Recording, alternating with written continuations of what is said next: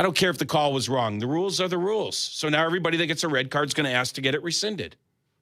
It might not work out for them. Probably not. Right. Because they don't have the Donald making the call, I guess. Oh, my God. Look, they have said, though, while there is no appeals process, there was a codicil in the rules that they could lean on that allowed them to do this. Yes, they fudged it as much as they could to make this call. I Then get it. why do you have a problem with it? Because that doesn't happen. They don't rescind red cards. They don't rescind red cards and lift suspensions once in a blue moon. I should not say never, but I think there's been 189 red cards in the World Cup, and this is the first time since 62 or something that they've rescinded it. Come on. I mean, we all know what went on here. Fine. All right, let's just go with it. So anything goes. Look, if I knew that our guy, Flo Balogun, if I knew that absolutely he should have got a red card and he this and he that was a terrible application of the rules. Let me ask you this. If it was a more legit red card, do you think this outcome's any different? I don't. I do. I don't. I do. You don't think Trump makes the same call? And I don't think he gets anywhere with it. Please. Please. Him and that FIFA president are, I was about to say the wrong word, are buddies. They're buddies. Come on. Even if it's a more legit red card, the same outcome happens. I disagree. You just will, you feel better about it this way because maybe it wasn't a legit red card. You just feel better about it. But if it was more legit, we'd still be in the same spot. Yeah, I don't think so. Like, if it was clearly like, whoa, he punched him in the face. No, he's not getting the red card lifted. He's not. That was a terrible call. And they showed a replay. I can't believe I'm talking this much soccer. I know. I got to be honest. Unbelievable. I like watching it because everyone's watching it. I'm no more of a soccer fan than I was 2 weeks ago. Same and here. I won't be 2 weeks from now. Same I don't here. like the substitution. I don't like the clock. I don't like now the new commercial, the hydration. I don't like the red card. I don't like the flopping. Should I go on? And I don't care how novice I sound about it. I don't care. Correct. I'm with you. The best sport going is the one you went to yesterday and the one I went to yesterday. That's correct. Right, I was at Wrigley. And look, I'm going to watch the game tonight. I think it's amazingly cool. The whole country's caught up. 100%. Agree. But I was arguing with Carmen the other day. What has had a bigger impact? Not who has streamed the games more because there was no streaming. What had a bigger impact? This or Miracle on Ice? The Miracle on Ice, we had hostages being held in Iran. There were political ramifications where they were going to boycott the games in Moscow, so they thought the Russian team would boycott America, and then they put out a statement. They're not only playing, they're coming here to beat our ass on U.S. ice. And a bunch of college kids beat a team that had won their last 42 international games. That had a bigger impact on society. It didn't draw the numbers. I completely agree. More people will watch the soccer. The hockey game was played in tape delay. I listened to it on the radio in college up in Minnesota. And then we watched the tape delay of the game that night in my fraternity. I'll never forget it. But the political ramifications of that far outweigh what's going on now. Well, yes, in terms of impact, that team is still talked about. It's Miracle on Ice. It's the greatest, call by the play-by-play announcer ever. So, yeah, I agree with you there. And also, if you take yourself back there, the line between amateur and pros was more – there actually was a line. Correct. Right? We only sent amateurs to the Olympics, which I still kind of miss, And then the Dream Team changed everything, obviously. And in Russia, they didn't have that line. They sent their pros. That's what made it so great. But I'm with you. That had bigger cultural impact than this. This is going to be like it always is. We're going to be excited until it's over, and then we're going to go back to putting soccer where it should be. I can't wait to get the calls. Get him. I can't wait to get the calls. Come get him, folks. I tried. This may be the final straw for me. Red card, suspended for another game. Okay, well, we're going to have to win without him. Nope. President makes a call. He's playing. They're eating the dogs. They're eating the cats. They're losers. Eat the cat. They're eating the dogs. They're eating the cats. They're losers. I just want to know if this guy last night's going to get his rescinded. Because wasn't it pretty similar? I think it was. The foul from last night was kind of similar. Was that in the England-Mexico? Yeah. England. Oh, yeah. I didn't watch. Oh, yeah. England got a red card. Uh-huh. They had to play half the game, which also, by the way. It wasn't Harry Kane, was it? No, it wasn't Harry Kane. He scored on a penalty kick. It was a reserve defender. It wasn't exactly the same foul, but it was kind of similar, right? It was more to the rule a red card. It was absolutely more so Here's a red another card. thing I don't like about this sport is the 10-on-11 stuff.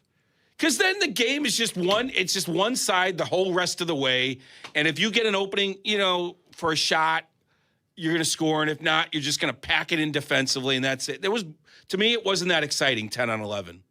Well, that's kind of like the point of the red card, though, Jesse. I understand that. I'm just telling you, I don't love the sport the way everyone else in this country does. I'm not asking you to love it. We're just asking you to root for the I am absolutely going to root for it. You know what I mean? I want to know if this kid last night's going to get his red card. Well, I just got a call, and there's been talk about this, right? There is the idea like, oh, USA shouldn't play him. USA should bench him themselves and self-police. I don't think that's going to happen. That's the least USA thing ever. That's not what we do here. We don't self-police ourselves. Right. And the thing about that, though, is you now have the entire governing body of European soccer saying that this is, rigged, this is corrupt, yes, et cetera, it is. et cetera. If this was college football, and you had Georgia and Alabama coming up, and you had a Georgia player, of which we've seen, maybe suspended because he went too fast on the road, just throwing that out there. If he was like, hey, we're actually going to let him play in the SEC championship, you know what Alabama would do? They would say, great, we want to beat your best. And right now, we have every other country in the world saying, this is unbelievable, we shouldn't have to play the game. We're talking about Belgium forfeiting because it's unjust. You don't want to beat us at our best? I don't disagree with The Crimson Tide. I don't disagree with wanting to beat someone at their best within the rules. Within the rules. Well, hold on a second. In my opinion, if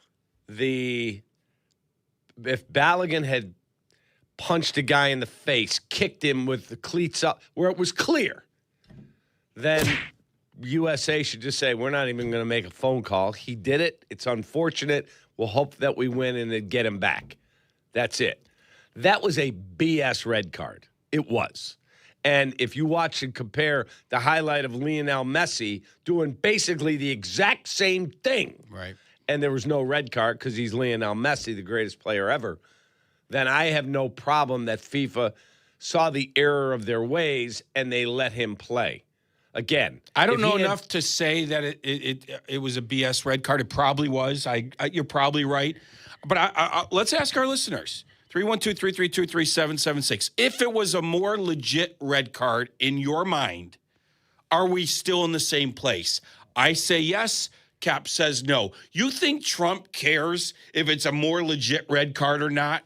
He's making that call just to and I think push FIFA says no. Pull that lever of power that he has. I think they had the wiggle room to go, that was a terrible red card. I think they misapplied the VAR, video review. Right. I think they found the wiggle room, and I want to know for sure they misapplied it. I get it. I understand they're not supposed to use slow motion or whatever it is. I don't know. It makes you feel better that it was a less legit red card. I just don't think it would have mattered. This is what Belgium had to say. Yeah, they're not happy. Okay, first of all, it says FIFA announced Sunday the suspension had been lifted in an extraordinary move that triggered praise for U.S. President Donald Trump and outrage from Belgium's team. It appeared to be the first time since 1962 that a red card during a World Cup did not result in a suspension. Trump called FIFA President Gianni Infantino after the game, asking FIFA to review the red card, according to a person familiar with the call who spoke on condition of anonymity.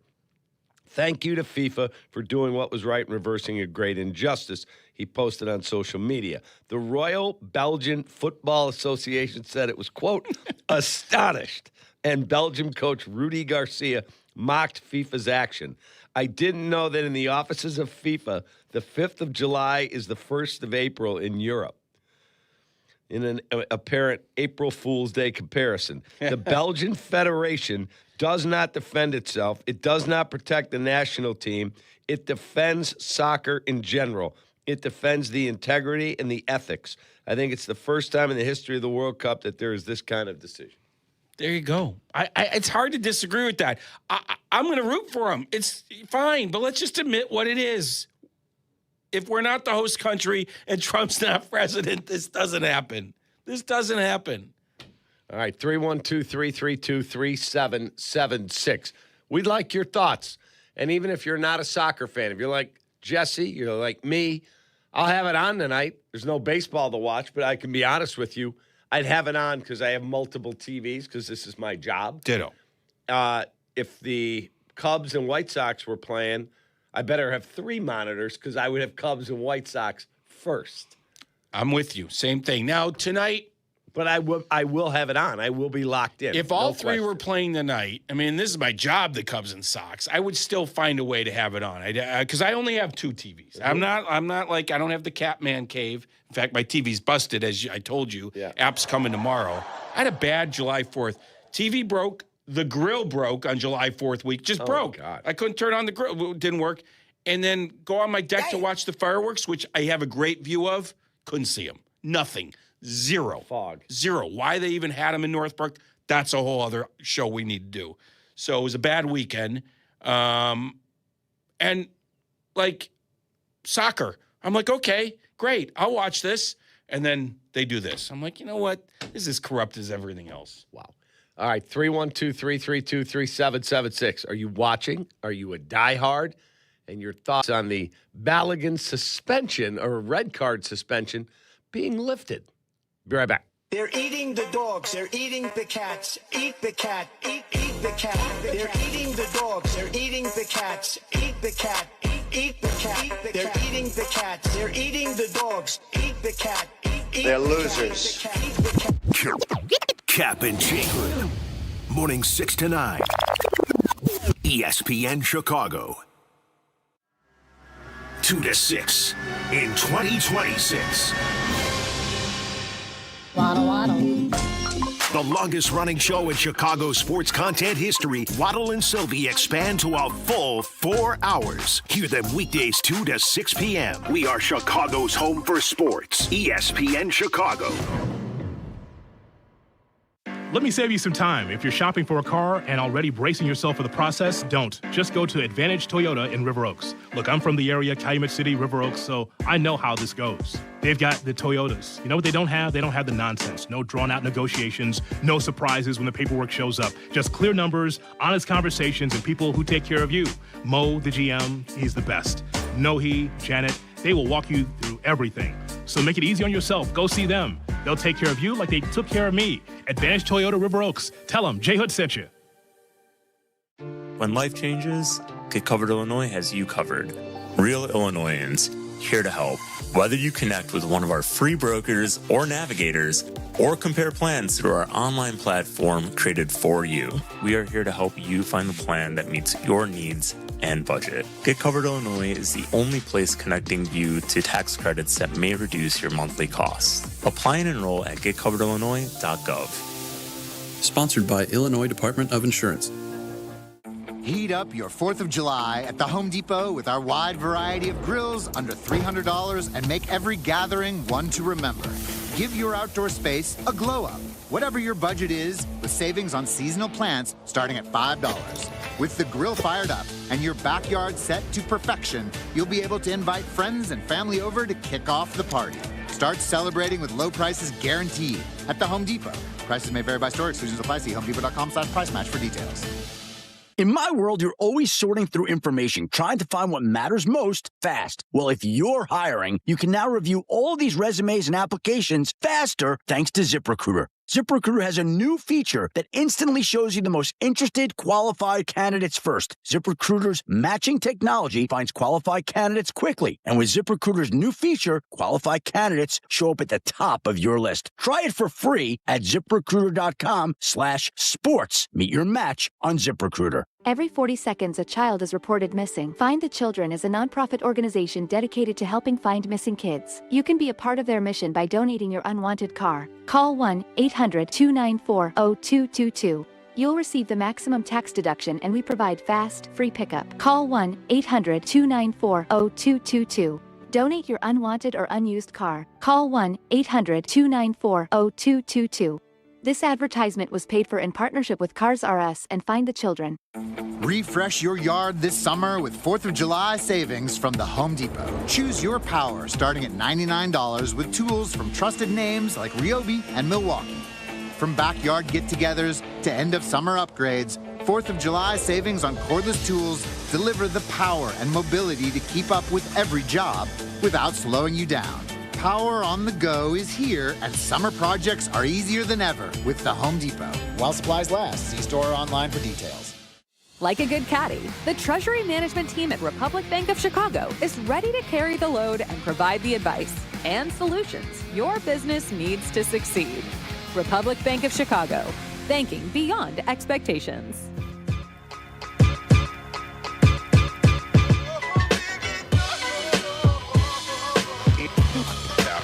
Yeah, don't adjust the dial. Now back to Kap and J Hood, presented by Advantage Dealer Group on ESPN Chicago.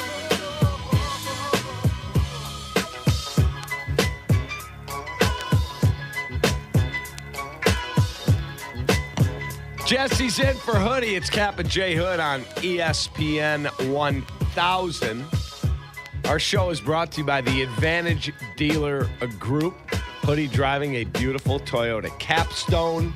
Advantage Dealer Group is the presenting sponsor of the Kap and J Hood Show on ESPN 1000. Also, don't forget, White Sox have the day off today, so a full day of programming with all of our shows. Carmen Jurko, Rich Eisen, Waddle Silvy, all here today. And the return of Danny Zetterman. Yes, from his Cooperstown trip. And Shay's in for Jurko with Carmen. Yes, that's exactly right. So Danny's back from Cooperstown with his son. He's been gone for like a month.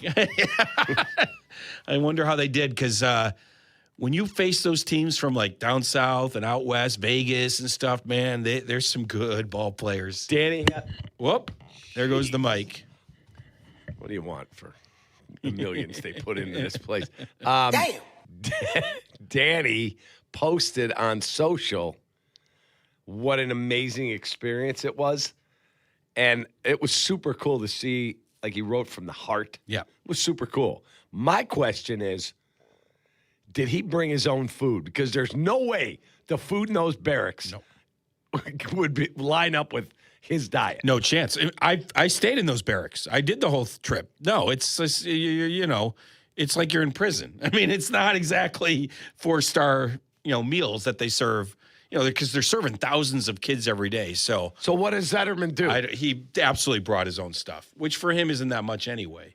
Right. So he eats like a bird. Right. But really, you're sitting in the barracks and you're like, all right, let's get ready for dinner, kids. The best thing about it was what is that? That's a kale smoothie. The best thing I had there was the coffee in the morning. That's how I would assess the food there. But, I got to ask Danny what he did. Anyway, 312-332-3776.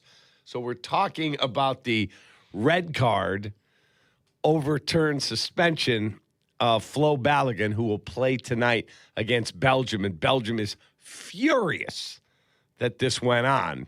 But in defense of Team USA, that was a BS red card anyway. BS. That's where I'm like kind of going back and forth on the fence here. Like, if this is like the right call was eventually made, the just call is now correct. The process, absolutely bad. Absolutely fumbled it, FIFA did. Well, I don't know what to say. But if you get the right result. Let's go. Jess, let me ask you a question. You get pulled over for speeding.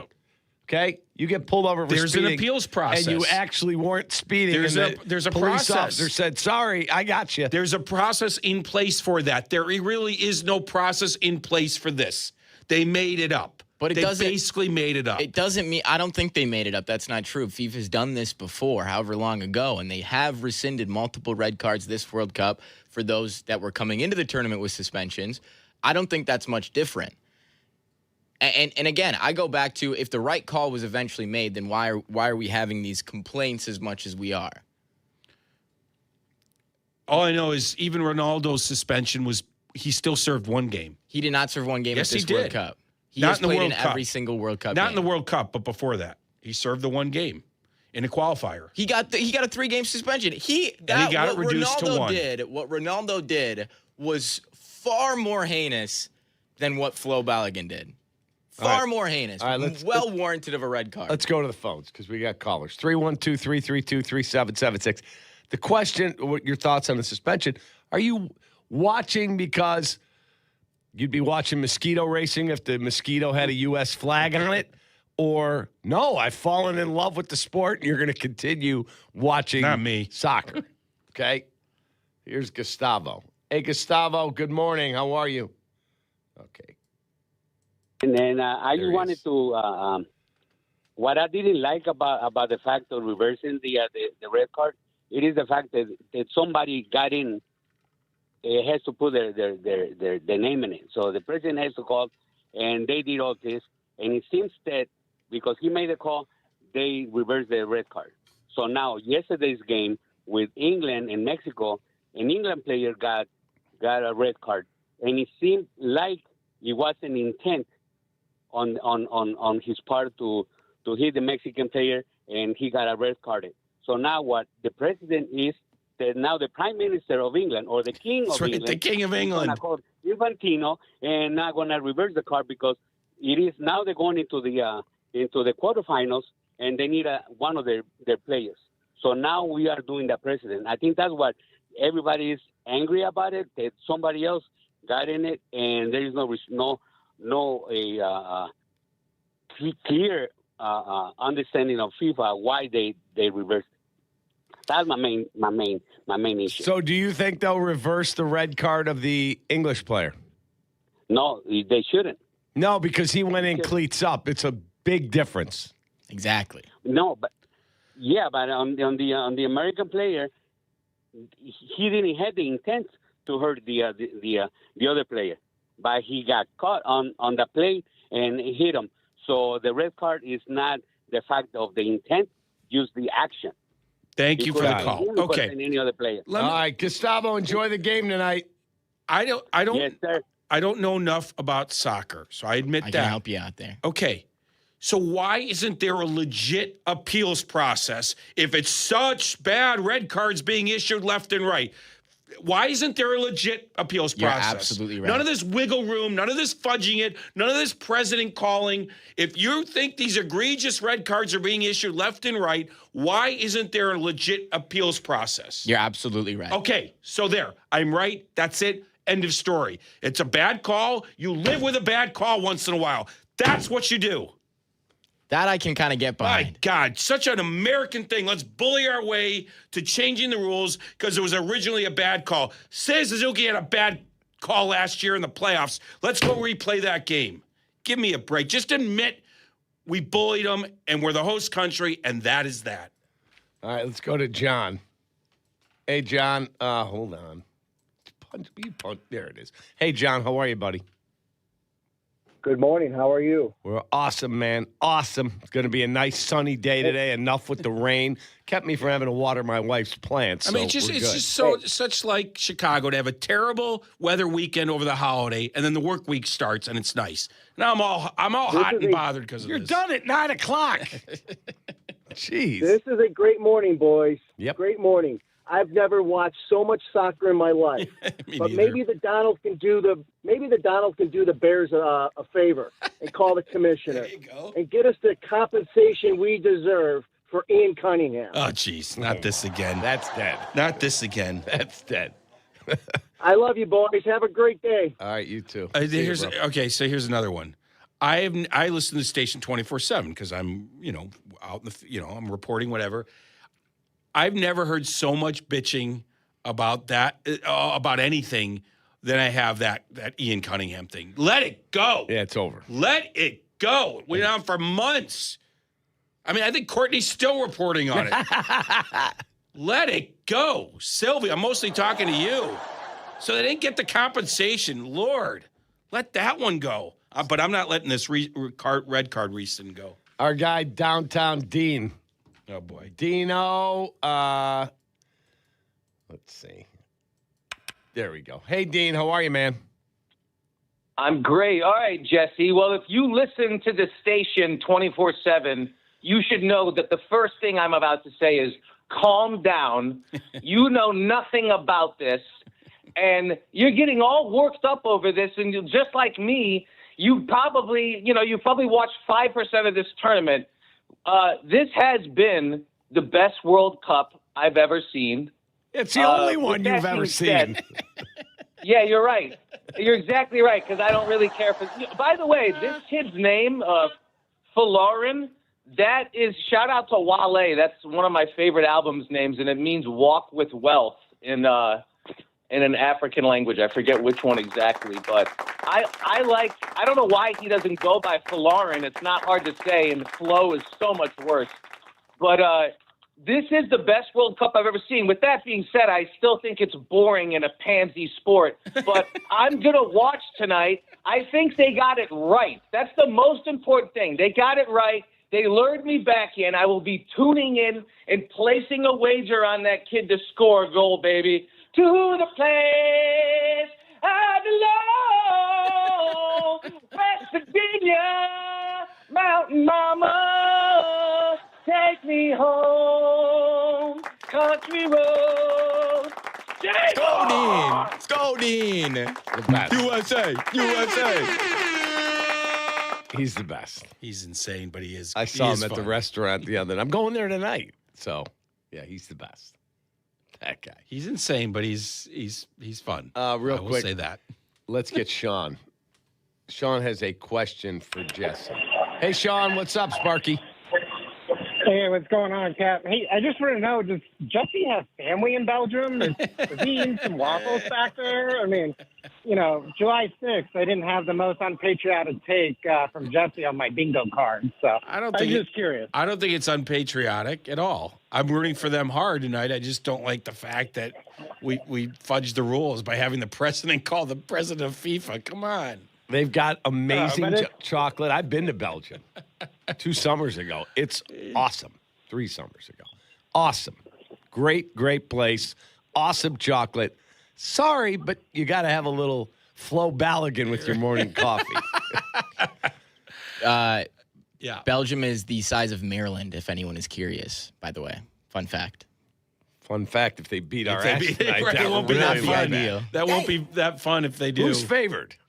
It's split. Right? It's both are plus money to win in 90 minutes. Well, now that Flo's back, I think that will change the things. Honestly, with Flo out, I believe we could beat this team. So here, I have a larger question as we go to break here. This isn't exactly apples to apples, but if you take money out of it, there's no money incentive because that corrupts everybody. But if you could cheat to win and get away with it, would you do it? 312-332-3776. If you could cheat to win and get away with it, you don't get money out of it, just the satisfaction of winning, would you do it? Would you get away with it? Well, would you attempt? What is cheating? Like I said before the show, you're a travel baseball team, you're using illegal bats. The other team doesn't notice it. The umpire doesn't notice it. What if you're an offensive lineman? No, I'll make you a defense. You're John Yurkovich playing nose tackle. Yeah. And you smear slippery stuff like Crisco all over your jersey so when the offensive lineman goes to block you, his hand slides off. I know how to cheat in gamesmanship with the best of them. I feel like that's a little bit more of a gray area. I'm talking about legit. Use my example better. You have illegal bats. You're using illegal bats. Well, would you do it? Would you allow your kids to do it if you were the coach? There is a rule in the NFL. You cannot put that stuff on your uniform. Yerk knew he told me this. Yeah. He knew the referee doing the game. He said the offensive lineman that was blocking him, I think the center. Yeah. He said, he's got stuff all over his uniform. My hand keeps slipping. And the referee came over, patted Yerk down. He had stuff all over him. And he said, I don't see anything. And then as he went by her, he goes, wipe that stuff off. Let him go. Right. So he didn't get away with it necessarily. He did. No penalty. I thought you said wipe that stuff off. Quietly, he said that to York because he knew him. Well, yeah, I mean, I guess that would be cheating. But I feel like that's a little bit more of a gray area. Okay, you know? what if I was able to sneak a little piece of sandpaper into my glove and I scuff the ball and it dives like Mike Scott used to do for the Astros? I wouldn't do it. I didn't ask that. Okay, I wouldn't do it. Or you could put a little something on your finger. Now, again, without a money incentive, money corrupts people. But if you're just playing to beat the competition, I want to play fair and square. That's my answer. I'm asking everyone else. If you could get away with cheating, would you do it? But what is cheating? That's the question. 312-332-3776. Are you for bending the rules, trying to find any advantage you can, or are you a goody two-shoes like Jesse? 312-332-3776. We'll be right back.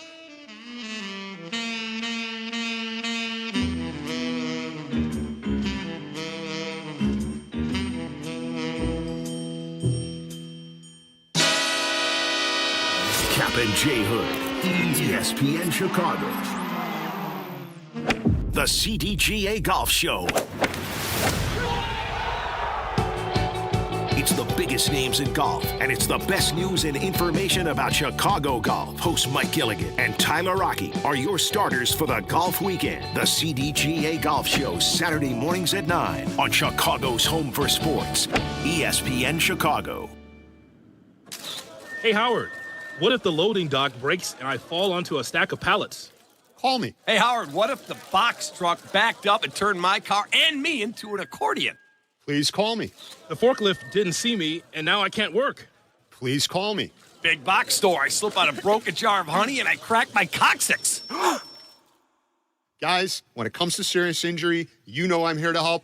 Please call 312-6-million. He's Howard Ankin in Chicago and our lawyer on the Kap J Hood Morning Show. Weekday mornings, 6 to 9 on ESPN 1000. Coccyx.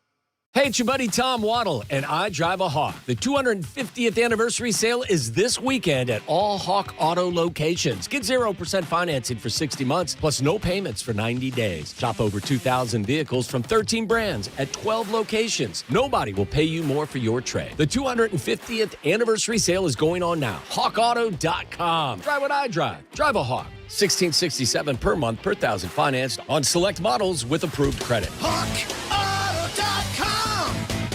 Hey guys, it's Silvy. Like a lot of people, I've used chat to research home improvement projects. But if you're thinking about replacing your windows and door, do what I did and skip all the prompts and just call Window Nation. I love how easy they make the process. Most installations are finished in just one day, and their crews treat your home with care, even leaving it cleaner than when they found it. Right now, get 50% off all window styles, plus 0 down, 0 interest, and no payments for 2 years. Visit windownation.com. Trust me, they're the real deal. Make lunch, dinner, or game day easy with Lou Malnati's legendary deep dish. Leave it to Lou Malnati's for everything you need for a delicious dinner, from salads and appetizers to pizza, pasta, and desserts. Lou's has something for everyone. Lou Malnati's is available for catering, delivery, dine-in, and private events. Order online at LouMalnati's.com or through the Lou's app.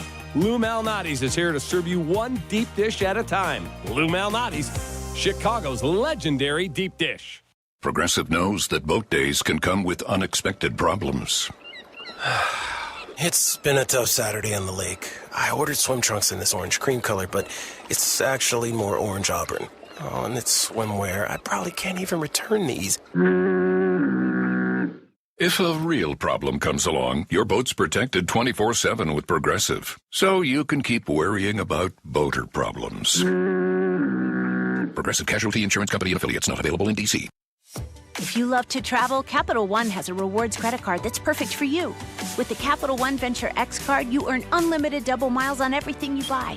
Plus, you get premium benefits at a collection of luxury hotels when you book on Capital One Travel. And with Venture X, you get access to over 1,000 airport lounges worldwide. Open up a world of travel possibilities with the Capital One Venture X card. What's in your wallet? Terms apply. Lounge access is subject to change. See CapitalOne.com for details. Here's Jesse Rogers. Here we go. Raise your glass with La Crema, the official wine partner of the WNBA. Enter for your chance to win 2 tickets to the Kia WNBA Shooting Stars competition and State Farm 3-point contest on July 24th. Enter now at lacrema.com/tickets. No purchase necessary. See site for official rules.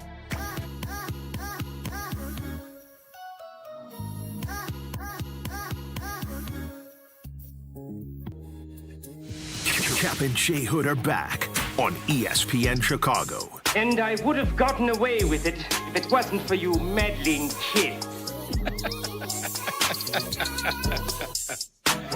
And by the way, Kap, I'm not a goody two-shoes. I'm not.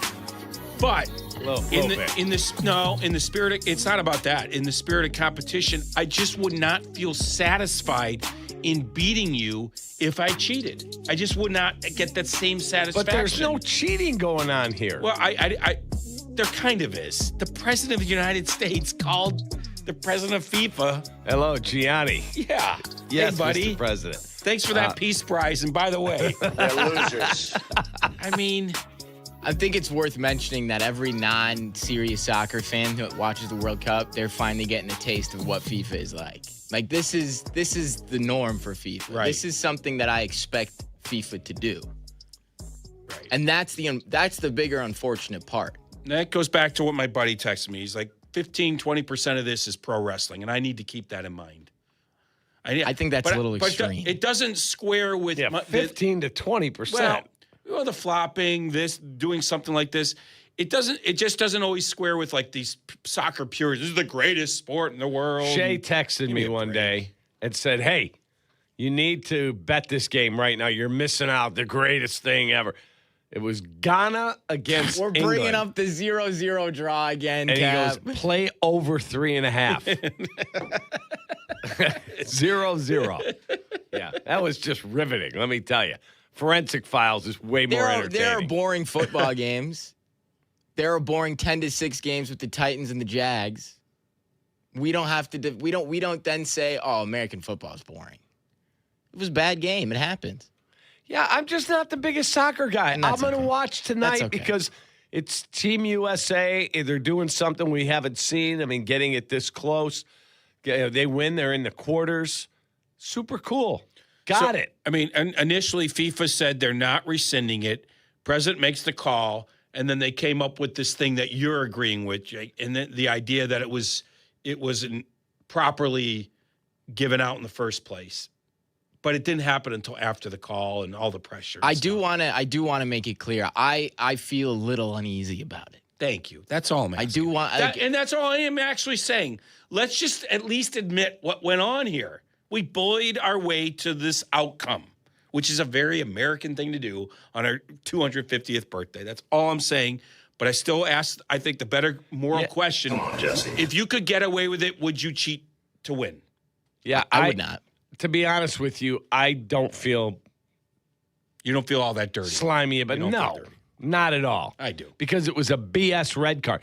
Again, if you had told me, oh my God, do you see what he did? Well, I don't know enough about soccer to say 100% it was a BS red card. But okay. Everything I've read, and I've read plenty. And I have too. So this professional referee who they stop play and they review it, slow motion or not, that's such BS, whatever.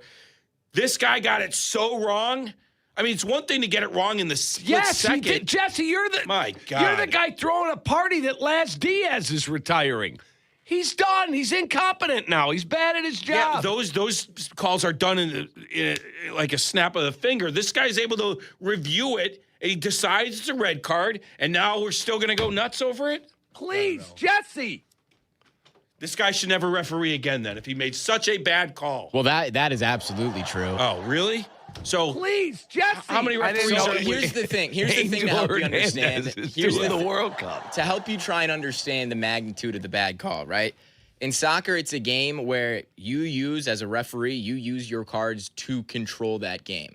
So, for instance, you start handing out these yellow cards as a way of caution, as a means of warning the players. I get it. And that is supposed to slowly build up until you give out that red card. This referee had a bad game outside of that call. He never gave a single card. Bosnia was killing us. I mean, they were going every foul they possibly could. It was the only way they could stop us. He never gave out a formal yellow card warning. He never told anybody to settle down. He never told anybody to hey, this is your last chance. He went straight to the red card. That in and of itself is the wrong process. Then you go to the VAR protocols. You're not supposed to see a play on the field. Then they need to change the rules and allow for an official appeals process. How good? Let me ask you a question. Why don't they do that? An official appeals process for every red card. That'll be the next thing after this World Cup. Let me ask you a question, because I know he's good. He scored goals in 3 straight games. Flo Balogun. Yeah. Put him in a comp. Is he Michael Jordan? Is he Steph Curry? Is he Eddie Curry? Like, how good is he? He's like. I think he's good for the U.S. I'm trying to think of like a basketball comp here. Right. I would consider him to be like curry chicken. He's like OG Anunoby. He's a very important player. You couldn't win without him. And definitely important to the U.S. And definitely important to the U.S. I don't think he's top 5 world or anything like that. Correct. Not even close, I don't think. He is one of the best strikers that has ever worn the USA crest, if not the best already. But he's like OG Anunoby. Okay. Well, like numbers-wise, it doesn't add up. But I'm saying he's an integral part of your team. That's sort of why I say to OG Anunoby. And that could be disrespectful to Flo Balogun, too. He's not Jalen Brunson. Karl Anthony Towns, I think, would be disrespectful. On the Last Dance Bulls teams in the 90s, he's not Scottie. I think he actually is Scottie Pippen. Oh, wow. Okay, then he's definitely important. There's no doubt. Well, Scottie Pippen's light years better than OG Anunoby. I know. That's why it's like, if you want to, he's better than Dennis Rodman, and he's closer to Scottie Pippen than he is Dennis Rodman. Hold on. Dennis Rodman's in the Hall of Fame. Settle down, Sparky. I understand that. Greatest rebounder ever, maybe. I agree. The type of player, though, like Flo scores goals. Scottie scores the ball, right? He gets buckets.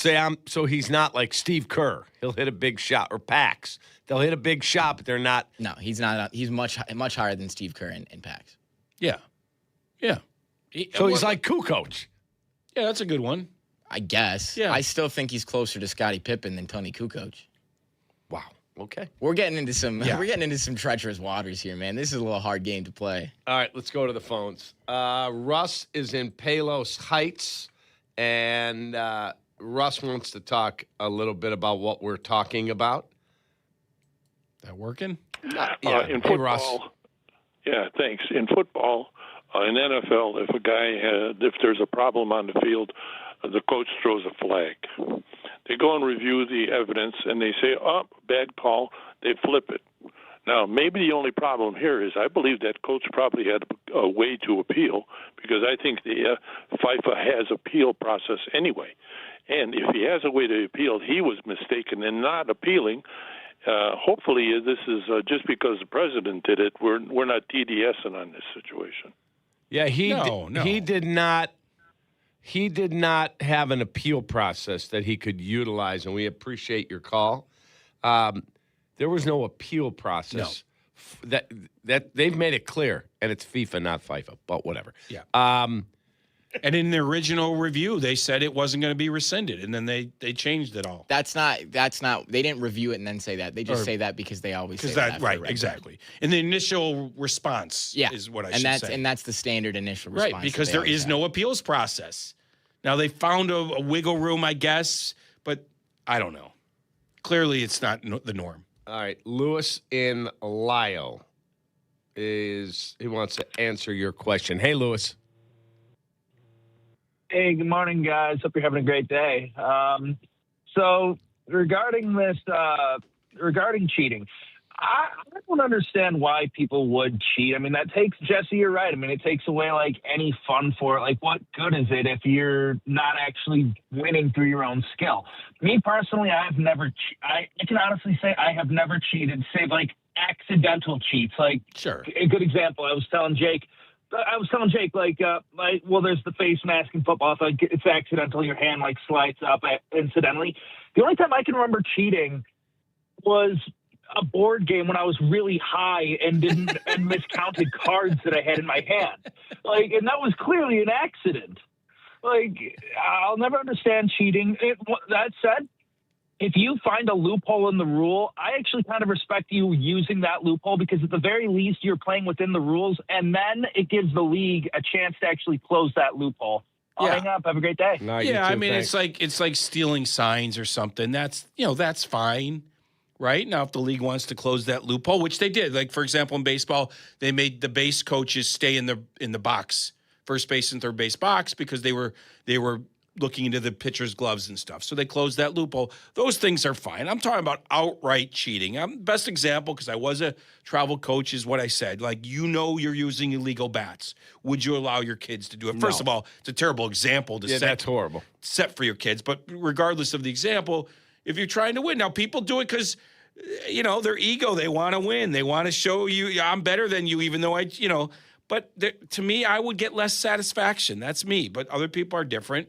And I agree, if there's money involved, heck, maybe I'd be different. I'm no choir boy, but because money does impact your thinking on these things. And I know it's not apples to apples. It's not the same thing here, but it feels similar. It feels similar. Having the press thin call feels like a form of cheating, bullying. It's time for the platform. That is coming up next. You're listening to Kap J Hood on ESPN Chicago. Do not, and I mean you, do not miss the Kap J Hood Show, now morning 6 to 9 on ESPN Chicago. But you're busy. Things happen. We get it. If you have to miss it, you can always listen to the podcast on your time. Find it on the ESPN Chicago app or wherever you go to pod. It's brought to you by Republic Bank.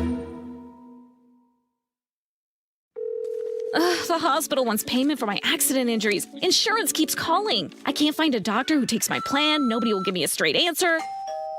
Who is it?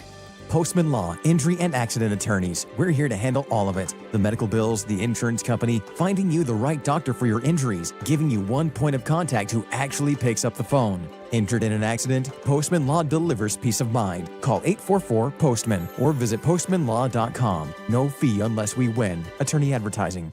Let's talk man-to-man about something most of us avoid: HIV testing, prevention, and treatment. There are approximately 1,000 new cases of HIV diagnosed in Chicago every year. Black and Latino men have the highest rates of new HIV diagnoses, and about 1/3 of new HIV cases are linked to heterosexual transmission. At Cook County Health, we provide comprehensive HIV testing, prevention, and treatment services in a supportive, judgment-free environment. Learn more at cookcountyhealth.org/HIV.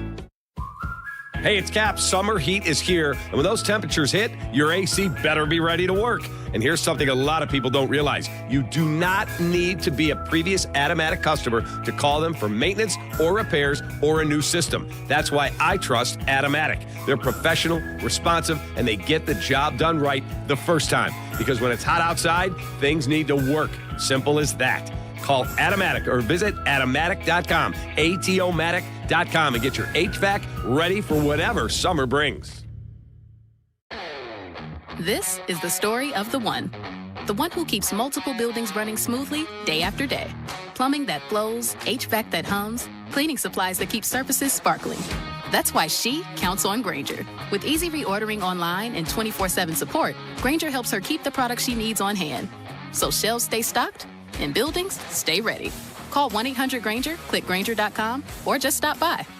Grainger, for the ones who get it done. My name is Whitney Allen, and I'm a widow. My husband, Ryan, died. We never thought we'd ever have to use life insurance, but the unexpected happened. With Ethos, signing up was fast and 100% online. You can get a quote in seconds, apply in minutes, and get same-day coverage. No medical exams, and you can get up to $3 million worth of coverage. I'm grateful we were prepared. Get your free quote at ethos.com/play. That's ethos.com/play. Paid spokesperson. Time spent on application may vary. Online health questions required. Prizes, flyaways, even cash money. You want it? We've got it. Find a list of all contests and official rules by visiting ESPNChicagoContests.com. That's ESPNChicagoContests.com. Welcome back to Kap and J Hood on Chicago's Home for Sports, ESPN Chicago.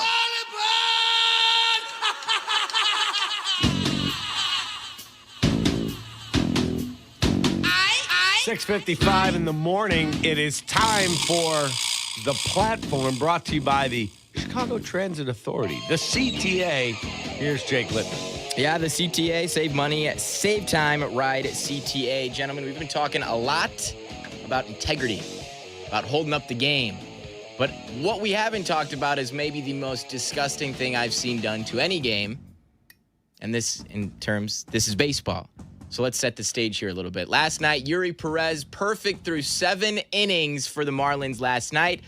Did he pitch a perfect game? We'll never know because he was taken out in the 7th at 92 pitches. 7 innings, 0 hits, 0 walks, 8 strikeouts. By the way, the A's scored 8 runs in the 8th and 9th inning. They almost crawled their way back. Marlins still win 9-8. This is, to me, the most disingenuous thing you can do to the game of baseball. Taking away an opportunity at greatness from Yuri Perez. What if he was at 110 He after could be 7? at 150. You keep him out there, and you try and get him a perfect game. Absolutely not. In the old days, they'd be out there. That's for sure. This isn't ain't even the old days. a question to me, Kap. You are disrespecting the game at its highest. Completely disagree with you. Now, would I have let him go back out there for the 8th? Yeah, unless he told me I'm done. I'm out.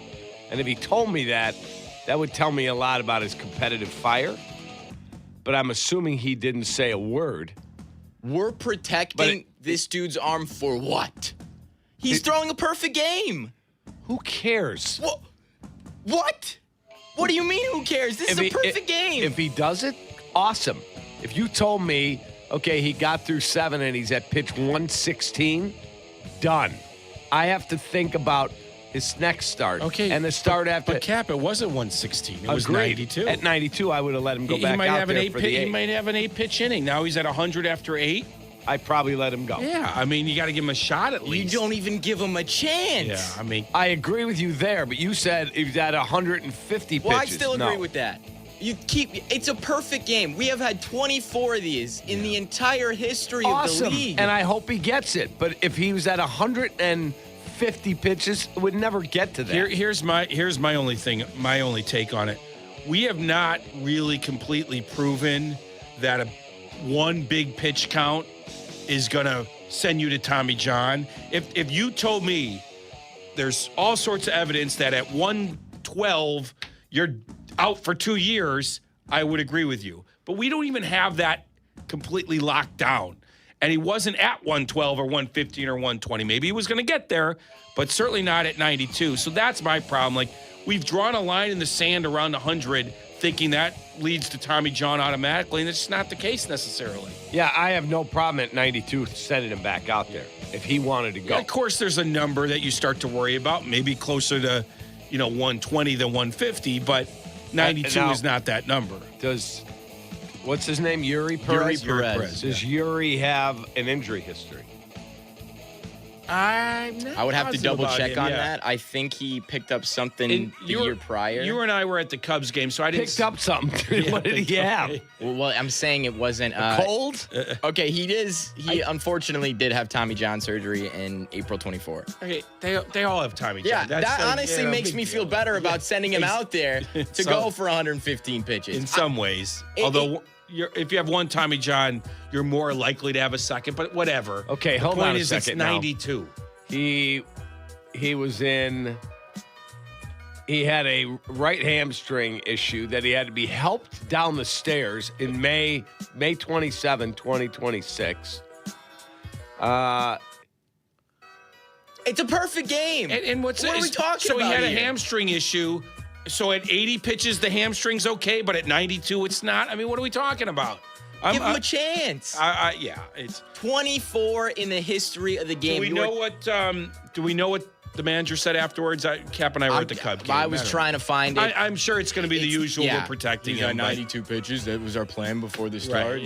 And we stuck to our plan. It's too bad because it is a cool thing, but they're going to happen less and less because of all this. Do you guys remember Johan Santana when he was on the brink of that no-hitter? Yeah. And you had, I think it was Collins at the time.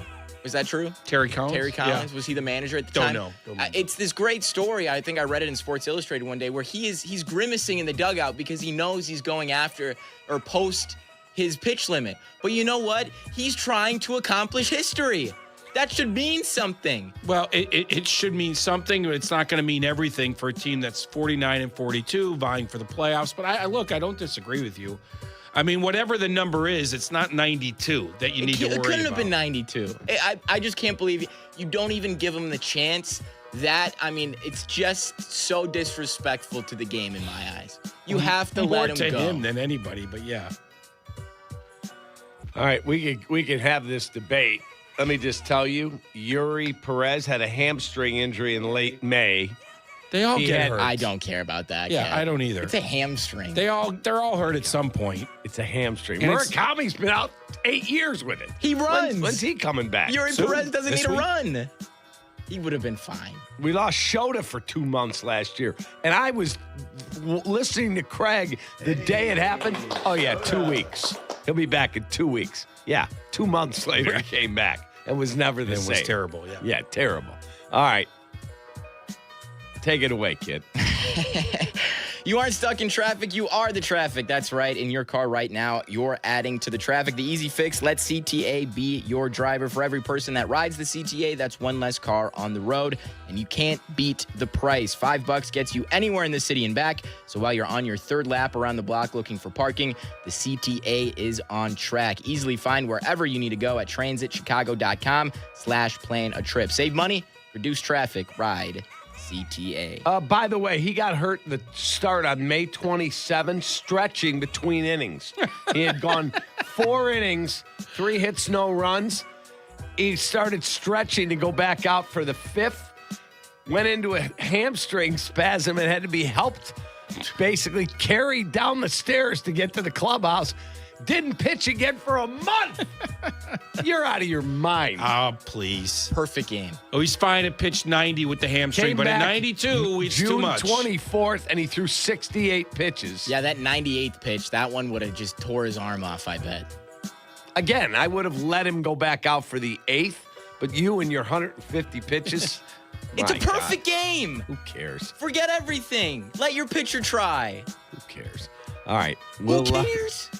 We will come back and talk baseball. Jesse and I were both at Wrigley yesterday, and the White Sox play their worst defensive game of the year and find a way to win a baseball game back in first. Be right back. Broadcasting live from the Chicago Board of Trade. This is the home for every Bears game. ESPN Chicago. And this is Captain J Hood, WMVP, WTBC, HD2 Chicago, a good Karma Brands radio station. Celebrate and save big during Steinhaffel's Furniture and Mattress 4th of July sale. Save up to 30% store-wide, then take $75 off every $7.99 you spend. And we make buying your new room easy with our special 60-month 0% financing. Plus, take an extra 15% off our already low-priced clearance. And don't forget about the amazing doorbusters throughout the store. It's Steinhaffel's 4th of July sale. Shop in-store or online at steinhaffels.com. What's up, it's Jay Hood. You know what the best seafood place is in the Chicagoland area? It's Lawrence's Fish and Shrimp. They got 4 locations: Canal Street, Evergreen Park, Hillside, and Olympia Fields. Lawrence's Fish and Shrimp. Shrimply delicious since 1950. When it comes to my ride, I don't mess around. Advantage Chevrolet. 3 locations. Chicagoland's covered. You want a Chevy? They've got it. You want savings? Oh, yeah. Most important, trust. No runaround. They shoot you straight. Advantage Chevrolet Bolingbrook. Together, let's drive. Back to school starts now.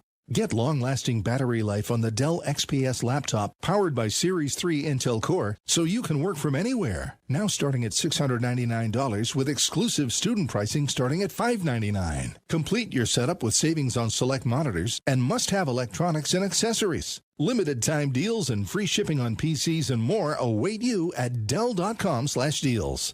That's Dell.com/deals.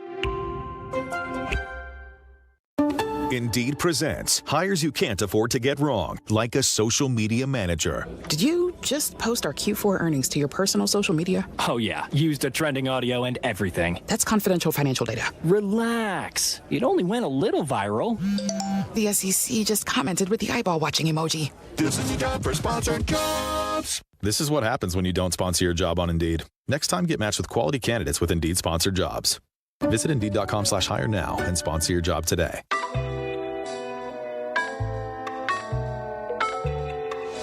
Kap and J Hood are back on ESPN Chicago. Line drive, right center field, and it splits the gap. Decro Armstrong rounds third and scores. Bregman to second, head first dive, an RBI double for Alex Bregman, and it's 1-0 Cubs. 2 on, 1 out. Ramirez, fly ball to right. Jordan Walker underneath it, makes the catch. He'll fire it into third. Throw gets away, and it goes into the Cubs dugout. So Nico scores, so does Dansby, and the second error of the inning for the Cardinals gives the Cubs another run. It's 6-3.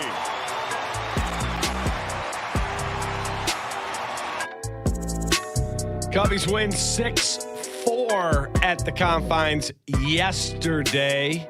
You're listening to Kap J Hood on ESPN 1000. Jesse's in for Hoodie, and Jake, don't call him Mario, is in for Shay, who's going to be here for Yerk.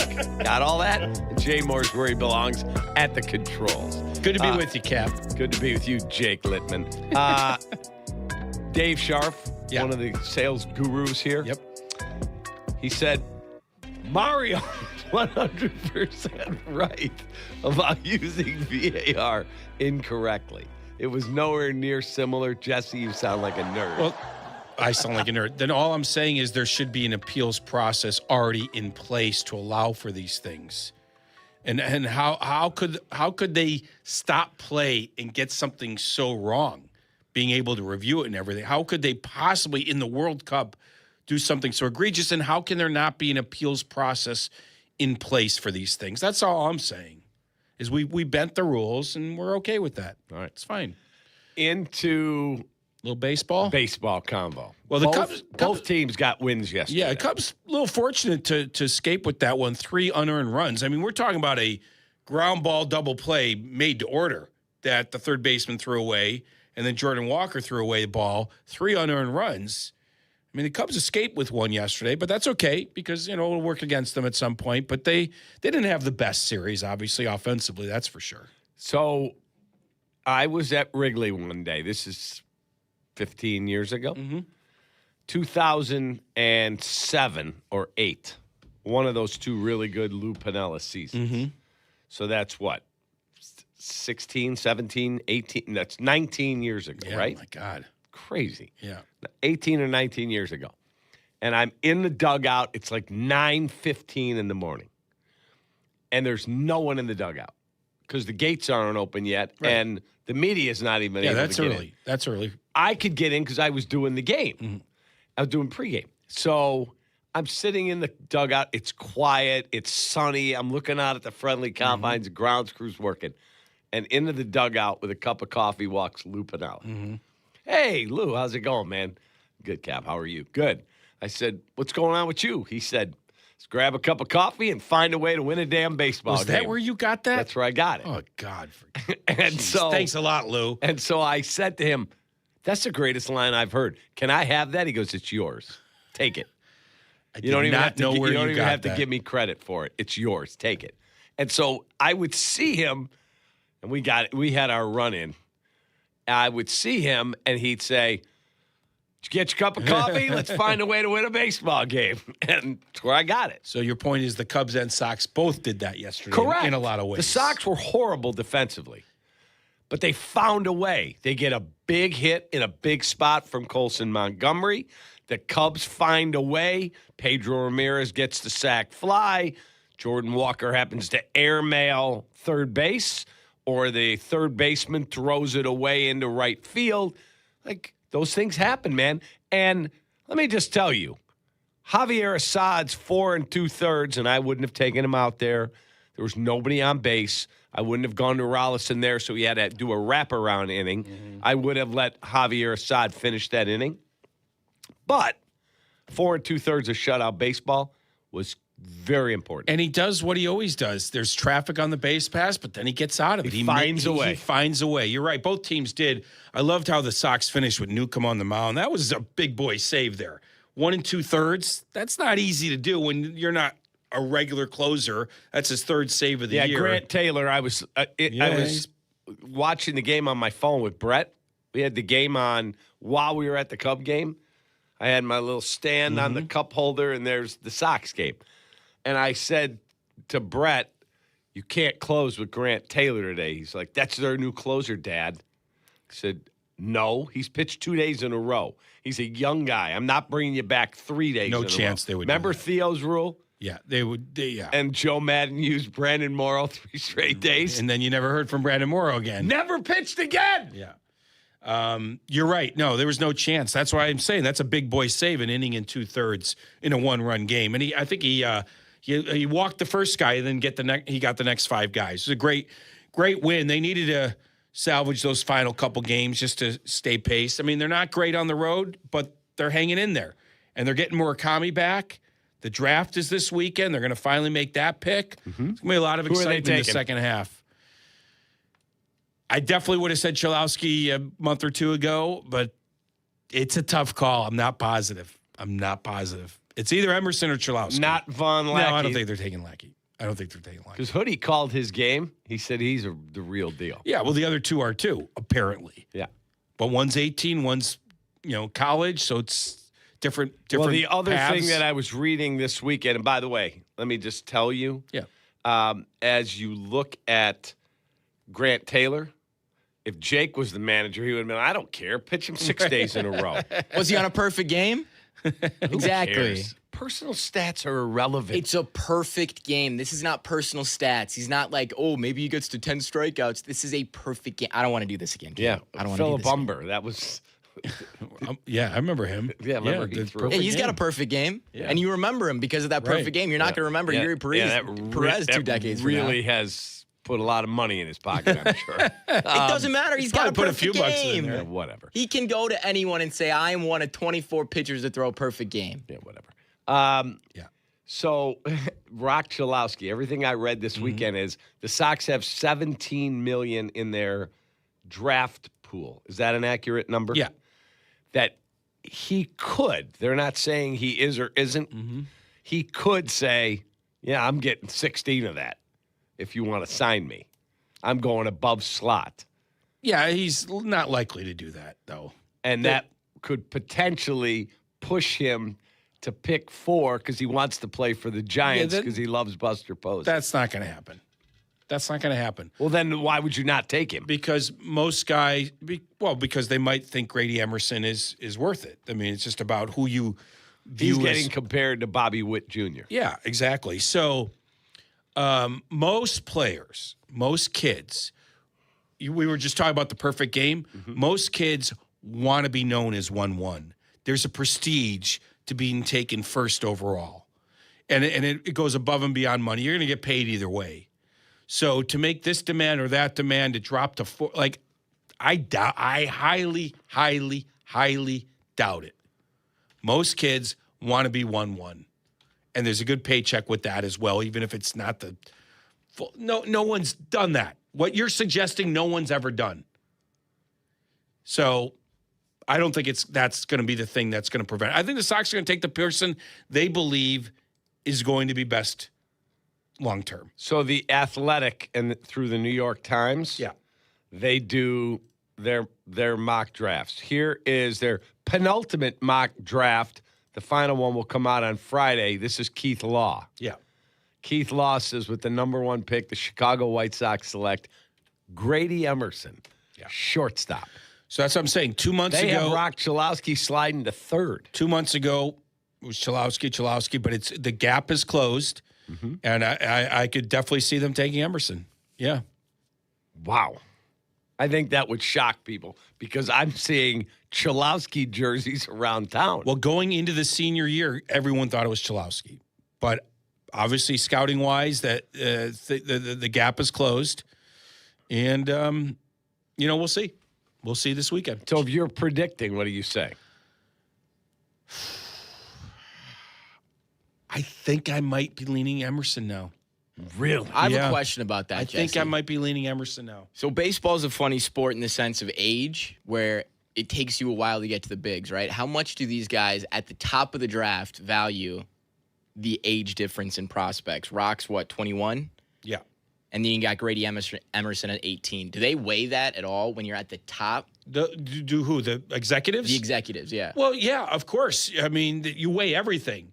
But I don't think they're weighing. Just get it right. Right, exactly. I don't think they're weighing that in terms of, we need this guy to be up here quick or something like that. No, they're weighing who's better, who's going to be a better long-term player. Bleacher Report dropped theirs 2 hours ago. Yeah, what'd they say? Chicago White Sox select Grady Emerson. Yeah, see, I'm leaning that way as well. Tampa Bay takes Chalowski second. Von Lackey, Georgia Tech catcher, goes third. The other one that I gave you from The Athletic, Von Lackey goes second. Yeah, I'm going to – and then our guy, Kylie McDaniel, will have his later this week. I'm curious what he says as well at ESPN. So, yeah, I mean, isn't that crazy? I mean, that's why you do these things, meaning you send scouts to watch and you just don't go off of, reputation and stats. You put eyes on the guy. You talk to people. And Emerson closed the gap this year. There's no doubt about it, which makes sense. Emerson was, 17. You know what I mean? There was more evidence with Chalowski going into this year because he had the 2 years of college under his belt. Now Emerson has another full year of high school under his belt, and he's matured and grown and all these things. So it makes sense they would go that route. The high school player would close the gap. Not the other way around. So a scout friend of mine we see these guys, especially when I was doing all the games, I was seeing these guys in the lunchroom, and they're very approachable. Yeah, yeah. And the one guy that I keep in touch with, I said, okay, what would you do? He said, well, here's the question that you have to answer when you're in your scouting meeting. And you've got the team president, Jetta, sorry. He said, you got Carter Hawkins. You got all your scouts. He said, you got the cross-checker, and you got the this, and you got the Dan Cantrip, all those guys. Or on the Sox side, it's Chris Getz and his people. He said, you want to get the best player, period. That's it. He said, he looks at Chalowski. That's a 10-year big league shortstop that's here within 18 months. He said, he's a really, really good player. He said, him personally, he said, I think Grady Emerson has the chance to be a superstar. He said, I don't see superstar for Chalowski. I see really good player, but not superstar. But he goes, you take an 18-year-old kid, give him millions of dollars? I don't know. So it's basically Cam Boozer versus Darren Peterson. Probably something like that. Cam Boozer, he's going to be a solid player. Darren Peterson, you got that superstar. One thing I would not take into consideration is how quickly they're going to be here. That should not matter. That just should not matter. What should matter is the ceiling, right? The floor is going to be pretty high. They're top picks That's either way. basically what he said. Right. The ceiling should matter, and that's where Emerson has completely closed the gap. So what your scout said is what everyone is saying, that he might have the higher ceiling. But also, as you mentioned, 18-year-old being given a lot of money. It's also, you're projecting an 18-year-old. You don't know for sure. Not that you know everything about a 21-year-old either. That's why there's tons of number one picks. Not maybe tons, but there's plenty of top picks that don't pan out. It's a crapshoot. It's not a scientific thing. So you make your best guess and you go to war. One thing you should be asking, as I've brought up to you on the show before, is does this player love the game? Would he play as hard for nothing as much as he will for $9 million or $10 million, whatever you're going to give him? Because that's important. Does he love the game? There's players that are highly skilled that don't love the game the way you think they love the game. That's why Michael Jordan goes down as the greatest competitor ever, because he had a for the love of the game clause in his contract. You're not allowed to go water skiing, or you're not allowed to ride a motorcycle, or you're not allowed to do this, that, and the other thing. Parachuting or skydiving, as they call it. And Michael could play pickup ball wherever he wanted. It was in his contract.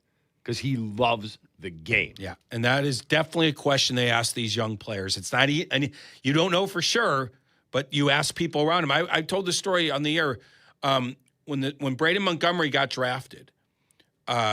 He got drafted by the Red Sox, but the White Sox were looking at him, and they called everybody, not asking about his skill set, because that was obvious.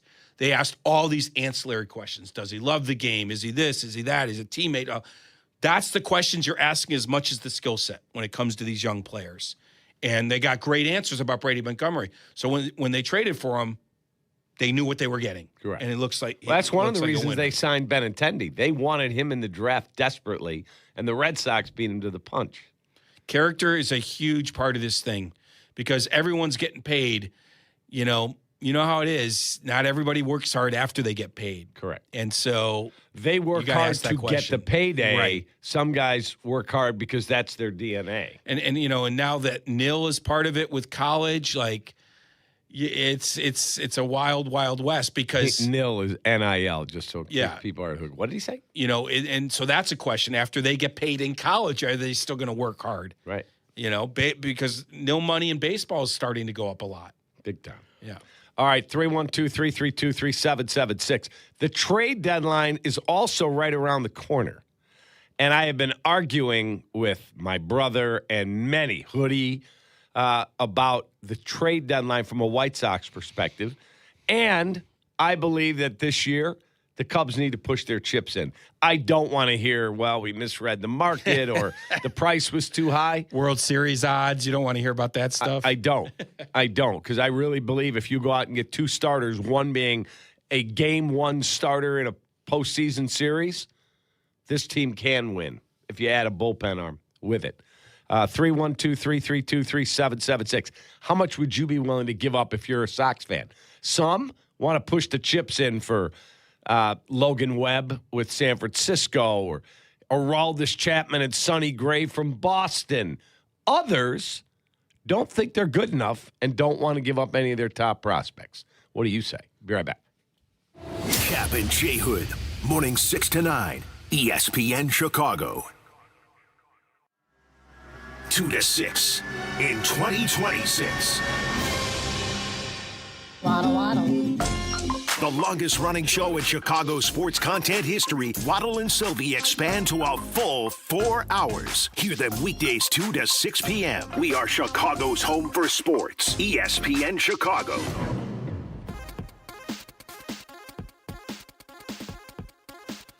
Automatic are the guys I trust for AC all summer long, and you should too. When the temperatures start climbing, the last thing you want is your AC giving out. With my friends at Automatic, your home or business stays cool and comfortable no matter what Chicago weather is throwing at us. You don't have to be an existing Automatic customer to call them. Whether you need routine maintenance or repair or any of the many residential services they offer, they are ready to help you. Ivan was at my house a few weeks ago, troubleshooted a problem we were having, and fixed it and went above and beyond the call to make sure it doesn't happen again. Ivan, you're the king. Check them out at Atomatic.com. That's ATOmatic.com.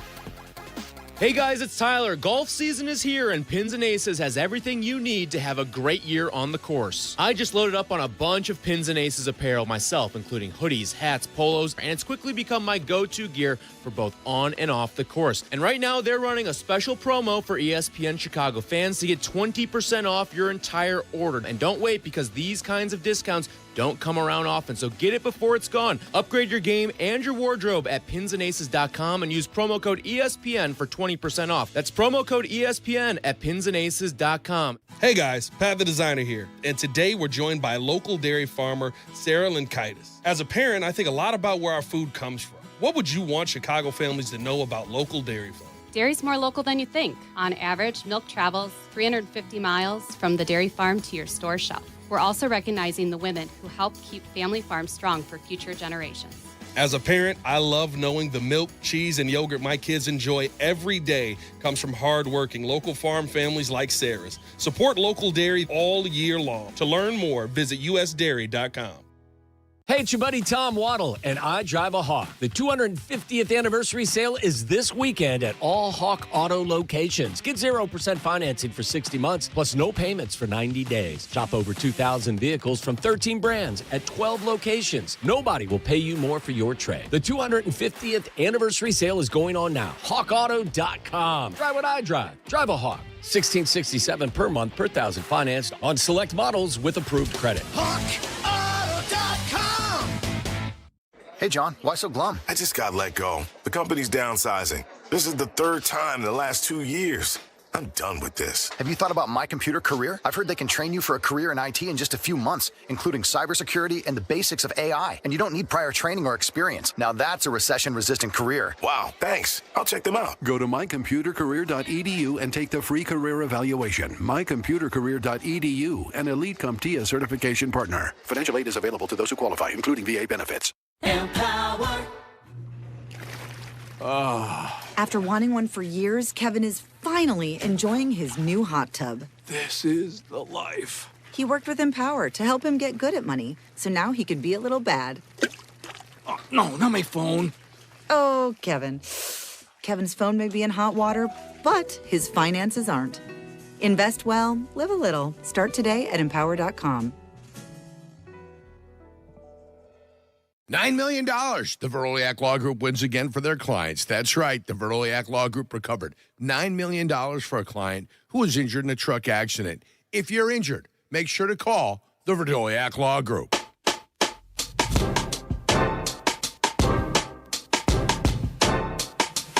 Kap and J Hood are back. Presented by Advantage Dealer Group. Keep winning. Keep showing them. ESPN Chicago. First pitch is hit in the air. A slicer toward left. It's deep, and it is gone. A home run. A two-run blast. Kyle Teal. And the Sox lead early 2-0 in the first. Bybee ready to work the 2-1 home. Swinging a high fly ball to right. It is deep. DeLauder's at the fence. He's going to leap. It's gone. Tristan Peters has tied the game with his fifth home run. 3-3. A swing and a lofting liner. Base hit to right. Vargas coming hard around third, and a bobble out there by DeLauder. I don't think it mattered. RBI single. Andrew Benintendi. It's 4-3 Sox. A 1-0.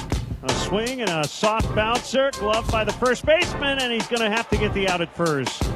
Manzardo didn't have a good grip on the ball, and he might have also realized I can't get Montgomery at the plate, so they get the out at first. Sox score a run. It's 7-6 on a ground out by Antonacci. And that's how it would end. White Sox win 7-6. They split the 4-game series in Cleveland. The key is, after you lose the first two, you get an unbelievable performance out of Sean Burke. 11 strikeouts, career high. And on top of it, by winning the last two, you click 4 days off the calendar, 4 games in Cleveland, and you're back tied for first. Colson Montgomery's 23rd home run. Did he get jobbed a little bit with the All-Star selection? I think so. He's only hitting 224, but everyone... Sorry, 1 game up. Yeah, 1 game up. Everyone around him in terms of home run leaders is going to the All-Star game pretty much. So he's like the one guy with 20-plus homers in the middle there that isn't going. But if somebody's out with an injury, I would think he'd be one of the first calls. And how does Davis Martin not make it? Well, he wasn't as good lately. ERA went up a little bit. I sort of get it. I sort of get it. But the White Sox are, without a doubt, one of the cooler stories. They should have more than one. Yes. Yeah. The Cubs, for the Cubs, it's clear PCA's their best player, and they have nobody else. If Ben Brown was healthy, maybe. He might have gotten a call, maybe. And if Murakami had stayed healthy, he'd probably be there with him. Agreed. But I agree. I think Colson and Vargas both should have gone. And probably Martin, but Martin wasn't as good late when people are voting, and you know what I mean? Like, what a great process. He gave up, 9 runs against the Yankees or whatever it is, so I sort of get it. Congrats to Vargas, though. I mean, that was super cool. He's turned himself into a hell of a player. And that leads us to the question you brought up regarding the White Sox. Like, and this is my point I'm going to make. I think Chris Getz is unafraid, man. I think he's unafraid to do something that might look unpopular or whatever the case may be. Now, doing something aggressive probably won't be unpopular. My point being, when he made the Vargas trade, it looked bad, it looked unpopular. He's been proven right in the end. He got a really good player, and he actually got Fetty back, and Fetty's actually contributing. He's not great, but he's got a 4 ERA. He's contributing. So I think everything Getz has done to this point has emboldened himself to be unafraid. And so my point is, I think he will do something aggressive by August 3rd. I do. I think he's willing to give up one good prospect. I don't know who that is. I don't know what that looks like. I think he's going to do something to really bolster their hopes for this season. Is that a bullpen arm or a starter? I think it's both. Okay, so here's a question for you. If Boston was willing to move on from both Sonny Gray, that's $21 million commitment you got to take on. Or if you want them to eat money, you better give them more prospects. Right. And Chapman. And Aroldis Chapman. That's going to take a lot. You're asking about two of the best on the market. Yeah, that would take a ton. That's going to take a lot. I'm thinking maybe one of the best on the market and then, your Andrew Kittredge types or something, I don't know if he's going to go Sonny Gray and Aroldis Chapman. If he does, that'd be awesome. Oh, my That'd be God. Awesome. I think the better then question... you're all in it to try and win. Then you're it. all in, right. The better question to ask is who's off limits. That can sort of help you narrow down where the Sox can go in terms of the prospects that they're Well, if you're willing to getting give two up. pitchers from Boston, they're going to ask you for Hagen Smith. They're going to Braden ask Montgomery. you. They will ask for him. They won't get him. Right. But they'll ask for Hagen Smith. They'll ask for Caleb Bonham. Yeah. They're going to ask for somebody off that major league roster. It'll be fun if in the next CBA you could trade draft picks. Can you imagine? That proposal's out there. I know it is. Can you imagine? From the owners. You have the number one pick. You're having this incredible season. I mean, can you imagine if that was our topic today? Would you trade the number one pick for Sonny Gray and Aroldis Chapman? Right. They said, okay, man. give us Hagen Smith and the number one, and you can have them. Would you do it? Oh, my God. That opens up so much more to talk about. You know what I mean? If they could trade draft picks in the same month that the draft is. You know what I mean? The trade deadline and the draft are 2 weeks apart. Oh, it'd be incredible. I don't know if he's going to be bold enough to trade for a top starter and a top closer. That'd be pretty more bold. important? But having said that, the AL is so wide open. It is. It's so wide open. And this and Chris and everyone, no one's unaware that this thing could go backwards in a heartbeat. Look at the Tigers. Look at the Kansas City Royals. These teams were on a trajectory, and they've both crashed and burned. We don't know what the future brings, and Chris Getz knows that. His rhetoric has completely changed from April, May to June, July. It's not all about 26. That was what he said early. To now it's a little bit more about 26. No, you mean 27 in the beginning. No, at the beginning, it's not all about 26, meaning Got it. It's about the future. Now he's saying we got to address what's in front of us right now. I mean, the Yankees, healthy, are the best team, okay? The Rays obviously are good. Yankees are 1-9 their last 10. Right. Yankees are nothing. I have zero faith in that team. Look, when they're healthy, they're damn good. When they're healthy, they may not get healthy. And the Rays, they don't have a home field advantage. Who knows? But they're really good. But after that, it's wide open. The White Sox could be in the ALCS if they play their cards right. As crazy as that sounds. I've said it for 2 months now, looking under the hood. You can't find anything. Even their bullpen, with Grant Taylor struggling a little bit and Dominguez struggling. There's other guys. Sean Newcomb, for example. I think Chris is going to be bold. I do. That doesn't mean trading away the future. But they all can't play. You're going to probably trade one in future years. Why not now? Why not now? So my brother's like, we're not. His text to us was, we're not good. He's a huge Sox fan. We're not that team. He's in it for a championship. We're not good enough. I'm not giving up those prospects. And my response is, kid, you could wake up next year and be if we have baseball, you could wake up and be the Cubs and have 12 pitchers on the injured list and go, what happened? Or you could just be the Detroit Tigers or Kansas City Royals wondering what happened. Yeah. And go, Tristan Peters isn't playing like he did last year, or Sam Antonacci, or 100%. any of these guys. 100%. And I think Chris knows that. You can thread the needle here to increase your odds of competing this year and still keep the core together. That you can do that. You're about to get the number 1 pick. You're adding this huge talent where you already have a ton of talent in the pipeline. So I think it's possible. I do, that they do something bold. That would be amazing. It would be. The question is, will Jerry take on money? Sonny Gray he's pitched outstanding. I don't think he's a number 1. He's pitching like a 1, but I don't look at him and go, wow, that's a 1. I could be. But he's really good. He's got $21 million left on his deal. I could be naive, but I've said this to you before. Jerry wants to win. I could be naive. Why is he holding on to this team for another 3 or 4 years at least, right? Why is he seeing another rebuild through? Why not just sell it now before, a year ago? Because he wants to win. He wants one more shot at it. And yes, he's not taking on $300 million in contract and things like that. He's not doing that. But if you're telling me you have a chance to add on now to help you win now and maybe even next year, whatever, I think the answer is yes. He'll take on some money. Yes. Yes, yes, yes. That would be incredible. Yeah, and I think Chris is going to do something. Okay. When we come back, I want you to talk about what Jed would do. That's a tougher one to answer. All right, we'll get into that. What would you do as a Sox fan or as a Cubs fan? What would you do if the right deal presented itself? Skubal or Sonny Gray or Aldis Chapman or Joe Ryan or Logan Webb. What would you do? Because you saw the prices last year. No starters of consequence moved last year. The prices were insane. Nobody paid it. What would you do? We'll be right back. Kap and J Hood, ESPN Chicago. Coming up, it's me and the good kid keeping things flowing. Tell your friends and enemies. It's the Carmen and Jurko Show. Weekdays from 9 to noon on the home of the Bears. ESPN Chicago on AM, on app, on YouTube.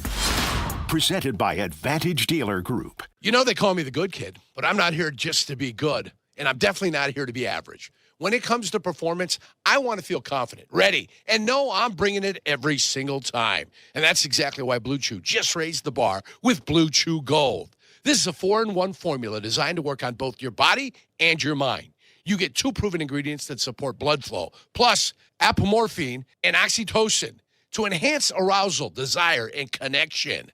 That means you're not just physically ready, you're mentally dialed in too. It dissolves right under your tongue and can start working in as little as 15 minutes. Less waiting, less worrying, more confidence. Ladies, if you're listening, send your man the link. Help him bring home the gold and make him a trophy husband. Oh, we've got a special deal for all of our listeners. Get 10% off your first month of Blue Chew Gold with code ESPN. That's promo code ESPN. Visit BlueChew.com for more details and important safety information. And we thank Blue Chew for sponsoring.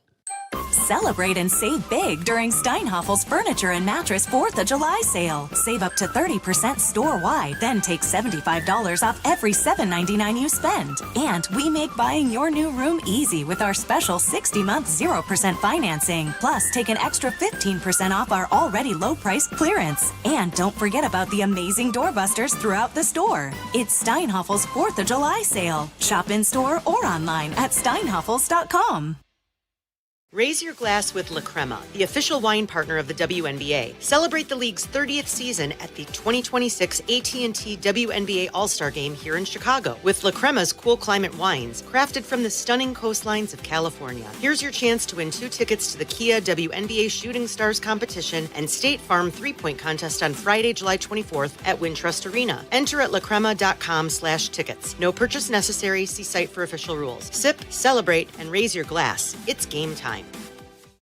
Refresh your yard this summer with 4th of July savings from the Home Depot. Choose your power starting at $99 with tools from trusted names like Ryobi and Milwaukee.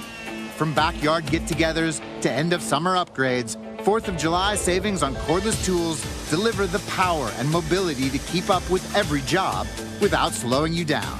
power on the go is here, and summer projects are easier than ever with the Home Depot. While supplies last, see store or online for details. In a contracting business, you're either growing or you're grinding. Success is no longer about hard work alone. It's about using AI to accelerate impact. Service Titan is the only integrated intelligence that seamlessly automates your entire workflow, from first call to final invoice. Born in the trades, built for visionaries ready to stop operating and start automating. Service Titan, AI for the trades. Ugh, medical bills piling up. Insurance is ghosting me after the accident.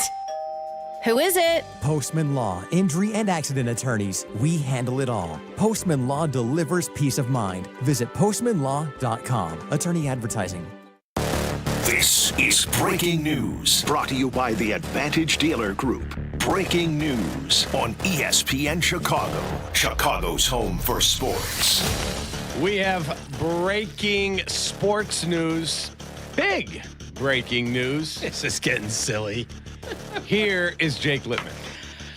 From The Athletic, Adam Crafton, brand new hot on the table. FIFA grant Belgium right to appeal against the suspension of Balogun's one-game ban. Belgium and the U.S. have until 5 a.m.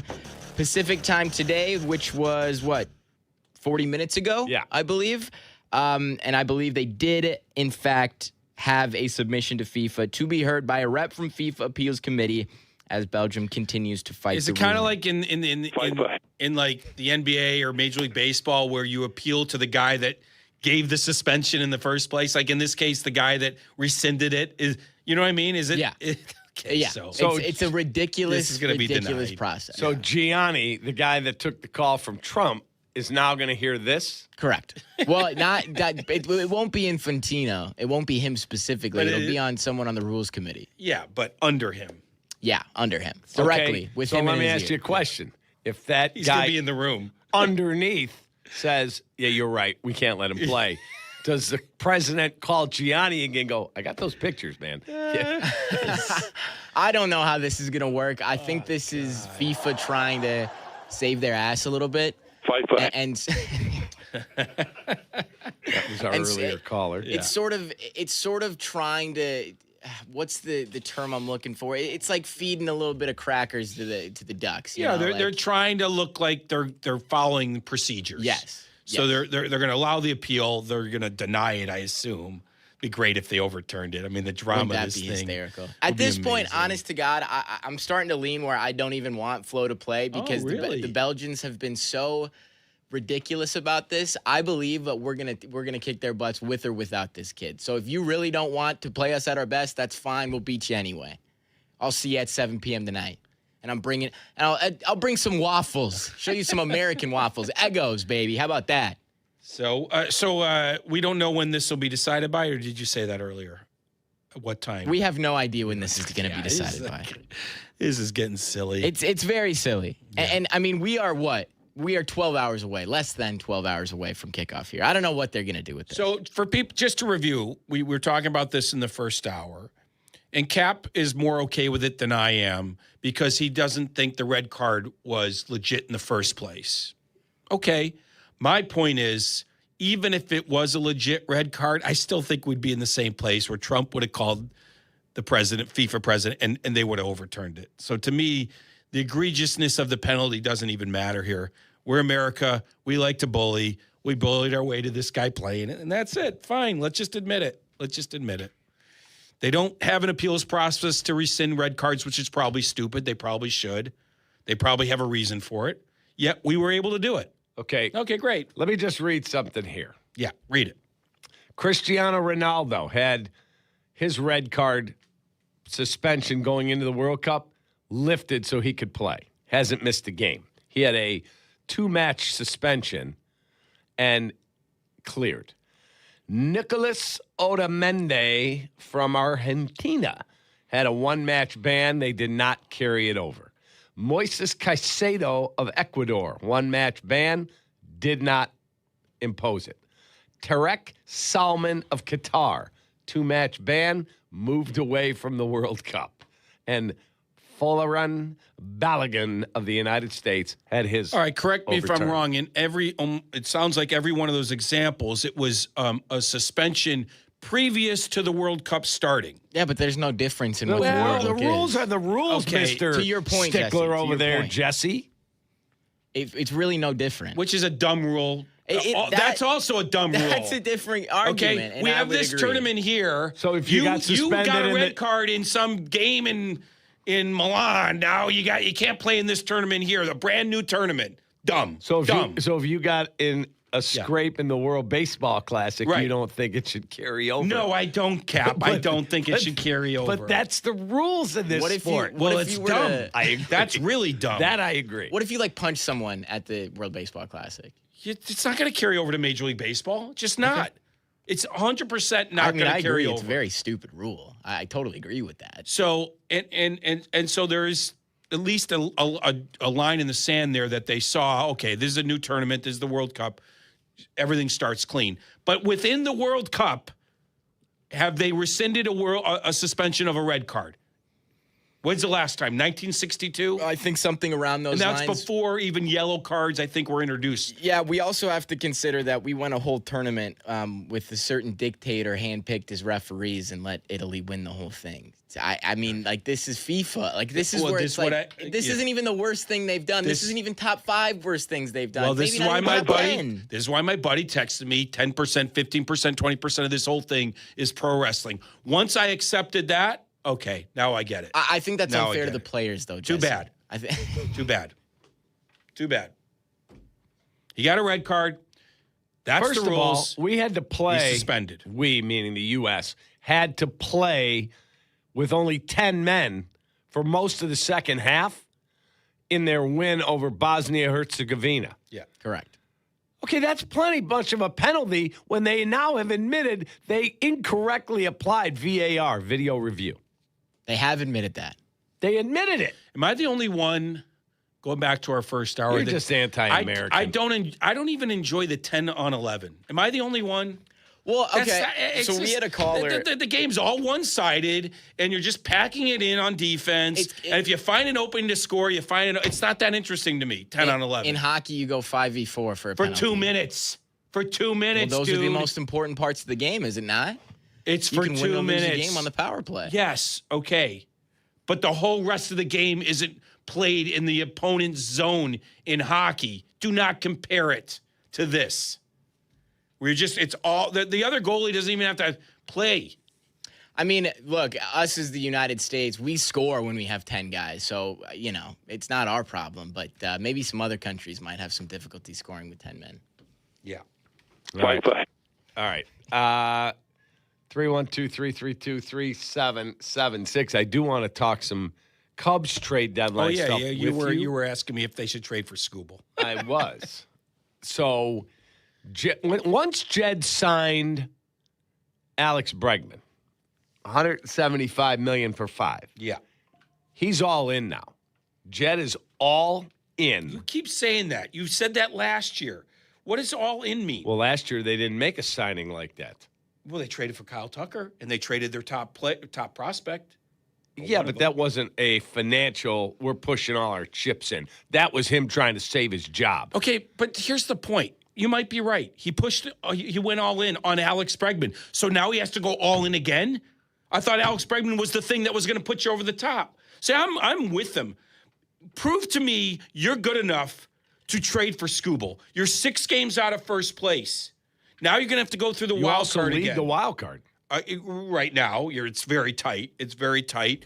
Like, I both, it's weird because Jed has obviously built this team that right now isn't good enough to win the division. Well, they've also got like 11 pitchers on the injured list.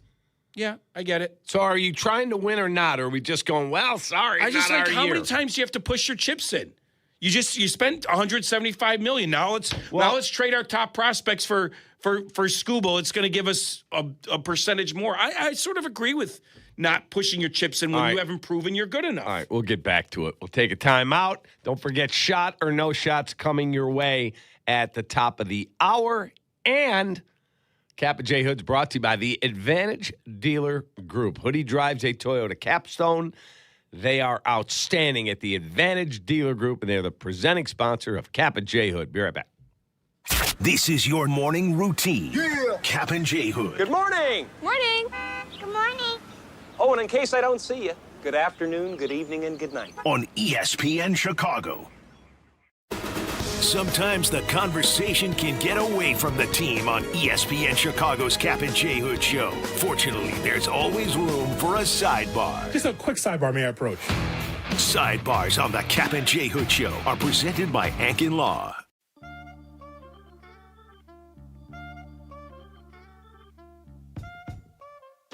Believe in a world of wellness, knowing Blue Cross Blue Shield of Illinois is lighting the way on your health and wellness journey, always helping you write your own story. As your one local trusted partner for nearly a century, Blue Cross Blue Shield of Illinois ensures the widest access to the best affordable care, where you need it, when you need it. I'm proud to partner with Blue Cross and Blue Shield of Illinois because they keep you at the center of everything they do. Blue Cross and Blue Shield of Illinois, through it all. At Uline, the prevailing opinion is, if you don't live it, you don't believe it. The people at Uline believe in hard work, and they live it by being there 24/7 to answer your call, having 41,000 items in stock, and offering same-day shipping from 12 locations across North America. Business owners, sellers, buyers, shippers, and packers believe it. Uline is the hard-working, dependable source for your shipping and industrial supplies. Visit uline.com. Hey, it's Carmen, and I've got the golf course for you, a championship-style course, quiet atmosphere, unrivaled course conditions. I'm talking about Stonewall Orchard Golf Club. Stonewall Orchard's been one of my favorite courses in Chicagoland for years. Check them out up north in Central Lake County. Their pristine country club course conditions are a huge draw. They have been the host site for the Illinois PGA, several U.S. Open qualifiers, and currently the Korn Ferry Tour qualifier. Treat yourself to one of the finest must-play courses in the Midwest. Go to stonewallorchard.com and book a tee time today. Whoop, there go the lights. Oh, this storm is crazy. I wish we knew when the power was coming back on. You can. There's an easy way. With the ComEd app, you can report an outage during a storm like this and even track how long the power will be out. Hey, that is easy. Thanks, Pops. Boom! The lights are back, and it looks like you stepped in the... dog bowl. Make life easier. Download the ComEd app today at ComEd.com/app. Progressive presents the Passionate Sports Fan Checklist. Signed jersey of your favorite bench warmer? Check. 14 bobbleheads that look nothing like the players they're emulating? Check. Twin TVs so you can watch the game on 2 different networks simultaneously? Check. Life-size wall sticker of your favorite player that routinely freaks you out at night? Check. A second life-size wall sticker so after the first one freaks you out, you see the second and you're like, oh right, the wall stickers. Check and mate. Bundle your renters and auto insurance with Progressive and save on protection for the things on your checklist. Get a quote at Progressive.com. Progressive Casualty Insurance Company affiliates and third-party insurers not available in all states or situations covered subject to policy terms. This is the story of the one. As a maintenance engineer at a beverage manufacturing plant, he starts his day knowing every line is ready to run because Grainger delivers the industrial-grade products he needs to keep mixers, conveyors, and packaging equipment moving. With Grainger's vast selection of bearings, belts, and motors, he keeps operations running smoothly, so nothing grinds to a halt. Call 1-800-GRAINGER, click Grainger.com, or just stop by. Grainger, for the ones who get it done. Hey guys, it's Sylvie. Are you using chat to research replacement windows and doors? Forget the prompts. Look up Window Nation. Right now, you can get 50% off all window styles, plus 0 down, 0 interest, and no payments for 2 years. Get a free quote at windownation.com.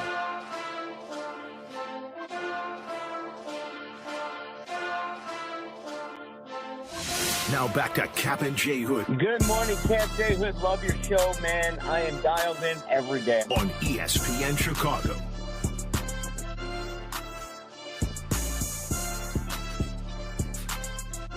Okay, I just been negotiating with Jesse on behalf of Jed. Like, if I see Mike Soroka and that's the big move, I'm literally going to physically assault Jed, and I love him. He's great. Like, he's awesome to deal with. I'm glad he's our team president. He's built a really good team. They've got a ton of injuries. If I hear the big move, we couldn't pay those prices, and so we went to the dollar store. We got Mike Soroka from Arizona. I'll puke. I will. So if I said to you, okay, you can have Scooble. If I'm Jed, I'm like, okay, what's the price? I'll pay. But I'm also calling Boris and going, okay, we're going into a labor stoppage. You don't know what the new rules are going to be. I don't either. I'll give him, I think $42 million is the highest average annual value ever for a pitcher, Zach Wheeler. Am I right? I don't know that. I'm not sure. I think that's correct. I will go 6 years. We'll guarantee all of it. I'll give him a full no trade, and I'll give him $43 million a year. So you're on the right path because Boris will want to set some record. So if that's the number, 43 would be the annual record, then you're on the right path. Either the total package has to set a record, or the per year average has to, because that's the way this is going to go with Boris and Skubal. I do think Skubal, along your lines, Cap, I think he's going to sign in November before the lockout. I think he's going to try to sign under the old rules, basically, and get it grandfathered in, because that's going to be such a huge contract that if there's a salary cap, there's going to be a problem. So you're not wrong. Would Ricketts do it is the question. Would Jed and Tom do it? Okay, so the highest average annual value ever, I believe, is Kyle Tucker. Yeah, right, $60 million. $60 million. Yeah. If you look at the highest for a pitcher. Yeah, what is it? And I leave Ohtani to the side because he's a DH and a pitcher. Mm-hmm. The highest average annual values, if you just go starting pitcher, Yamamoto makes, his AAV is low because he signed some insane $325 million deal. Max Fried is making 27. 42 is for Zach Wheeler. He's the highest average annual value. So if I'm Jed, I'm like, okay, I'm going to beat that. The question is Tom, not Jed, because what did Jed just talk Tom into at third base? They had a guy making the minimum that nearly won the Gold Glove. Mm-hmm. They pretty much benched him to bring in a guy making $35 million who obviously has not performed up to capabilities. So now Jackson Wiggins is going to be part of this Skubal deal, and I don't know what Jackson Wiggins is going to be. But the point is, you're talking me into trading guys making the minimum for a guy that's going to make the maximum who just had an elbow issue. Like, I don't know. I'm not sure. Yeah, Ohtani, because of the deferrals, leave the deferrals out, he's at 70. Kyle Tucker's at 60. Juan Soto's at 51. Bo Bichette, what a horrible signing that was, 42. Jeez. And Zach Wheeler, 42. Yeah. So Boris is going to shoot for him to be the first $50 million pitcher per year, right? Mm-hmm. And the total, or the total package being the highest for a pitcher ever. He's going to shoot for all that stuff, and it's probably not going to be in Jed or Tom's comfort zone. So what? So you trade for a 2-month rental. It's going to hurt you, but you could do it. I get it. I mean, they need something to match Yamamoto and Mizorowski and these other aces. They need something. If you're trying to win the World Series. Yeah, if you're trying to win the World Series. It's just that more than likely you're going to have to go through the wild card round and the division series and the But Jesse, you have so much money coming off the books. Yeah. Suzuki and Hap, that's $40 million right there. 38. Tyone's coming off a bunch. That's $56 million right there. Yes. Shota, another 20. That's $78 million. Yeah.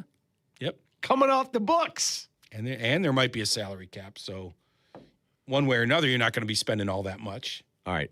We will continue this after we do shot or no shot and around the NFL. That's coming up in 2 minutes. Kap and J Hood, morning 6 to 9. This is how it should be done. ESPN Chicago. Hey guys, Pat the Designer here, and today we're joined by local dairy farmer Sarah Linkaitis. Hi Chicago, dairy farming is more than just a job for my family. It's about caring for our animals, producing fresh local dairy you can trust, and supporting the communities we call home. This year also marks the International Year of the Woman Farmer, celebrating the women helping lead the future of dairy right here at home. From our family to your family, visit usdairy.com to learn more. When it comes to my ride, I don't mess around. Advantage Chevrolet. 3 locations, Chicagoland's covered. You want a Chevy? They've got it. You want savings? Oh, yeah. Most important, trust. No runaround. They shoot you straight. Advantage Chevrolet Bridgeview. Together, let's drive. Hey guys, it's Silvy. Celebrate family and relaxation this 4th of July with a hot tub from Bullfrog Spas. Until July 6th, enjoy up to $3,000 off and even more on factory-certified scratch and dent and clearance inventory. Inventory is limited. Visit your nearest Bullfrog Spas factory store today. Lots of places can expose you to identity theft. Oh, no. That's why LifeLock monitors hundreds of millions of data points a second for threats to your identity, which is way more than anyone can do on their own. If we find anything suspicious, like new loans or changes to your financial accounts, we alert you right away, all through text, phone, email, or the LifeLock app. Get the alerts that could make all the difference. Save up to 30% with promo code NEWS at LifeLock.com. Terms apply. Rock fans, this one's for you. The Rolling Stones are back with the brand new album Foreign Tongues out July 10th. Experience powerful new songs, timeless rock and roll, and the unmistakable sound that has defined generations. From the band that helped shape rock history, don't miss your chance to pre-order today. Visit therollingstonesshop.com now and secure your copy of Foreign Tongues before the official release.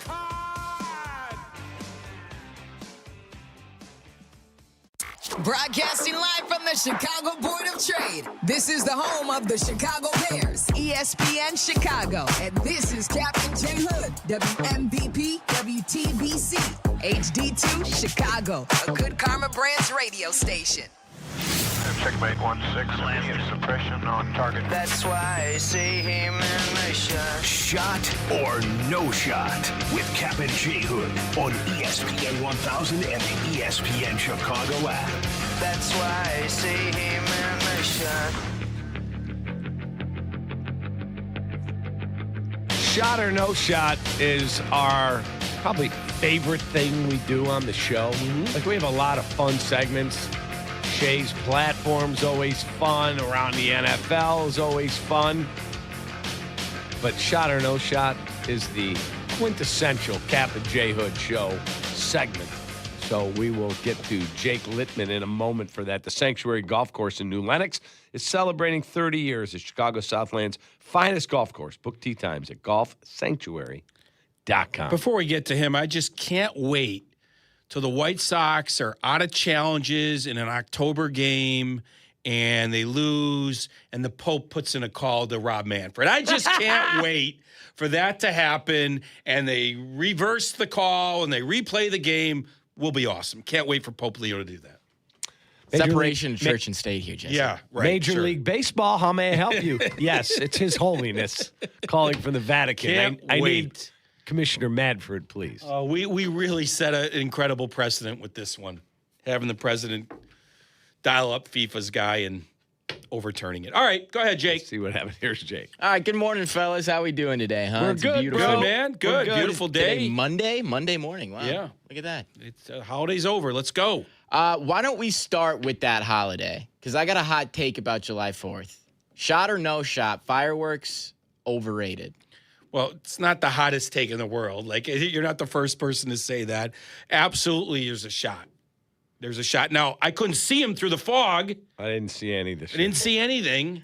Is your life changed? Are you know, but how about this? Think about this. Now, I know there's laser shows now, but in our lifetime, they really haven't advanced the fireworks show that much. There's right? fireworks to me. They're not even new designs and stuff. Now, I know some of them, like I said, there's laser shows, which is not the same. But the fireworks show seems the same as when I was a kid, and they're not. It's not even the finales aren't even that special. I agree. So yes, shot. They're overrated. Doesn't move me. Yeah, it's a shot. Like, depending on where you're watching them, like to drive to some park and then have thousands of people. Yeah, it's not my cup of tea. Right. I'm not a parade guy at all. No. But now, like, when I see fireworks at a White Sox game after a home run, those are cool. Yeah. That happens, or they win, and that's cool. Or if you're on a boat out on the water and you see them, the whole surrounding is cool. But in terms of I said that's fair. Yeah, but in terms of like Saturday night, I was watching baseball and I was flipping around. The Cubs and the White Sox both were night games, and I was happy watching baseball. Never even crossed my mind to go, oh, wow, I should go drive somewhere to watch fireworks. We have a good view from our rooftop deck, but just couldn't see them because of the fog. But I will say, every year that I even think about being like, oh, I'm going to go up to the deck and watch 5 minutes in, I'm bored. Yeah, like I'm going to go back downstairs now. Because they've not advanced the fireworks shows. No, they're the same thing. Right, the same thing. They need to do something different. I agree, fellas. All right, let's get to some baseball here. Talked about Alex Brangman. I talked about Jed open up the pocketbook a little bit. But one of our prestigious producers here at ESPN Chicago, Tyler Aki, is still preaching up and down that Alex Brangman has Chicago's worst contract in history. Shot or no shot? Is it the worst contract in Chicago sports history? It's way early to make that assessment. Absolutely no shot at this point. Yeah, no shot. Right. No shot at this point. Now, if you're telling me this production will continue through 5 years, then there's a shot. Because, look, there's not that many deals of $175 million or more. You know what I mean? Like this is in a class by itself. But we're 3 months in. Not even. Well, yeah, I guess we are 3 months in. That's it. So no shot yet. Yet. Yeah, I'm with Jesse. I mean, are you worried it's going to be? No. A little. I'm not there yet. Age, injury, size. Like I keep saying this to, like he's undersized. I keep bringing this up on the air. I like him big and strong. Well, use that. You bring that back. Bring that back. I had really, really wonderful seats. Yesterday, my friend Eric gave us his tickets. So Brett and I are in the 6th row, right by the Cardinals on deck circle. Mm-hmm. Jordan Walker is standing. He's a monster. From me to Jake. Oh my God! I want one of those. I interviewed him yesterday. I was looking up at the sky. He's a monster. We don't have that. Even the Cubs don't have that. Is put together. Yeah, I've said this to you 1,000 times. The Cubs have a smallish team. They do, and Bregman personifies that. I will tell you a guy who's way stronger than he looks. PCA. Yeah, he's lanky. He certainly. Seiya is put together. Well, Seiya is, but he's not. Neither one of them are big and strong. Seiya's strong, but he's not really big.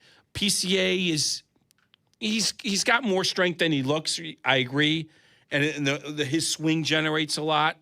But I wouldn't call any of them big and strong. Yeah, I am watching, and I got to know Pete Crow Armstrong in Class A. I went to South Bend to spend time and get to know him and interview him, and then I interviewed him again when he was doing a signing at Obvious Shirts. He was still in the minors. So I've interacted with him in cool opportunities. I love the guy. He is an awesome human. I think the story is even better than we think. I mean, we're talking about a guy who made the All-Star team last year, basically with this incredible power that no one saw coming, right? He gets paid, okay? What did we talk about getting paid before? Sometimes guys stop working. I think everything about his game this year has been about helping his team. Yeah. Because walks are not sexy to the average player. They're just not. But they help your team win, right? He's got more walks now than he had all last year. So his storyline, this kid was brought up well. Even after getting paid, he's working hard. He set out to get on base more because he was challenged to help his team in that direction, and he's doing it. He's playing great defense. His parents moved here. Yeah, he had a moment with the fan. Okay, fine. There's a maturing moment there. Like, there's so many good things about this storyline that maybe get overlooked because he's got some brashness to him. Do you know what they're selling outside Wrigley? Not the Cubs. These are like the bootleg vendors. What? They have T-shirts with the saying, the abbreviation for the saying with PCA. I haven't seen that. That's pretty good. That's pretty good. I just love everything about this storyline because trying to get on base more via walks is not a sexy thing. He didn't need to do that. You know he didn't need to do that. You know who he has credited with helping his approach? Well, I know that he credits John Maley, but anyone else? Alex Bregman. Bregman. Yeah. Oh, yeah. Well, he credited Justin Turner last year. Yeah, I know. He said Bregman has really worked with him on understanding the strike zone, all of that, and it's translated. Has Bregman thought about doing the same thing? You have to be willing. Oh, wow. You have to be willing to learn. You have to be willing and open yourself up for it, and that's the credit he deserves. Because he didn't have to. Could just been PCA. I'm gonna hit my home runs. I'm gonna steal some bases. He's about winning. Yeah. I'm excited for this next one here. Jacob Gonzalez. Took him a little bit to adjust, but he's sort of starting to figure out the big league arms a little bit. In his last 15 days, he's batting .333. He's got 4 extra base hits, including a homer, 12 ribbies, and an OPS of .894. The Sox, of course, also just announced Munetaka Murakami's rehab stint coming up. Maybe he comes back before the All-Star break. When Mune does come back, shot or no shot, the White Sox should find a way to keep Gonzalez in the big leagues. That's a shot. I would send Junior Perez down.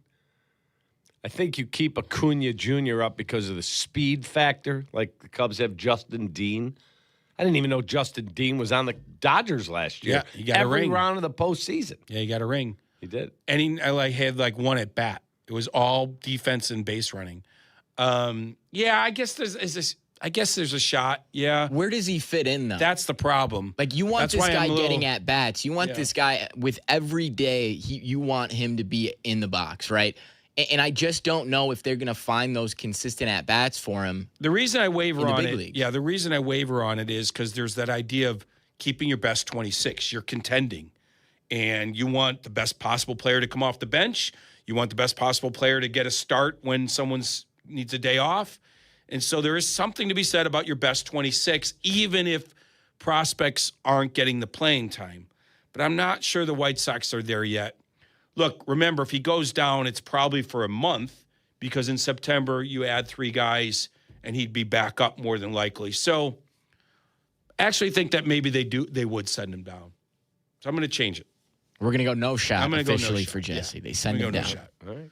Because it's only a month. What do you of your experience covering these teams closely? What is it like for that type of player, that type of prospect who gets to the bigs, he shows he belongs, and then just out of necessity he has to be sent down? What do they go through, if you will? Well, the conversation from the manager has to be really like, dude, you are going to be back here in short order. Go down there and take care of your business. If they're good players and confident players, they usually do that because they know they will get that chance again. It sucks because you got to go back on the buses in the minor leagues. But look, Jacob Gonzalez knows he's going to be back here, I would think. So it's all about that conversation with the manager, reminding them this is a short-term thing. You will be back here pretty soon, and probably sooner than most guys think because there's always an injury. There's always something. So that, and then in this case, it's 5 weeks because it's September 1st. And so you say at most you're going to be back up here at September 1st, at the very worst. That's the conversation. Any other thoughts, Kap? No. He and I disagree on that. And it is what it is. It's not a big deal. I mean, that's the option, though. Keep your best 26. That's what I'm doing. Right, you could do that or give I'm playing not time. worried about but development. But we're talking about a short period of time either way. I'm not worried about development. I'm worried about winning. Now I got a winning team. It's a big difference. You can make that you absolutely can make that case. Sticking with the Sox here, over the next 73 games, the White Sox have to go 43-30 if they want to win 90 games. Shot or no shot, the White Sox win 90 baseball games. Yeah, I'm going to say no shot. They don't have enough currently. Now, you tell me they make some big trade, I'll revise. But right now, no, that is not a 90. Yeah, I'd say no shot, and there's obviously a really good chance you don't have to win 90 to win that division. Of course, correct. So, yeah, I would say 43-30 is a stretch as constituted right now. I think it's an unbelievable statement about the White Sox that we can even have this shot or no shot, that we can even consider this when team they started 1-5, I mean, and they were 67.5 was the over/under on their wins. I've bookmarked some of them where people were like, pound the under. It's baseball, man. You just never know. Never know. And now we're Been here. great. Been great. All right, you got one more? I do have one more. I did have a Nico Horner one, but we're going to skip that one because the NBA came out with this potential rule change that they're testing, and I want to get your guys' thoughts on it. The NBA is going to test the one free throw rule and a connected basketball with an embedded sensor at this month's Summer League games in Northern California, also Salt Lake City and Las Vegas. So this one free throw rule, it takes away however many free throws you've earned with the foul. If it's 2 shots, if it's 1 shot, if it's 3, all you do is you take one free throw, and it counts for whether it's That's one, what they do in whether the it's G 2, League, 'cause and it is what they do with the G League, right? That's where they get the idea from. The idea is that it speeds up the game. Shot or no shot, this is the dumbest rule you've ever heard of. Shot. No one's ever watched a couple free throws and thought, oh, this is slowing everything down. Right, and guys need to catch their breath. You're already taking 1 shot. What's the difference if you take 2 or 3? Of all the problems in the Are you NBA, kidding? pace of play is probably at the bottom, if not doesn't even make the list in terms of problems in the NBA. I don't know what in the world Adam Silver is thinking with this one. I don't know what he's trying to distract us So you from. make 1 and it's good for 3? 3. It's the Correct. dumbest They do that in the thing G League. I've ever heard. You get That's a foul on a because- three-pointer, that's- guy I don't goes to care the what line, bangs one, he gets all 3. I don't care what they do in the minors or G League because winning doesn't matter. Exactly. This is a winning league, and you have to make your free throws. It is the most ridiculous And this rule would I've be ever in the seen. playoffs, too, This would then? be this would be in the game of basketball. And their only reasoning is to speed it up. The reasoning they list is because of the pace of play, which is mind-boggling in and of itself. Right. We complain about NFL sometimes being too long, and obviously baseball in the old days. No one's ever complained that an NBA game is too long. I think it's terrible. We complain about the last 2 minutes with all the timeouts and stuff, whatever. But by the way, I'm also old school. I hate the idea that you get to move it up to half court, but that's just me. I know I'm in the minority. They need to bring that to college. I like it. I know you do. There is something to be it's said made for TV drama is what it is. about this other rule that they want to enact. They want to put the chip in the basketball. That's also going to cause a lot of problems. We already slow down the tape. We already look at these minuscule by minuscule, frame by frame things, and we always complain. Now you're going to add a chip into the basketball and say, hey, we got this very light sensor on our chip, and it actually went off the fingertip, just a little bit of a graze off of player A. So now Team A gets the basketball. I think that's just going to cause more problems as well. Technology is going to impact as it gets, better. I think and we've lost the streamlined. plot with replay. Maybe by the way. And we've talked about that last time. You may have a point, but the cat's the cat's way out of the bag. Yeah, You're the right. cat's You're out of the bag. You can't really go back. We'll probably see ABS full time in a couple years. You mean on every pitch? Probably. Yeah, Because I watched the game the other night. I was watching Tampa Bay. Randy Arozarena. Yeah, used him up. I think he was the second batter of the game. Yeah. He used 2 consecutive, got them both wrong. Right. Done. The Sox blew theirs yesterday or 2 days ago. Don't you think in a couple years they're just going to call them all? No. Really? You think it's going to stay this way? Yeah. I don't. People like the challenge. They do for now, but as the technology gets even better, where it's just so perfect, I think they're just going to let them make the call. That's what I think. Yeah, I don't like that. Anyway, we will go around the National Football League next. Kap and J Hood, morning 6 to 9, ESPN Chicago. Baseball's biggest stories deserve baseball's best insiders. Introducing Inside the Friendly Confines with Jesse Rogers, presented by Arlington Toyota. Twice a week, ESPN's Jesse Rogers takes you beyond the headlines with unmatched access, candid conversations, and some of the biggest names in the game. From breaking news and insider insight to unforgettable stories from around Major League Baseball, this is the podcast fans can't miss. Inside the Friendly Confines with Jesse Rogers. New episodes twice a week, presented by Arlington Toyota. You can't miss Keith Urban at Country Thunder, Wisconsin. Single-day tickets are on sale now. See Keith Urban with Shabuzi, Corey Kent, Tyler Nance, and Annie Bosco on July 19th. Or buy a weekend pass to see superstars Gavin Adcock, the Red Clay Strays, Riley Green, and so many more. See Keith Urban live and loud at Country Thunder, Wisconsin in Twin Lakes. Save big on tickets at participating Walgreens and Menards. The Taste of Elmwood Park returns. It's August 7th to the 10th. Mayor Skip Saviano, what's your favorite part? Where do I start? The live music, family fun, and sampling from over 20 of Elmwood Park's best restaurants. I love it all. How about you, Carm? Gotta be the meatball eating contest. Always a crowd favorite. And I'm excited to be the honorary MC once again this year. Join us at the Taste of Elmwood Park happening August 7th to the 10th. Grab your family and friends for a weekend of amazing food, live entertainment, and a true Taste of Elmwood Park. School's out, summer is here, and for teachers, that means it's finally time to take care of yourself. This summer, Vasectomy Clinics of Chicago is helping men step up, do their part, and take responsibility for family planning. Their experienced surgeons have performed over 30,000 vasectomies, and the procedure is safe, simple, and virtually painless. It's a quick 30-minute, no needle, no scalpel procedure done right in the office. The actual procedure takes about 15 minutes, and you're back in action the very next day. No long recovery, no stress, just peace of mind for you and your partner. With 5 convenient locations, including downtown Chicago at Lake Point Tower with free valet parking, plus Naperville, Tinley Park, Arlington Heights, and Barrington, it's simple to schedule around summer break. This is your summer. Before the bell rings again, make the smart call. Visit vasectomychicago.com or call 877-877-4VAS. That's 877-877-4827. Vasectomy Clinics of Chicago. Class dismissed. Peace of mind delivered.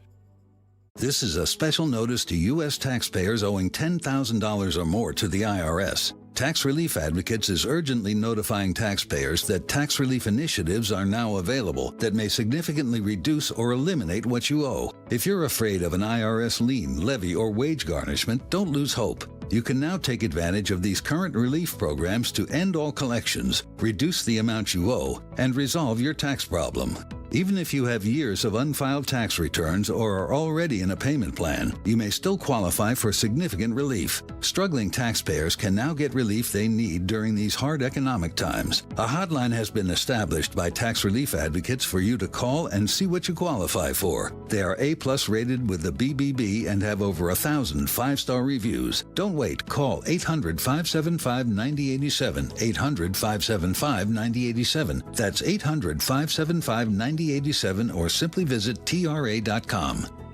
At Postman Law, we're not your typical injury firm. Our lawyers have won at the U.S. Supreme Court, gone head-to-head with giants like Uber and Amazon, and recovered billions for clients. When you've been injured, having the right lawyer matters. PostmanLaw.com. Others promise. Postman delivers. Call 844-POSTMAN. Attorney Advertising. If you missed something, get the podcast on the ESPN Chicago app. Kap and J Hood are back on Chicago's home for sports. ESPN Chicago. Nick Foles sucks. He sucks. I'm just a fan. I'm not a football evaluator. I love the Green Bay Packers. The guy is drunk, but there he goes. This is not Detroit, man. This is the Super Bowl. I want winners. He starts to come and then he pulls out. This is a really thickly built guy. I mean, what's the answer you're looking for on these things here?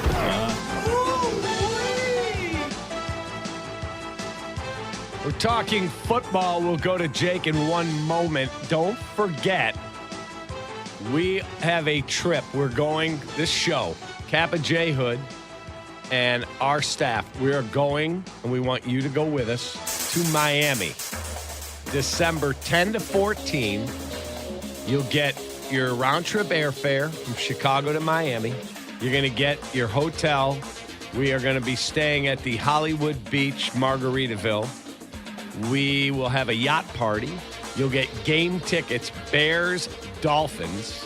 Incredible. We're going to do 2 shows live Friday and Saturday from Florida, and we want you to join us. Show is going to be there. Trip is selling amazingly well. The Bears are going to be really good, and we want you to be with us. So as you start thinking, all right, what am I going to get this year for the holidays? Rather than just buy whatever, why don't you say to a friend, a significant other, guess what? Let's go together and let's go to Florida. And we'll hang out with Kap J Hood, and we'll hang out with the show, and you get time on your own as well in Florida, and Bears Dolphins. I'm thinking of going. I'd love to have you there. I'm going to be in the middle of a lockout, so I got nothing to do in There this. you go. Come on down. I'm thinking of going. So there's going to be a lot of Bear fans down there. There will be. We will invade South Florida. So, true TrueFanTravel.com. I am on the website right now, and it is Chicago at Miami, Hard Rock Stadium, December 10 to 14. ESPN Chicago featuring Kap and J Hood. Join ESPN Chicago in Miami. Trade in your snow boots for flip-flops this December. So come see us and go with us and party down in Florida. Watch the Bears take out the Dolphins. That will be awesome. Sounds like a good time. TrueFanTravel.com. Here's Jake. So it's obviously ranking season here in the NFL, whether that's rosters, positions, position rooms, quarterback tiers. So we got a couple of things for you today, guys. First and foremost, let's start off at CBS Sports. CBS Sports' Brian DeArdo ranked every NFL starting quarterback by tiers ahead of the 2026 season. The top tier, transcendent talents, only 5 quarterbacks got in there. It's the expected 5. It's Matt Stafford, Pat Mahomes, Josh Allen, Lamar Jackson, Joe Burrow. Our boy Caleb Williams, he ranks in tier 2, labeled as borderline stars. He's ranked behind Jalen Hurts and Sam Darnold. Caleb Williams slots in right behind the Super Bowl winning quarterbacks. How does Caleb Williams, or what does Caleb Williams need to do to become a transcendent talent? Well, if you put another division championship back-to-back, you surpass 4,000 yards, and he had the third worst drop rate, he didn't, the team did, of drop passes, and he was 3,900 plus, so he nearly got to 4,000. He should have. And his completion percentage comes up a few ticks. He will be where we all think he should be. We had Mark Schlereth on the other day. We gave him a chance to say his piece, and I just vehemently disagree with him saying he's not a good quarterback. Does he need to be better earlier in the game? Absolutely, and he would tell you that. That guy's a star. He is an outstanding football player. He's a great leader. Work ethic, everybody up there tells me, off the chain. He and Ben are in lockstep, joined at the hip, whatever you want to say. So if those few things get clicked up, he moves from borderline to superstar. Yeah, I'd put it this way. If he advances and improves the same way he did a year ago, he'll be in that category. Now, if he stalls, different story. But whatever he did to improve last year, if he continues that process, he'll get to that level of stardom. I agree. I just want to see him make the easy play sometimes. I just want to see him hit the 10-yard in. Go get your first down, and we don't have to go crazy. Oh, that's the minimum. That's definitely the minimum. Exactly, and we know he has it in him. That's what I'm saying. It's almost like PCA in a way. Like you see the talent just oozing out of him. Just have to harness it. Right. And that's why having a guy like Ben Johnson seems like the right guy to do that for him.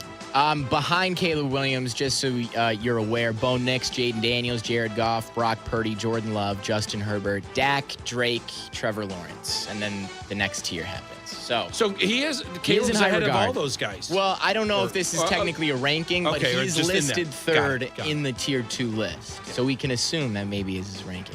This one I think you guys are going to have a bigger problem with. This one's an interesting one.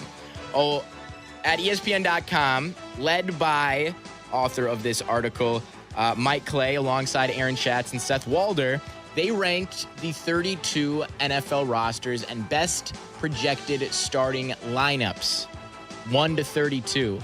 Where do you think they put the Chicago Bears? 14.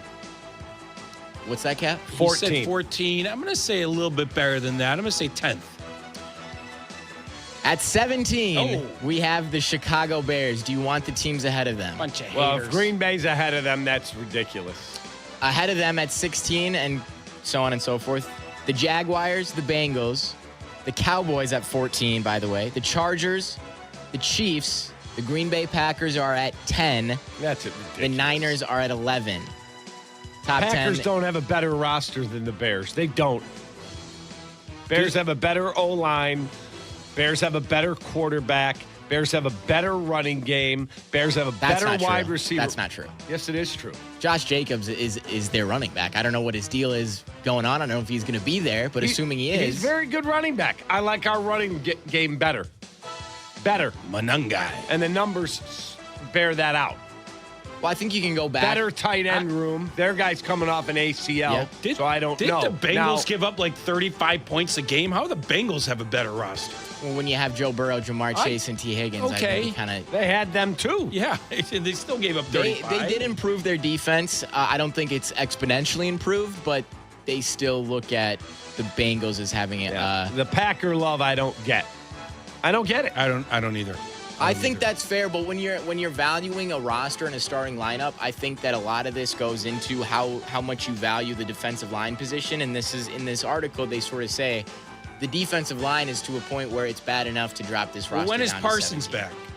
Parsons, he could be He's back. probably going to miss the first 10 weeks. Okay, so that's a huge thing on them. And even when he comes back, you don't know if he's going to be the same.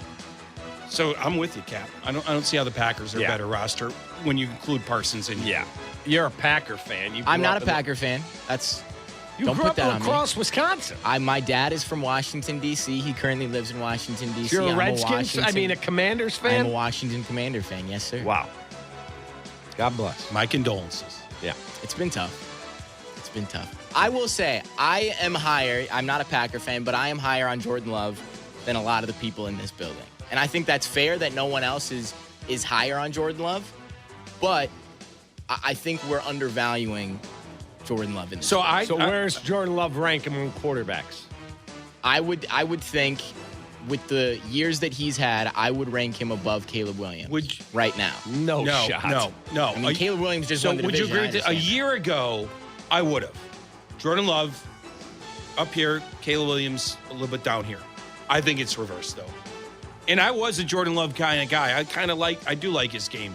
But I think Caleb is passing him, has passed him, is about to pass him, however you want to say it. I think you can say that Caleb is right on his coattails, absolutely. But I don't think Jordan Love got worse last year. I think that's a misconception that he got worse. I think his team struggled down the stretch. My point is Caleb got better and is about to pass him. And I do agree if he hasn't already.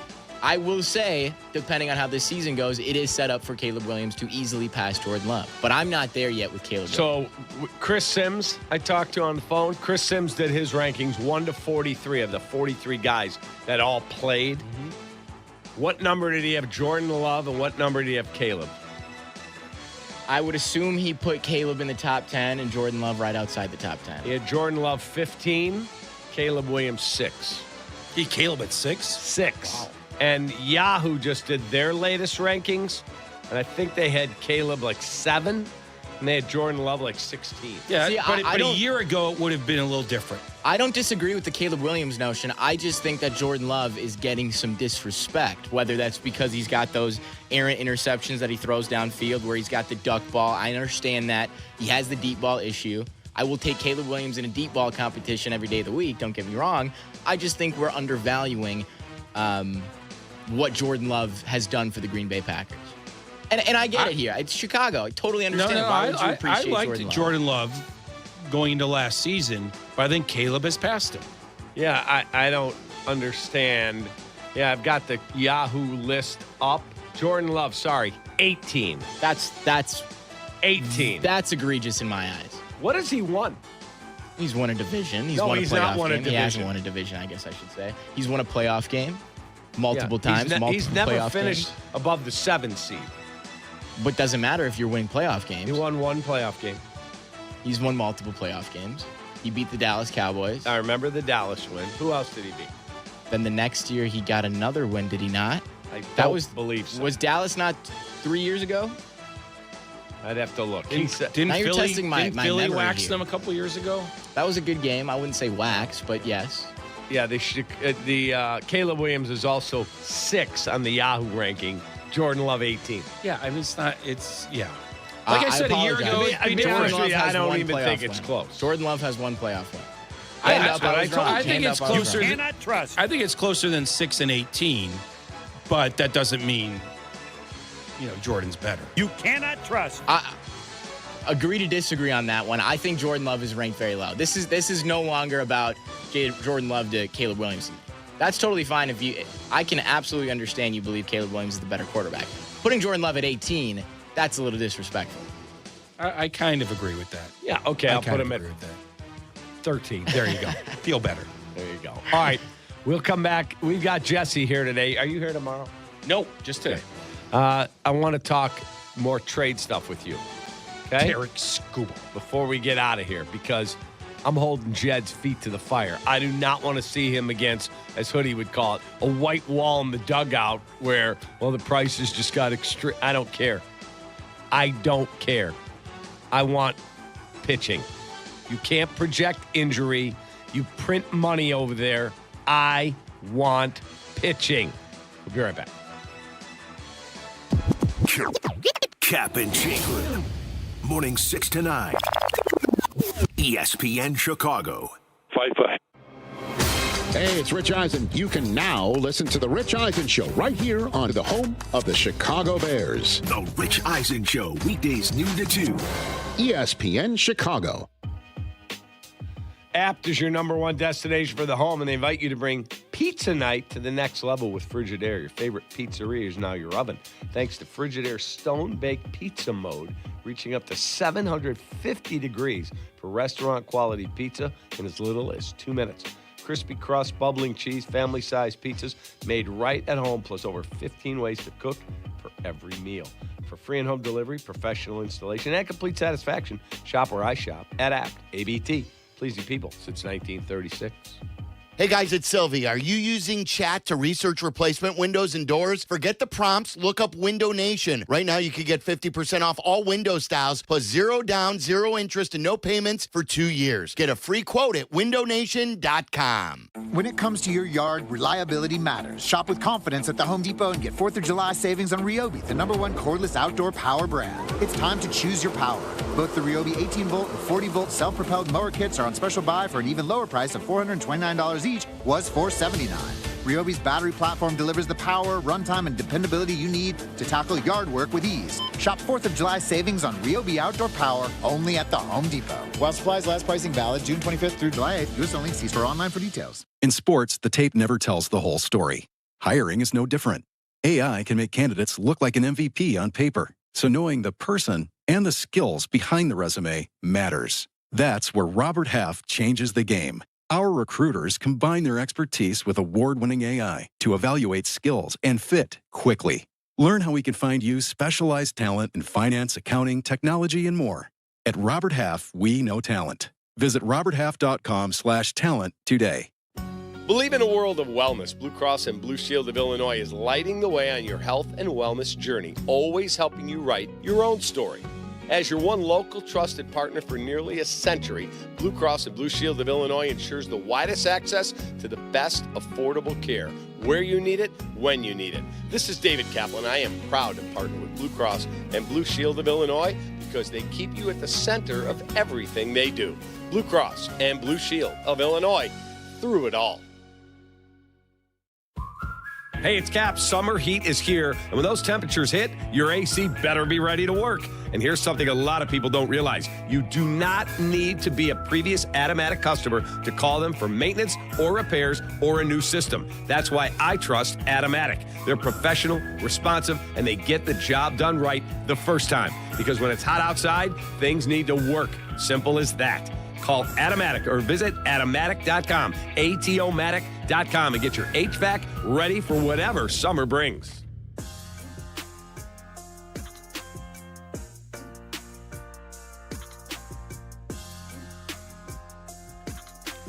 If you're heading into summer without a medical emergency kit, you're taking a risk most people don't think about until it's too late. Summer colds can turn into sinus infections that last weeks, ruining your perfect vacation getaway.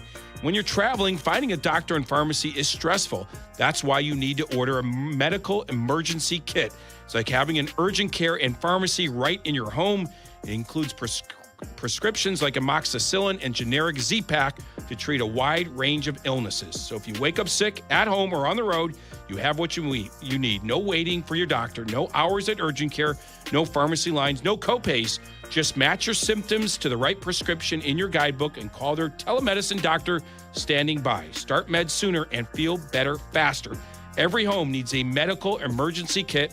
Order yours online in minutes and it's shipped to your door. Save $45 with promo code SMALLS at urgentcare.com/smalls. That's promo code SMALLS at urgentcare.com/smalls. Prescription required. Always consult your doctor to determine if this product is right for you.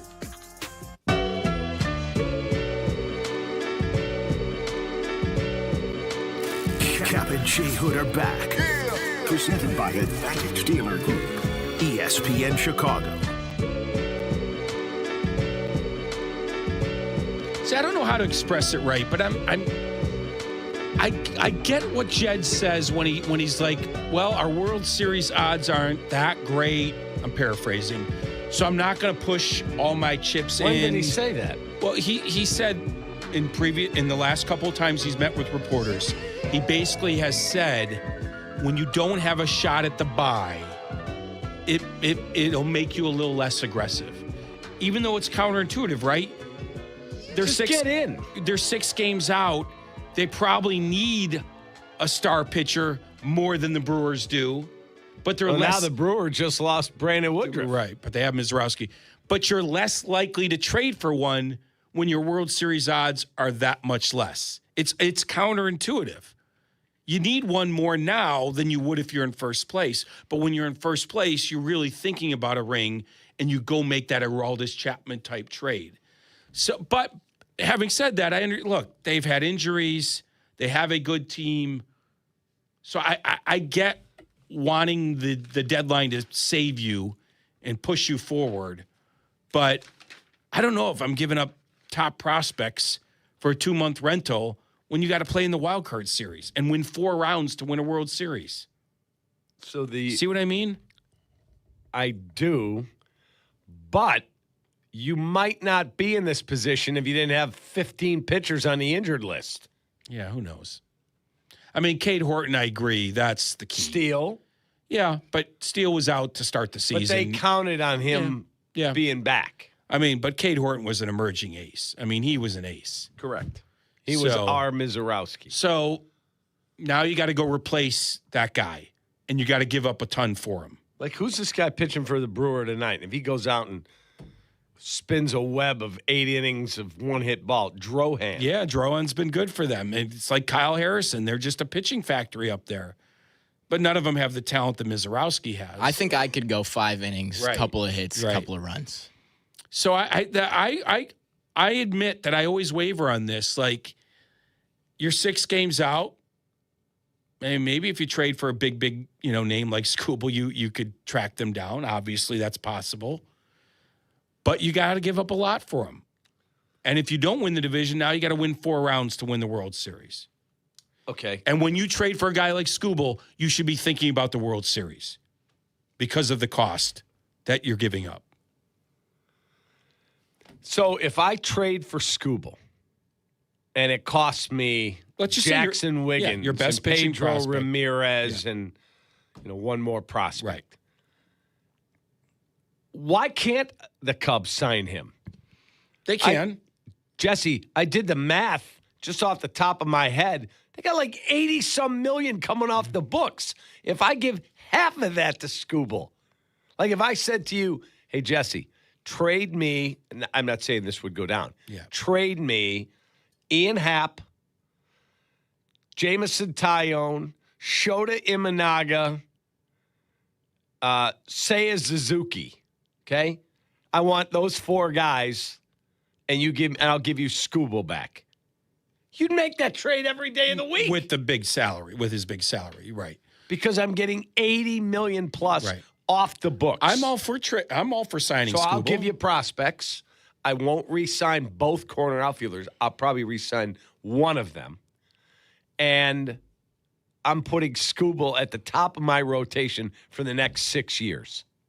If the medicals check out, and I watched him pitch the other night, that dude gave up 6 innings, 1 hit. And you know what his last the last batter he faced? He hit 99. He's healthy. I'm in. Let's go. I have no problem signing Skubal. I just don't know if Tom does or Jed does.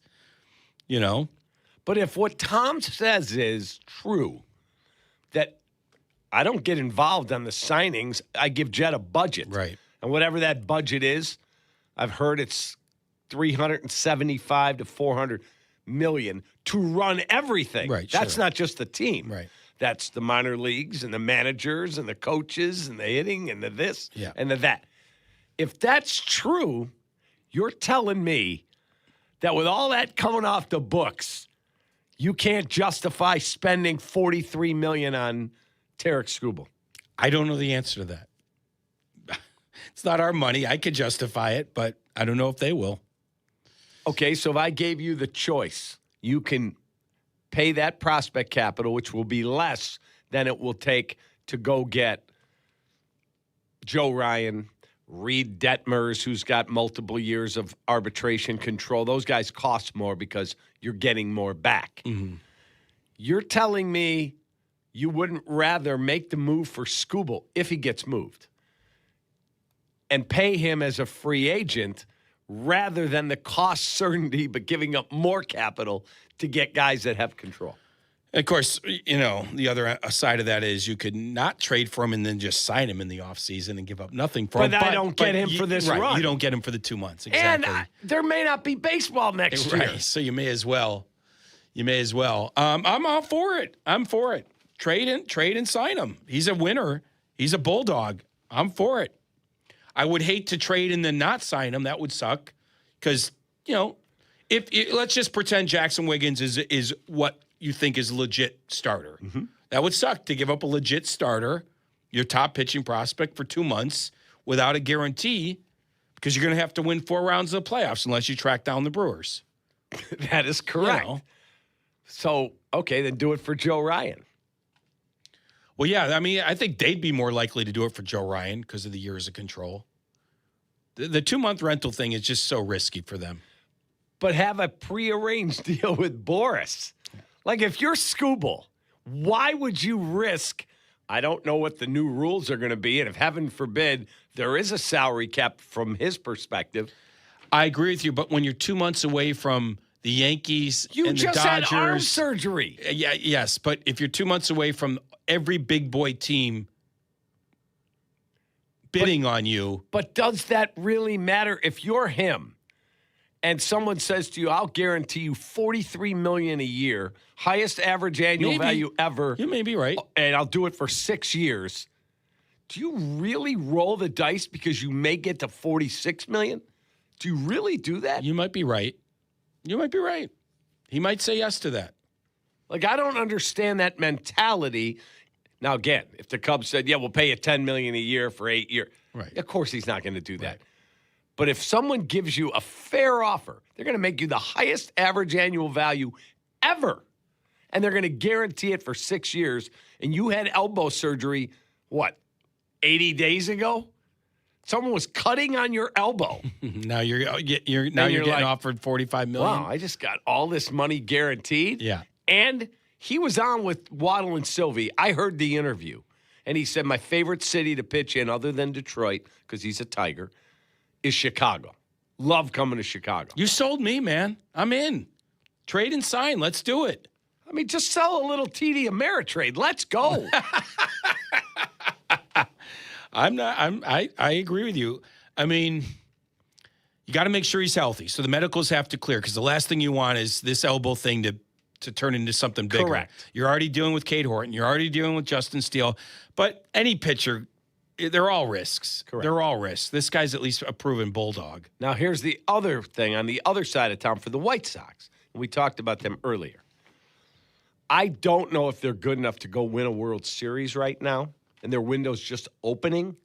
So if I was them, I wouldn't do it for a high-end rental that costs me my top guys. Right. But if you're the White Sox and you could get Logan Webb, I think he was pitcher of the month in June. Yeah, he's got I doubt they're going to get Logan Webb, but there's other people. Robbie Ray, Sonny Gray, we talked about earlier. I'm talking about high-end. Robbie Ray's not high-end. No, he's not, although he's pitching well. And he's a rental. But just to cut to the point, I think you could give up one good prospect. You can give up one. They all can't play. I agree. You know, and you've got a shot. You've got a shot. You may not have a shot to win it all. This could all be for naught. Who's beating the Dodgers? I mean, the Dodgers have a 14-game lead. Mm-hmm. And I don't even know if they're playing their best. 14-game lead. But in the American League, I mean, let's say the White Sox played the Yankees in the ALCS. That would be an incredible season. I mean, in 3 years, you might not think that way. You know what I mean? But this year, that would be incredible. Well, once I get to that point, now I'm trying to win. Well, yeah. So I think you can give up a guy. Go get Chapman and Gray from the White Sox. That'd be a hell of a deal. Can't take the money with you, Jerry. 312-332-3776. We have a classic Kap and J Hood Chicago Cut Steakhouse cut of the day next. Good morning. Kap and J Hood Morning Show on ESPN Chicago. White Sox play in the afternoon. If you want the Sox will still be available in our normal spot. ESPN 1000 and the ESPN Chicago app. And if you don't want to miss Waddle and Silvy, The Waddle and Silvy Show will air on our YouTube channel. the best of both worlds. You will get Waddle and Silvy even when the White Sox are playing. So it's youtube.com at Waddle and Silvy. It's your choice. Waddle and Silvy. Watch them live daily 2 to 6 on YouTube. Hey guys, it's Tyler. Golf season is here and Pins and Aces has everything you need to have a great year on the course. I just loaded up on a bunch of Pins and Aces apparel myself, including hoodies, hats, polos, and it's quickly become my go-to gear for both on and off the course. And right now they're running a special promo for ESPN Chicago fans to get 20% off your entire order. And don't wait, because these kinds of discounts don't come around often, so get it before it's gone. Upgrade your game and your wardrobe at pinsandaces.com and use promo code ESPN for 20% off. That's promo code ESPN at pinsandaces.com. You know, they call me the good kid, but I'm not here just to be good, and I'm definitely not here to be average. When it comes to performance, I want to feel confident, ready, and know I'm bringing it every single time. And that's exactly why Blue Chew just raised the bar with Blue Chew Gold. This is a 4-in-1 formula designed to work on both your body and your mind. You get 2 proven ingredients that support blood flow, plus apomorphine and oxytocin to enhance arousal, desire, and connection. That means you're not just physically ready, you're mentally dialed in too. It dissolves right under your tongue. It can start working in as little as 15 minutes. Less waiting, less worrying, more confidence. Ladies, if you're listening, send your man the link. Help him bring home the gold and make him a trophy husband. Oh, we've got a special deal for all of our listeners. Get 10% off your first month of Blue Chew Gold with code ESPN. That's promo code ESPN. Visit BlueChew.com for more details and important safety information. And we thank Blue Chew for sponsoring. Hey guys, Pat the Designer here, and today we're joined by local dairy farmer Sarah Linkaitis. As a parent, I think a lot about where our food comes from. What would you want Chicago families to know about local dairy farms? Dairy's more local than you think. On average, milk travels 350 miles from the dairy farm to your store shelf. We're also recognizing the women who help keep family farms strong for future generations. As a parent, I love knowing the milk, cheese, and yogurt my kids enjoy every day comes from hardworking local farm families like Sarah's. Support local dairy all year long. To learn more, visit usdairy.com. Download to see if you qualify. Not all customers will qualify. Transfer fees may apply. No Albert subscription required. Albert is not a bank. Albert Instant Loans are issued by FinWise Bank, member FDIC. Not an actual client. Terms apply. Kylie, what's wrong? I just got hit with a car repair bill. I'm behind on rent, and I feel like I can never save any money. Have you tried the Albert app? Albert is your financial assistant, helping you find ways to save and create custom budgets to actually grow your money. Plus, you can get up to $10,000 for big expenses, or advance up to $1,000 fast when you need cash right away. Albert can get me up to $10,000? Exactly. Albert spots you in a pinch and helps you grow your money in the long run. I'm downloading Albert right now. Download the Albert app and use promo code FUTURE to borrow up to $10,000 for whatever you need. The Albert app helps you budget better and save more money so you reach your financial goals faster. Download the Albert app right now and use promo code FUTURE to borrow up to $10,000. Use code FUTURE to borrow up to $10,000. After a car accident, you might wonder, do I really need a lawyer? But at Postman Law, we go beyond the courtroom. We're your single point of contact for insurance, medical bills, and doctors. Get the outcome you deserve without the headache. Call 844-POSTMAN, attorney advertising. Here's Jesse. As you know, managing maintenance, repair, and operations is never easy, but for the ones who always rise to the challenge, Grainger has your back. From professional-grade products you can count on to fast, dependable delivery, they're there to help you keep things running smoothly. Plus, their technical product specialists are here to help you answer your toughest questions. And because Grainger knows safety is always a priority, they're committed to being your partner in protecting both your people and your facilities. Call 1-800-GRAINGER, click Grainger.com, or just stop by.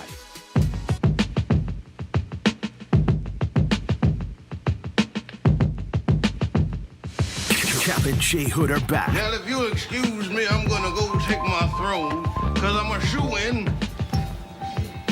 for Hate of the Year on ESPN Chicago. Can I make something clear? Yeah, because Mike North said, couldn't disagree more with that. Jesse Rogers, ESPN, as at the Kap Man points out, Brewers lost Woodruff and 6 out with 72 left, and Cubs and Hoyer using Vegas odds to determine what you do. That is not wow, great show. That is not what I meant. They're using their own internal projections.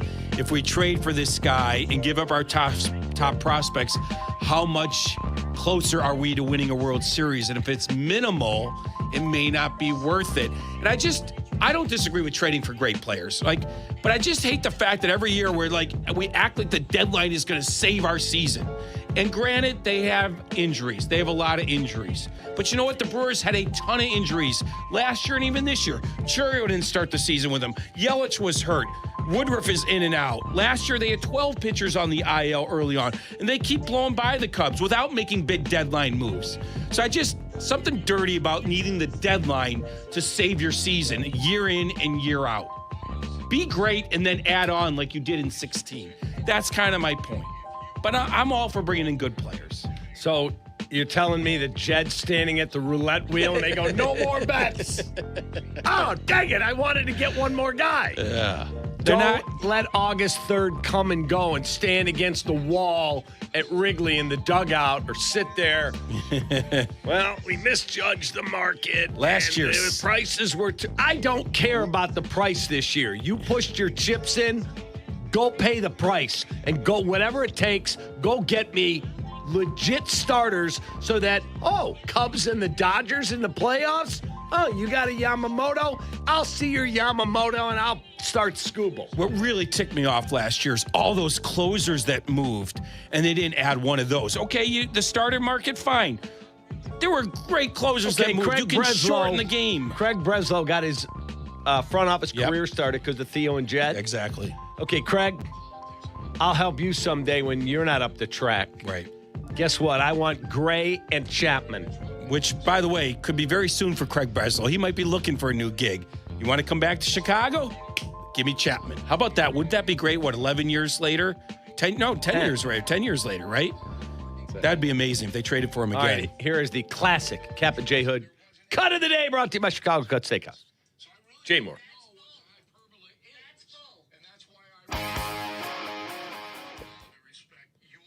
What is that, Jesse? I have no idea. That's you. Not me. Anyway, our cut didn't fire. So it's brought to you by Chicago Cut Steakhouse on LaSalle, north side of the Chicago River. Thanks for being here. Great seeing you, pal. You too. Always love having you in here. Always love debating with you. It will be Carmen and Jurko show with Shay in for Yerk. They're coming up next, and Rich Eisen, then Waddle Silvy. No Chicago baseball. Go Flow. Today. Go Flow. Go We'll see what happens. Go Flow. Go Flow. Flo Balogun. Keep it locked here. Have a great rest of your day. We'll see you later and see you tomorrow. Take that from Chicago.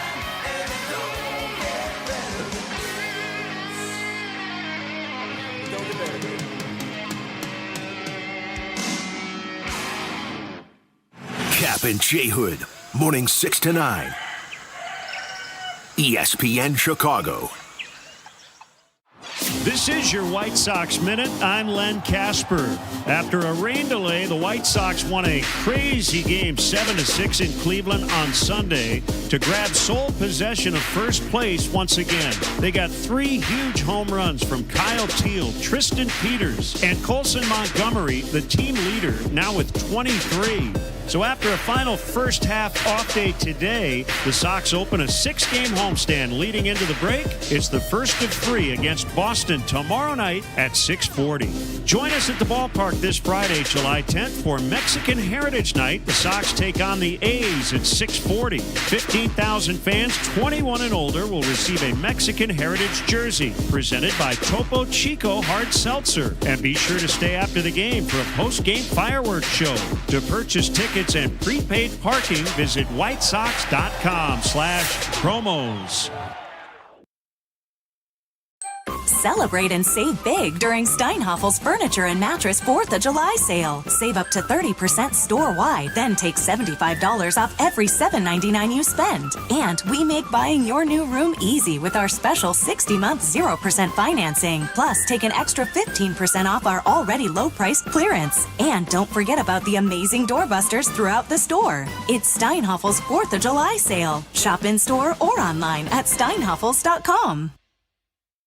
When it comes to my ride, I don't mess around. Advantage Chevrolet. 3 locations, Chicagoland's covered. You want a Chevy?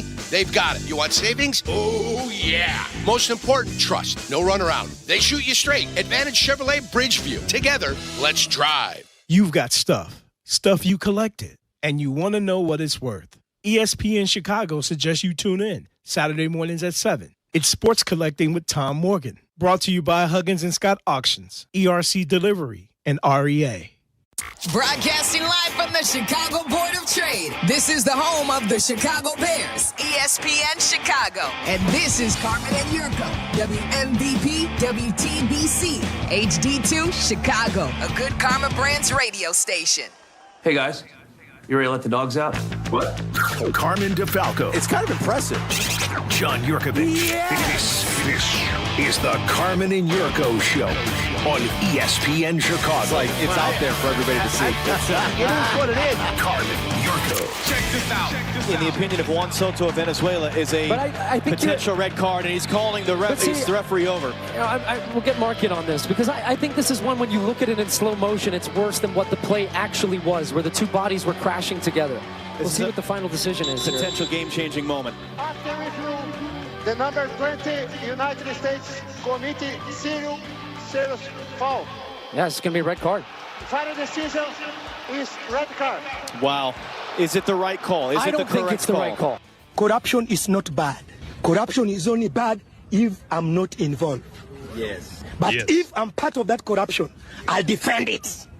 Sounds good to me. Why not? Corruption is only bad if it doesn't benefit us. Look, we've said it 1,000,001 times over the years. I feel like people you might not even have to love soccer or know a lot about it. Everybody knows FIFA is the worst. It is the worst, most corrupt, dishonest, disingenuous organization out there. What they pulled a few years ago in Qatar, we've litigated it plenty. It's disgraceful. It's disgusting. Unfortunately, that said, most of us still kind of sit there and just take it. You're like, well, I'm going to watch because I like sports and I like soccer and I want to cheer for the U.S. or I want to cheer for my country. We just sort of accept it. Maybe we should attack that differently. That's a different conversation for a different day. The bottom line is nobody's more corrupt than FIFA. And in this case, it works out in our favor. All right, well, we'll see how it goes tonight. We're all very excited. Shea is in for Yurko today. Good day to have Shane because he's extremely pumped up and motivated for this game. He can't wait. He's very excited. I've waited 12 years for this. Well, explain that. Well, you've waited 12 years. Now, not everybody might know. They were like, 12 years? What happened 12 years ago? Why is U.S.-Belgium 12 years ago important? What happened? It was 12 years ago. You had a bad Liège waffle? Yes. Okay. When the United States played Belgium last in the World Cup in Brazil, and it was a scoreless regulation period where Christian Waddle missed an open net in the 92nd win, an opportunity to win the game and move on to the quarterfinal. It was one of the more devastating losses of my adult life. There are a few that I think back on often. That is one of them. That one sticks out, huh? Yeah, man. Wow. I love U.S. soccer. So you're now, really 12 years later, we get an opportunity for revenge tonight, and we're flexing our muscle to get corruption working in our favor. Listen. Please. This is beautiful. That 12 years ago, that's when Belgium was sort of like in smack dab at the height of its quote-unquote golden era. Now, that golden era never really materialized into much. They never made like the deep run that people were They kind made of a predicting. semifinal. They did make a semifinal. That's when they were like right in the middle of that golden era of football.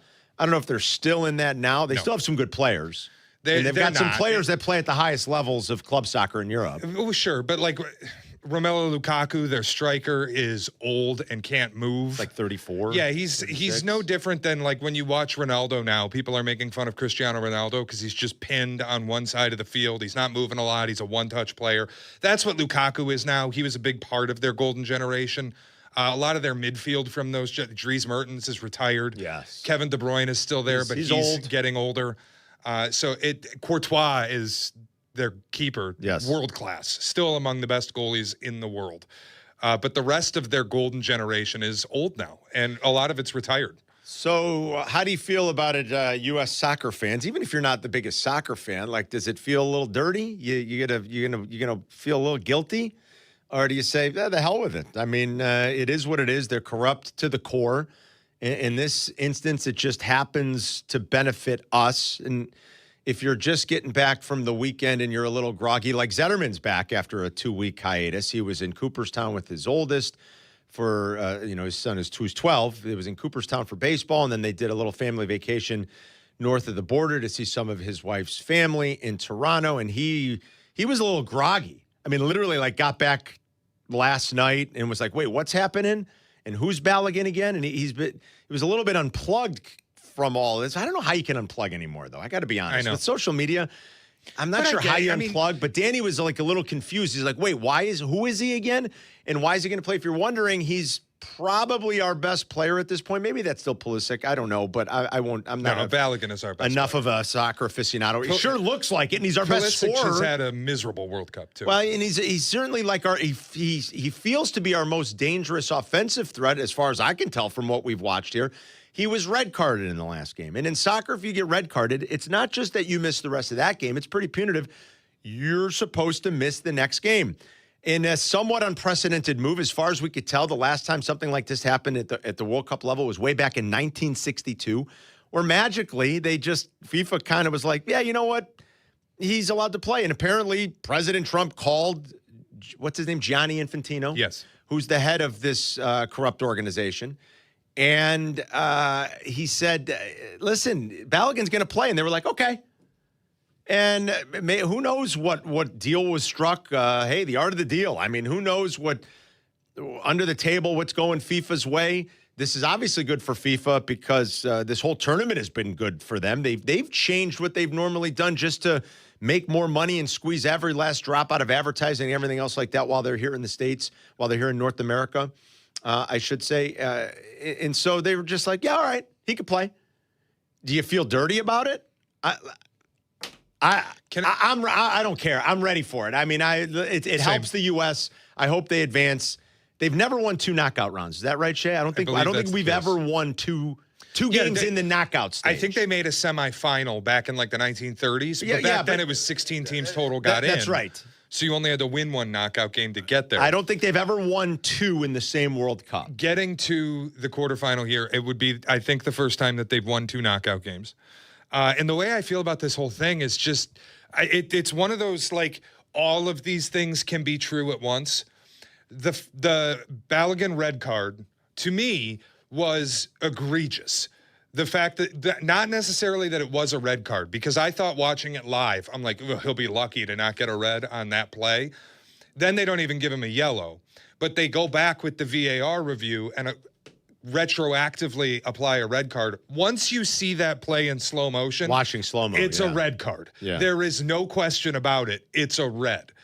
But what is also true is I thought USMNT, U.S. men's national team, had a pretty ironclad argument that you misused VAR by going back to retroactively apply a red card on a play where there wasn't even a foul called or a yellow card applied. Well, like nothing. Yeah, nothing foul, was that's an seen. important part. A foul wasn't There called. was nothing that would have, like, if you don't call a yellow on the spot, then using VAR to go back and retroactively apply a red is not under the conduct or policy of the way that VAR is supposed to be used. It's not? They don't do that? So this is where a lot of people were saying the men's national team has a very strong argument to get rid of the suspension. The red is going to be applied. You're going to play with 10, but they misused VAR in applying it. So that's the argument they can use. Where it then gets dirty is Trump calling the president of FIFA. Yeah, I mean, that's... Because now anybody with a brain can look at it and go, okay, you're flexing political muscle to get a beneficial outcome in the World Cup. If you're Belgium, I don't blame you for being pissed. No, of course not.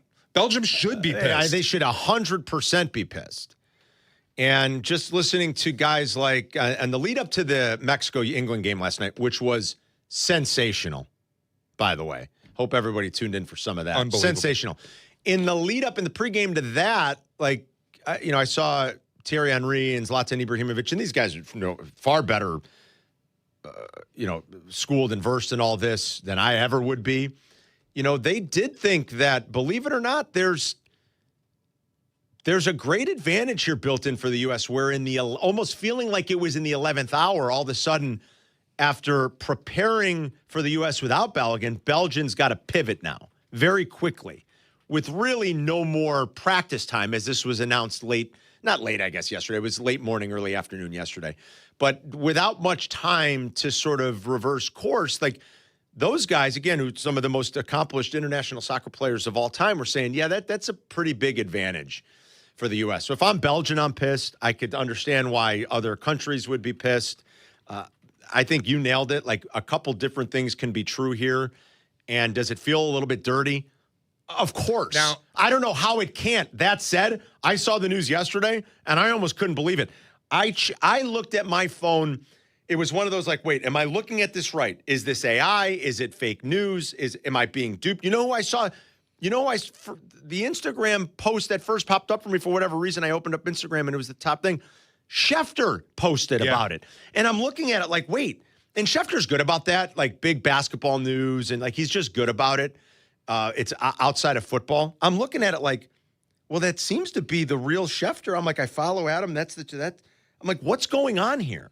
And then I checked a few other things. I'm like, could this be right? This is not a hoax. This isn't fake news. This isn't like I'm not being duped. This is real. I'm like, what is this? I didn't know they could just magically go back and say, he's playing. So it felt dirty. But my initial reaction when I realized it was real was like, holy cow, this is awesome. Balogun gets to play. Yeah, it's great.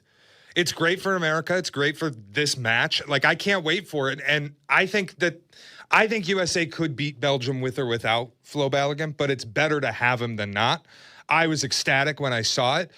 On it being dirty, I think they've opened a bit of a can of worms setting the precedent and doing it, because you mentioned last night England-Mexico was incredible. Oh. There was also a VAR applied red card against England. England advanced. So now does England come out and go, hey, help us out too? We don't want a suspension. And does FIFA almost have to answer like, that's okay. A great question. Like this is, you've now, the part of it that bothers me a little bit is you've created. Like, does Prince Harry call Gianni Well, Infantino? Why not? You've created a slippery slope where now every team that gets a red card is, Prince Harry, I don't think is going to be making I think that Prince football. William, right? Is that? I don't want to listen, I know that there are some unsavory characters in that family, and I'm not sure which is which off the top of my head at the moment. I don't know. I don't want to start saying which prince is called. And I would say get the most unsavory member of the royal family. The least savory prince. That's who should call Gianni Infantino. Hey, let's talk about a deal. All right. But it is like, now are we just going to have every red card? The country's going to campaign to have the suspension removed? This is you bring up a good point. Like, if you're England, aren't you doing that today? Or in their case, was it a much more cut and dry? No, listen, that's a foul. Oh, that's a red. I mean, that if I'm England, I would try it, wouldn't you? Yes, but there is also, this might be the only sport in my life. Normally, I am the guy who's like, the more ability we have to get the call right, whether it's through video replay review, whatever it is, the technology, Hawkeye, like ABS in baseball, whatever we can do to get the call right, do it. There is a part of me in watching soccer where I think VAR operates against the spirit of what the sport is. Where I'm like, you know what? Enough of the VAR offsides reviews. Did the flag go up or did it stay down? Just let it be up to the official. Was a red called on the foul on the field or not? If not, let's keep it pushing. It feels a little bit against the spirit of the sport where the clock never stops, where the play never really stops, that we are holding up the game to go back and have an official off the field look at a play in slow-mo and retroactively apply a booking. I'm good if you just get rid of the video review in soccer. I don't think it's a sport that is lent to having this. Or only use it for the stuff on the goal line, maybe. What Jurko was saying was its original intention was if the ball fully crossed the line or not. And now it's expanded to really everything. Yeah. Sports fans in this country that might have gotten a little bit of the bug here are learning way more about VAR than they ever thought they'd learn. And I do think it's gotten a lot of people's attention. Once this is over, people will go back to their normal lives. The diehard soccer fans that watch club soccer at the greatest level in Europe will continue to watch it. Maybe they'll suck in a few more people. But I think most of us will go back to the way we view sports and the way we view soccer. I very much enjoy it. I like the international competitions. I like when it's Copa America or the World Cup, obviously the European Championships, which are staggered with the World Cup. So those will be in a couple of years. I love that stuff. I can't tell you that I'll be watching Balogun play in the French League once their season starts in the fall. I don't watch much Premier League. Every once in a while, sure, if it's on a Saturday morning, and I'll throw it on. But, my viewing habits of soccer won't change much. I don't think people's will all that much, but I think this has gotten the attention of a lot of sports fans here. And it's great when it's, in our country and on our continent, and it's been spread across 3 countries. But the timing of it, Shay, has been great. When there's no delay and we're watching it on our regular schedule and rhythms, prime time, afternoon, weekend games, prime time at night, it's been fabulous. The Argentina game the other night, I was out in a crowded Cape group. Verde. Unbelievable. And everybody at the place was fixated on that game. Yep. Whether you're a big soccer fan or not, you couldn't help but be fixated on it. And so the timing of it all just works out. The games have largely been great. The stars have been amazing. Haaland again yesterday, and Harry Kane, and Jude Bellingham, and Messi, and what Mbappe's done. They've been great. And so this is a huge win for soccer, I think, and just FIFA in general, as dirty as they are. They're getting everything they hope for out of this tournament so far here on the continent. And this is what I was trying and failing to explain to Kap last week. The fervor I feel like we already have in this country for a round of 16 match only gets bigger if we advance to a quarterfinal. Absolutely. And then imagine, just like it won't happen, but imagine live in a world you beat Spain or Portugal in a quarterfinal, and we're going to a semifinal in the World Cup. The fervor would be unbelievable. It would be. For the U.S. in a World Cup semifinal. It would be. So Spain, Portugal is first today. That's a heavyweight matchup. Winner there moves on, and they will face the winner of tonight's game in Seattle between the U.S. and Belgium. So we'll spend some of the morning talking about it. We got to talk about the Sox and the Cubs weekends as well. I spent a lot of the weekend in my brain thinking about the Jaylen Brown trade. I kind of can't get over it. Shay's here. I want to talk to him about that a little bit today. So we got a bunch of fun stuff planned. How do you feel about this news that Balogun's allowed to play? If you were excited about it, maybe you don't still care that much, but if you're getting more into it and you've kind of gotten the bug, what are your thoughts on it? Does it feel dirty, and do you care at this point? 312-332-3776. It's Carmen and Jurko. We'll be right back. You're listening to Carmen and Jurko on ESPN Chicago, Chicago's home for sports. You're in the market, the clock's ticking, and this is your moment. Jeff Joniak here, and I know how much pride Chicago takes in a team that shows up, works hard, and gets the job done. That's exactly what you'll find at Arlington Toyota. The same trusted people you've known for years are now backed by new ownership. From the Andy Moore Auto Group, bringing even more value every day. A full lineup of new Toyotas is ready for you. Dependable when it matters most, and built for Chicago roads. Step in, take the wheel, and drive home a winner today at ToyotaArlington.com. $9 million. The Veroliak Law Group wins again for their clients. That's right. The Veroliak Law Group recovered $9 million for a client who was injured in a truck accident. If you're injured, make sure to call the Veroliak Law Group. After playing professional football and spending years on the radio, I've endorsed many products and companies, and I believe it's important to choose companies I trust. Now, for the first time, I get to endorse a company owned by close friends, the Veroliak Law Group. They've been helping people for over 60 years. They've even taken care of my neighbors and close friends. When you need medical care, you want a doctor with the experience and the skill set that's going to help you. The same is true when you need a lawyer. The Vroliak Law Group has recovered over $9 billion for clients through legal representation and consulting, serving more than 45,000 clients. For personal injury, auto and truck accidents, wrongful death, workers' compensation, medical malpractice, and all of your legal needs, call 8444-VLG-LAW. Raise your glass with La Crema, the official wine partner of the WNBA. Celebrate the league's 30th season at the 2026 AT&T WNBA All-Star Game here in Chicago with La Crema's cool climate wines, crafted from the stunning coastlines of California. Here's your chance to win 2 tickets to the Kia WNBA Shooting Stars competition and State Farm 3-point contest on Friday, July 24th at Wintrust Arena. Enter at lacrema.com/tickets. No purchase necessary. See site for official rules. Sip, celebrate, and raise your glass. It's game time. It's Rich Eisen for Pella Windows and Doors. Sometimes teams take a timeout to regroup and call the right play. When it comes to your home, Pella Windows and Doors always has the winning game plan. They do it every day, and that's why your neighbors trust them. Visit Pella.com/Eisen today. Right now, Pella Windows and Doors of Greater Chicago and Northwest Indiana is offering buy one, get one 50% off windows and doors, and no payments, no interest for 24 months. Some restrictions may apply. See local showroom for details. Offer ends July 31st, 2026. I'm David Ortiz. When I lost my mom, she was only 46. And I lost my dad to cancer. It was the worst pain I ever felt. It made me think, what will happen with the people I love when my time is up? That's why I have life insurance. Ethos makes it easy. It's all online, take about 10 minutes, and you can get up to $3 million in coverage. Get your free quote at ethos.com/game. That's ethos.com/game. Paid testimonial. Time spent on application may vary. Online health questions required. The world's game takes center stage at Twin Peaks. Catch every match, every goal, and every unforgettable moment on wall-to-wall TVs. Enjoy 29-degree ice-cold beers, made-from-scratch favorites, and an atmosphere that brings every match to life. Twin Peaks. Eats, drinks, scenic views.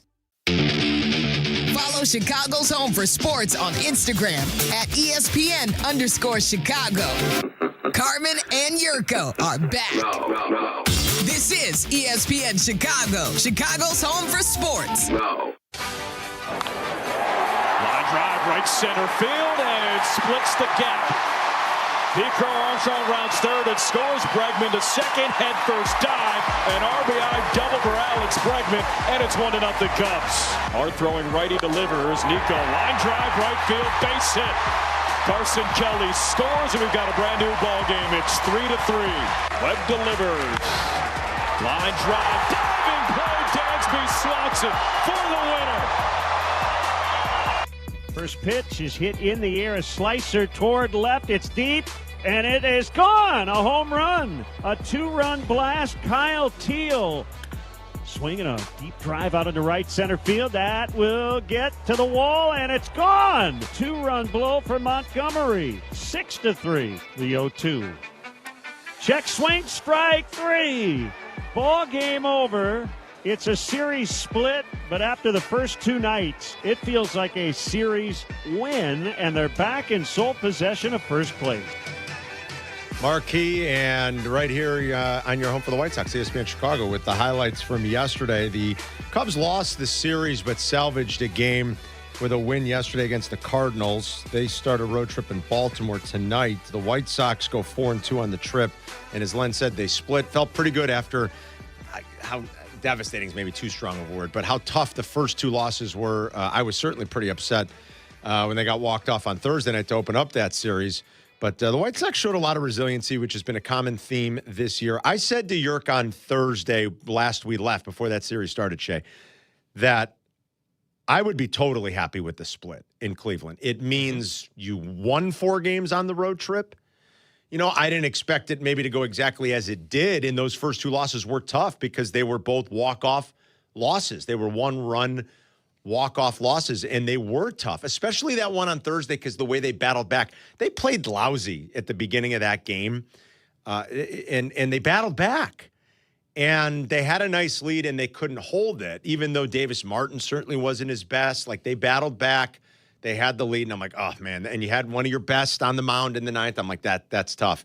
So I'm happy with it because I said it on Thursday. You get out of Cleveland with a split, I feel like you've done your job and they went 4-2 on the road trip coming back home. So I'll take it. And that home run that Colson Montgomery hit on, what was it, Saturday night? Left on left. Has that ball landed yet? Left on left, Shea. I mean, he crushed it. He smoked that. So hopefully he's heating up a little bit. But, yeah, you're right. You go split with Cleveland on the road, you can't feel bad about that. You kept your sole possession of first place, did the job that you needed to do, and you've got a couple games in hand now on Cleveland you can feel good about. The Sox are 18-12 in one-run games. It's unbelievable. It's unbelievable. They're 4-3 against the Guardians this season, and 6 of those 7 have been one-run games. So the Sox are 18-12. They're tied with the Phillies for the most wins in one-run games. Phillies, I think, are 18-9.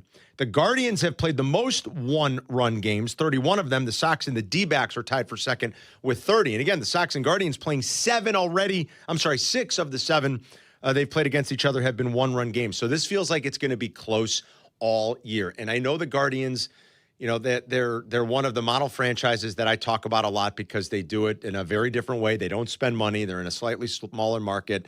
I don't want to let their owners totally off the hook. I think even big market, small market, I think baseball owners don't spend what they should spend. But, okay, at least they've gotten really good at something over the years. They remind me a lot of the Rays. Minnesota's done it from time to time. Milwaukee certainly does it. Smaller market, they don't spend, but they're real good when it comes to research and development, developing players, and they run the bases and they play defense, and they're just, even with Jose Ramirez out, it's going to be a grind, Shane. If these first 7 games are any indication, nobody's running away and hiding in this division. I still feel like, as crazy as it sounds, your Tigers, they're 10 below. They buried themselves with that May. They just buried themselves. But since June 1st, the Tigers are playing .600 baseball. And it's They're one of the 3 best teams in the league since June 1st. Yeah. And by Pythag luck, so there's your... They have a positive run differential. They're the unluckiest team in baseball. By Pythagorean expectancy, which is, I know, is not for everybody, but just hear us out. It's giving you a win total on what their run differential says they should be. Now, the old Bill Parcells, your record is your record. Look, the Tigers' record is their record, and they kind of buried themselves. You ranted on it plenty in May. They buried themselves with just a dreadful month of baseball. Yep. Any way you slice it. But they're better than that. You're seeing it now. And by Pythagorean expectancy, they're the unluckiest team in the league. They got a long way to go because they dug a big hole. But something I just kind of I keep thinking, I don't know if we should totally count the Tigers out. So Sox, Guardians, Tigers might all have something to say about the division before it's all said and done. I heard Kap again today fantasizing about the Cubs trading for Tarek Skubal. And I told you in our pre-show meeting, I still don't really think the Tigers are going to trade him. So I'm not wildly entertaining the prospect of him being traded to the North Side. Personally, I would like them to trade him, but I don't think that they will. On the Cleveland front, I hate this team. I don't respect them the way that you do. And this is very much an enemy of my enemy. I kind of hate them too, but I'm just saying. I do not. I have no respect for them. They're a smart baseball team. This is the enemy of my enemy is my friend. Please bury them. Choke them out. As Dan Campbell once said, drag them into the deep water and drown them. I hate this team. Oh my God. And they do nothing in a respectful way. The pitching and defense stuff, it's garbage. The small ball stuff, it's guards ball. It's the least aesthetically pleasing baseball that exists in the world. I respect nothing that organization does. Well, I don't know how they hoodwinked Jose Ramirez into taking a sweetheart deal to stay in Cleveland. I don't know. Of all places. I don't know. I hate them. There's a magic touch, though. I like what the White Sox do. They hit home runs. Oh, I love that. They pitch. Listen, whether it's sustainable or not, they pitch well. They hit home runs. So please, take this team out into deep water and drown them. From your mouth to God's ears, I hope that's exactly what they do. And I like the slug, too. I think you're better off. I think you're a little bit more sustainable if you've got that element and that component.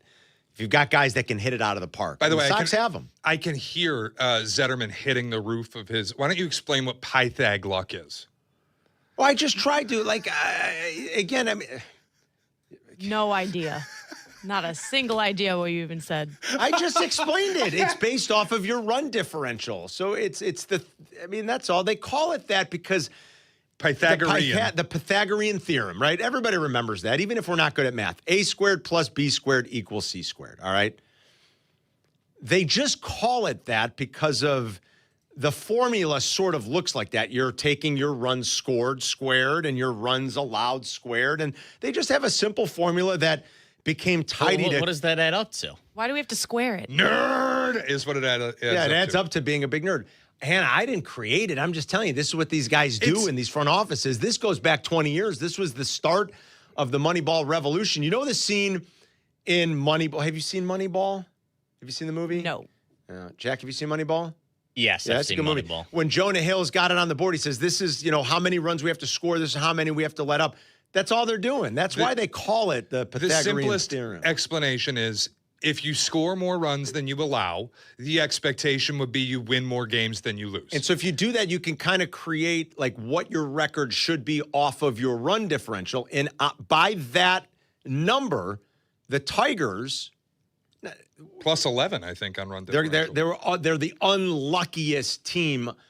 Their actual record is unluckiest compared to what their expected record should be. You know who the second is? The team that's coming on the south side this week, Boston, who's had another sort of miserable season. The fans have completely turned on that ownership group. I don't blame them. But I don't think Boston's like quite as bad maybe as their record says. There's still some star power on that team. They've played much better lately.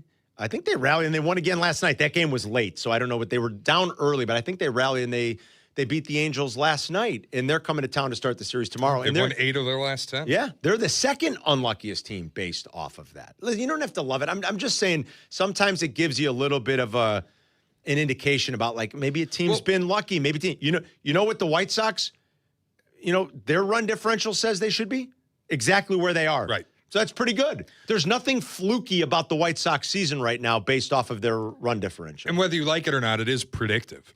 Yeah, it absolutely in is. every sport. I mean, in the NFL, we've seen it. Like the Vikings a few years ago, I mentioned this all the time, won the NFC North with a negative point differential. And I was racing to bet the New York Giants with Daniel Jones to go into that building and beat them in a playoff game. And it happened because the Vikings were fake. Because they were not that good. It can absolutely be predictive, 100%. The results might not stand up to it, but you can feel pretty good. If a team's got a positive point differential, you can feel pretty good that going forward, they'll win more than they'll lose. That's right. As well as our baseball teams have played in town, and they've both played well. They're both playoff teams right now. We're past July 4th, so we've got a nice sample of games. I think the expectation on both sides of town has certainly become make the playoffs. That was always the case for the Cubs. The Cubs are 50-40. The White Sox are 40. The White Sox are 47-42. Only 2 All-Stars in town. We'll debate and discuss that a little bit next as we look at the All-Star announcements from over the weekend and talk about some of the snubs. 312-332-3776 if you guys want to join the conversation. Cubs, Sox, All-Star snubs. Are the Sox going to be able to hold off the Guardians? Would you count out the Tigers just yet? And Shay's right. Cap was doing the whole Jed Hoyer's all in again. Jesse kind of called him on it. He said, you said that last year. What does that mean? It was great. All in for what? Are they going to go get Skubal? And maybe they won't even be trading Skubal out of Detroit. I don't see the Cubs as a player for Skubal. We'll debate and discuss. It's Carmen and Jurko. Shay's in for Jurko. We'll be right back. You're listening to Carmen and Jurko on ESPN Chicago. Chicago's home for sports. Advantage Acura of Naperville proudly presents the Peggy and Dion Show. Join host Peggy Kaczynski and Dion Miller every Saturday from 11 to 1 on ESPN Chicago, AM 1000, FM HD, the ESPN Chicago app, and live on YouTube. All right, let's settle this. When buying a car, what are you really looking for? I know that I'm looking for confidence. I want to know I'm in good hands. I want to be somewhere where I trust the people. That's why Jurko and I recommend the Advantage Dealer Group. This is a great family organization, and they've got a little bit of everything. Chevy, Toyota, Acura, Cadillac, Buick, GMC, and Hodgkins now. Take your pick. No matter the badge, the experience is always the same. It's professional, it's honest, it's respectful. That's why we trust them. That's why we love them, and they're a great partner. Now, Yurko might tell you his Advantage Chevy crew brings a little extra juice, but the folks at the Cadillac Buick GMC store in Hodgkins, they walk with a quiet confidence. Either way, you can debate the brands all day, but you can't argue the service, and that's what's most important. So see what we're always talking about. Find your Advantage and the 60-minute guarantee at the Advantage Dealer Group. Wallner Law helped me get the compensation that I deserve. Wallner Law helped me get back on my feet. Thanks to Wallner Law, I'm at a better place today. Wallner Law cares for you. We're compassionate. We're empathetic to your situation. And I promise you, I will get you more money than any other law firm in the city of Chicago. That is my promise to you. Hire us, win with us, be successful with us. Call us at Wallner Law, 312-8-million. Celebrate and save big during Steinhaffel's Furniture and Mattress 4th of July sale. Save up to 30% store-wide, then take $75 off every $7.99 you spend. And we make buying your new room easy with our special 60-month 0% financing. Plus, take an extra 15% off our already low-priced clearance. And don't forget about the amazing doorbusters throughout the store. It's Steinhaffel's 4th of July sale. Shop in-store or online at steinhaffels.com. Good Karma Brands is proud to be an equal opportunity employer, providing equal employment, development, and advancement opportunities to all teammates and applicants. To learn more about careers with us, please send an email to talentacquisition@goodkarmabrands.com. That's talentacquisition@goodkarmabrands.com. Less than 4 in 10 kids aged 6 through 12 are playing sports regularly. 4 in 10 kids? Let it sink in. Just 4 in 10 kids. ESPN is building a nationwide coalition powered by Disney called Take Back Sports, with the purpose of training more coaches, expanding access, and creating community-driven sports programming that puts kids and fun first. We're working on that story. We hope you'll join us. Visit takebacksports.org to learn more. When we started Oakland Roots Sports Club, we needed a strong foundation. Gusto has had our back since day one, making sure every hire, every paycheck, and every player is taken care of. They're the team behind our team. With Gusto, we stay rooted and give Oakland the love it deserves.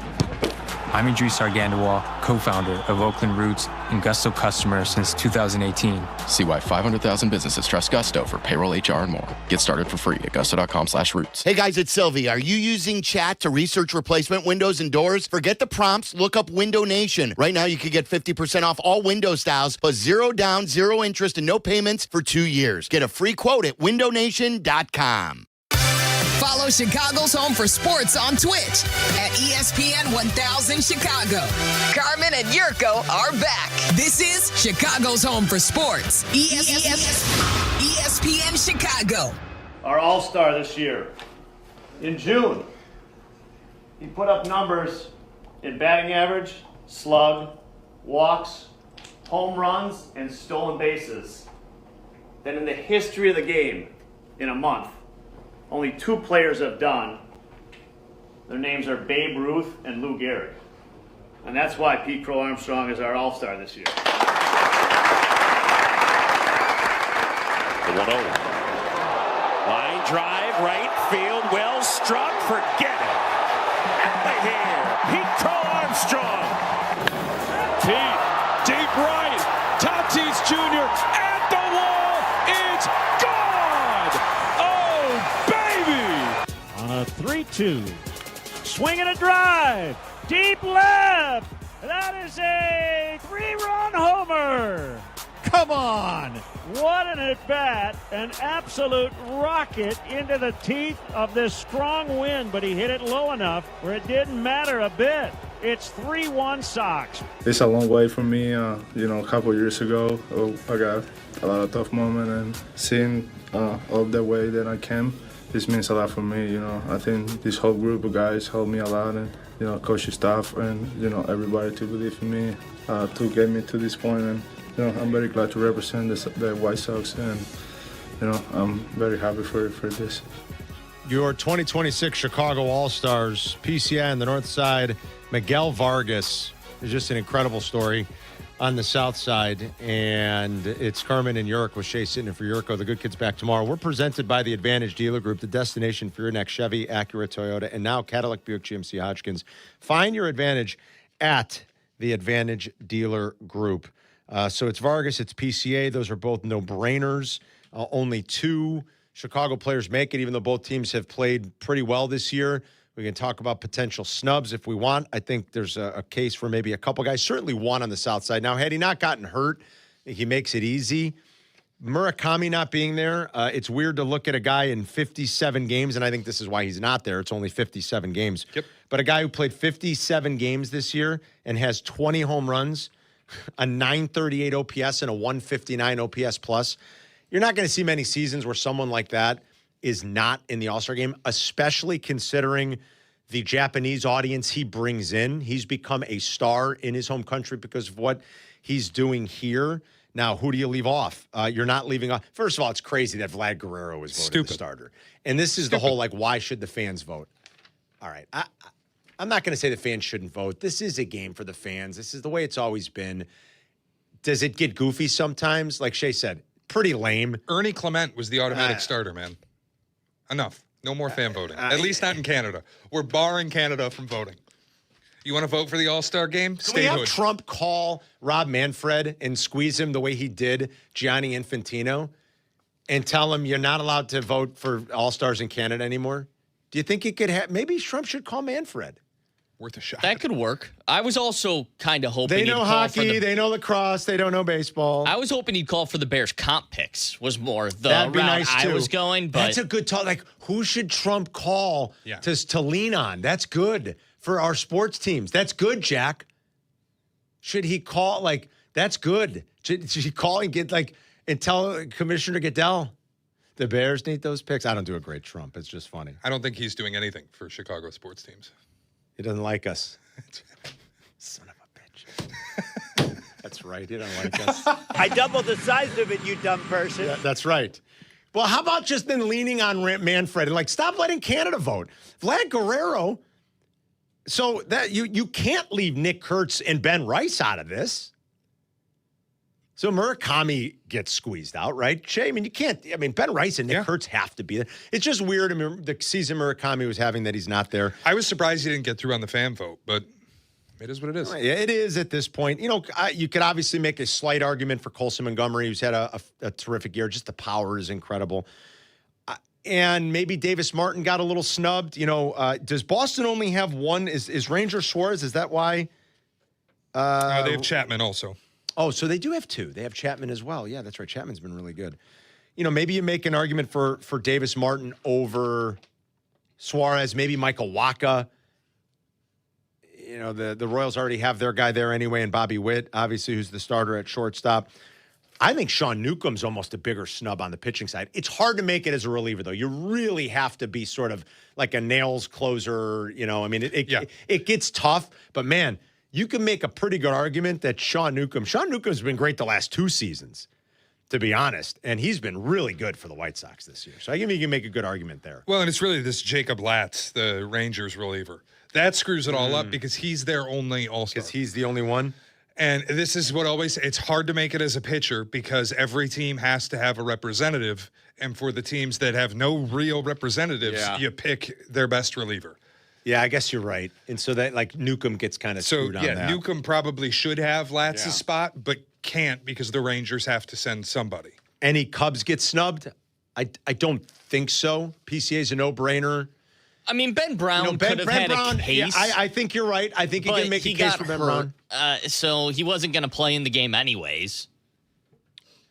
Pitching snubs never bother me, though, because it's not like the fans vote on him and get it wrong. It's player and manager selection. And Ben Brown's numbers were borderline at best anyways. Burns, Max Meyer, The Miz, Eduardo Rodriguez, maybe you could argue, I guess. Chris Sale, Sanchez, Skeens, Logan Webb, Yamamoto. Right. Who are you pulling? Who are you pulling from that group?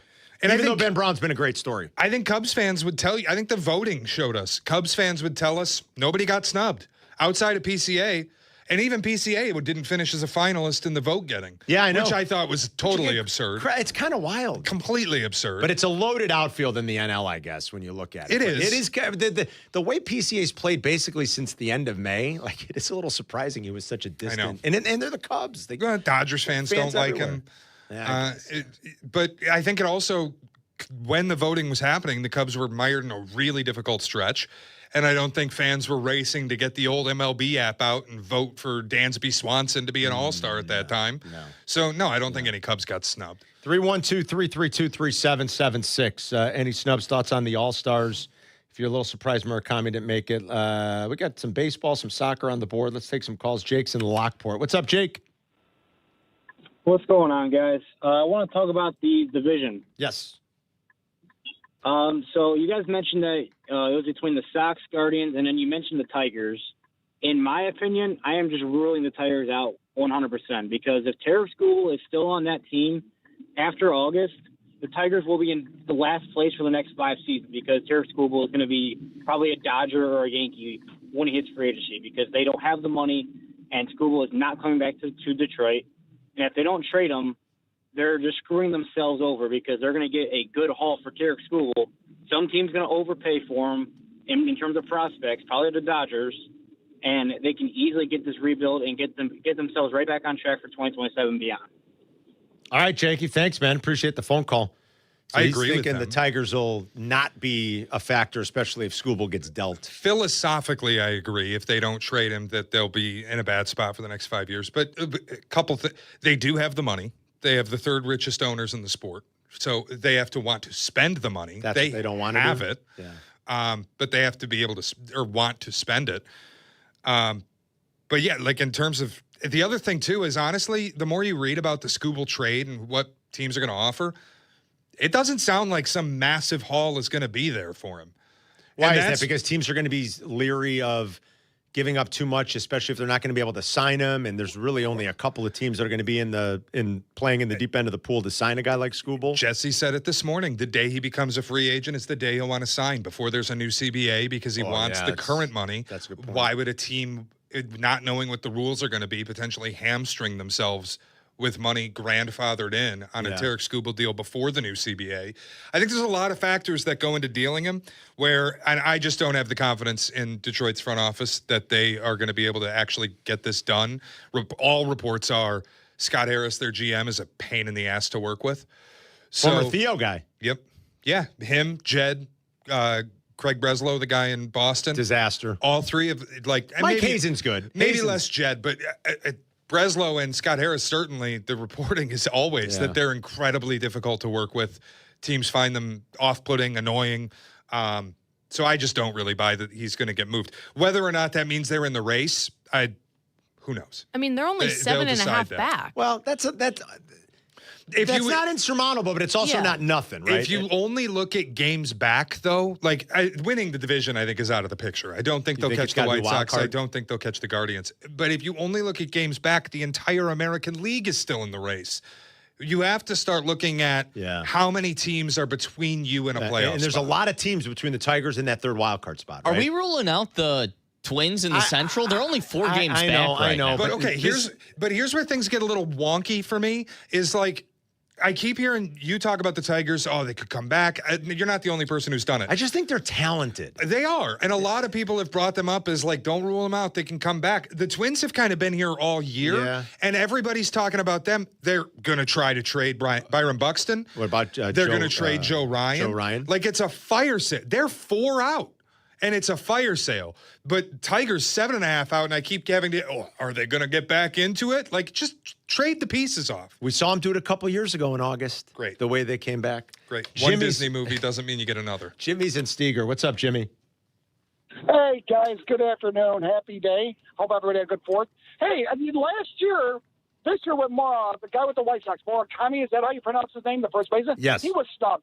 Yeah. Last year, the guy with the Cubs was leading the National League at RBIs and got snubbed, if you guys remember that. Seiya. Oh, Seiya. Was having a huge year before the All-Star break last year. Yeah, that's right. That's right, Jimmy. Yeah. I forgot about that, actually.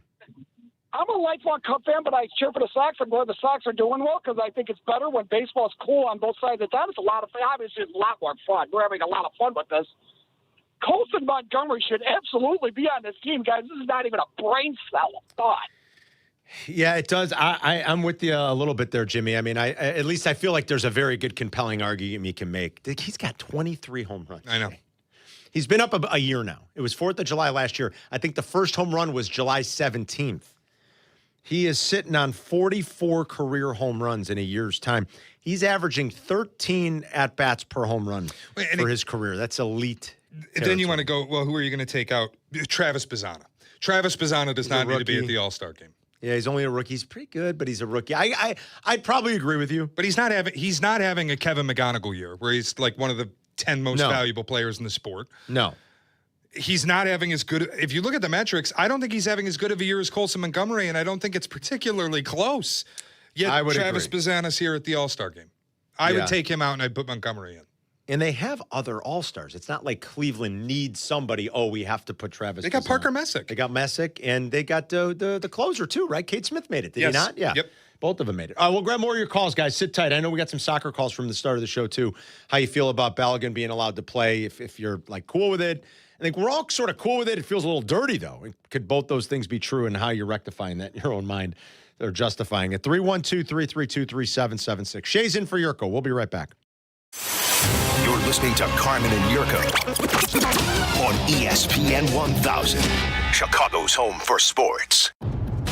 Baseball's biggest stories deserve baseball's best insiders. Introducing Inside the Friendly Confines with Jesse Rogers, presented by Arlington Toyota. Twice a week, ESPN's Jesse Rogers takes you beyond the headlines with unmatched access, candid conversations, and some of the biggest names in the game. From breaking news and insider insight to unforgettable stories from around Major League Baseball, this is the podcast fans can't miss. Inside the Friendly Confines with Jesse Rogers. New episodes twice a week, presented by Arlington Toyota. The Taste of Elmwood Park returns. It's August 7th to the 10th. Mayor Skip Saviano, what's your favorite part? Where do I start? The live music, family fun, and sampling from over 20 of Elmwood Park's best restaurants. I love it all. How about you, Carm? Gotta be the meatball eating contest. Always a crowd favorite. And I'm excited to be the honorary MC once again this year. Join us at the Taste of Elmwood Park happening August 7th to the 10th. Grab your family and friends for a weekend of amazing food, live entertainment, and a true Taste of Elmwood Park. School's out. Summer is here. And for teachers, that means it's finally time to take care of yourself. This summer, Vasectomy Clinics of Chicago is helping men step up, do their part, and take responsibility for family planning. Their experienced surgeons have performed over 30,000 vasectomies, and the procedure is safe, simple, and virtually painless. It's a quick 30-minute, no needle, no scalpel procedure done right in the office. The actual procedure takes about 15 minutes, and you're back in action the very next day. No long recovery, no stress, just peace of mind for you and your partner. With 5 convenient locations, including downtown Chicago at Lake Point Tower with free valet parking, plus Naperville, Tinley Park, Arlington Heights, and Barrington, it's simple to schedule around summer break. This is your summer. Before the bell rings again, make the smart call. Visit vasectomychicago.com or call 877-877-4VAS. That's 877-877-4827. Vasectomy Clinics of Chicago. Class dismissed. Peace of mind delivered. Hey, it's Kap. Summer heat is here, and when those temperatures hit, your AC better be ready to work. And here's something a lot of people don't realize. You do not need to be a previous Atomatic customer to call them for maintenance or repairs or a new system. That's why I trust Atomatic. They're professional, responsive, and they get the job done right the first time. Because when it's hot outside, things need to work. Simple as that. Call Atomatic or visit Atomatic.com, ATOmatic.com, and get your HVAC ready for whatever summer brings. In this business, time matters. You're always looking for ways to be more efficient and stay ahead. We all have our own time-saving hacks. But if you're a business owner, how can you save time hiring? The answer? ZipRecruiter. ZipRecruiter has a new feature that shows you the most interested qualified candidates first. Save time and meet great candidates sooner with ZipRecruiter. 4 out of 5 employers who post on ZipRecruiter get a quality candidate within the first day. Try it for free at ZipRecruiter.com/sports. That's ZipRecruiter.com/sports. Meet your match on ZipRecruiter. Heat up your 4th of July at the Home Depot with our wide variety of grills under $300 and make every gathering one to remember. Give your outdoor space a glow up. Whatever your budget is, with savings on seasonal plants starting at $5. With the grill fired up and your backyard set to perfection, you'll be able to invite friends and family over to kick off the party. Start celebrating with low prices guaranteed at the Home Depot. Prices may vary by store. Exclusions apply. See HomeDepot.com/price match for details. $9 million. The Veroliak Law Group wins again for their clients. That's right. The Veroliak Law Group recovered $9 million for a client who was injured in a truck accident. If you're injured, make sure to call the Veroliak Law Group. You're listening to Carmen and Jurko. Listen to us now, live on the ESPN Chicago app. Chicago's home for sports. ESPN Chicago. Carmen and Jurko until noon. Good Kids back tomorrow. Shea Norling sitting in. Watch us on our video stream all week. Twitch, YouTube, youtube.com/@Carmen and Jurko, and like and subscribe for us. Cool graphics there. You can catch up on stuff if you ever missed it with the shorts. The Sanctuary is our great partner in crime this week for our video stream. The Sanctuary Golf Course in New Lenox is celebrating 30 years as Chicago Southland's finest golf course. And it is fabulous. It's such a great track. We tell people all the time, book your tee time today at golfsanctuary.com. Played a little golf this weekend. When I say a little golf, it was a little golf. One round of golf, but it was fun nonetheless. And I played with my son, who is way too cynical at 14. I'm like, dude, you got to calm down. I gets it from his old man. I mean, I'm competitive, and I used to beat myself up much more on the golf course when I was actually, like, decent. I would never say I was good. I would say I was decent at one time. I'm pretty chill these days for the most part because I'm like, I don't play golf anymore. I don't practice it. I don't get to play. I've played 2 rounds of golf this year. It's like, what do I expect? I said, dude, talk to me in 30 years when you still suck. I'm like, you got to calm down. You know, I'm like, what are you going to do? I was the same way. No, I know. Most people are. It's why Silvy quit the game, you know. My mom used to get mad at me. She'd take me out golfing, and I'd be just a miserable person to play golf with. Then does she stop taking you, probably? No, she was like, I don't want to, if you're going to be that I way, know. I'm like, will you calm down? You know, I'm like, you just started. You've been playing golf for a year. You don't take lessons, really. You know, I mean, like, this is a hard game. It's like the hardest. I have hit the stage of my life where I've just made the decision I'm not going to put the work in to get good at something I don't enjoy all that much. People always tell me, oh, you got to start golfing. You got to start golfing. Like, do I? Like, I don't really. I don't need to. Do I? Actually? It's expensive. I got to get clubs. I got to pay for green fees to do something I suck at. Yeah, I don't enjoy all that much. How about I meet you at the bar after? That sounds good. It is a hard game, man. Mike is in. Where's Mike? It looks like he's in Missouri. What's going on, Mike? Mikey. Maybe his name's like Quinn. Mike? No, Mike from Missouri. Mike's gone. That happens every once in a while. They're like, Mike, my name's Jay. I'm like, Jay, Mike. You just drove a bus over McGrath. I don't mean that way. It just happens from time to time, you know? It's Jack, did he not drive the bus right? Jack, I don't know. Maybe the last time it happened was a Jay versus Jack. The guy was I disagree. I put down Jack, and he's like, my name's actually Jay. I think last week we went to like a Steve, and he's like, my name's Phil. You know, like, oh, all right, well, it's kind of close. Mike wanted to say that he also thinks Colson Montgomery really got snubbed. There's always a few, you guys. Yeah, you know? Of course. There's always some snubs. Tom's in Oak Lawn. He wanted to talk soccer with us from the start of the show. What's going on, Tom? First of all, my name is Tom, so Jack got that one right. So well done, Jack. Not Brian. Second of all, I admit I'm a casual. In fact, the only World Cup game that I saw was the U.S. against Turkey, which they lost. So I'm doing my part by not watching any more World Cup games for that. That's great. So this is the one time that I will acquiesce to Shea's knowledge, but I was looking up, and this isn't like the first time that they've suspended like a red card. Like they already did it for like Ronaldo. Apparently, he was supposed to be suspended for 2 matches in this World Cup, and they already did that. And like from what I've seen on Twitter, like Zlatan, if I pronounce it correctly, Henri, and other ones are saying that they didn't believe that it should have been a red card to begin with. And Shea even said that VAR is not meant for them to go back and like distribute a red card when there wasn't even a yellow card or anything like that.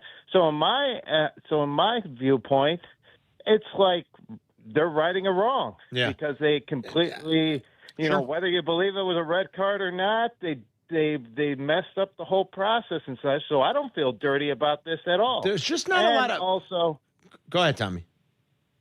Oh, I was going to say, and if Belgium didn't think that the United States was any kind of a threat, they probably wouldn't even care. They'd just be like, we're just going to beat them anyway. Well, Tommy, thanks, buddy. We got to run. But there's not a lot of precedent, I guess. Now, what's the story with the Ronaldo thing? Because I read this is the first time, like, in a World Cup match that they've done this since the 60s. They've flipped a bunch of reds. Now, the difference is, so the way red card suspensions work, for people who aren't familiar, you are suspended in the whatever governing body oversees the competition you're in. So if you pick up a red card in a Premier League match, you are suspended from the next Premier League match. Game. It doesn't mean you're suspended in international play. You're not suspended if you're playing in the Champions League, you can still play in that. It's a different competitive environment. So the way that it worked for Ronaldo was over a year ago during qualifiers, I believe he accumulated yellow cards that resulted in a suspension.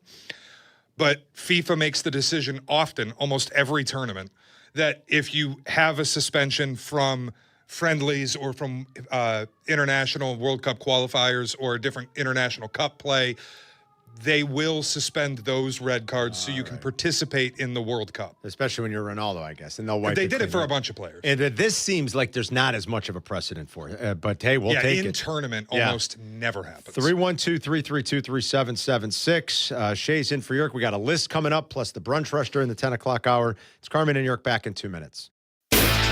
You're listening to Carmen and Jurko on ESPN Chicago, Chicago's home for sports. You know, they call me the good kid, but I'm not here just to be good, and I'm definitely not here to be average. When it comes to performance, I want to feel confident, ready, and know I'm bringing it every single time. And that's exactly why Blue Chew just raised the bar with Blue Chew Gold. This is a 4-in-1 formula designed to work on both your body and your mind. You get 2 proven ingredients that support blood flow, plus apomorphine and oxytocin to enhance arousal, desire, and connection. That means you're not just physically ready, you're mentally dialed in too. It dissolves right under your tongue and can start working in as little as 15 minutes. Less waiting, less worrying, more confidence. Ladies, if you're listening, send your man the link. Help him bring home the gold and make him a trophy husband. Oh, we've got a special deal for all of our listeners. Get 10% off your first month of Blue Chew Gold with code ESPN. That's promo code ESPN. Visit BlueChew.com for more details and important safety information. And we thank Blue Chew for sponsoring. Some numbers are remembered. Number 13 belongs to Ozzie, shortstop, manager, World Series champion, and Southside original. He played with edge and led with heart. Ozzie, thank you for the passion, pride, laughs, and unforgettable ride. Number 13 is yours forever. Roofers and Waterproofers Local 11 provides quality, value, and service in commercial, industrial, and institutional roofing and waterproofing. Through apprentice training, members learn the latest techniques, including solar, green, and garden systems. Find a highly skilled roofing contractor today at chicago-roofingcontractors.org. There's a difference between driving and arriving. At Advantage Acura of Naperville, performance meets precision in every vehicle, all delivered with a seamless, transparent experience. Visit Advantage Acura of Naperville or start online at AdvantageAcura.com. Precision-crafted performance. Need a haircut? With the Great Clips app, you can put your name on the list from anywhere and head to the salon when you're up next. Because getting a great haircut shouldn't mean putting your life on hold. Great Clips. It's gonna be great. Broadcasting live from the Chicago Board of Trade. This is the home for every Bears game. ESPN Chicago. And this is Carmen and Jurko. WMVP, WTBC, HD2, Chicago. A good Karma Brands radio station. Corruption is not bad.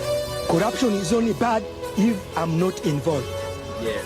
But if I'm part of that corruption, I'll defend it. All right. That's, I guess, what we're going with. That's right. Pelican. I can't get over that. I love corruption. Pelican is allowed to play tonight against Belgium. I mean, it is a big great fan drop. of corruption. Corruption is not bad. Corruption is only bad if I'm not involved. Yes. But if I'm part of that corruption, I'll defend it. I mean, he's so adamant, too. He's like, I defend it. He's looking right at the camera. It's some Kenyan activist politician. Hats off. Unbelievable. That is an all-time piece of audio. all-timer.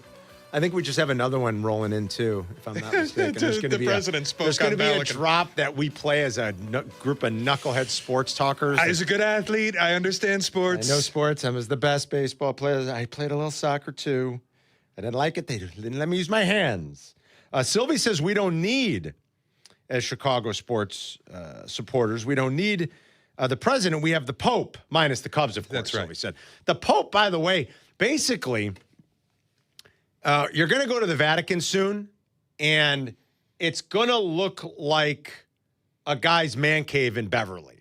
There's just like a Paul Konerko jersey hanging up and like a signed Jose Contreras baseball and a Caleb Williams jersey. I mean, I've compiled a list of all of the things that he's been gifted. Would you like to hear something? The Pope basically has like a Chicago sports man cave in the Vatican. And let me tell you, I'm cool with that too. These are papal artifacts. It used to be like back in the Middle Ages, you'd gift him like Charlemagne's crown. Yeah, right.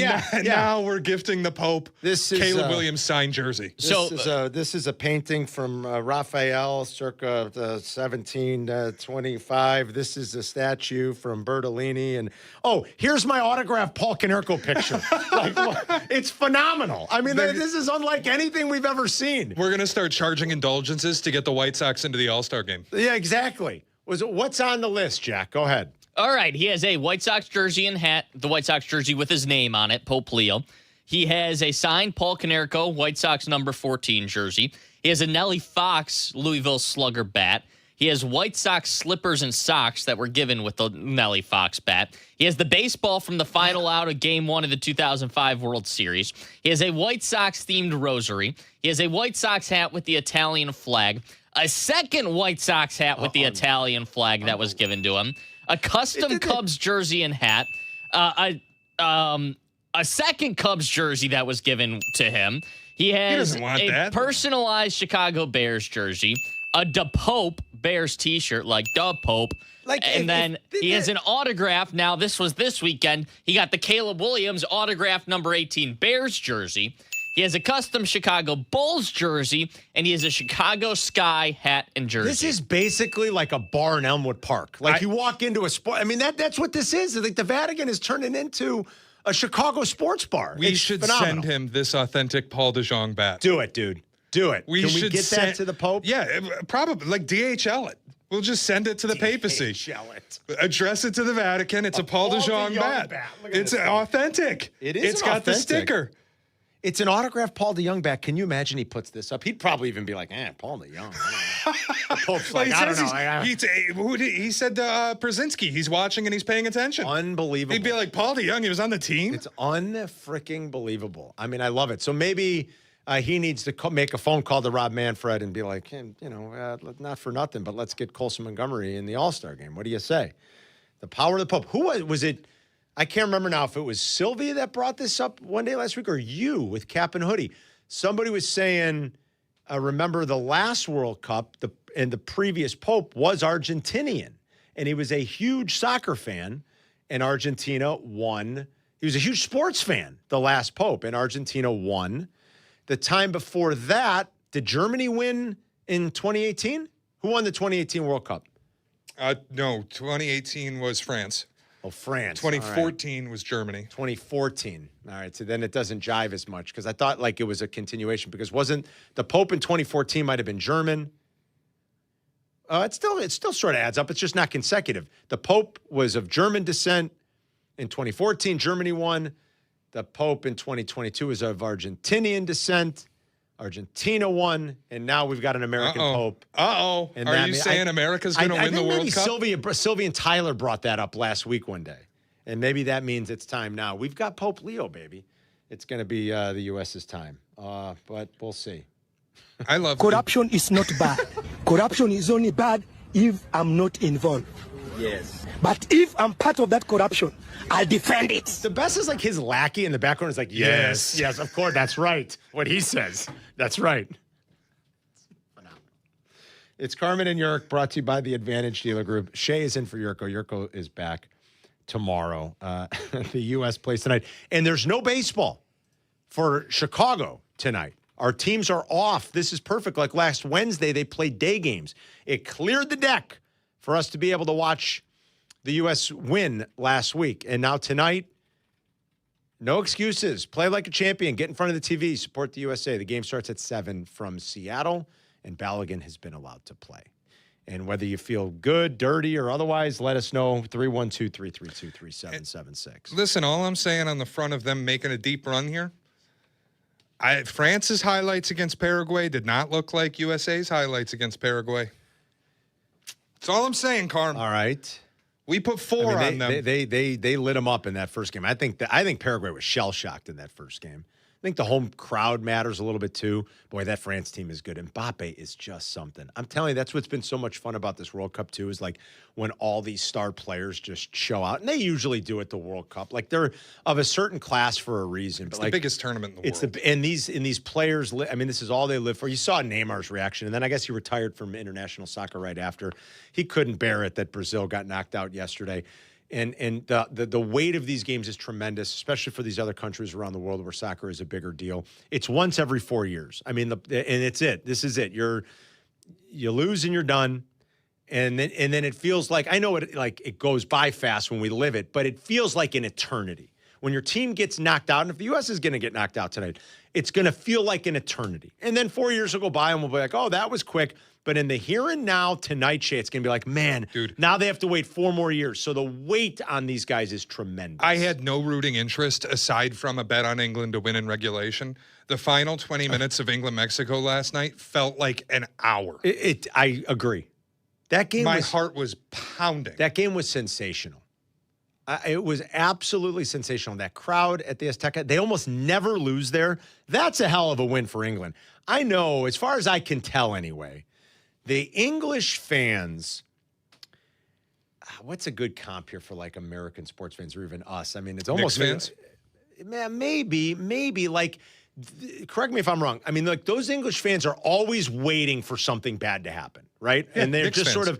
they just sort of know like, yeah, our team's very hyped up, but we never really win anything. They've won one World Cup. It was 50 years ago. They're just sort of like, oh no, it was 60 years ago, right? Yeah, it was 60 years ago. They're just sort of like, you know, we never win, and we're resigned to that. Our team is this, it's that. They let us down. That was an incredible win for England with that heat and at that elevation. I mean, people might not realize, like, what's the elevation of Mexico City? It's way more than Denver, right? It's huge. It's like twice what Denver is. And, you know, these guys are running around for 90 minutes. It's hot. The pressure of playing in that home stadium for Mexico, that's an incredible win for England last night. Just incredible. And Jude Bellingham's 2 goals were. And that Pickford. In the span of 3 minutes? If that. Pickford's save in the first half on the header, where Mexico would look like maybe was going to go up 1-0. That Pickford save on the header was incredible. It was amazing. He made some great saves. That game was out of his mind last night. The World Cup in general, like if you're not watching, and I've said this since the start of it, I know there are people who are like, oh, soccer's boring. Okay, fine. Do your thing. You are missing out if you are not watching this. It has been theater at every level. Argentina and Cabo Verde was awesome. Theater. It was awesome. England, Mexico last night, theater. And these guys, like the class of these guys, these are truly the best of the best. Like Haaland, the 2 goals Haaland scored, it's almost the like second one was amazing. Amazing. I mean, for him to settle the ball and get like that rocket of a shot off as quickly as he did, amazing. And the announcers amazing knew skill. it too. He stopped the ball right at the top of the box, and the announcer goes, he wants another one, and then rip. Bam. Just a bullet. Like these guys are just so good. And even a guy like Haaland who's doesn't have the ball as much because he's not a midfielder, right? Like he's a one-touch player. He's a goal scorer. He's a one-touch player. And he's awesome at it. He's absolutely awesome at it. Like, if you're not familiar, he is one of the best players in the world while being a one-touch player. Like, if he added a dribble game and a passing game, he would maybe be the best player on the planet. It's crazy. But Mbappe and Haaland and Harry Kane and Bellingham yesterday, and like, you know, Balogun's becoming more of a star, and people are opening up their eyes to like the way Messi's played. All of these guys have just really shown out as they often do, because this means so much to them. But it has been great theater. I totally agree with Shay. They're getting everything they wanted and then some. And they acquiesced to some pressure and the president's demands to, hey, maybe review that red card thing. And they're like, all right, Balogun can play. If you guys want to chat about it, you can. We'll take a break. When we come back, we're going to do a list. We'll fire that up for the day. We're at, 66 days? Is that where we're at? 65. 65 days? Man, oh, man, they're coming off the calendar way too fast. 312-332-3776. Shay is in for Yerk. It's Carmen and Yerk. We'll be right back. You're listening to Carmen and Jurko on Chicago's home for sports, ESPN Chicago. 2 to 6 in 2026. Waddle, waddle. The longest running show in Chicago sports content history, Waddle and Silvy expand to a full 4 hours. Hear them weekdays 2 to 6 p.m. We are Chicago's home for sports, ESPN Chicago. What's up, it's J Hood. You know my family loves fish and shrimp, and we only go to one place, Lawrence's Fish and Shrimp. On Fridays, we order shrimp, maybe whitefish chips. Maybe if I'm in the mood, I get some frog legs, some wing zings. It's just the best. Dining or carry out, it is the very best. Lawrence Fish and Shrimp got 4 locations: Canal Street, Evergreen Park, Hillside, and Olympia Fields. The Canal Street location is open 24/7, is right by the White Sox Stadium. Lawrence Fish and Shrimp, shrimply delicious since 1950. A round of golf should be more than just a game. It should be an experience. At Seven Bridges Golf Club, you'll find 100-year-old oaks, rolling fairways, and of course, at least 7 bridges. A championship course with a private field, just a half hour from Chicago. And when the final putt drops, the experience isn't over. Head to the Dock Bar and Grill for great dining, cold drinks, and sunset views that rival any 19th hole. Visit sevenbridgesgolfclub.com to book your tee time today. Celebrate and save big during Steinhaffel's Furniture and Mattress 4th of July sale. Save up to 30% store-wide, then take $75 off every $7.99 you spend. And we make buying your new room easy with our special 60-month 0% financing. Plus, take an extra 15% off our already low-priced clearance. And don't forget about the amazing doorbusters throughout the store. It's Steinhaffel's 4th of July sale. Shop in-store or online at steinhaffels.com. Hey, it's Carm and Jurko. Summer's heating up, but your AC doesn't have to sit on the injured list. That's why our team at ABC Plumbing, Sewer, Heating, Cooling, and Electric is offering an AC system check for just $29. Working or not, they'll find any problems and help get your comfort back in the game. Talk about an MVP. ABC's been serving Chicagoland for over 70 years. And now, it's in my backyard, Northwest Indiana, too. Schedule your $29 AC system check today at 4abc.com. ABC. Consider it done. Your ambition just met its match with Robinhood. You play for the win, not just on game day, every day. Channel that drive into your money. Robinhood puts you in control, all on one platform. You expect more from yourself. Expect more from your money. Get started today at Robinhood.com/yourmoney. Again, that's Robinhood.com/yourmoney. Your money, your move.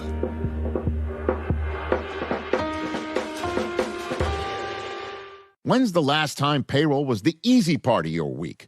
With Gusto, it can be. Gusto is the all-in-one platform designed to take the hassle out of managing your team, from payroll and compliance to hiring, onboarding, and more. With Gusto, you can get back 2 full days each month with all the time you've saved. Go to gusto.com today and learn why over 500,000 small businesses choose Gusto. That's GUSTO.com. Gusto.com. Prizes, flyaways, even cash money. You want it? We've got it. Find a list of all contests and official rules by visiting ESPNChicagoContests.com. That's ESPNChicagoContests.com. You're listening to Carmen and Jurko. Follow the show on Twitter at Carmen DeFalco and at Jurko64. This is ESPN Chicago, Chicago's home for sports. So I saw the play, and I'm a person that loves sports and was a good athlete, and I understand sports really well. I understand sports really well. Nobody knows sports better, of course. I understand sports really well. You should go on with Mad Dog. 2 peas in a pod. Nobody knows sports better than President Trump, of course. He was a really good athlete, you know. Really good. Really good. He knows sports. That wasn't a foul. So he called and he said, rethink things. And FIFA said, okay. There had to be like an envelope or something, right? Like, you know. There always is. It's FIFA. It's FIFA, yeah. Littman brought like, we'll take care of you. Don't worry about it. I know it was 100 years ago, but this is the same organization that allowed Benito Mussolini to walk into the referees' changing rooms before every match. That can't be good. And coincidentally, Italy won the World Cup. That can't be good. Yeah. They won twice in the 30s. Italy won 2. I mean, you know. Mussolini was like, I don't know what happened in those dressing rooms. Probably nobody does. But Benito Mussolini walks in unannounced to the referee's changing room. You think there wasn't a threat levied? Listen, I got an idea what happened in that changing room. I mean, believe me. Give us a penalty or something tells you me. are never going to see your family again. That's right. Holy cow. Balogun plays tonight. It is Belgium versus the U.S. from Seattle at 7, and our baseball teams are off, so it is perfect for tonight. Shay's in for Yurko today. Yurk's back tomorrow. And hopefully we're talking about the U.S. being down to the round of 8. That'd be amazing. All right, let's spin the wheel and do a list right now. As we do about this time each and every day, we count down through the summer, the days to the start of the NFL season. We're 65 days away. Yes, we are. Downtown Dean actually called in, and he told me, your count's wrong. It's not 65. But then I double-checked and I triple-checked, and it's 65. All right. So he's wrong. Tell Dean to shove it. I'm not you saying need to tell Dean to shove it. He's not mad at me for some reason. I don't know what I did, but I'm not going to draw his ire anymore. Jack, you tell him to shut it. If Dean is going to call up and impugn the character of Jack McGrath, I think Jack needs to slap back. It's time. Jack, let him have it. Ooh. Tell Dean to shove it. No, I'm not going to do that. He's taking the high road. But you're right. It's 65? It's 65. Sure? I'm positive. All right, we're going to spin a lot of pressure on you today. 65. This better not be a bad list. You can watch the spin of the wheel on our YouTube page, youtube.com/@Carmen and Yurko. Like and subscribe. It's brought to you all this week by the Sanctuary Golf Course in New Lenox, celebrating 30 years as Chicago Southland's finest golf course. Book your tee time today at golfsanctuary.com. Number 87. Hey, Tommy Waddle. Adam Sandler things. Oh, Adam Sandler things. He officiated the big wedding over the weekend. Was that fake news or is that true? Adam Sandler officiated the wedding? Yeah, you know, the wedding where they didn't want any attention. So they got married at Madison Square Garden with 1,000 celebrity guests. So you get married at the most famous arena in the world with 1,000 guests? Something tells me you want a little attention. I don't think that's going out on a limb. Did Adam Sandler really officiate that wedding? I saw that. The Taylor Swift Travis Kelce wedding, supposedly. It's not supposed. Her publicist said close friend Adam Sandler was the officiant. Wow. All right. Who's Adam Sandler friends with there? Is he buddies with Travis Kelce? No, Is he buddies with Taylor? Maybe both. Do you know what the best part of that wedding was? Was the video of Mike Vrabel and his wife getting in the back of a car on their way to it. Yeah, I did see that. Life's rough when you're just the side piece. I'll tell you what. Boy, that poor, what do you think? You think she's, I don't know. Is she like embarrassed? Not too much on my girl. That whole situation sucks. It just does. All right, Adam Sandler things. Man. All right, I got one. What do you think, Shay? Is this a good one or no? I'd say it's an average. I love Sandler. It's fine. It's mid-tier.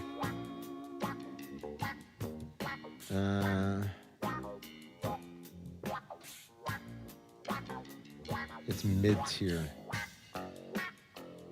You know, Adam Sandler still holds up though, man. My kids think his movies are funny, you know, for the most part. They love Happy Gilmore. They liked the second one. My daughter really liked the second one.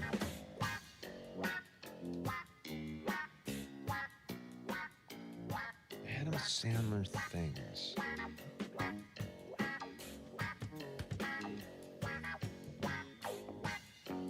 I think this is number one for me.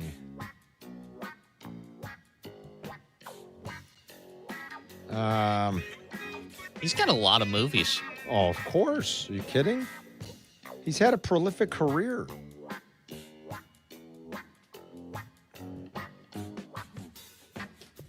All right, I think I have mine. You got your list already? I'm close. I'm almost there. I feel like I might be forgetting something too. I'm trying to. All right, if you're ready, Shay, go. Start us off. All right, so number 5, it was a Netflix original movie. I can't remember who the player was, the NBA player. Yeah. It was Hustle was great. Oh, yeah. It's just it was whether it's great or not, it's a feel good. No, fun. it's good. You turn it on, you have a good time. Anthony Edwards was in it. Was it Boban? Boban was in it, but he wasn't the main guy. But I the can't remember who the was player played was. by it was a Spanish player, yes. right? Hernan Gomez. That's it. Yes. It's one of those movies you turn on and you're just going to have a good time and you're going to leave it feeling good. It's a good. feel-good movie. Yeah. Anthony Edwards is a great role as the villain. Yeah, it's very good. And like this highly touted prospect. He's not playing himself, but he's just a bleep hole. It's a really fun movie. Yeah. 4 is at the Oscars, the first year Conan hosted, when Sandler interrupted the hosting, and he's in a T-shirt and gym shorts saying, if you guys want to hoop after, awesome. meet me at the park. Yeah. We're doing a 5-man run at midnight. And then he runs up to Timothée Chalamet and just goes, Chalamet! I still love saying that. 3 is Happy Gilmore. Yeah. Has to be on, on the my list. list. 2, if you have never seen it, watch it on YouTube. The song that he plays for Chris Farley at Saturday Night Live is incredible. And it is perfect Adam Sandler. It's full of sentiment. Yes. It's sad. It's a little heart-wrenching. It's beautiful. It's like the perfect tribute to a guy who was his best friend. Yes. And number 1 for me is Uncut Gems. It's the best role he has ever done on film. It's incredible work. All right. It is good. I need to watch Uncut Gems again. I haven't seen it in a little while. All right. Here's my list. I'm ready to go. You guys ready? I'm ready. Number 5, his entire music catalog that he performs, from Lunch Lady and Thanksgiving and At a Medium Pace. Go ahead and do yourself a favor if you've never heard that. Make sure if you're at work, the sound is kind of down or you're listening in your earpods. Piece of You Know What Car, his original comedy tape, which we were obsessed with when I was a kid, when I was in high school. I shouldn't say a kid, but I was in high school when he was really getting popular and he released his first comedy tape. I love all those things, and I love when he sings and the songs and how weird and dirty and goofy and crazy most of them are. Number 4 on my list, that we got to interview him not once but twice at the Super Bowl. 2 different Super Bowls, we had an opportunity, me and Jurko and Harry, back in the old days, to sit down with Adam Sandler. He couldn't have been nicer, more cordial. I'll never forget Zetterman that first year, like convincing him, really convincing his, like working his PR person, because we were not on the list.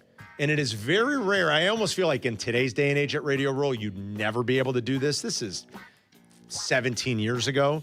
That Danny was able, even though we were not on the list, that Danny was able to like sort of coerce him over was a pretty great feat by Danny Zetterman. I think one of his proudest moments. And Sandler could not have been cooler about the whole thing.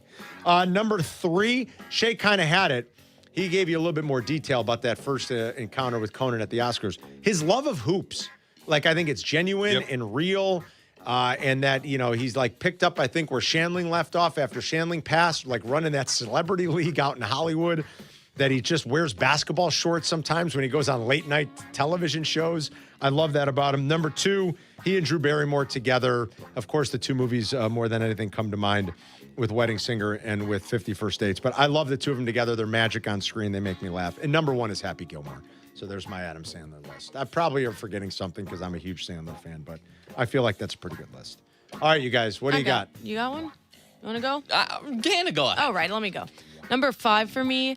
Do you guys know he's a sports fan of the Knicks, the Jets, poor guy, Yankees, and the Bruins? I find that intriguing. Yeah, the Bruins one is the hard one that I don't know how that all started. Of course, he's wearing Bruins gear in Happy Gilmore originally. Is he from Manhattan or is he from upstate New York? I believe Manhattan. I'm pretty sure he was Like, raised in why are you a Bruins fan Well, with I all do- the New York sports? I know a lot of New Yorkers who like grew up Yankees, but if you live on that kind of upstate eastern border, you're very close to Massachusetts. Like I know a guy who is a Yankees, Giants, Celtics fan because he grew up on that line, and it was more Celtics than Knicks. How much? Sandler's got to be, what, 10 years older than me? Is Sandler 60?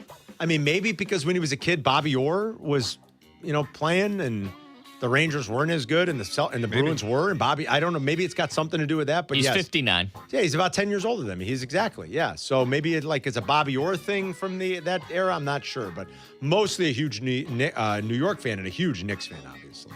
What else you got? Number 4, it's a movie called Murder Mystery. It's like a cheesy Netflix one, but it's with Jennifer Aniston, and I think that it's good that him and Jennifer Aniston can still be in a movie now, and it's funny, and they work good together. They both are funny. They do. They're good together. It was he and Barrymore at first, and then it Yeah. became he and Aniston. And they're not as bad. The Barrymore connection, I think, is better. But, yeah, he's made a couple good ones with Jennifer Aniston. 3, I'll go with Grown Ups. Yes, I have seen it. All right. 2, I'm going to go with Uncut Gems. It was going to be 1, but I agree with Shay. That's like a really good movie and one of his best acting performances. Because number 1, I had to go with his style in general. I find it compelling that he can show up to an award show in a hoodie and some basketball shorts, and He I is respect who he is. it, you know? He doesn't change, even though he's worth like $500 million. God bless him. Exactly. All right, Jack, you're up. All right. At number 5, I will go with Grown Ups 2, specifically the scene where he faces off against Taylor Lautner, who's doing backflips. All right. I don't think I've even seen Grown Ups 2. Grown Ups 2 is a I good wasn't movie. crazy about Grown Ups 1 All as much the, as I like Sandler. the Sandler family movie era, like where it was just spitting out comedies like that, I never got into. Yeah. Him and Kevin James. Yeah. And David Spade. Yeah, they were getting the gang together. It was all their buddies, all of Adam Sandler's buddies. I now pronounce you Chuck and Larry is not bad. That's a good That's movie. decent. He and Kevin James. He just makes silly stuff that makes me laugh. I don't know. All right, Jack, go ahead. The specific scene in Happy Gilmore where him and Bob Barker get in a fight. All right, very good. I want that one. Number 3. The price is wrong, bitch. Number 3, I want Bedtime Stories.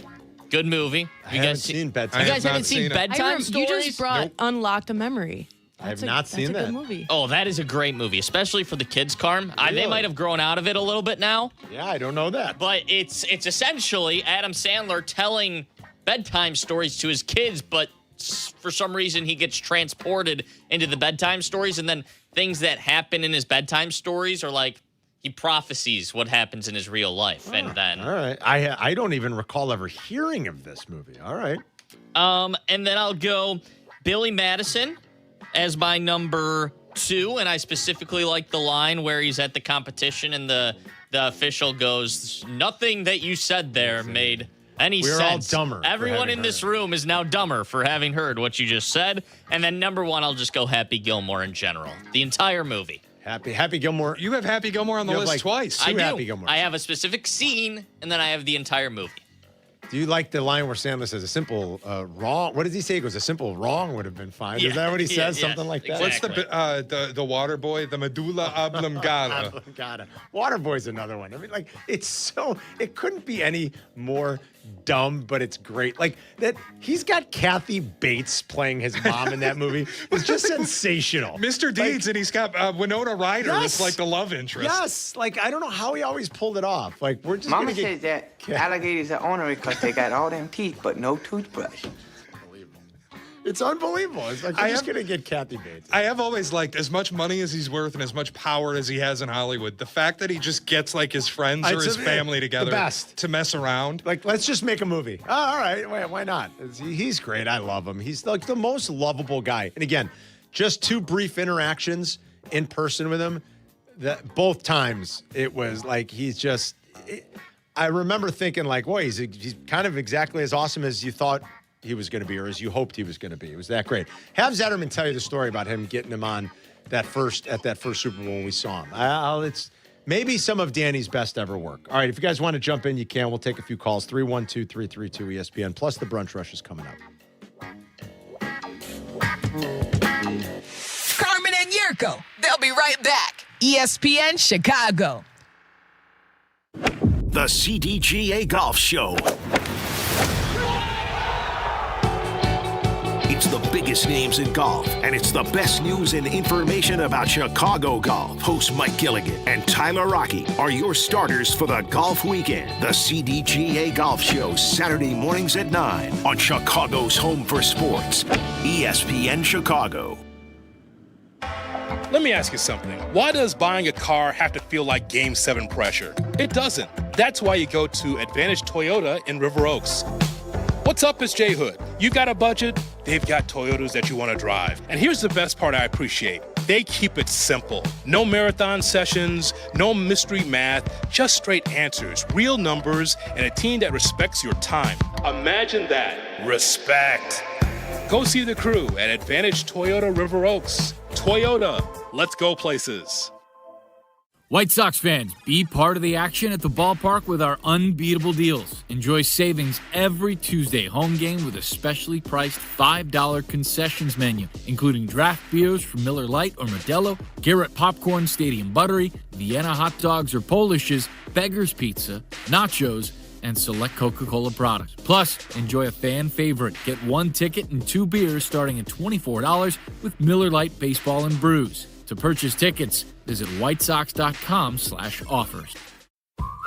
Hey, it's Kap. Summer heat is here, and when those temperatures hit, your AC better be ready to work.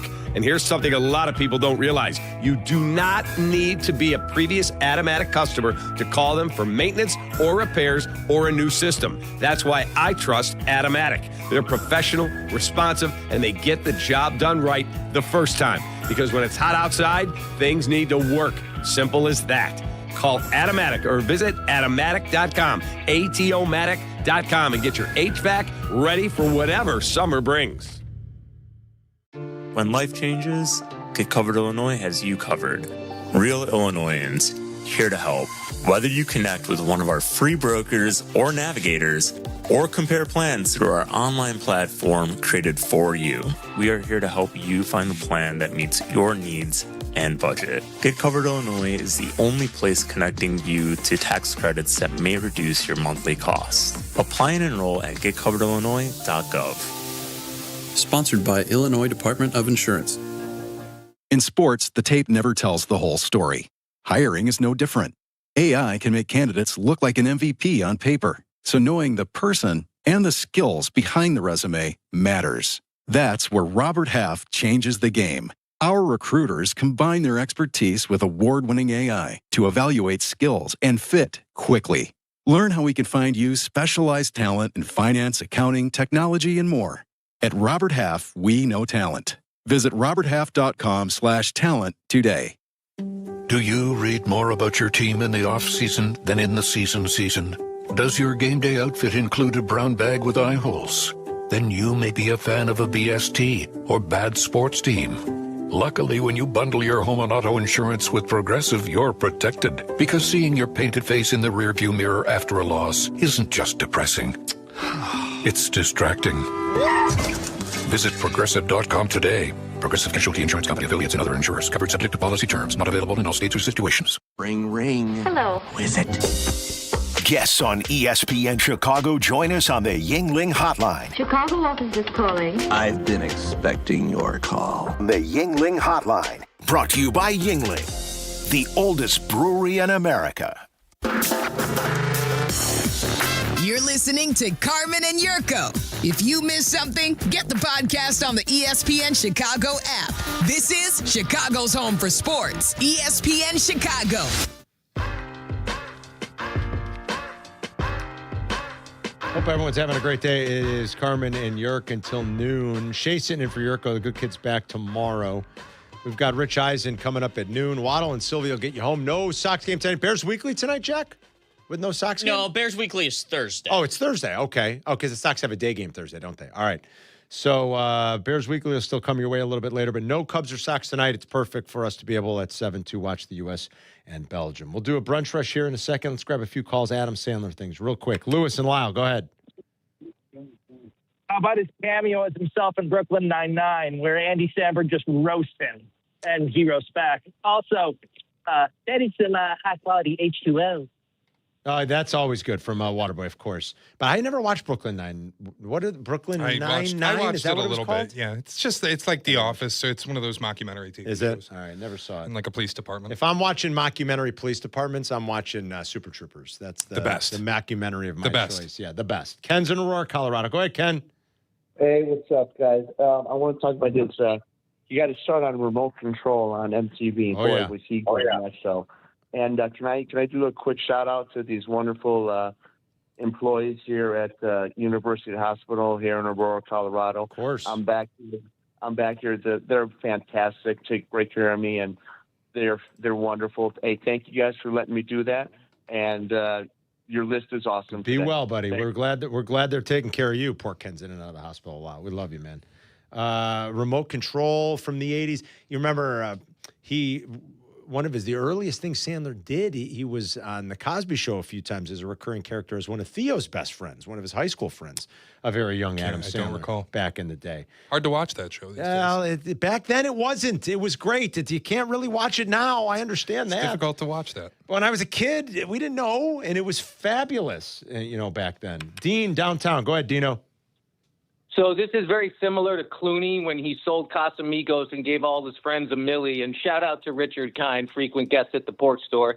I've never seen a minute of these movies, bench warmers, and I know you guys mentioned it, but Sandler wasn't just getting the band back together like McGrath said. He made it so people like James and Spade and Schneider, they went from themselves never having to work again to having like generational type wealth after those movies.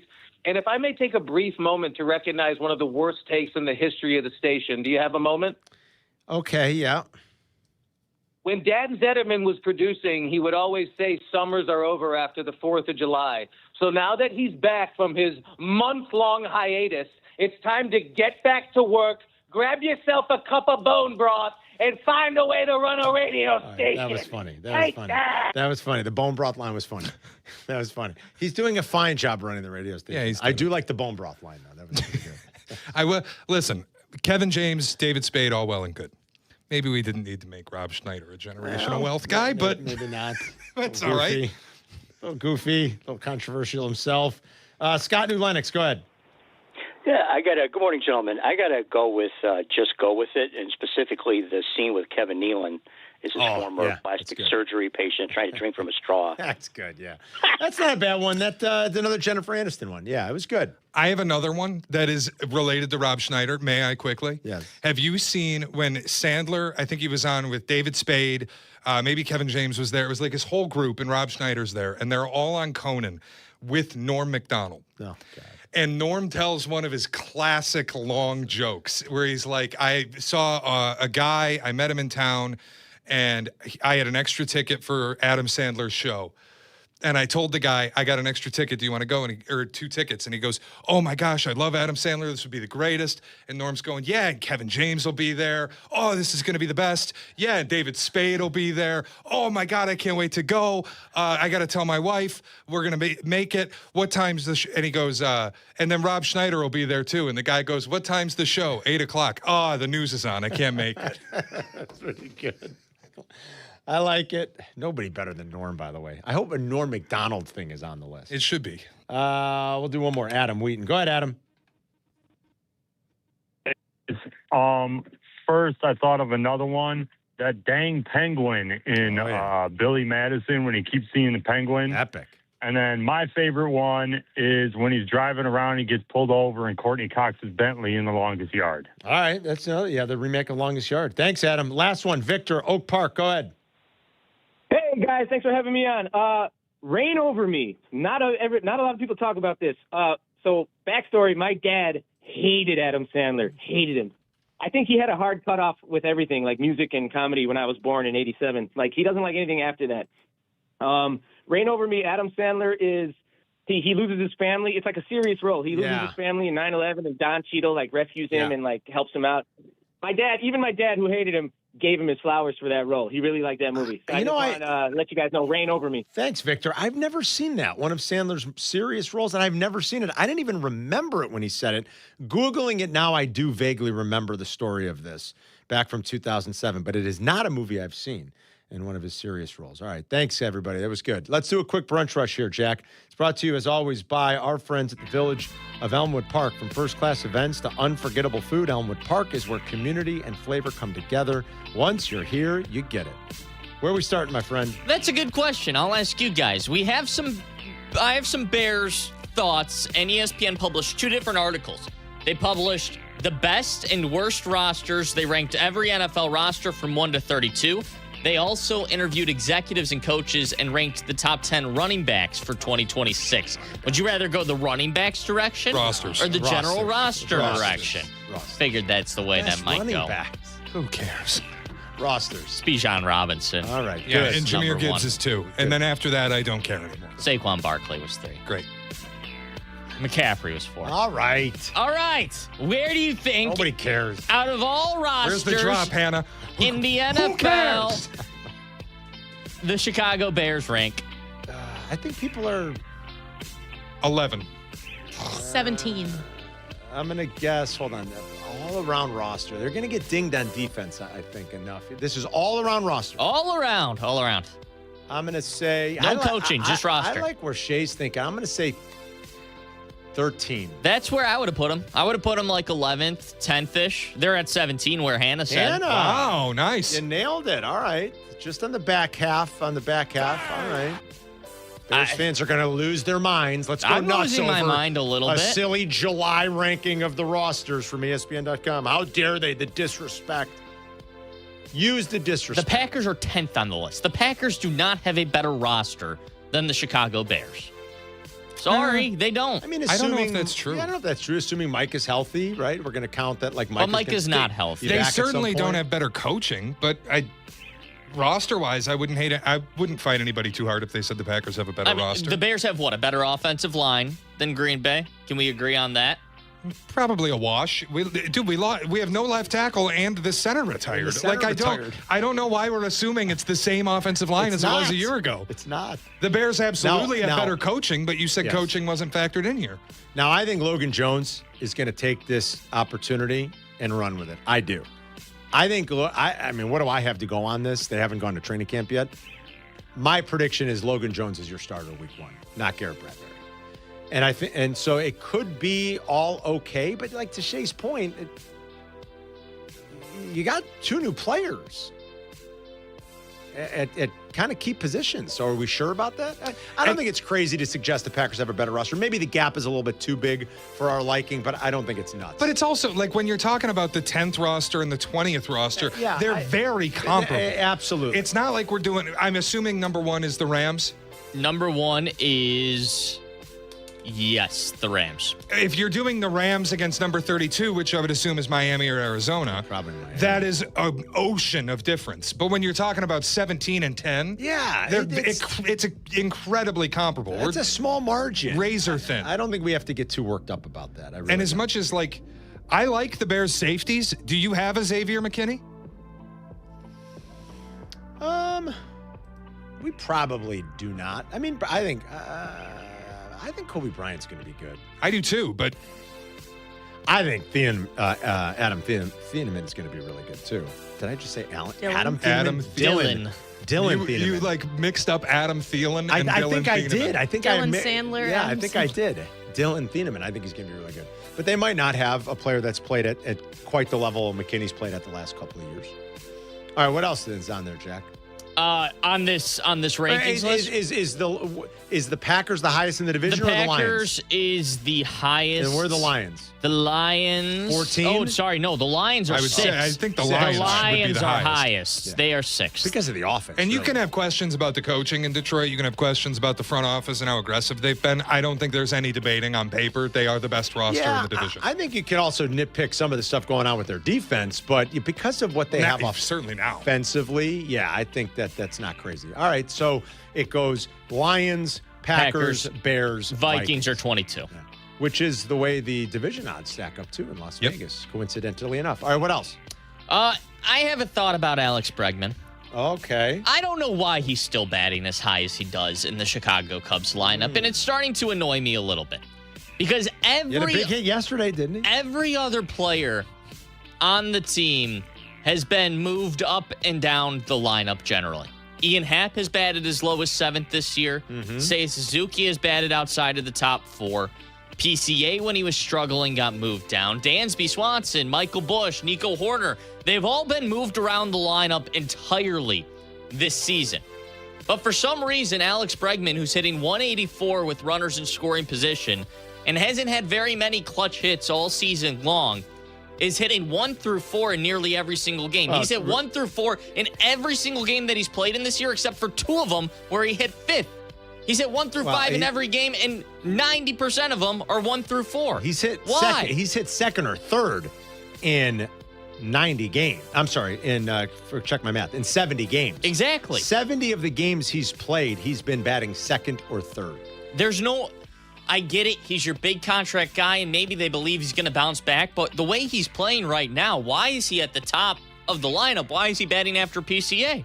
For Pete's sake, PCA got intentionally walked a week ago to get to Alex Bregman. There's no protection there. Bregman that just he's giving. can't quite hit it. His OPS plus is 94. Yeah, I'm not a big believer in lineup protection anyway, but I will say, when you're going to bat Bregman third or fourth in every game, you are taking, over the course of a season, 50 to 80 at-bats away from somebody else who's consistently hitting behind him. Yeah.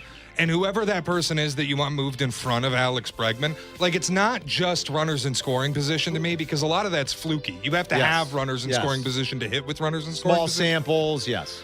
But Bregman, in the full scope of his season, is not performing at a high level. So you're robbing at-bats from guys who are performing better just for what? To hit him third or fourth? Is the obvious choice...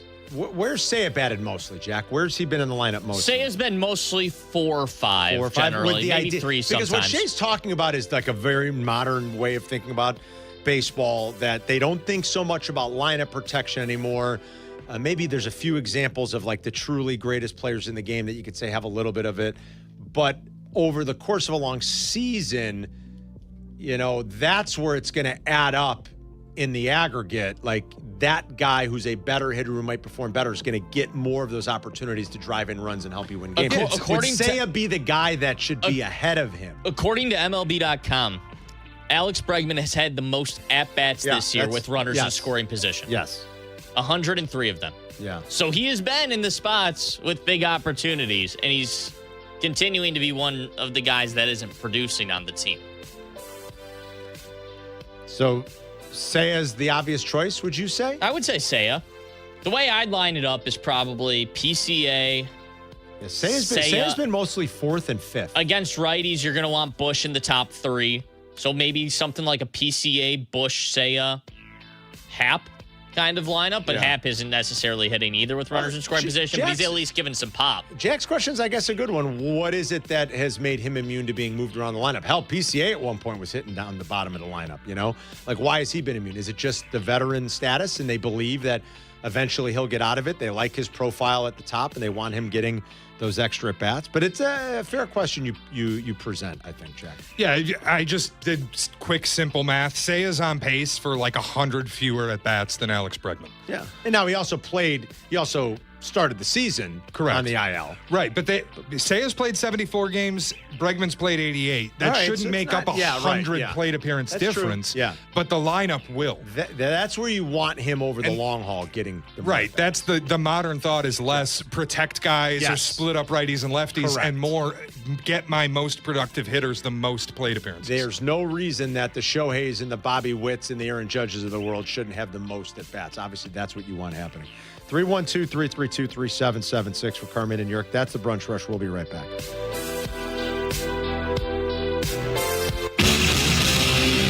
You're listening to Carmen and Jurko on ESPN 1000, Chicago's home for sports. Do not, and I mean you, do not miss the Kap J Hood Show, now morning 6 to 9 on ESPN Chicago. But you're busy. Things happen. We get it. If you have to miss it, you can always listen to the podcast on your time. Find it on the ESPN Chicago app or wherever you go to pod. It's brought to you by Republic Bank. If I asked you how to keep your valuables safe, you might say a safe deposit box. But what if I asked you how to keep your parents or loved ones safe when you have to make the difficult decision to put them in a nursing home or assisted living facility? That answer isn't so easy. We know what to do with our birth certificates and jewelry, but the fact is that when it comes time to take care of the people who mean the most to us, we're often at a loss. The National Center on Elder Abuse recently reported that 44% of nursing home residents claim to have been abused. And even worse, half of nursing home staff admitted to mistreating patients through physical violence, mental abuse, or neglect. To find information on recent violations in nursing homes, as well as a list of the best nursing homes, visit vlglaw.com. vlglaw.com. If you suspect your loved one is the victim of abuse or neglect at a nursing home or assisted living facility, call 844-4VLG-LAW, the Verdoliak Law Group, fighting for families since 1963. Using chat to research your next home improvement project? Forget all the prompts. If you want replacement windows and doors without the hassle, look at my friends at Window Nation. Hey guys, it's Sylvie. Homeowners love the one-day installation process, especially since Window Nation installers leave your home cleaner than when they started. This month, you could get 50% off all window styles, plus 0 down, 0 interest, and no payments for 2 years. Visit windownation.com to get the windows featured on HGTV's Designing Spaces. I'm telling you, Window Nation, they're the real deal. Good Karma Brands is proud to be an equal opportunity employer, providing equal employment, development, and advancement opportunities to all teammates and applicants. To learn more about careers with us, please send an email to talentacquisition@goodkarmabrands.com. That's talentacquisition@goodkarmabrands.com. We all hear the radio ads about the IRS. They tell you to be afraid, to be scared, and they try to frighten you into calling. I'm not here to do that. Tax Relief Advocates is different. TRA is here to tell you that if you owe money to the IRS, whether it's $5,000, $50,000, or $500,000, we have a solution. It doesn't matter if you're sitting in your car, at work, or with your kids. No matter where you are, call now. 800-575-6759. Don't lose hope. TRA can eliminate or reduce what you owe to the IRS. Generous programs are now available that can give you a fresh start. Our passion is taxes and helping individuals fix their IRS problems. We have over 1,000 5-star reviews on Google and an A+ with the Better Business Bureau. You don't need to be afraid of the IRS any longer. End your tax nightmare today by visiting us online at TRA.com or call 800-575-6759. That's 800-575-6759. Tax Relief Advocates. Real solutions for real people. When making a big decision, I believe in doing your homework and working with people you trust. That's exactly what you'll find at Advantage Buick GMC in Hodgkins. No pressure, just clear communication every step of the way. Visit Advantage Buick GMC in Hodgkins. We are professional grade. Follow Chicago's Home for Sports on Instagram at ESPN_Chicago. Carmen and Jurko are back. This is ESPN Chicago, Chicago's Home for Sports. All right, players of the weekend. Let's talk about it here. We do it every Monday when we're back. Hope everyone had a nice, safe, happy 4th of July weekend. Dealt with a lot of storms, a lot of damage again. Hopefully everyone got through it okay. But we are back. Jurko's actually back tomorrow. Shay's sitting in today. We got another hour, and then it's Rich Eisen, Waddle, and Silvy back with you live and local at 2. Jack and Hannah alongside. All right, let's do Players of the Weekend. Shay, who would you like to highlight from this weekend's festivities? Sidney Lopez Cabral, the goal scorer in extra time for Cabo Verde. I know they lost the match. They lost. I know Argentina advanced. That was the goal of the tournament. It was awesome. He's going to make himself a household name in a lot of soccer houses. It was unbelievable. It was an awesome goal. From the edge of the box to just rip it and curl it in the way that he did. That was the goal of the tournament. It was probably the moment of the tournament to this point. It was up there. And I think everybody was on the edge of their seat that was watching, rooting for Cape Verde. It was great. But the goal was unbelievable. I think the Argentinian defender would like to have it back and not let him get back to his right foot. But it was a great strike. It was a great goal. Good call. All right, Jack, who are you going with? I'm going to go with Javier Assad. Pitched an absolute gem yesterday. Pitched well. Pitched 4 2/3. Didn't give up a run. And the Cubs need a guy like Assad to step up the way this rotation is going right now. So I will go with Javier Assad. He's been solid. He was one of those guys that was hurt at the start of the year. You kind of expected him to be a bullpen arm, but he's had to be a starter, swing starter guy, and he's pitched really well recently. So I'll go with him. Saved the day yesterday. All right, Hannah, who are you going with? I'm going to go with a combination of the all-star snubs for the Sox. I'm going to do Montgomery and Sean Newcomb because Montgomery had 2 big home runs in that series, and Newcomb yesterday, just fantastic. Even though he allowed some runners in the 8th inning, he got out of it and did a quick 9th inning, low-stress win. We love to see it. Love it. Yeah, I could kind of go with another Sean on the White Sox. Sean Burke was great the other day. A career-high 11 strikeouts. He was incredible. They needed that performance big time. I feel like I probably should go with Sean Burke because it was impactful and important for my beloved White Sox and helped them kind of right the ship a little bit. They got the split they needed. Shout out over the weekend to Chris Sale, too. He became just the 10th pitcher in Major League Baseball history to record 500 or more strikeouts with 3 or more teams. Just the 10th, guys. There are only 9 other guys that do it. My son and I, before we saw the full list, were trying to guess all the guys yesterday. We got a few. We missed some. I thought for sure Pedro Martinez did it. He's like 32 strikeouts shy of doing it with the Mets. He was like, He just missed it with the Mets. He had 460-something, I think, with the Mets. I thought that was a no-brainer. I thought maybe Max Scherzer, but he didn't have quite enough early in his career in Arizona. But the other guys that do it, Nolan Ryan, obviously, Roger Clemens, Burt Blyleven, Gaylord Perry, Curt Schilling, Dennis Eckersley, A.J. Burnett, Zach Greinke, and Garrett Cole. That's kind of a who's who. Congrats to Chris Sale. That was pretty awesome. He's like 37. He still looks great. I was mostly glued to the World Cup over the weekend, but I watched a lot of Sean Burke start.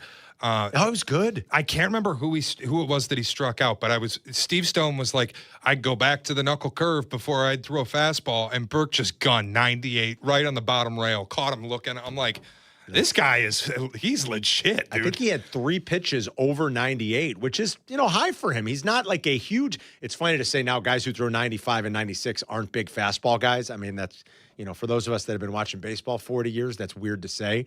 He's not a big fastball guy, but he reared back 3 times in that game and was 98, 99, 99. He's been big really moments. impressive. It was great. Yeah, it was really good. All right, we're going to reset some of the big news, talk about this Balogun thing. We've got the full... President Trump is talking about this, and we've got we want to play it because it is an unbelievable press conference. It's priceless. Talking about Balogun and how he stepped in and he talked to the president of FIFA and how they're allowing Balogun now to play tonight. We'll reset some of that, talk more about our baseball teams, any all-star snubs, anything you want to join us to talk about. 312-332-ESPN. We're back in 2 minutes. You're listening to Carmen and Jurko on Chicago's home for sports, ESPN Chicago.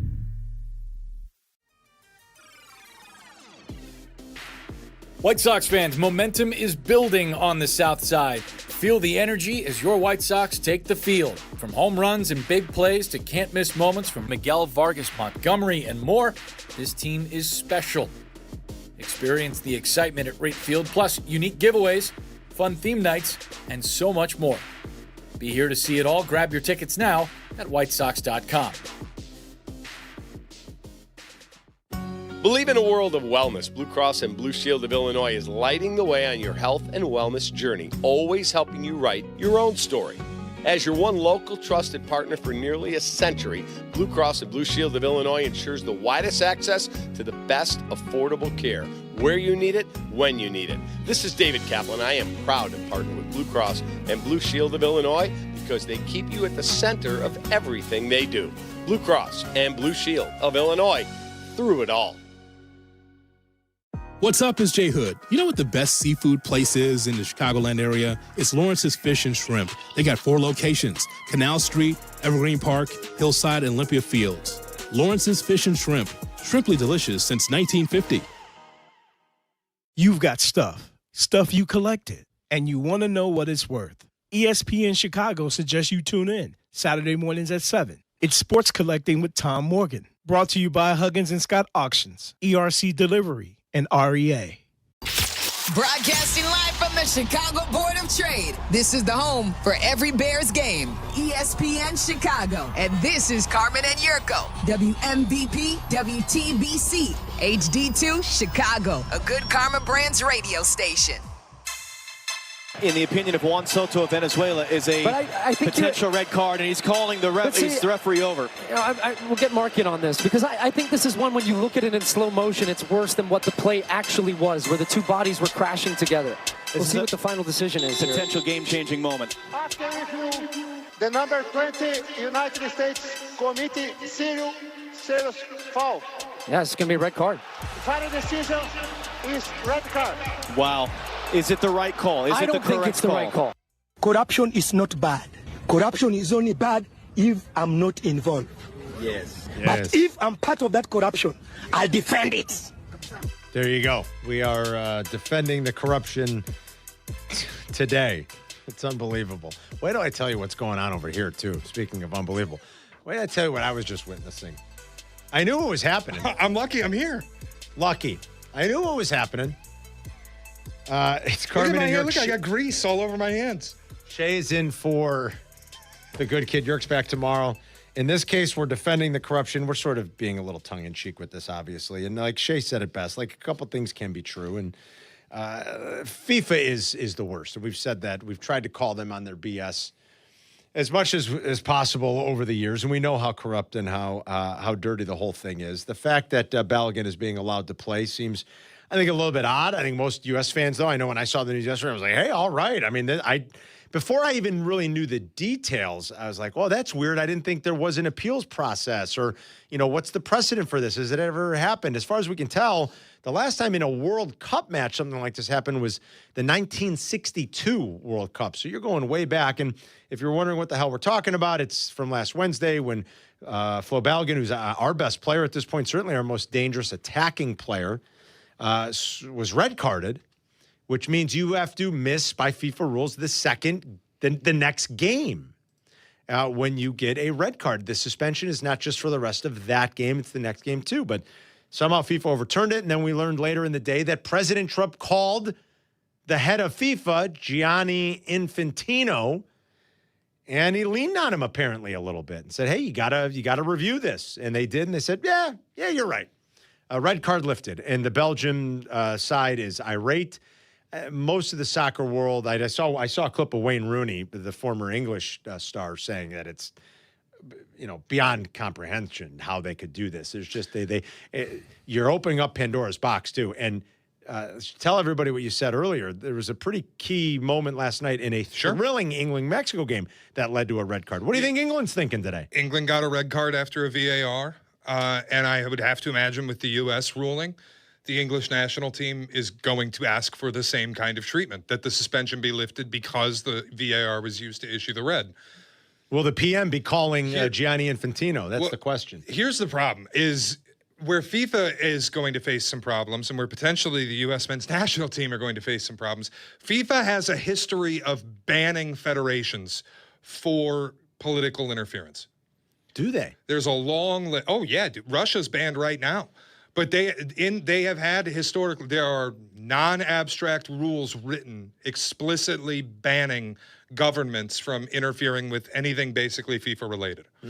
So, well, again, multiple things can be true. I thought the initial red card, you see it in slow motion, it's going to be a red.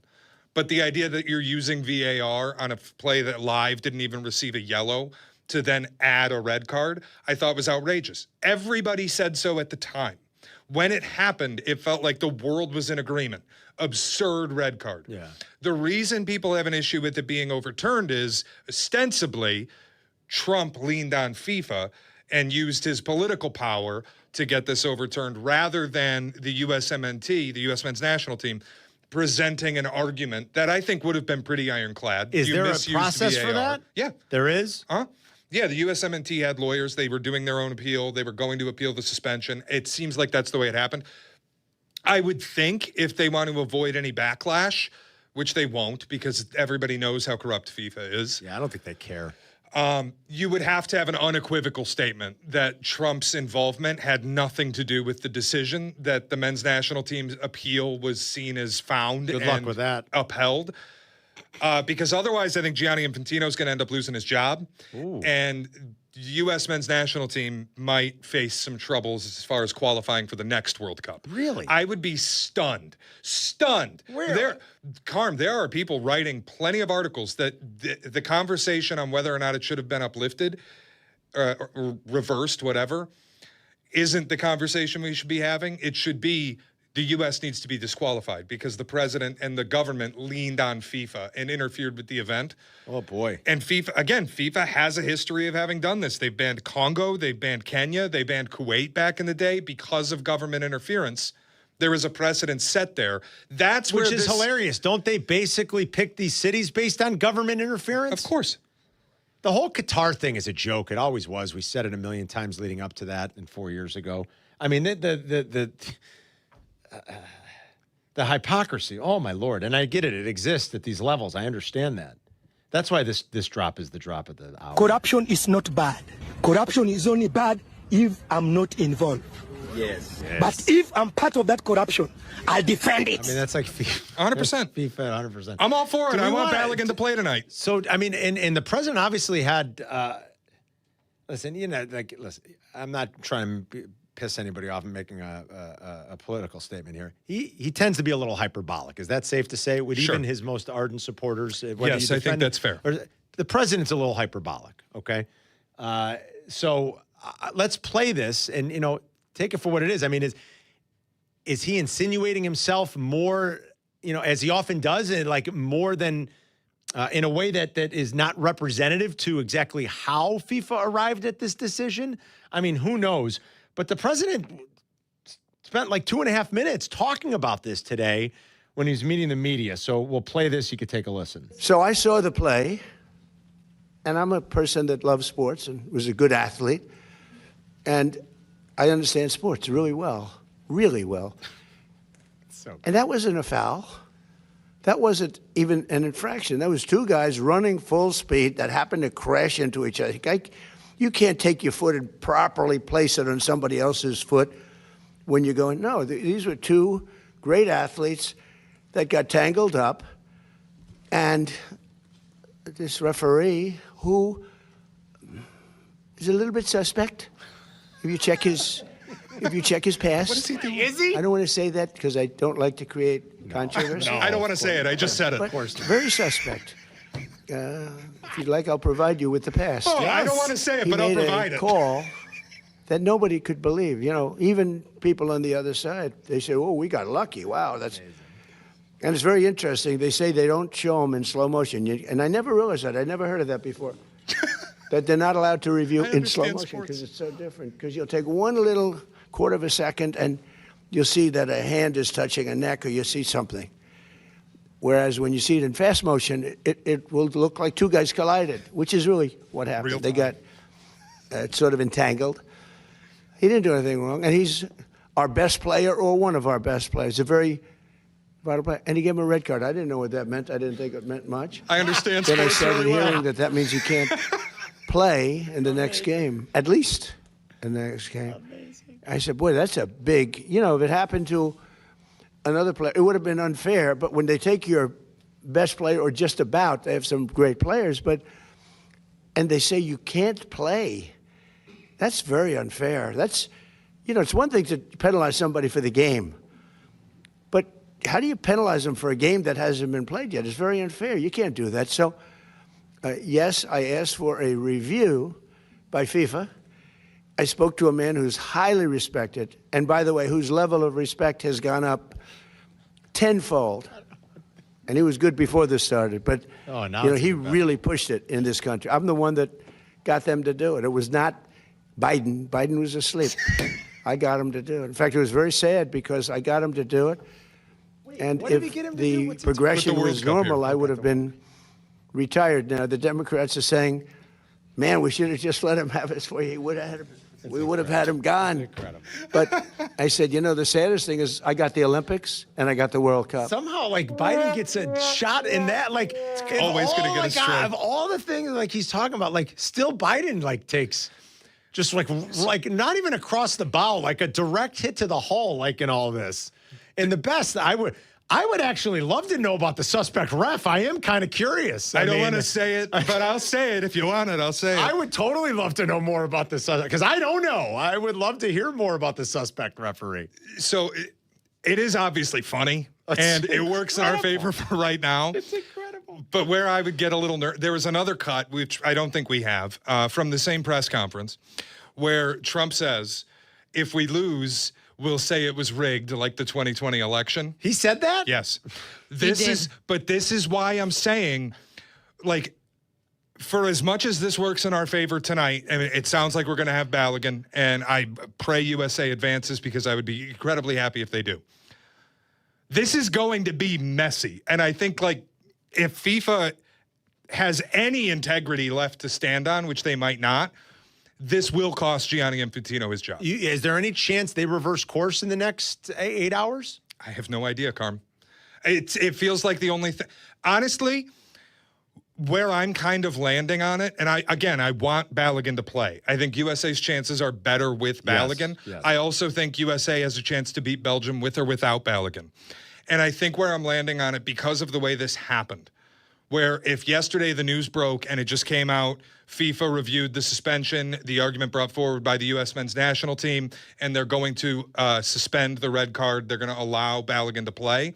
Okay, great. Yeah, but when you have the president now insinuating himself. Right, when you have the president saying, I did this, and the president picked up the phone and talked to us, I think the best course is just stick Balogun on the bench and try to beat Belgium without him. And then nobody can say otherwise that this was rigged or that you took advantage of the system or that it was corrupt in some way.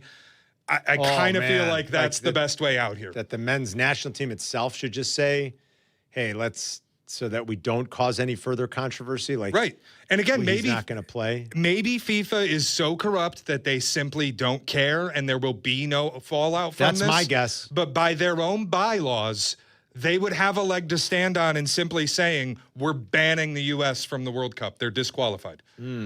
And a lot of people who are much more well-versed in European soccer, certainly in global soccer, are writing that argument today. People are writing this now? Yeah, that the U.S. should be disqualified. Wow. So for me, if this is going to be the fallout and it's going to be so messy that going forward we will look at, or people will look at this and say the U.S. shouldn't even be involved, then just put Balogun on the bench and go beat Belgium. Play it anytime, anywhere, any players. A major controversy, as Jurko would say. I understand sports really well. Very well. Corruption is not bad. Corruption is only bad if I'm not involved. Yes. But if I'm part of that corruption, I'll defend it. He didn't know what a red card was, mind you. Yeah, that's the grade. I understand sports really well. I'd never seen a red card. I didn't know what that meant. Yeah, I thought it was you're minor. Suspended. Our best player, a beautiful player, many beautiful players. It's incredible. This is too much. What is happening? It is unbelievable. Oh, my God, it really is. I mean, that'd be a ballsy thing. Like, if you're the national team now, you just say, well, we hear what's happening. We hear the controversy. We don't, we'll just go out and show you. We'll beat them without it. I wonder how much this is firing up Belgium to be like, not that these teams need it. Like we said, this is what these countries live for. This is it for them. And it's once every 4 years. I mean, Belgium doesn't really need any extra motivation, but now, I mean, they might be like, oh, yeah, well, we really will show you. Let's not forget, this will be the biggest step up in class that the U.S. takes, to this point, right, Shay? I mean, and forget about the FIFA rankings itself. I know those can be kind of goofy. I don't think Belgium is one of the 10 best teams in the world. But they're good. And it's certainly the best team that they're going to face so far. They have, absolutely. Yes. But they have not played well in this World Cup. All right. Well, I mean, you think about their last game, it was kind of a miracle, the way they came back and won. It was YOLO balls that they were sending in, and were lucky to convert into goals. It was a miracle. All right, if you guys have a thought on this, if you want to talk about the controversy at all, how you think the national team should handle it, you say, hey, listen, they made their judgment. You go with it. You take the advantage you get. Yeah, it's corrupt. It's benefiting the U.S. I understand why the rest of the countries and why Belgium is irate with the whole thing, though. Plus, I got to tell you, Belgium is appealing the decision. So they are. Who oversees these appeals, though? FIFA. Well, I mean, that's like Roger Goodell being the ultimate. But that's why But that's why I'm saying if FIFA's looking for the least controversial way out of this, it is Balogun not playing. Yeah. Because Trump involved himself and is continuing to involve himself, and they have bylaws strictly restricting government interference, their easiest way out is just Balogun not playing. Which is, again, hilarious, the hypocrisy of all this. But all right, and we got to tell the story about what happened coming into the last segment and why the folks on the other side of the glass might be stuck there for a little while. It's Carmen and Jurko. We'll be right back. Corruption is not bad. You're listening. Corruption is only bad if I'm not involved. Yes. But if I'm part of that corruption, I'll defend it. Hey, it's Rich Eisen. You can now listen to The Rich Eisen Show right here on the home of the Chicago Bears. The Rich Eisen Show, weekdays noon to 2. ESPN Chicago. Hey guys, it's Silvy. Like a lot of people, I've used chat to research home improvement projects. But if you're thinking about replacing your windows and door, do what I did and skip all the prompts and just call Window Nation. I love how easy they make the process. Most installations are finished in just one day, and their crews treat your home with care, even leaving it cleaner than when they found it. Right now, get 50% off all window styles, plus 0 down, 0 interest, and no payments for 2 years. Visit windownation.com. Trust me, they're the real deal. Business checking accounts for big business, small business, and most importantly, your business. Republic Bank of Chicago is the bank for business, and we've got what you need to succeed. Business Zelle? Check. Online and mobile banking? Check. More than 60 years serving Chicago? Check. Visit ourbankchicago.com or one of our 20 locations to open your account today. Business checking that takes banking beyond expectations. Republic Bank of Chicago. Member FDIC. Celebrate and save big during Steinhaffel's Furniture and Mattress 4th of July sale. Save up to 30% store-wide, then take $75 off every $7.99 you spend. And we make buying your new room easy with our special 60-month 0% financing. Plus, take an extra 15% off our already low-priced clearance. And don't forget about the amazing doorbusters throughout the store. It's Steinhaffel's 4th of July sale. Shop in-store or online at steinhaffels.com. When your life turns upside down after an accident, you need an advocate like Wallner Law. I'm John Wallner, and for over 50 years, Wallner Law has fought for people just like you, injured, overwhelmed, and searching for answers. We don't just take cases, we take care of people, and we win for you. From car crashes to workplace injuries, Wallner Law stands by your side every step of the way. So call us today, 312-8-million, and win with Wallner. Raise your glass with La Crema, the official wine partner of the WNBA. Enter for a chance to win tickets to the Kia WNBA Shooting Stars competition and the State Farm 3-point contest on July 24th. Enter now at lacrema.com/tickets. No purchase necessary. See site for official rules. Empower. Ellie here is getting the sleeve she's always dreamed of. She worked with Empower and planned for her next move. So she got good at money. Now she can be a little bad. Oh, by the way, you spelled journey wrong. No worries. She can afford the cover-up too. Ooh, check out my tat. It says, invest well, live a little. Start today at empower.com. I'm David Ortiz. When I lost my mom, she was only 46. And I lost my dad to cancer. It was the worst pain I ever felt. It made me think, what will happen with the people I love when my time is up? That's why I have life insurance. Ethos makes it easy. It's all online, take about 10 minutes, and you can get up to $3 million in coverage. Get your free quote at ethos.com/game. That's ethos.com/game. Paid testimonial. Time spent on application may vary. Online health questions required. Follow Chicago's Home for Sports on Twitch at ESPN 1000 Chicago. Carmen and Jurko are back. This is Chicago's Home for Sports. ESPN Chicago. I understand sports really well. Yes, indeed. So we are learning more details that FIFA has granted Belgium, call it a Belgium dip. They've granted Belgium a appeal that may be heard just hours before the two sides meet tonight. This is according to The Athletic. So we'll see where this goes. I mean, who knows? Maybe they'll reverse course again. I don't know what to think. Shay's got a statement now from the head of FIFA. Yeah, this was released by FIFA Media 25 minutes ago. It is a little lengthy, so bear with me. But this is from FIFA President Gianni Infantino.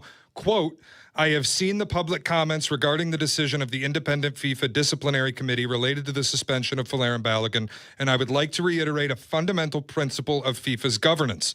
FIFA's judicial bodies are independent. They operate autonomously, apply the FIFA disciplinary code, and decide cases based on the applicable regulations and the specific facts before them.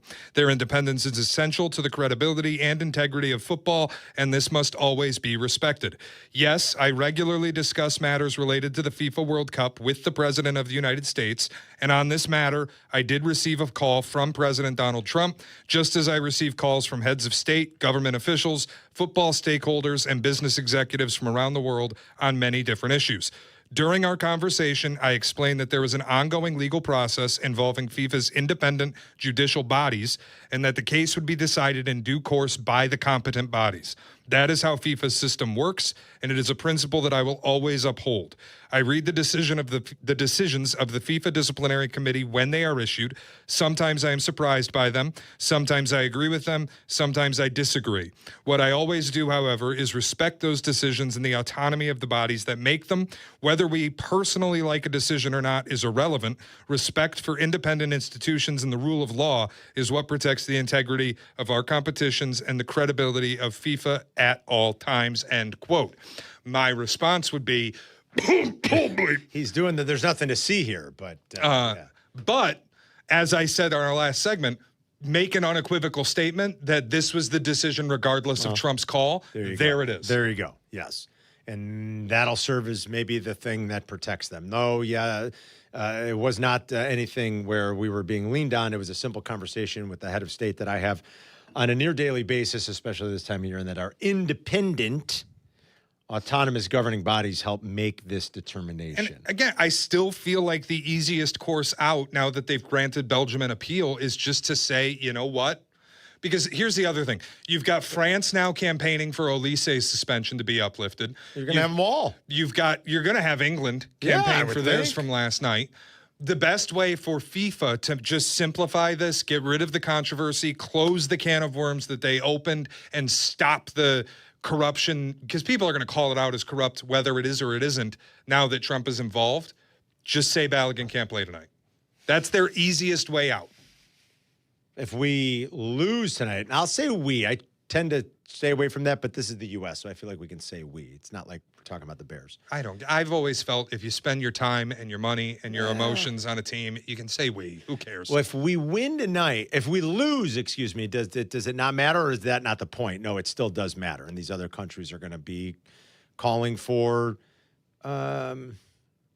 like an investigation into how this happened, or that the U.S. it doesn't really matter if. Well, and I think if you allow Balogun to play and the U.S. does advance, really, if they allow Balogun to play, whether the U.S. advances or not, that's what I'm saying. What if we lose? You create You've created a problem. You create a storm where France is going to want Olise to play.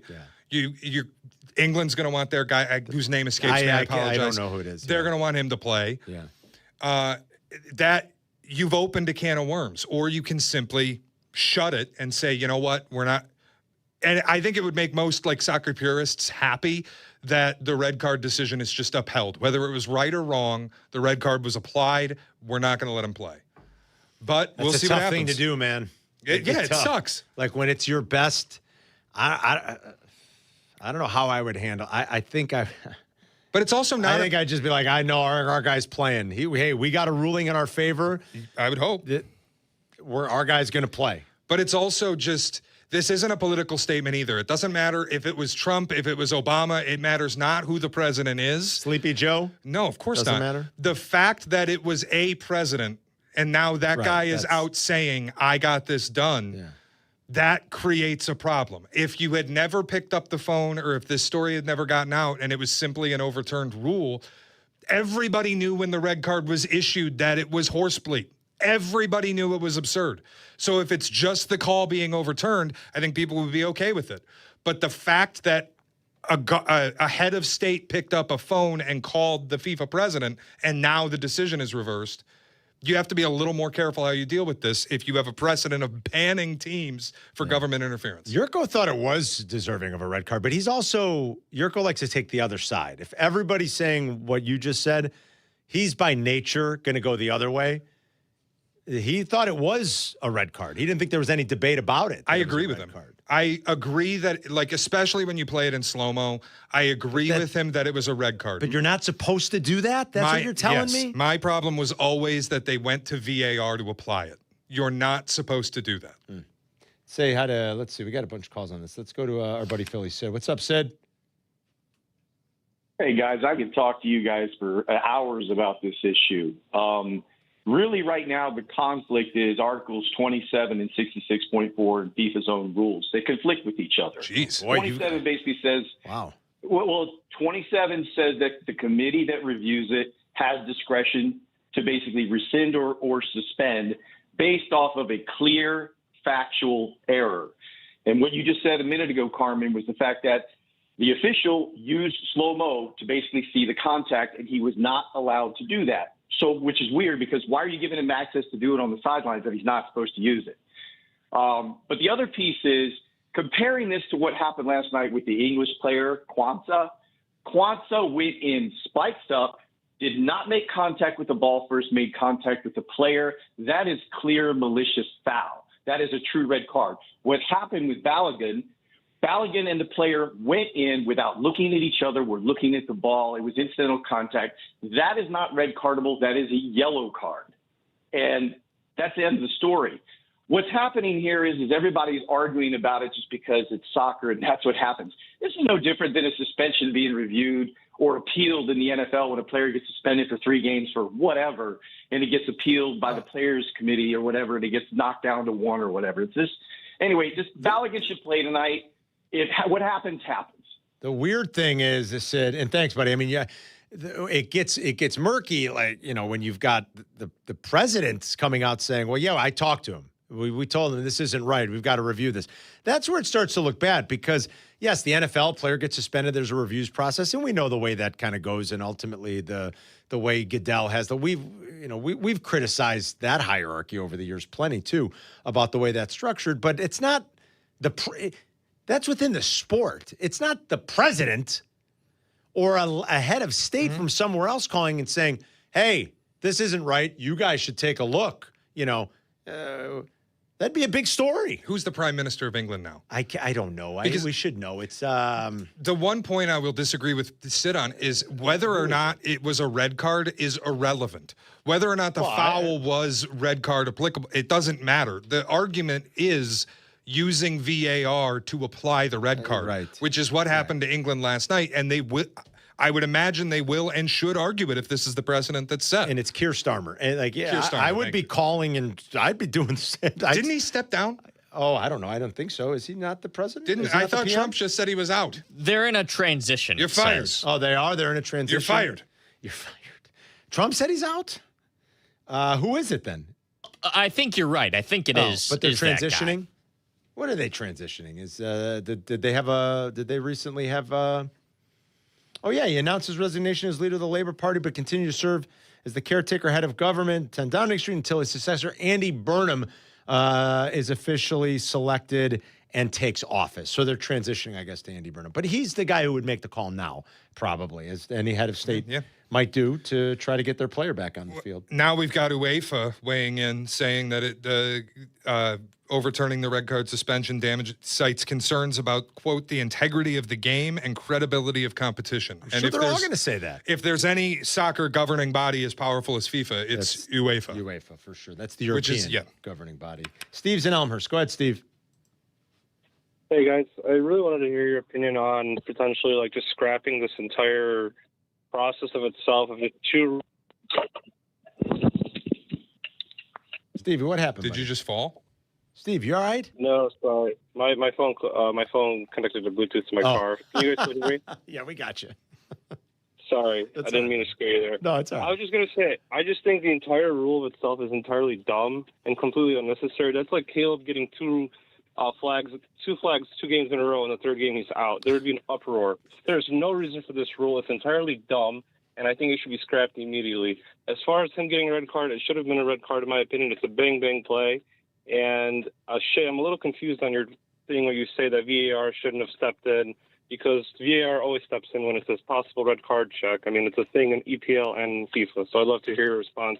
Thank you, guys. Have a wonderful day. Thank you, Stevie. Appreciate it, buddy. I've read a lot of articles saying that VAR's the protocol of using it to apply a red card on a play where not even a yellow was issued. I read some is of that out last of bounds. week too. Yes, that's not generally what happens. Correct. Right? And that you're not supposed. The spirit of it is not to be slowing it down frame by frame like that and saying, because when you see it in slow mo, it does look bad. Like I understand if a ref issues a red card and then they go to VAR to uphold the issued red card, but I didn't think that you were able on a play where no booking was issued, go back and retroactively issue a red. Yeah, I don't know. I'm not as brushed up on all that. Here's my soccer hot take as someone who's not like I don't know everything. I'm just more of a casual soccer fan. Add another ref to the field. It's a big-ass field for one guy to be running around. I mean, I don't know. That's, again, you may be like, Carmen, come on. Tell me why that's a bad thing. Put another official on the field. There's that. What do I know? But it has always seemed to me, one guy to track all that. Yeah, he's got linesmen. I get it for the offsides. One guy to track all that on a field that is massive. What are we doing? Put another official. Would an official then been closer to that play, said, oh, yeah, that's a yellow, or we got to take a look at that. But nothing was called in the moment. And then what are the real specific rules? I won't pretend that I know them that well. I did seem to read more of what Shay said, that the spirit is not to use the VAR to go back and look at a play like that and slow it down and say, yes, that is a red card. It's the same way I feel about roughing the passer in the NFL. When you go into replay to start, like you would never see, or we do see it, unfortunately, but when you go into replay and go, here is in slow motion, he makes contact with the head, so we're throwing a flag on roughing the passer. I hate using replay to apply penalties. I think it's silly.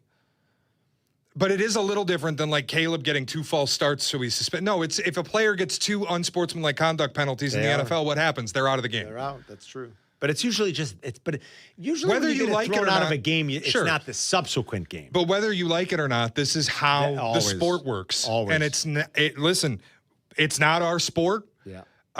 Most Americans, I think, watch it every 4 years, if that. I think you're right. And this is how the sport works. If you accumulate yellow cards, you get a suspension. If you get a red card, you're suspended. It's been that way as long as I can remember. I mean, right? I mean, it's been that way forever. That is kind of the rule. Yes. 312-332-ESPN. It's Carmen and York. We'll be right back. You're listening to Carmen and Yurko on ESPN Chicago, Chicago's home for sports.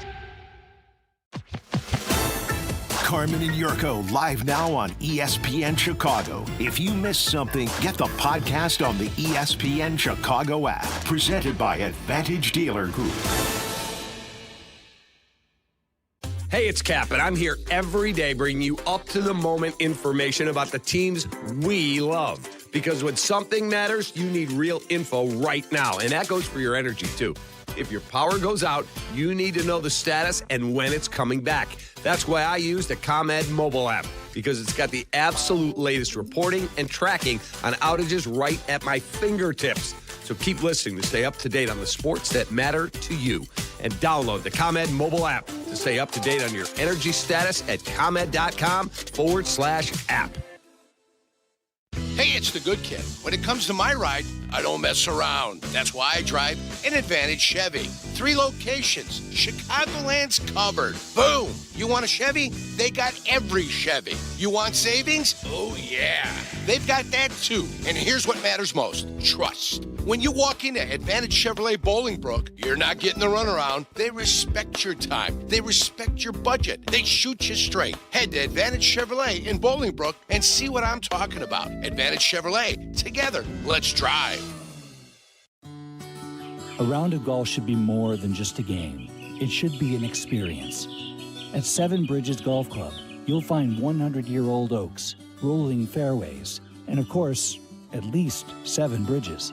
A championship course with a private field, just a half hour from Chicago. And when the final putt drops, the experience isn't over. Head to the Dock Bar and Grill for great dining, cold drinks, and sunset views that rival any 19th hole. Visit sevenbridgesgolfclub.com to book your tee time today. Let's talk man-to-man about something most of us avoid: HIV testing, prevention, and treatment. There are approximately 1,000 new cases of HIV diagnosed in Chicago every year.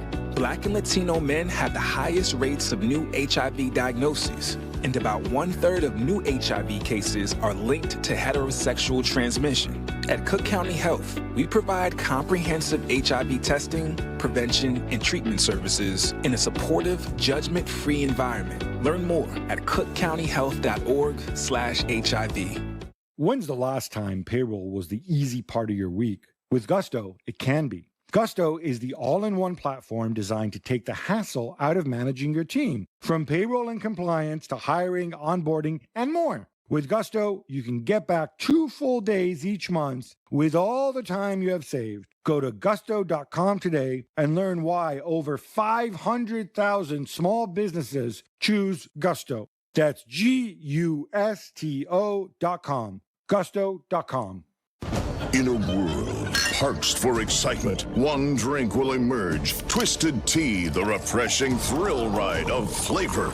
Recreating its classic role as the hard iced tea that goes down smooth.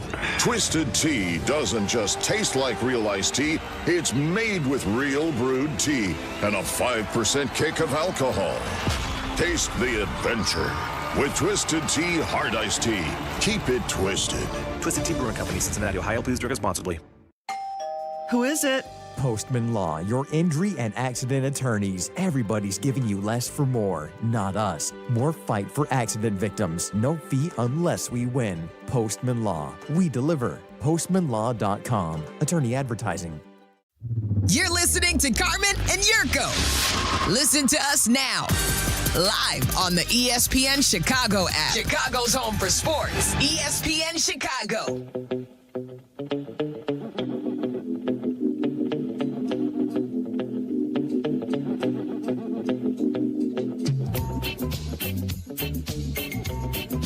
All right, so we'll see how this plays out. We got a little over 8 hours, about 7 hours, 7.5 hours to go, and see if Belgium is indeed playing tonight. That was the ruling yesterday. Belgium has appealed that. Apparently, FIFA has given them the chance before the game to present their appeal. This is creating a lot of controversy. Shay's in for Jurko. Good Kid is back tomorrow. Can't wait to get his take on this. Let's hope the U.S. wins tonight. And who knows, if he plays and he plays great again, then I guess the controversy is going to continue.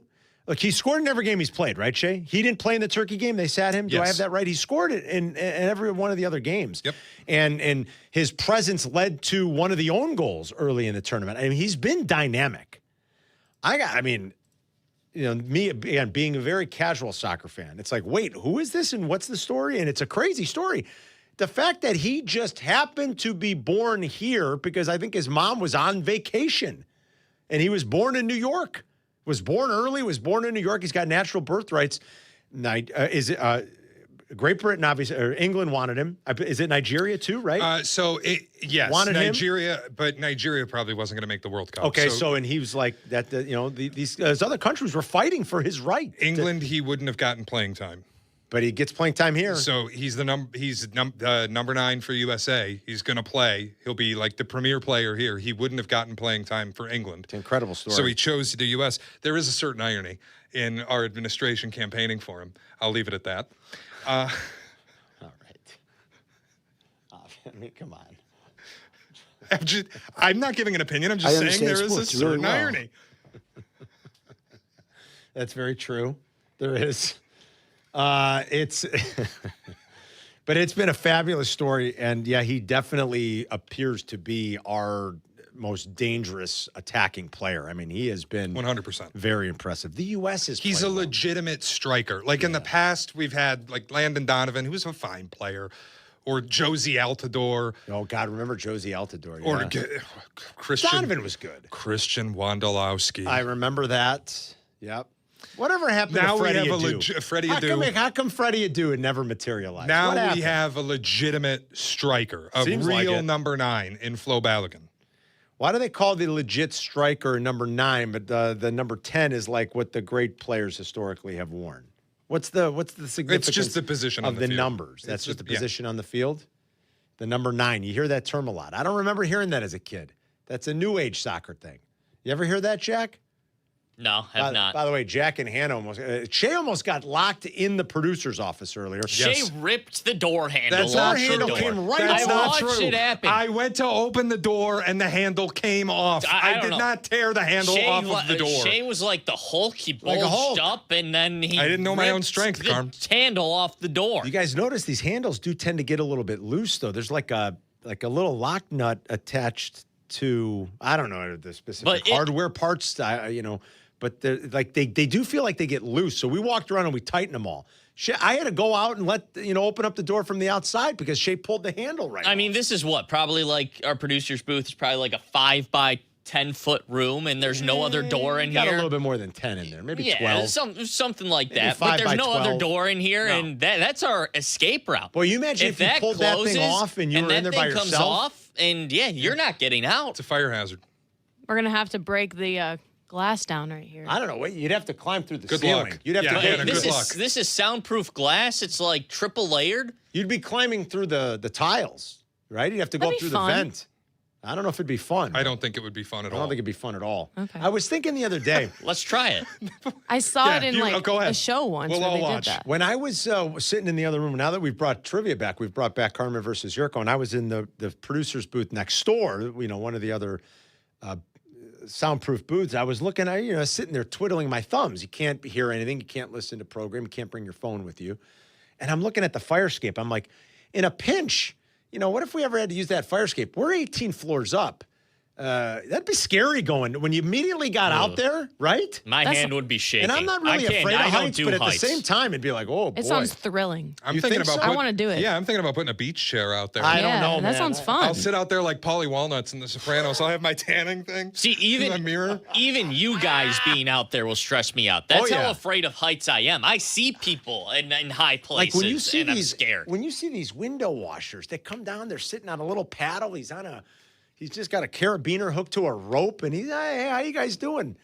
We're 18 floors up. I think me and Shay aren't scared of it because we ski and snowboard. So, to get up on a mountain, you are in a chairlift with nothing dangling from a chairlift on a mountain. Yeah, I don't have any fear of heights. Not really afraid of heights, but at the same time, you ever been out on that ledge at the Sears Tower?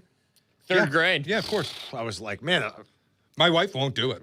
I'm like, holy cow. I did it when they were kind of new when I was in third grade. Man. And that got the heart The one pounding. in the Hancock now leans, I think tilts that's you the Sears over. Tower Yeah. one or the Hancock one? The Hancock, One of I think, them is the one that leans. tilts. It's like a roller coaster ride. You need a thrill like that in life sometimes. I love Just roller A good thinking about rush. You've given me the tingles here. But I was looking at that fire escape going, man, that's a long way down. You got to hold that rail and be careful. You just don't fall. Well, I know. I'm you aware. fall, That'd be it's ideal. over. That'd be ideal. If you fall, it's over. Sure is. Danny is in It's a long drop. Lindenhurst. What's up, Danny? Hey, just want to quickly talk about the rules of soccer. I am by no means a soccer savant, but some of these rules just make no sense. I mean, getting a suspension for a red card for non-malicious contact, I think that's crazy. And then having to play down a man for the rest of the match makes no sense to me. Miles Garrett hits Mason Rudolph in the head with a helmet, and they weren't down a man for any time. And then penalty shots shot by any player. And then you mentioned one ref. The more I hear about soccer, I'm like, there's only one ref on the field. That's it. So I think some of these rules of soccer are just crazy. Yeah, if you're not as familiar with it, it does take some getting used to, maybe, Danny. There's one ref. Again, there's linesmen. Mm-hmm. There's a linesman on each side. You've got the VAR, which is the video assistant referee that's come into play. But there's one guy covering that whole field. Hockey's got 4 officials on the ice, for crying out loud, doing different things. But and on that game's played, that's the fastest game there is. I get it. And there's a lot happening. You got to be quick. One set of eyes could never do it. But that's a pretty small surface compared to the soccer pitch. And you got 4 officials there. I've always wondered. That's a silly, maybe just diehard soccer fan take. I admit it. That's maybe just a weird soccer take. But it's like, why is there one official? Put another guy out there. They do have 4 officials. Oh, who's the other official? You've got the 2 on the side. You got the linesman. The linesman. And the 4th official who's watching the clock and taking care of But subs. he's not calling. It's the one ref that's calling fouls. Can the linesman call hey, that's a red card, or no? Do you know? Or is it just offsides?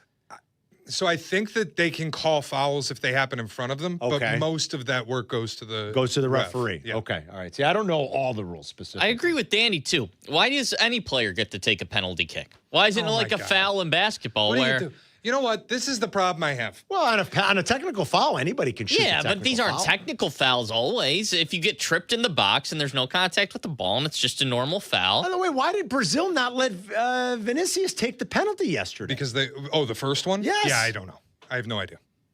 Then they lose by a goal. Anyway, that's a different story for a different day. The fan that watches this game once every 4 years and then says all of the things that need to be different about it. Of course. Just watch it, man.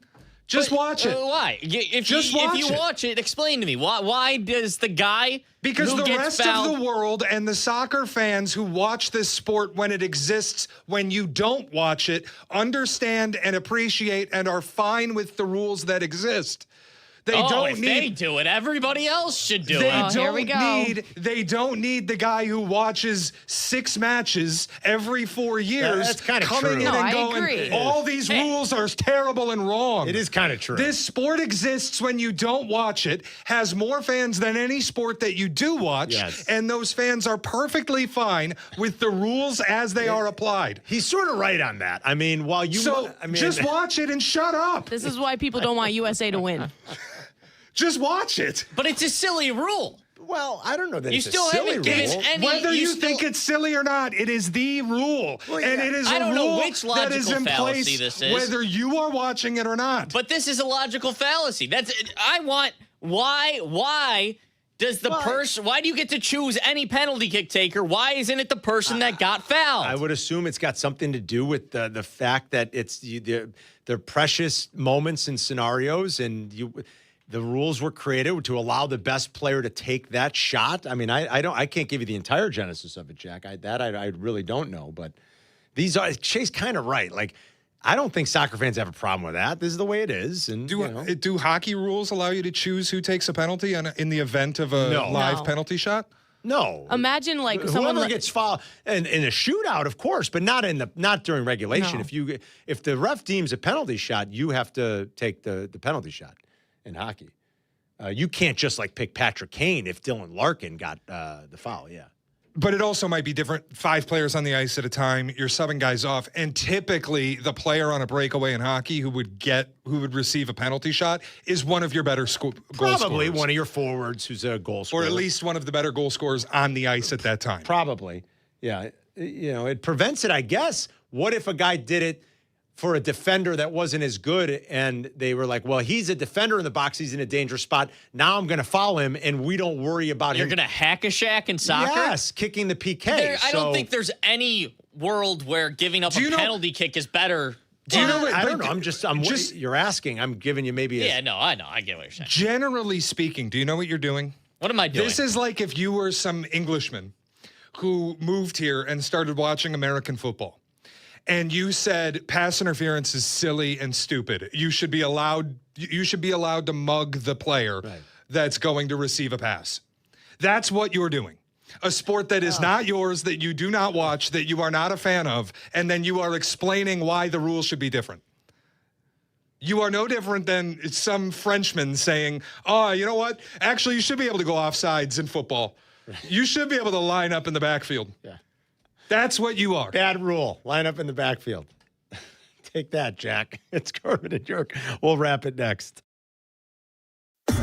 You're listening to Carmen and Jurko on ESPN Chicago, Chicago's home for sports.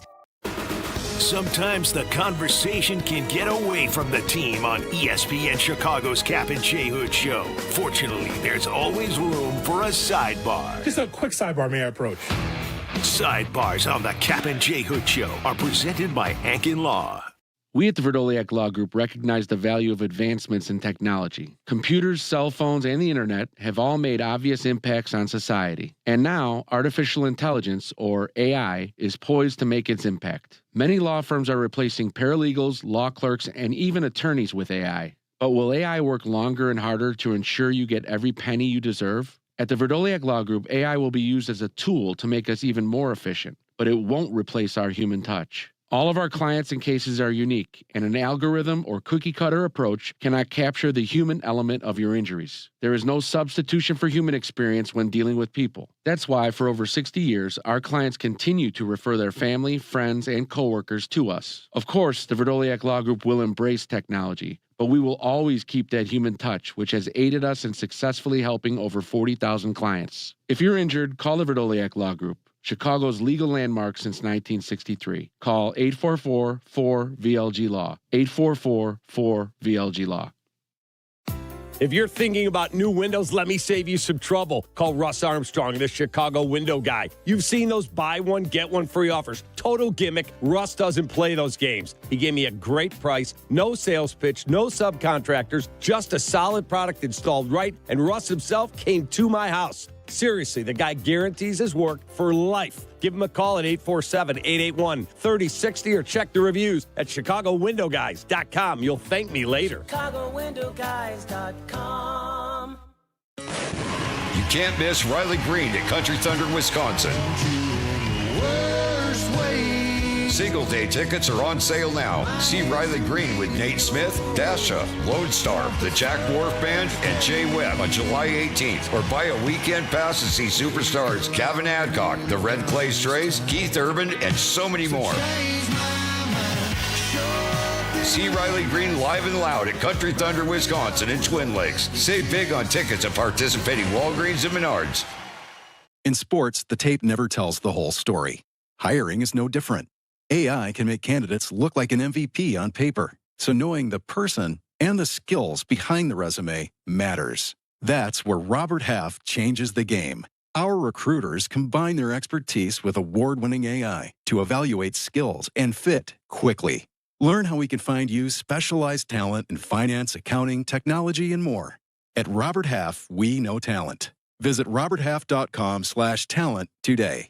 My name is Whitney Allen, and I'm a widow. My husband, Ryan, died. We never thought we'd ever have to use life insurance, but the unexpected happened. With Ethos, signing up was fast and 100% online. You can get a quote in seconds, apply in minutes, and get same-day coverage. No medical exams, and you can get up to $3 million worth of coverage. I'm grateful we were prepared. Get your free quote at ethos.com/play. That's ethos.com/play. Paid spokesperson. Time spent on application may vary. Online health questions required. The world's game takes center stage at Twin Peaks. Catch every match, every goal, and every unforgettable moment on wall-to-wall TVs. Enjoy 29-degree ice-cold beers, made-from-scratch favorites, and an atmosphere that brings every match to life. Twin Peaks. Eats, drinks, scenic views. You're listening to Carmen and Jurko. Follow the show on Twitter at Carmen DeFalco and at Jurko64. This is ESPN Chicago, Chicago's home for sports. Here to Adams, flicks it along Tillman. He's got Balogun making a run off him. Can he get around to that ball? Took a deflection. Balogun scores. Flo Balogun, first to react to the deflection. He'll do the LeBron celebration. It's 1-0 U.S. And Balogun's been real good. And he is probably going to play tonight. Who knows? It might be a wild afternoon. Let's see where this goes over the next 7 hours. Games tonight. No Cubs and Sox tonight, so it's kind of nice. Clears the deck for U.S. and Belgium, although there has been a whole bunch of controversy that's kind of been brought into all this. Lewis is in Hyde Park to wrap it with us. What's going on, Lewis? Hey, guys. How you doing today? We're great, man. How are you? Yeah, I'm going to wrap it up quick because I know you guys are about to go. I just want to say this is really bad because two things. One, I think a lot of people are confused. They didn't change the suspension. He's still suspended, and it's still a red card. They just push back when he's going to do the suspension. They saying instead of doing it immediately like you're supposed to do, they're pushing it back to where he'll do the suspension in another game after the World Cup. So that's why they call it. That's why they call it suspended. Yeah, he says, but he's going to serve the time after the World Cup. That's what they're allowing. And that is insane. That is egregious. And then we got the President of the United States of America saying, I did that. I told them to review that. Not Biden. I did that. So you got a president who's admitting to the corruption? This is not a good look for us with a World Cup that we were doing really well in. And it's just a bad look. That's all I wanted to say. All right, brother. Thank you, Lewis. Sepp Blatter, was that the old IOC guy? Is that who that is? No, he's the old FIFA president. Oh, he's the old FIFA president. I'm sorry. Sepp Blatter is the old FIFA president. I knew that name from somewhere. Did you see the tweet that he sent, Shay? Yes. Red cards are not overturned by political phone calls. You're already chomping at the bit. Hold on. Red cards are not overturned by political phone calls. They are overturned by rules, evidence, and independent bodies. If a U.S. president intervenes with the FIFA president and a player is suddenly cleared before a World Cup knockout match, the question is unavoidable. And now he drops Latin on us. Quo vadis, FIFA?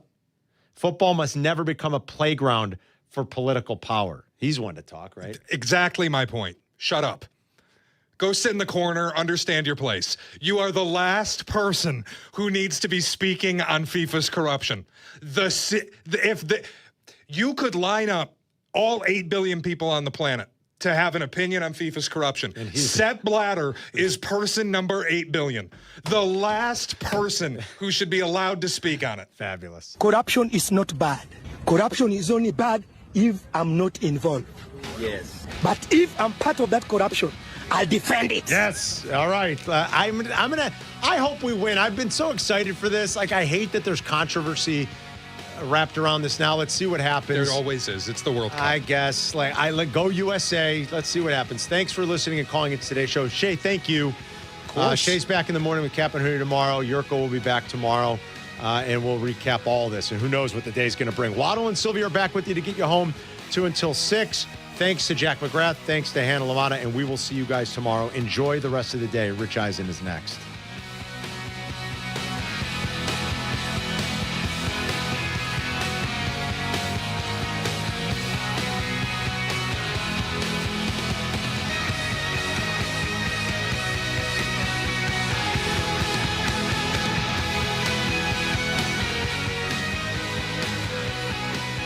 I understand sports really well. This is your White Sox Minute. I'm Len Casper. After a rain delay, the White Sox won a crazy game 7-6 in Cleveland on Sunday to grab sole possession of first place once again. They got 3 huge home runs from Kyle Teal, Tristan Peters, and Colson Montgomery, the team leader, now with 23.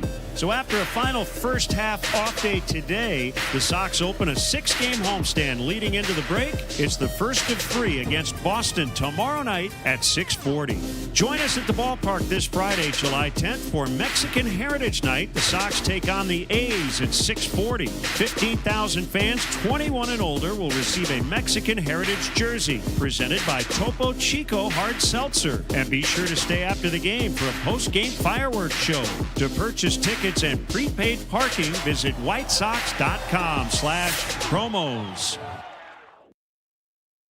I see injury lawyers on TV from all over. Arizona, Florida, Philly, Texas, Vegas. It's weird. I got an idea. If you're injured in Chicago, hire an attorney from Chicago. I couldn't agree more with you, Kap. I'm a third-generation Chicago attorney, and my office is 1 block from the Daily Center. Auto, truck, ride shares, work injuries, medical mistakes. If you've been injured, call Howard. I'm here to help. Call 312-6-million. Howard Aiken is our Chicago attorney on the Kap J Hood Show. Weekday morning, 6 to 9 on ESPN 1000.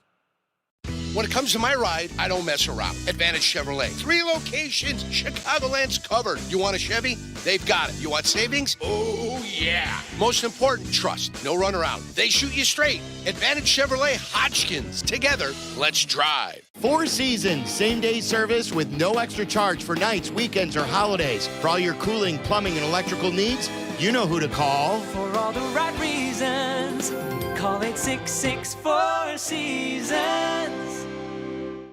This is ESPN Chicago, WMVP, WTBC, HD2 Chicago, a good Karma Brands radio station. Everybody? Can't get enough of The Rich Eisen Show? You're in luck. You can find us everywhere.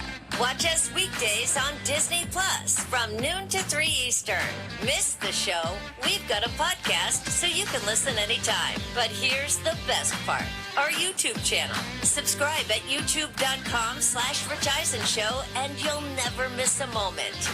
Now, on with the show.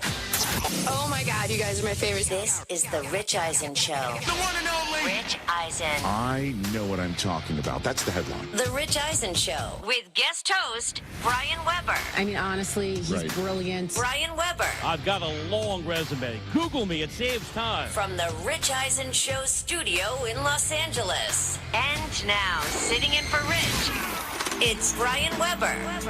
And that long resume includes soccer play-by-play on the college level not too long ago. So be prepared for useless soccer knowledge coming your way as we kick off hour number 2 of this Monday installment of The Rich Eisen Show Always an honor to keep the chair warm for Mr. Eisen. We'll do it again tomorrow, and hopefully, as the United States will be celebrating, yes, I'm throwing all semblance of objectivity out the window when it comes to American sports. I become a fanboy, irrespective of the outcome. Hopefully, 24 hours from now, the United States is celebrating a victory over Belgium, in part because of the gift they got from FIFA with the return of Balogun. That red card has been suspended, and we'll go through how we got here again. But coming up tomorrow, scheduled to be joined and get expert soccer analysis when we say hello to Danny Higginbottom. You've heard him call World Cup games on Fox Sports. You hear him throughout the MLS season on Apple TV, and he played the sport at the highest level for the Premier League, the Premiership, and MLS. And coming up in 20 minutes, we'll bring in today's first guest as I do my best to go with the skinny rundown, maximize your opportunities to get interactive on social media. That's BW Weber, Weber with 2 B's, so I never overwhelm you with too many guests. Brian Mahoney, NBA writer of the Associated Press, will join us as we continue to spin the wheel of LeBron. Where will the King be taking his talents next? But it's all about soccer today. And it was going to be all about Team USA with or without Balogun. But yesterday, FIFA did the right thing. So let's not get things convoluted here, because I realize my style is different than Rich and a lot of people, but specifically the host of the show, because he has an ensemble. As a fill-in guy, it's a lot of me, and I can understand how that can get tedious. That's why I am a fill-in host. It's not the Brian Weber show. So as I try to be comprehensive and go through all of the elements that are important, I don't want anything to get lost in the sauce. That red card on Wednesday should never have been levied. It was the wrong decision, and the goal in sports always, with technology and the ability for leagues and governing bodies to get involved, is to get it right. So the outcome is proper. My issues are FIFA related, because FIFA is always going to FIFA. Why did it take them until yesterday to make that decision? What kind of disadvantage will this be for Belgium? Because they've been practicing for days with the assumption that Balogun wouldn't play. And how would we feel if this had happened to the United States? Look, I don't take a ton of phone calls. I could, had that been the case, come in, put my feet up, and just roll calls like I was doing satellite radio in the middle of the night, because the outrage would have been incredible. So while this broke the United States' way, and the decision ultimately is correct, I can't overlook how flawed, and if you want to take a step back, how lacking of integrity the process is. Still, a match is going to be played tonight, and United States' leading scorer will be on the field alongside the face of American soccer. That's Christian Pulisic, as you know, who was asked if tonight's match against Belgium will be the biggest game he's ever competed in. Depends how you want to look at it. I mean, I've played in a Champions League final. I'd say that's a pretty big match as well. But it's a World Cup knockout round for my country. It's a big game, for sure. But I don't need to rank it in any way. I'm going to prepare as best I can and try to enjoy the moment. Now, if you don't follow soccer that closely, that is not in any way a departure from the normal approach of Christian on and off the field. He's intense, but he's not over the top, certainly not verbally, and he's not going to walk into a verbal landmine and say anything that creates expectations he can't live up to. The bracket tells the story. And yes, I have now March Madness in the first or second week. I get lost. Where are we? First week of July. I have an actual bracket in front of me with illegible notes advancing last night. England over Mexico and that game for the ages. And in fact, if I was more of a soccer nerd, and thankfully for you, I'm not, I'd be giving you detailed thoughts on the battle on the Iberian Peninsula between Portugal and Spain, because the winner of that match will get the winner of the United States against Belgium. We have talked so much about how things have now been set up ideally for the United States with the return of Balogun, with the venue for this game. If you've not been paying a ton of attention, I understand. If you want to parachute in, the more the merrier when it comes to the patriotic and nationalistic element of World Cup soccer. But if you were flipping around the last time the United States was in Seattle when they took on Australia, just as I was talking about that atmosphere last night in Mexico City was incredible. Seattle, not that loud, but in the vicinity. And how do you quantify that?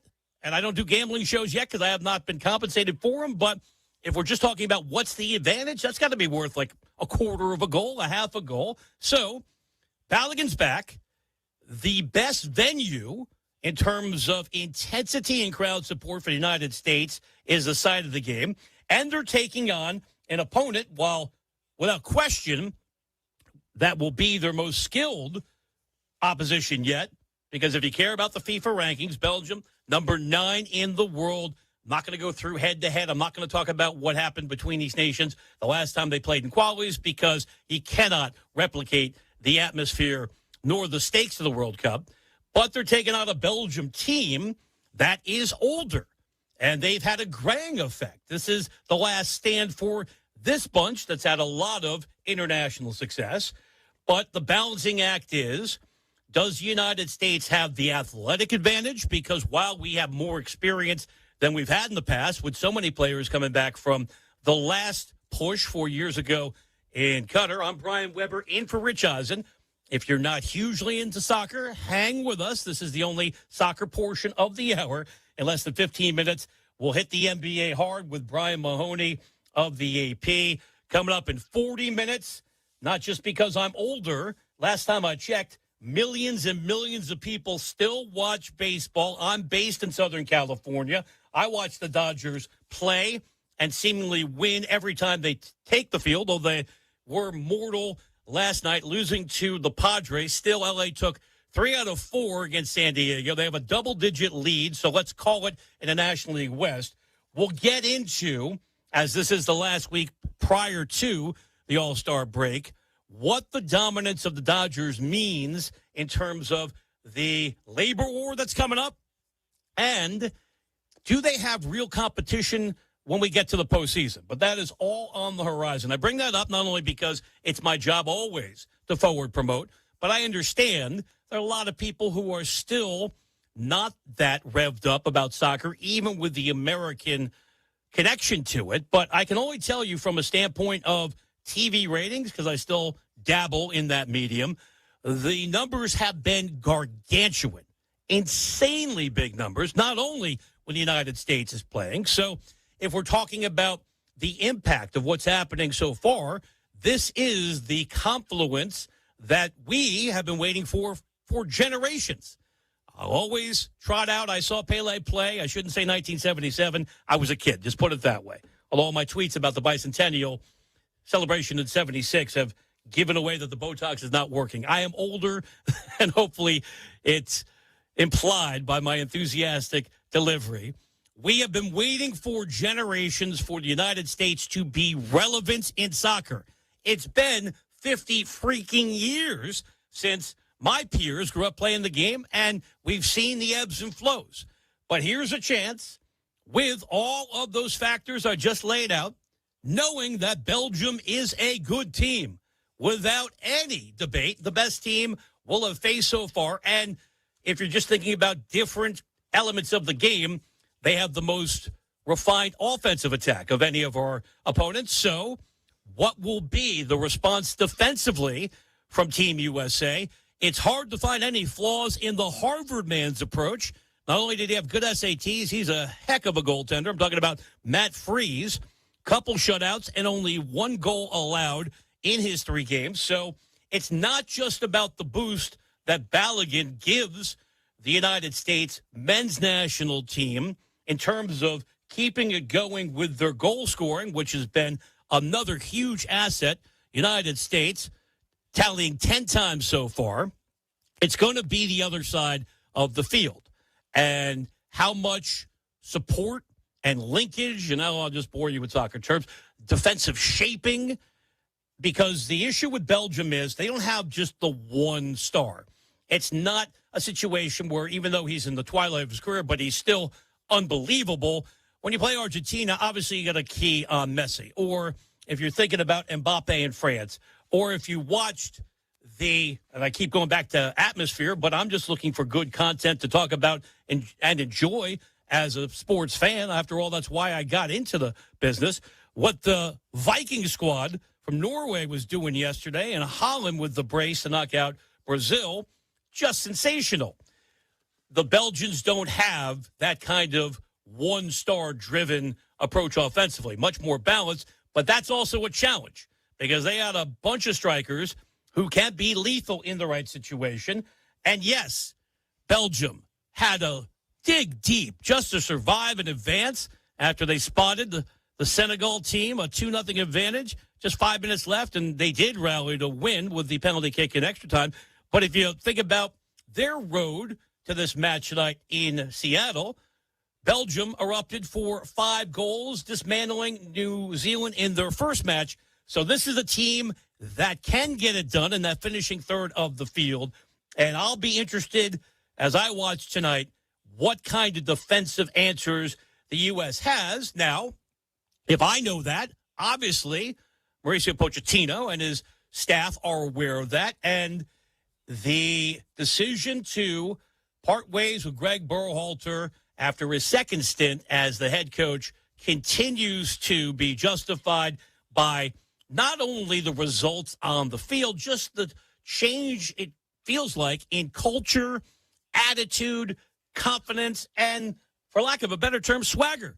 Pochettino's a cool dude. He's seen it all. He's done it all. And that rubs off on his players. And now he's got his best scorer back. So while I have issues with the lack of transparency, while I have issues with the timetable, why did it take until yesterday for this red card to be suspended? Remember, if you care about the semantics, it wasn't overturned, but the result's all that matters. Balogun's back. I'm a little bit conflicted because the process has to matter. Look, if I want to get USA driven coming off the 4th of July, what's the phrase we use all the time? Due process. FIFA has none of that. It's an organization that has been plagued by corruption for decades. And in this instance, and I'm not implying a quid pro quo in any way, but in this instance, a corrupt organization has benefited the United States. And I know a lot of you listening don't care about any of that. Don't tell me how the sausage is made. Just give me a hot dog like Joey Chestnut. So, advantage United States. No excuses, no asterisks, no explanations. Full strength against a team we can beat. Don't know if we will beat, but it's going to be fascinating theater tonight in Seattle, and we'll break it down and give you our thoughts when we return tomorrow here on The Rich Eisen Show. I'm Brian Weber in for Rich. If you want to throw me a follow on the X platform or share your perspective, feel free to do so. My handle is BW Weber, Weber with 2 B's. In 35 minutes, we'll talk baseball coming off the 4th of July and heading into the All-Star game in 8 days in Philadelphia. Straight ahead, more NBA conversation, the latest on LeBron, plus with the addition of Jaylen Brown, where do the Sixers now belong among the premier teams in the Eastern Conference? We'll find out when we check in with Brian Mahoney, NBA writer for the Associated Press. My name is Brian Weber. I'm thrilled anytime I have the opportunity to pitch in for Rich as we continue on The Rich Eisen Show. Refresh your yard this summer with 4th of July savings from the Home Depot. Choose your power starting at $99 with tools from trusted names like Ryobi and Milwaukee. From backyard get-togethers to end-of-summer upgrades, 4th of July savings on cordless tools deliver the power and mobility to keep up with every job without slowing you down. Power on the go is here, and summer projects are easier than ever with the Home Depot. While supplies last, see store or online for details. My name is Whitney Allen, and I'm a widow. My husband, Ryan, died. We never thought we'd ever have to use life insurance, but the unexpected happened. With Ethos, signing up was fast and 100% online. You can get a quote in seconds, apply in minutes, and get same-day coverage. No medical exams, and you can get up to $3 million worth of coverage. I'm grateful we were prepared. Get your free quote at ethos.com/play. That's ethos.com/play. Paid spokesperson. Time spent on application may vary. Online health questions required. Soccer this summer is bringing the world together, and Old Town Bar and Grill in Wasco is bringing the excitement home. Catch every kick, goal, and dramatic finish on the big screens while enjoying ice-cold Michelob Ultra, refreshing neutral vodka seltzers, and your favorite game day food. Plus, join the special party this Thursday from 4 to 6. Old Town Bar and Grill, your headquarters for soccer's biggest celebration. Brought to you by Michelob Ultra, official beer sponsor of the 2026 FIFA World Cup. Celebrate and save big during Steinhaffel's Furniture and Mattress 4th of July sale. Save up to 30% store-wide, then take $75 off every $7.99 you spend. And we make buying your new room easy with our special 60-month 0% financing. Plus, take an extra 15% off our already low-priced clearance. And don't forget about the amazing doorbusters throughout the store. It's Steinhaffel's 4th of July sale. Shop in-store or online at steinhaffels.com. Hey, it's your buddy Tom Waddle, and I drive a Hawk. The 250th anniversary sale is this weekend at all Hawk Auto locations. Get 0% financing for 60 months, plus no payments for 90 days. Shop over 2,000 vehicles from 13 brands at 12 locations. Nobody will pay you more for your trade. The 250th anniversary sale is going on now. HawkAuto.com. Drive what I drive. Drive a Hawk. $1,667 per month per thousand financed on select models with approved credit. HawkAuto.com. When you're injured due to the negligence of another, the goal is to get top dollar in the shortest amount of time. It sounds simple, but few law firms can pull this off. And that's because a law firm has to be known for taking cases to trial and winning over a long period of time. Unless the insurance company believes that the law firm will risk their own money to take the case to trial, they have no reason to offer what's fair. Recently, the Verdoliak Law Group took 6 jury trials to verdict in 10 days. And how did we do? Well, on the last 3, we recovered 7 times the settlement offer, 20 times the settlement offer, and a verdict of $4.1 million. And here's the best part. The Verdoliak Law Group's history of fighting and winning at trial means more of our cases settle early and for every penny you deserve. In fact, over 60% of our personal injury cases have settled without ever filing a lawsuit. If you need a law firm that consistently fights at trial to ensure you get top dollar pre-suit offers, call the Verdoliak Law Group, 844-4VLG-LAW. Borrow what you need when you need it with a home equity line of credit from Republic Bank of Chicago. From home improvements to unplanned expenses and everything in between, rest easy knowing we've got you covered. Visit ourbankchicago.com or one of 20 locations to get started with your Republic Bank home equity line today. Subject to credit approval. Property insurance required. Contact us for current rates. Equal housing lender. Republic Bank of Chicago. Banking beyond expectations.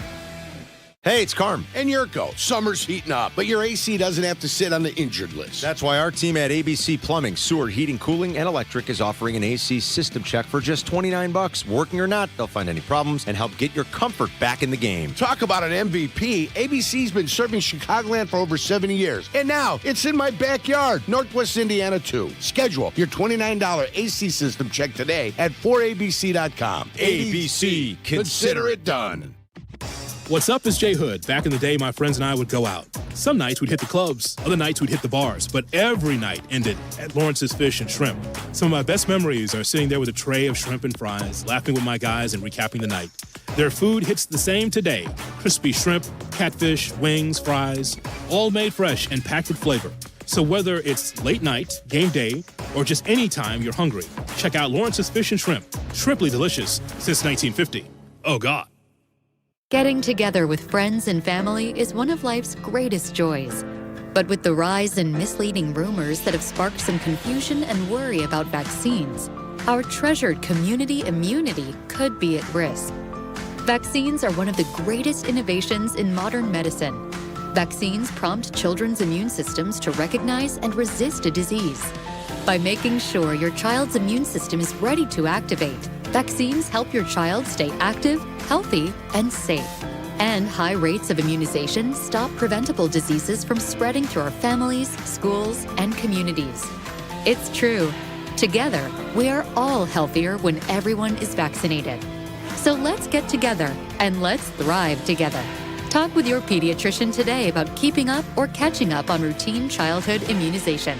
This message is brought to you by the American Academy of Pediatrics. Guests on ESPN Chicago join us on the Yuengling Hotline. Brought to you by Yuengling, the oldest brewery in America. And mobility to keep up with every job without slowing you down. power on the go is here, and summer projects are easier than ever with the Home Depot. While supplies last, see store or online for details.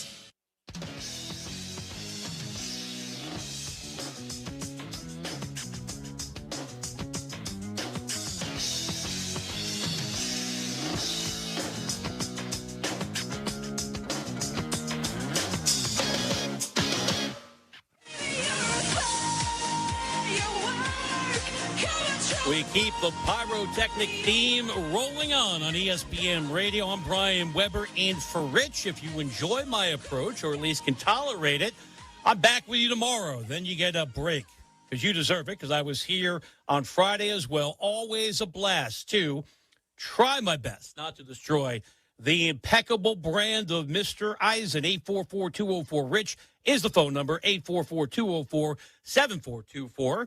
To use my favorite media term, we are efforting a conversation about the NBA with Brian Mahoney of the Associated Press. I fully understand a lot of people are taking today off, as you should. Maximize it.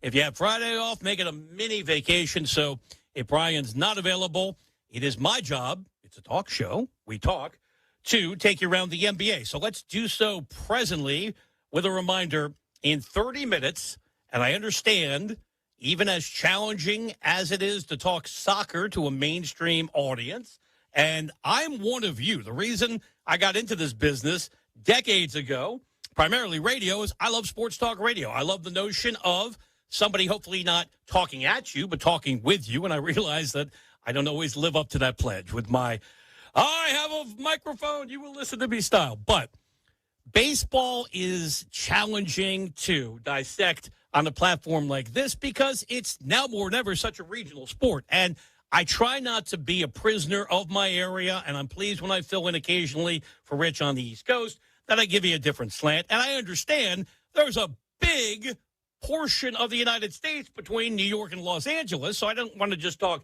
Yankees and Dodgers all the time, but I'd be a fool to overlook what's going on with the Dodgers.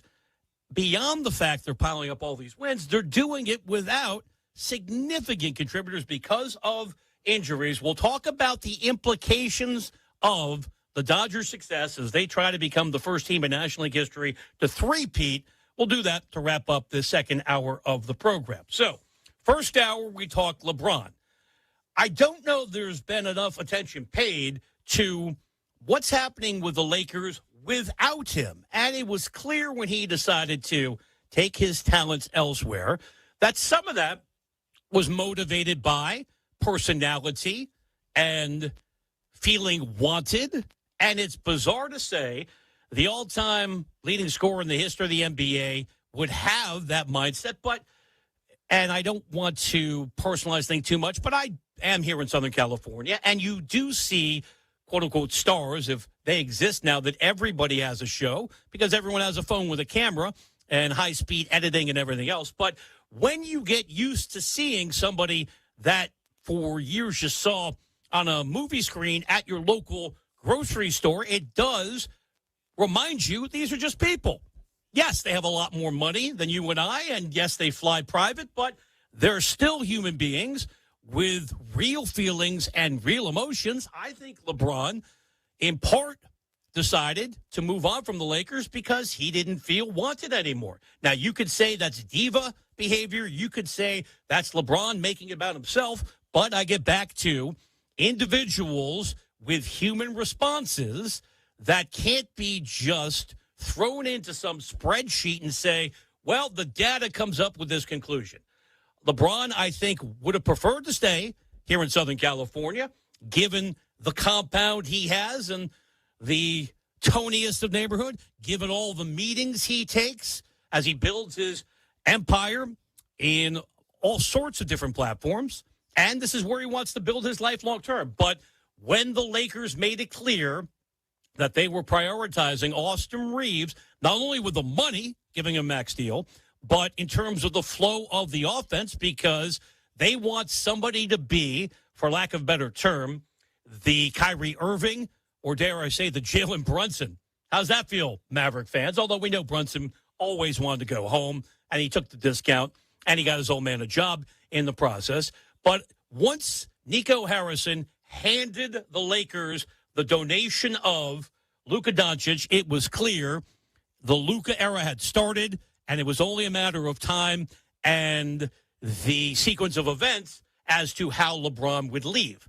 But part of me, just thinking about economics, has the idea that the Lakers would have done everything they could to accommodate LeBron if an ownership change had not have occurred. Because remember, the Buss family, while I'll go back to the notion they have more commas and zeros than you and I, Brian Weber, just a common man, the son of a plumber, in for Rich Eisen. You can pick up the phone, 844-204-7424, or have at it on the X platform, BW Weber, Weber with two Bs. The Buss family was run, or the Lakers, I should say, when run by the Buss family, was run like a mom and pop operation. And I don't know that Jeannie Buss would have had the gumption to go to LeBron or his intermediates, Rich Paul and his team, and say, yeah, it just doesn't work anymore, because I think they love the notion of having the ability to monetize the farewell and think about what the seats would have gone for LeBron's last regular season game and all the rest as his farewell tour was winding down. But with the shift to the Dodgers ownership, with their deep pockets and their analytical bent, and they have nothing invested personally in LeBron because they weren't involved in his first decision to take his talents here to Southern California.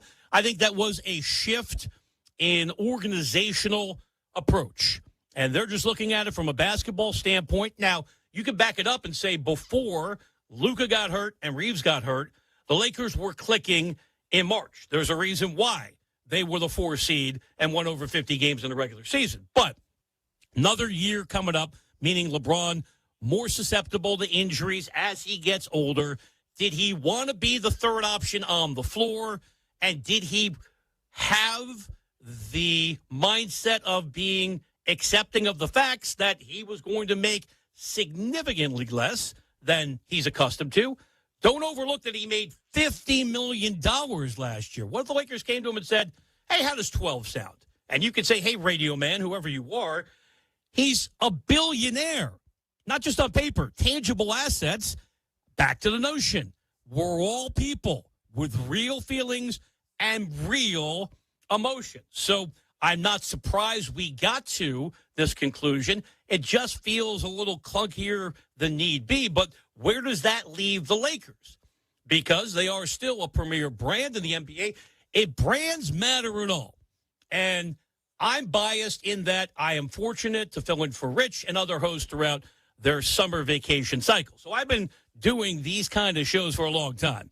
And as recently as 3 years ago, there was nothing better than NBA free agency talk. In fact, you could argue that the transaction was often more compelling than the action on the floor. Everything changed with the new CBA. And yes, I'll bring up the dreaded second apron. But the results are what the owners wanted. We now have had 8 different champions crowned. That has never happened in the history of the NBA. Still, for all of the competitive balance, if you flip around the dial, you see the usual suspects on national TV and Amazon, and the Lakers brand is right there with the Knicks, the Celtics, if we're talking about the heritage and the luster of big-name teams. So the Lakers need, in addition to the reset with Luka, they got to find a third scorer now. Just because you say goodbye to LeBron, for all the reasons I laid out, who's going to be the third option? And I realize that the offseason was all about making Luka happy because his people had made it clear, based on what he did in Dallas with a handful of big dudes, he wanted a legitimate big man to help run the offense on the pick and roll and give this team a rim protector that they didn't have because DeAndre Ayton was a mirage in the paint. Now, in fairness, he did finally play over 70 games. That's the best compliment I can give him, but he has been fraudulent since he got that massive deal after helping the Suns make that unlikely run to the finals when they lost to Giannis. There's a reason why Portland was pleased to see him go and ate some of the salary on his way out the door. So it was all about coming up with the right big fella to run with Luka and Austin Reeves. And I think that the Lakers gave up too much, but you can't quibble with the outcome in getting Walker Kessler because he is in his early 20s. He is 7 feet tall. Dare I say, you can't teach tall. You might have heard that once or twice when we talk about the dying skill of being a post player. But this is a traditional back to the basket, big dude who you can funnel the offense through in the post. And he's going to give you a shot blocking element if he can be healthy. I don't want to poo-poo this big move. And I keep mentioning Lakers gave up a ton to get an unproven commodity, hoping that he will build into his skill set and fill out physically as he pushes deeper into his 20s. But he missed the majority of last year with an injured shoulder. Even if he's out there healthy and vibrant, who's going to be the third scorer for the Lakers? I don't have an answer, and they don't. So as much as it is very interesting just to pin all of our attention on what LeBron could do for a handful of different teams, and we'll get back to that momentarily. I'm Brian Weber, in for Rich. You can share your opinions on social media. X platform, your best destination, BW Weber, Weber with 2 B's. Let's say LeBron goes east, because I do think Cleveland is the most likely destination for the reasons I've been detailing. If it's all about happiness, how can you be more happy than going home? And basketball fit. Cleveland made the finals. I know most people don't remember that in the Eastern Conference because they got obliterated on a big word Monday by the Knicks. But you can't just take out the whiteout and remove that from the record book. This is not a Bobby Ewing getting out of the shower on Dallas back in the day. It occurred, and LeBron plus Donovan Mitchell plus James Harden, for all of his postseason flaws, in the role as a facilitator, changes the dynamic atop the Eastern Conference. But what about the West with no LeBron in that conference? It's OKC and San Antonio. Any way you want to slot those teams. I'll defer to you, and we'll play fantasy basketball at a later date. I do think it is interesting as we go through the fallout of San Antonio not being ready for the magnitude of the moment in the finals, and that is understandable. They were the youngest team to get there since Bill Walton's Blazers in 1977. I don't think it's a coincidence that Billy Donovan wasn't looking for a job too long, and you might have missed this because it happened heading into the long holiday weekend. He's agreed to become the lead assistant coach for the Spurs, helping Mitch Johnson, who was still in the early stages of his coaching career and made tactical mistakes in the finals, namely why he did not get De'Aaron Fox off the floor in critical situations repeatedly is baffling, and why he did not give more minutes to Dylan Harper was strange.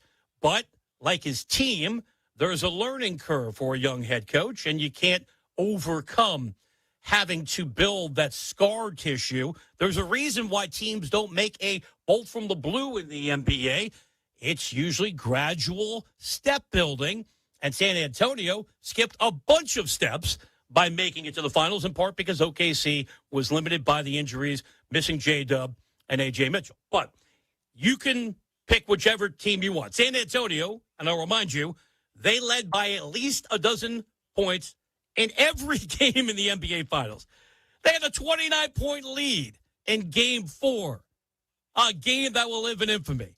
Don't you think that's a kick in the gut that might have a little bit of an emotional hangover next season? Now, the good news is they play 82. In the regular season, they'll figure it out. But nothing is changing at the top of the pyramid. If there's no LeBron in the West, based on what's happening so far in a, all right, free agency period. Now, the trades have been tremendous, and the dominoes falling, going back to Giannis to Miami. And it's amazing what a shadow of himself on and off the court John Morant is. Think about what a blockbuster that would have been, say, 3 years ago.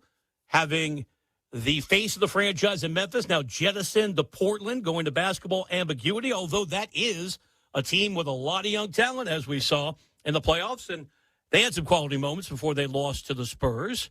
And a series of other moves around the NBA. I mentioned Ball to Minnesota. I get it.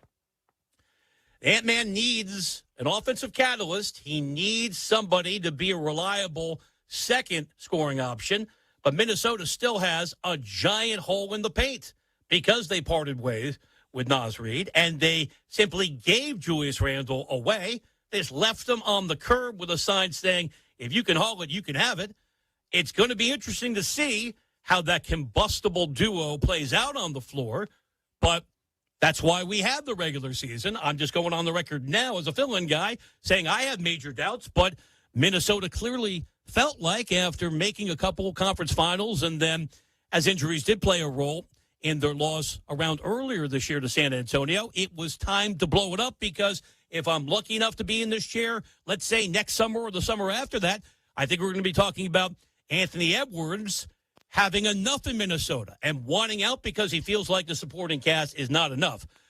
If we're just going past Oklahoma City and San Antonio, I still go with Denver.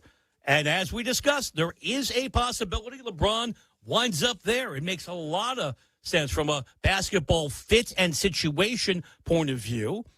I will self-report, and it's not just that I was dead wrong about the Knicks. And I went back because I had that remote access to the archives here at ESPN Radio and burned the tape, literally, the old school 1-inch tape. I may have said, I don't remember, it feels like something I could not have said. I may have said the Knicks were not going to make it out of the first round after they had blown a 14-point lead at home and trailed the Hawks 2-1. So I have now destroyed what little credibility I might have. But as I think about how things are stacking up in the West, I had a lot more optimism for Houston than they deserve. Now, in fairness, since injuries are always the wild card, we go, it's always sunny in Philadelphia, wild card. I didn't know that Kevin Durant was largely going to be unavailable when they played the Lakers, and Houston actually made it interesting. But I thought there's a young team that was the 2 seed in the West a couple years ago.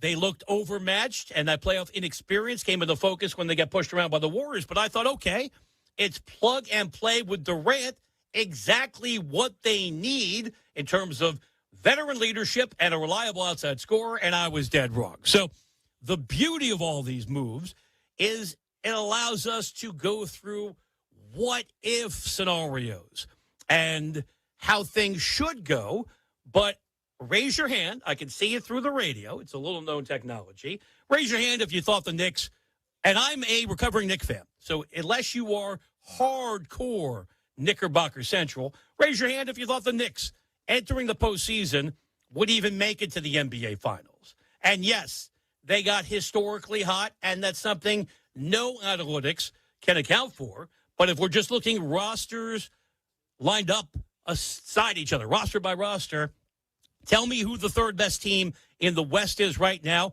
and I don't think it's the Lakers. It could be the Warriors if they get LeBron, but we're all still in a wait-and-see mode. If I had to come up with my strong conclusion right now, I'd still run it back with Denver, hoping, if you're a Nugget fan, they can have much better luck when it comes to health next year.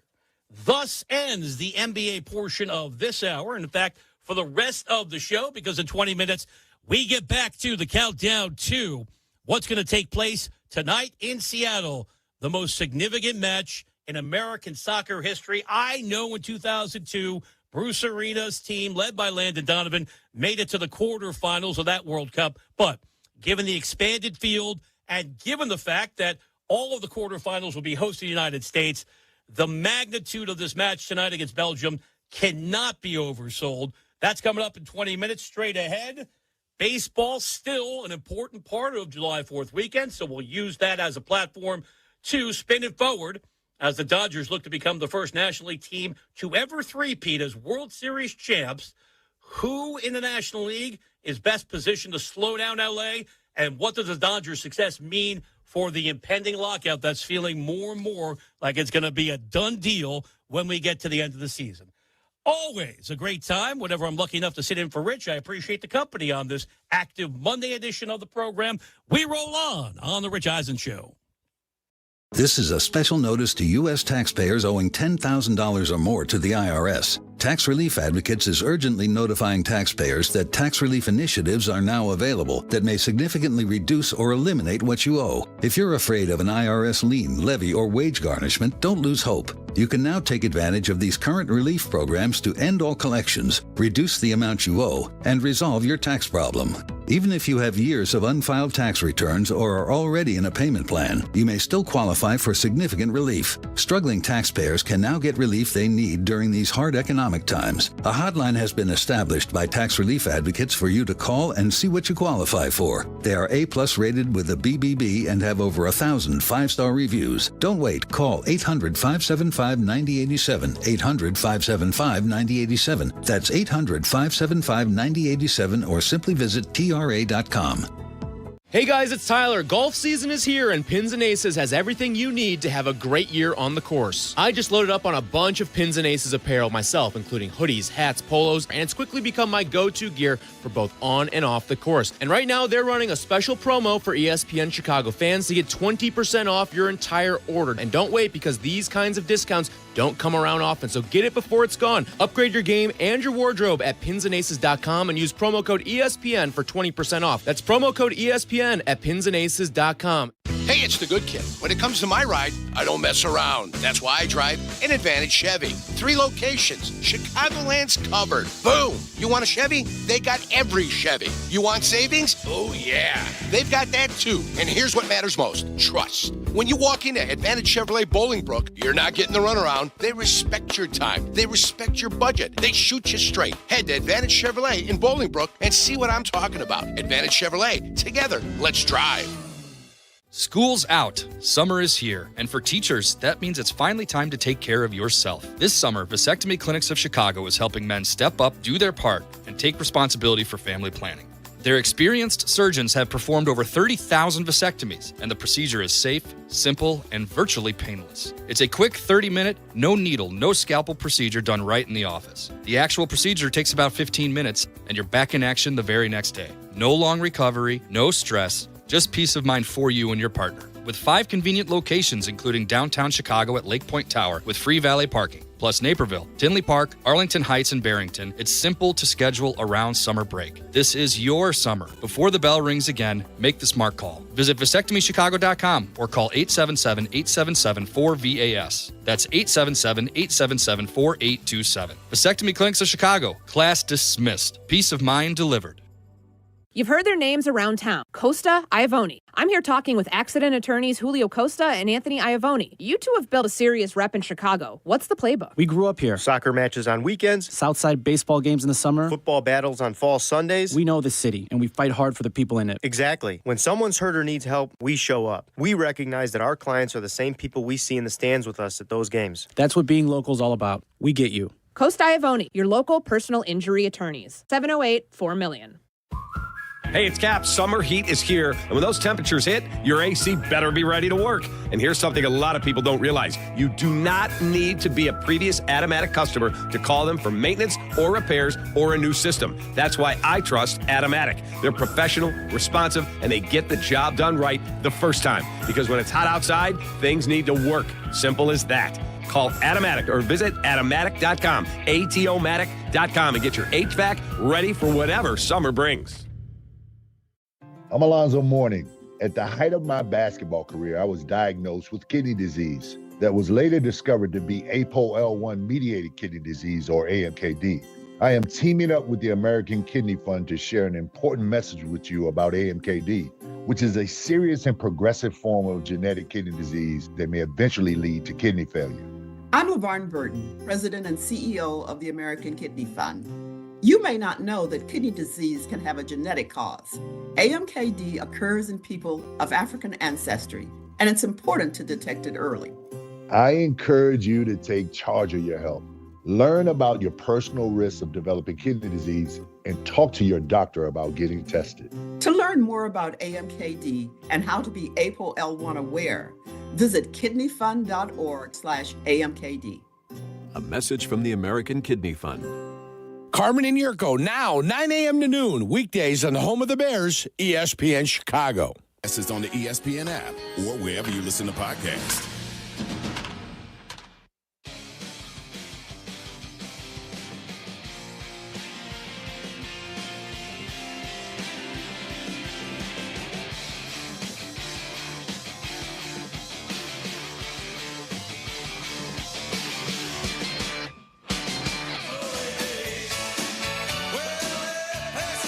This is the Rich Eisen Show. Brian Weber with you. Thanks for hanging out with us on this Monday. The conversation never stops on social media. Hit me up on the X platform, BW Weber, Weber with two Bs. The content gods have smiled upon us. We will check in with Brian Mahoney, NBA writer for the Associated Press, in a moment with a reminder.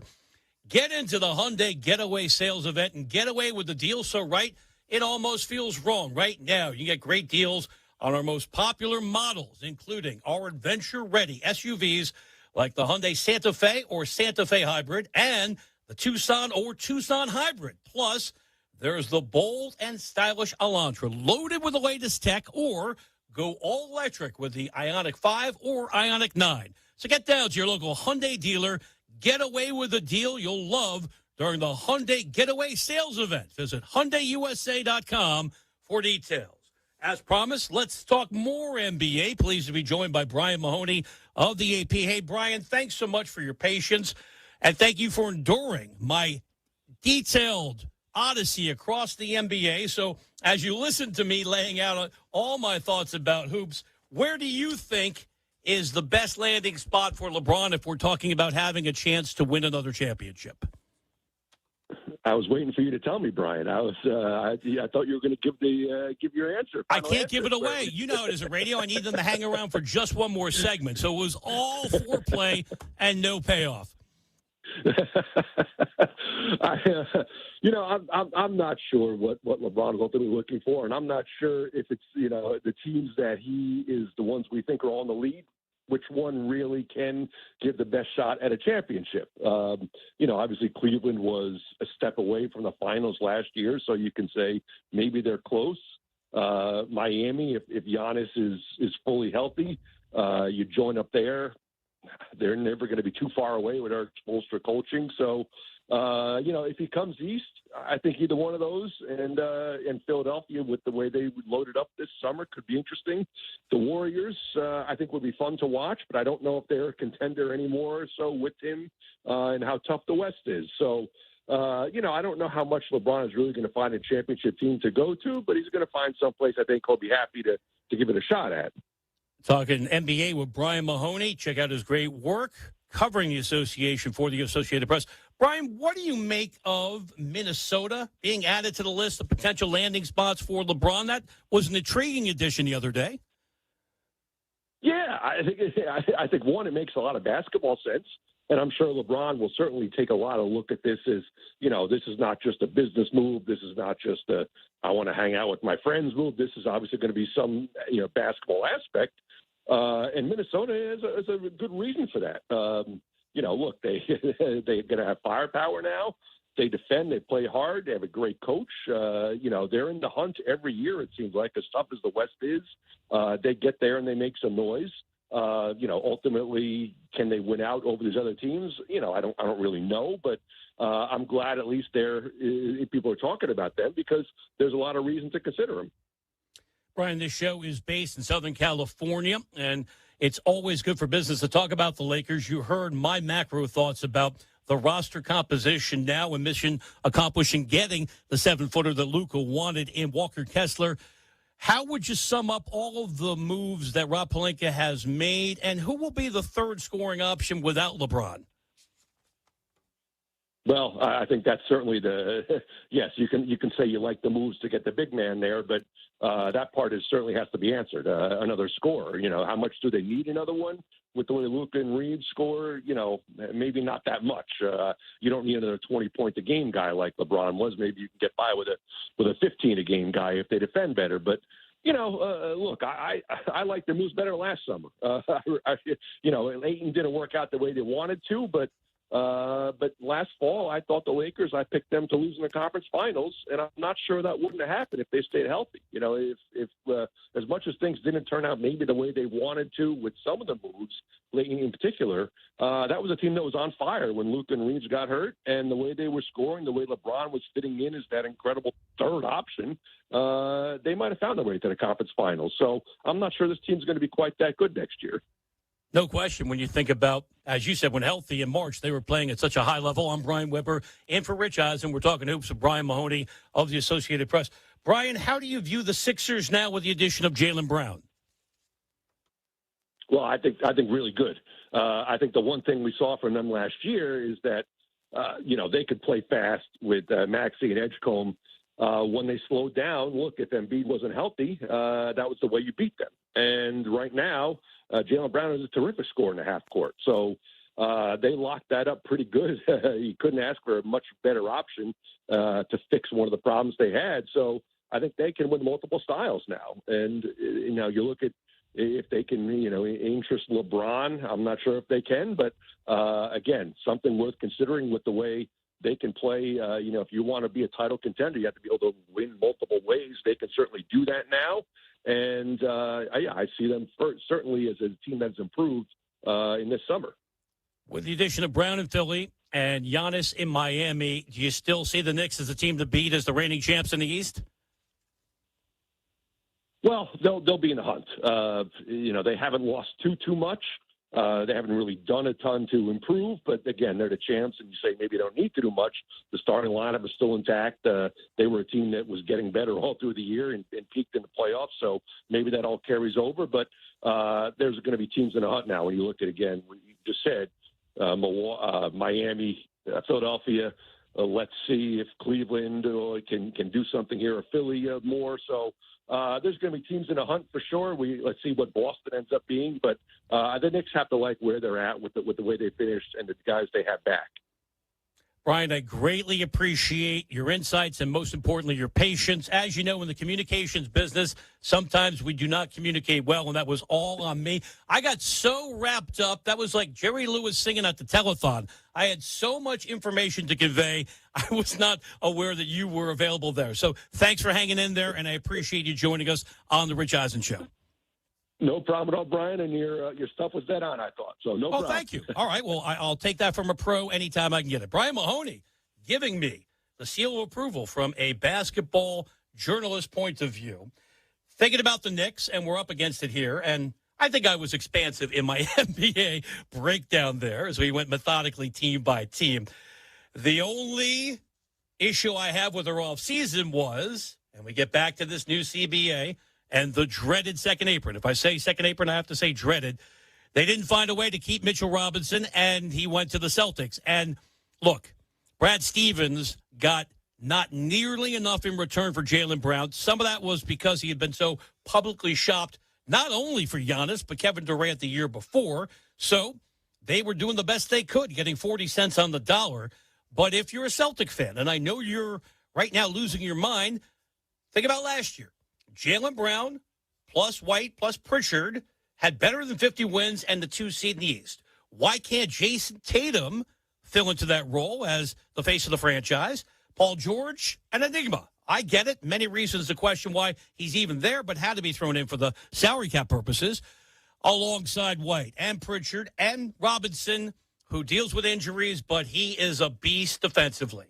As we get set for the final hour of the program, you can hop aboard on the X platform, BW Weber, Weber with 2 Bs. Coming up, more soccer analysis because we're all now World Cup crazy. Getting you set for the United States and Belgium tonight in Seattle, right here on The Rich Eisen Show.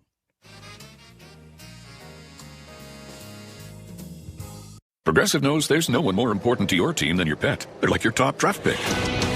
And it looks like Chuck has selected Pepper the Corgi. Bold pick there, Deborah. Yeah, Rich, Pepper has a high ceiling for sure, but he does have a tendency to bark at every tree. Yeah, he brings a lot to the table, but also takes a lot off of it, especially when it's been left near the edge. Nothing left to do now but suit him up for the dog park. Protect your top draft pick from injury and illness with Progressive Pet Insurance. Get a quote at Progressive.com. Progressive Casualty Insurance Company affiliates of third-party insurers. Not available in all states or situations. Covered subject to policy terms. Rich Eisen here. Running a small business means every hire matters. A bad hire costs time and money, but the right one helps your business grow. The challenge? Finding that person without sorting through resumes. That's where LinkedIn Hiring Pro comes in. It screens candidates so you can focus on conversations with qualified talent. With Hiring Pro, you can hire with confidence and build the team you need. Join the 2.7 million small businesses using LinkedIn to hire. Get started by posting your job for free at linkedin.com/Eisen. Terms and conditions apply. He was loud and impossible to ignore. Ozzy gave number 13 a personality, fiery, funny, emotional, and all his own. In 2005, he brought Chicago a championship. To Ozzy, thank you for the fire, honesty, heart, and championship pride. Forever number 13. Roofers and Waterproofers Local 11 provides quality value and service in commercial, industrial, and institutional roofing and waterproofing. Through apprenticeship training, members learn the latest techniques, including solar, green, and garden systems. Find a highly skilled roofing contractor today at chicagoRoofingContractors.org. Smart capital planning starts with the roof. M&M Commercial Roofing, powered by over 50 years of trusted craftsmanship from M&M Home Remodeling, helps Chicagoland properties and facilities plan and not just react. M&M Commercial Roofing starts with detailed inspections and clear reports, then guides you through options, repairs, recover systems, coatings, replacements, or new construction. This is roofing built around your priorities, timeline, and long-term plan. Schedule a consultation with M&M Commercial Roofing and plan with confidence. This is the story of the one who keeps multiple buildings running smoothly day after day. Plumbing that flows, HVAC that hums, cleaning supplies that keep surfaces sparkling. That's why she counts on Grainger. With easy reordering online and 24/7 support, Grainger helps her keep the products she needs on hand. So shelves stay stocked and buildings stay ready. Call 1-800-GRAINGER, click Grainger.com, or just stop by. Grainger, for the ones who get it done. Jake from State Farm. I just beat my running PR, so I'm celebrating with the Banana Bonanza smoothie. Hey, and you can keep celebrating when you create an affordable price just for you by bundling your home and auto with the State Farm Personal Price Plan. Go bananas. I will. Hey, make it a large. Bundling, just another way to save with the Personal Price Plan. Like a good neighbor, State Farm is there. Prices are based on rating plans that vary by state. Coverage options are selected by the customer. Availability, amount of discounts and savings, and eligibility vary by state. Hey Chicago, are you ready for a home glow-up? IKEA is making it faster and easier than ever with local pickup spots across Chicago. Shop for all your IKEA favorites at ikea.us or on the IKEA app. Then, select a convenient Chicago area pickup point, including Loyola University, U of C, UIC, or Gurney Mills during checkout. Your order's ready for local pickup as soon as the next day. From cozy bedrooms to chill after workspaces, IKEA has what you need. Just a click and pick up away. Wallner Law helped me get the compensation that I deserve. Wallner Law helped me get back on my feet. Thanks to Wallner Law, I'm at a better place today. Wallner Law cares for you. We're compassionate.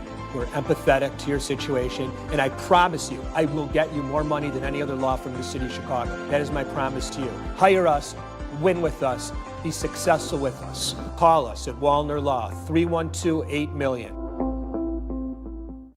When I was diagnosed with Hodgkin lymphoma, I had so many questions. I didn't even know that it was cancer. Now I do. It is cancer. Blood cancer. It's actually one of more than 100 different types, and they're all treated differently. Now, unlike some other forms of cancer, usually there's no tumor. You can't screen for it to prevent it, and the symptoms can look like other things, so it could be hard to diagnose. I had a fever for weeks. I was so tired all the time, I didn't feel like eating or doing anything else for that matter. And I know that this can feel scary. But if you know what to look out for, you'll know what to tell your doctor. And you'll feel more empowered to take the next steps. Like getting in touch with the people who know the ins and outs and can help with everything blood cancer related. Blood Cancer United. They work one-on-one with each person who reaches out to answer questions and offer resources. Blood Cancer United was there for me, and they can be there for you. Go to bloodcancerunited.org to learn more. This is ESPN Chicago, WNVP, WTBC, HD2 Chicago, a Good Karma Brands radio station. ESPN Radio.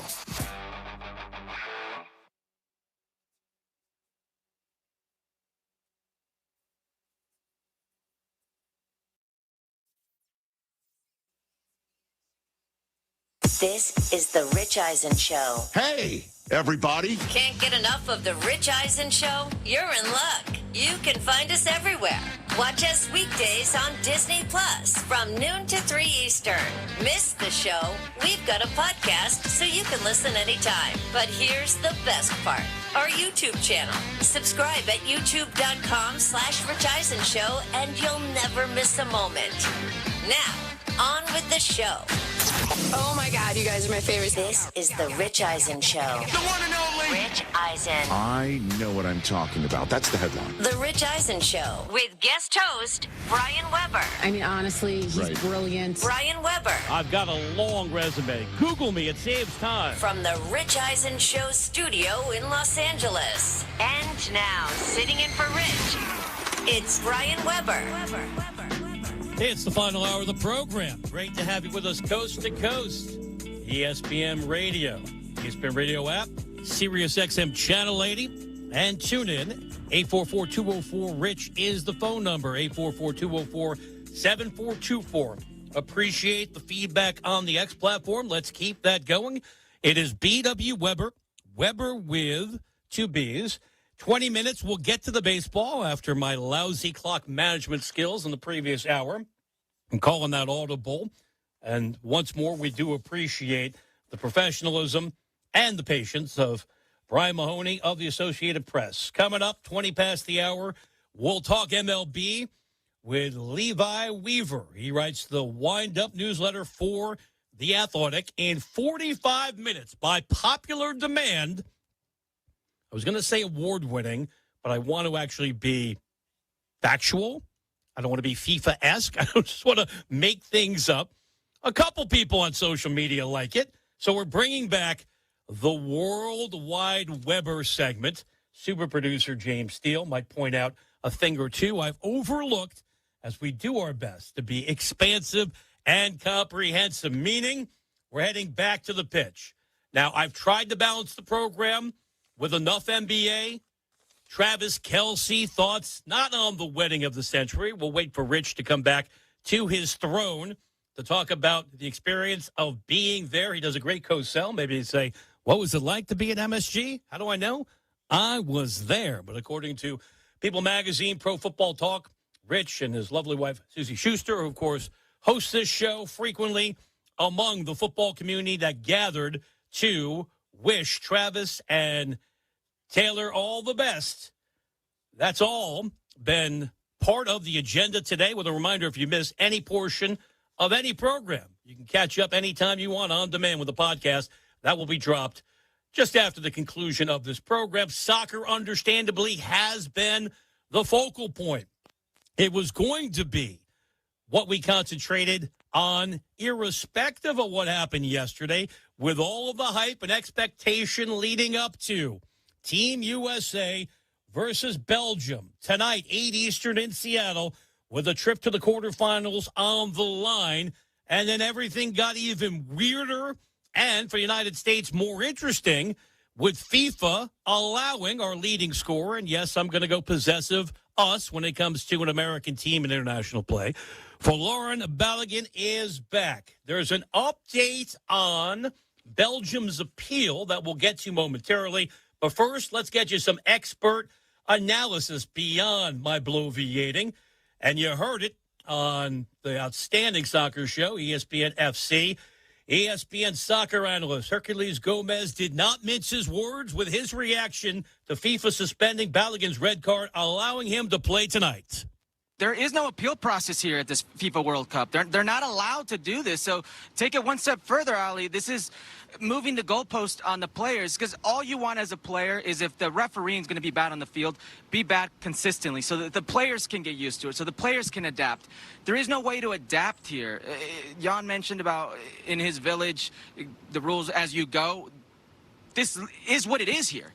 I mean, I'm of the train of thought that it's not a red card in real time, but with what we see, can you reverse it? And it's not even the rules to allow it to be reversed. This is unprecedented. This is literally them making the rules up as they go. So I repeat, if you're an American fan, you should feel glorious right now, because you get your best goal scorer back, and he could literally be the X factor to advancing to the next round. If you're anybody but a U.S. men's national team fan, this feels off. It feels like the host nation is gaining a favor here.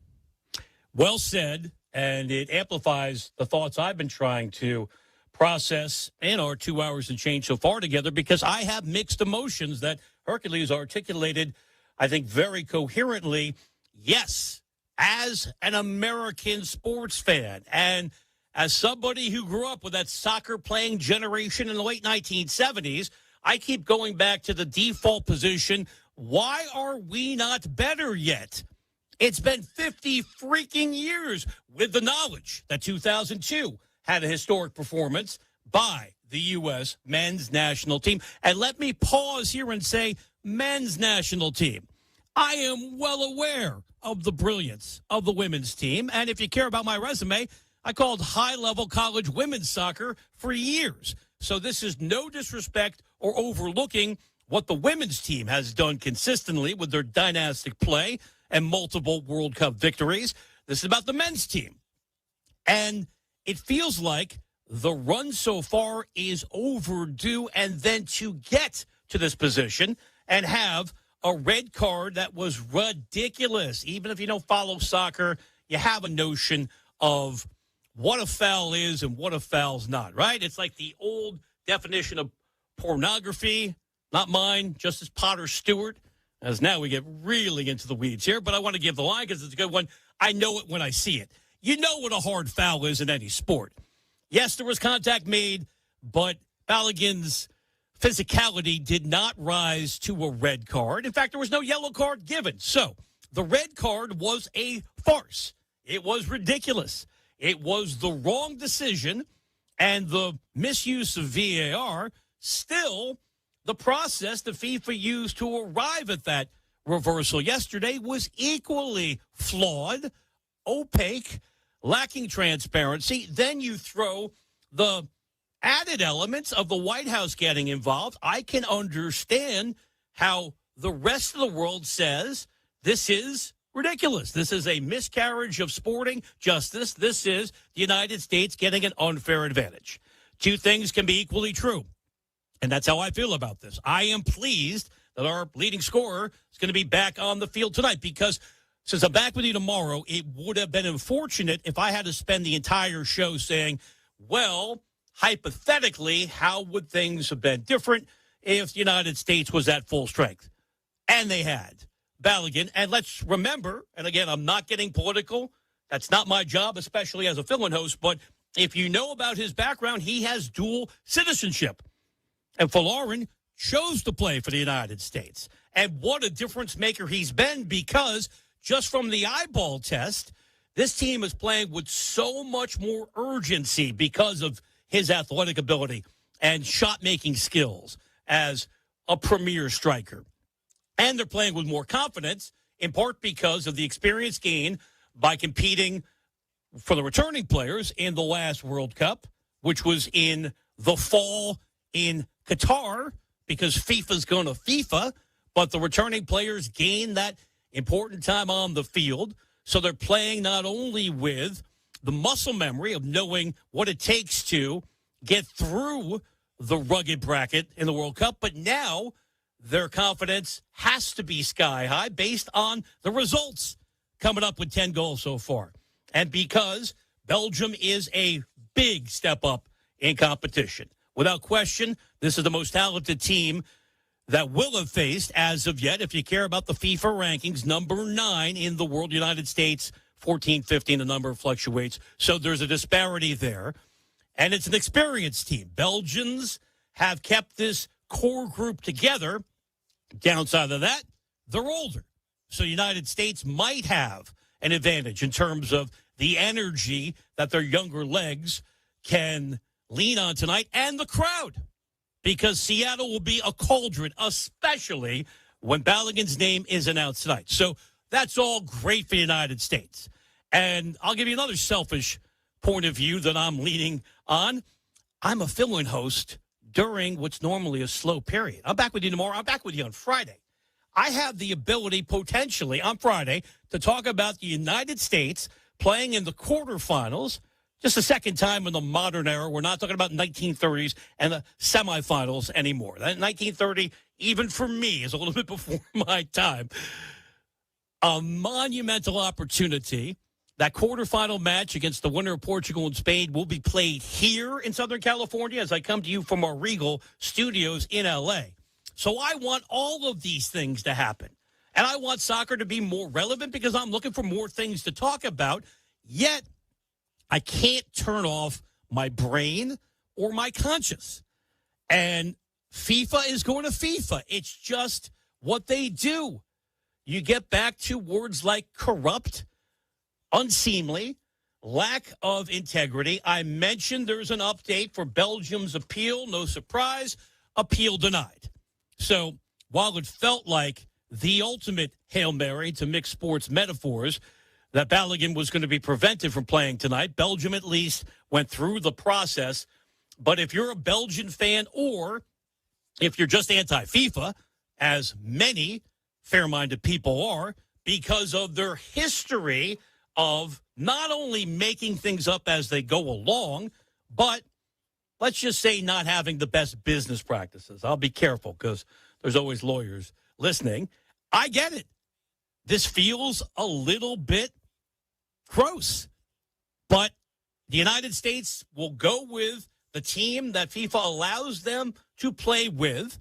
It does create a semi-different vibe from an international standpoint. Nobody watching the game tonight who's an American soccer fan nor attending what's going to be raucous in Seattle is going to cheer less or have less of an emotional connection because they feel like FIFA is run improperly. And if you care about the official word from their president, Gianni Infantino, he's issued a statement acknowledging that he did get a phone call from President Trump and then went on to say, of course, that FIFA makes their decisions on an independent basis. To take you back to Casablanca. Gambling? I'm shocked. What's he going to say? Yes, there is a direct quid pro quo. We want the United States to get through to keep the ratings at their historic level. We want soccer to be more front and center in the U.S. to keep the revenue gravy train going in FIFA's direction. Look, I don't want to overwhelm you with boring business details, but if you live in a city like Kansas City or the New York tri-state area or Southern California, while there's been a massive economic effect positively with travelers from around the world coming here to watch the soccer, spend money, enjoy a holiday, FIFA does better than anybody. They do better than the NFL in terms of hacking up the terms of those contracts. They put all of the cost burden on the host cities, and they assume none of those liabilities because FIFA's always going to come out ahead because that's what they do. But none of that matters, and we're getting closer and closer to first touch. Yes, it's a kickoff, but I like any chance I get to brush up against soccer nomenclature. Should be absolutely dynamic tonight. And to sum it up, no excuses, no alibis for the United States. Our best team ever assembled with one of the best strikers we've ever had. And we're not even talking much about Christian Pulisic, who's viewed as the most talented player in the history of American soccer. Clearly, the right coach in Mauricio Pochettino, and a goalie in Matt Freese, who's come up with a couple shutouts, only allowing one goal in 3 games. He's going to have to be at his best against a very skilled, offensively veteran Belgian team. Can't wait to be back with you tomorrow, and we'll give you our takeaways, and we'll get expert analysis in the first hour of the show when we're joined by Danny Higginbottom. You've heard him call World Cup games on Fox. You hear him throughout the MLS season on Apple TV. He played in the Premier League and MLS competition. I'm Brian Weber. I feel like I'm running around in a kit. Remember, it's not a soccer uniform. It is a kit. It's all about set pieces here on the Rich Eisen Show. You can let me know your thoughts on the X platform. That is BW Weber, Weber with 2 B's. Up next, coming off the long Independence Day holiday weekend, I have to talk some baseball. And even if you don't pay that close attention to the diamond anymore, this should be pretty stark to you. Why is the National League so much better than the scuffling AL this year? We will explore that when we check in with Levi Weaver. He writes the Wind-Up newsletter for The Athletic. A lot more to get done on a jam-packed Monday. Thank you for spending time with us. I'm Brian Weber in for Rich on The Rich Eisen Show.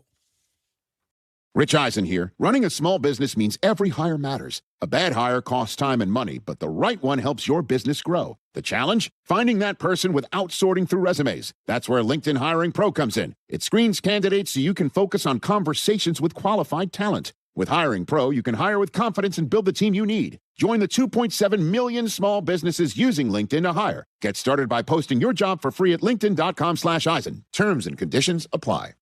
Rich Eisen here with some advice. If high-interest credit card debt is grinding you down, it might be time to call an audible with a SoFi personal loan. It consolidates your debt into one low monthly payment with no fees required. And with as soon as the same-day funding, you can make the right play fast. Call an audible on your debt today at SoFi.com/debtplay. Loans originated by SoFi Bank N.A. Member FDIC. Terms and conditions apply. NMLS 696891. Fast funds terms apply at SoFi.com/debtplay. Soccer this summer is bringing the world together. And Old Town Bar and Grill in Wasco is bringing the excitement home. Catch every kick, goal, and dramatic finish on the big screens while enjoying ice, cold Michelob Ultra, refreshing neutral vodka seltzers, and your favorite game day food. Plus, join the special party this Thursday from 4 to 6. Old Town Bar and Grill, your headquarters for soccer's biggest celebration. Brought to you by Michelob Ultra, official beer sponsor of the 2026 FIFA World Cup. Celebrate and save big during Steinhaffel's Furniture and Mattress 4th of July sale. Save up to 30% store-wide, then take $75 off every $7.99 you spend. And we make buying your new room easy with our special 60-month 0% financing. Plus, take an extra 15% off our already low-priced clearance. And don't forget about the amazing doorbusters throughout the store. It's Steinhaffel's 4th of July sale. Shop in-store or online at steinhaffels.com. The Taste of Elmwood Park returns. It's August 7th to the 10th. Mayor Skip Saviano, what's your favorite part? Where do I start? The live music, family fun, and sampling from over 20 of Elmwood Park's best restaurants. I love it all. How about you, Carm? Gotta be the meatball eating contest. Always a crowd favorite. And I'm excited to be the honorary MC once again this year. Join us at the Taste of Elmwood Park happening August 7th to the 10th. Grab your family and friends for a weekend of amazing food, live entertainment, and a true Taste of Elmwood Park.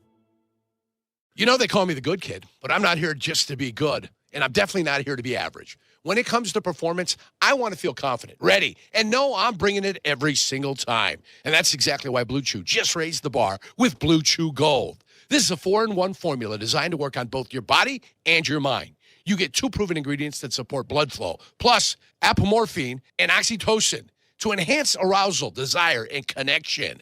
That means you're not just physically ready, you're mentally dialed in too. It dissolves right under your tongue and can start working in as little as 15 minutes. Less waiting, less worrying, more confidence. Ladies, if you're listening, send your man the link. Help him bring home the gold and make him a trophy husband. Oh, we've got a special deal for all of our listeners. Get 10% off your first month of Blue Chew Gold with code ESPN. That's promo code ESPN. Visit BlueChew.com for more details and important safety information. And we thank Blue Chew for sponsoring. Another hospital bill from the accident and another letter from the insurance company. Did you call them? 3 times this week. I keep getting transferred. Nobody will tell me anything.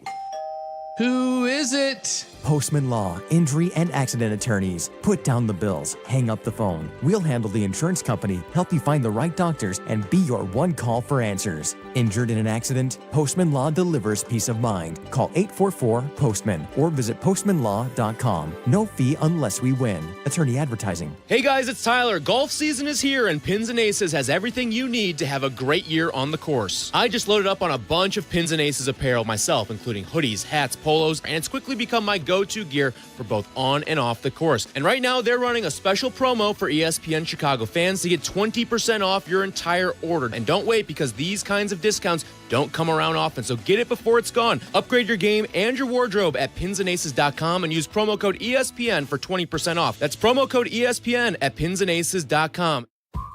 Hey, it's Kap. Summer heat is here, and when those temperatures hit, your AC better be ready to work. And here's something a lot of people don't realize. You do not need to be a previous Atomatic customer to call them for maintenance or repairs or a new system. That's why I trust Atomatic. They're professional, responsive, and they get the job done right the first time. Because when it's hot outside, things need to work. Simple as that. Call Atomatic or visit Atomatic.com, ATOmatic.com, and get your HVAC ready for whatever summer brings.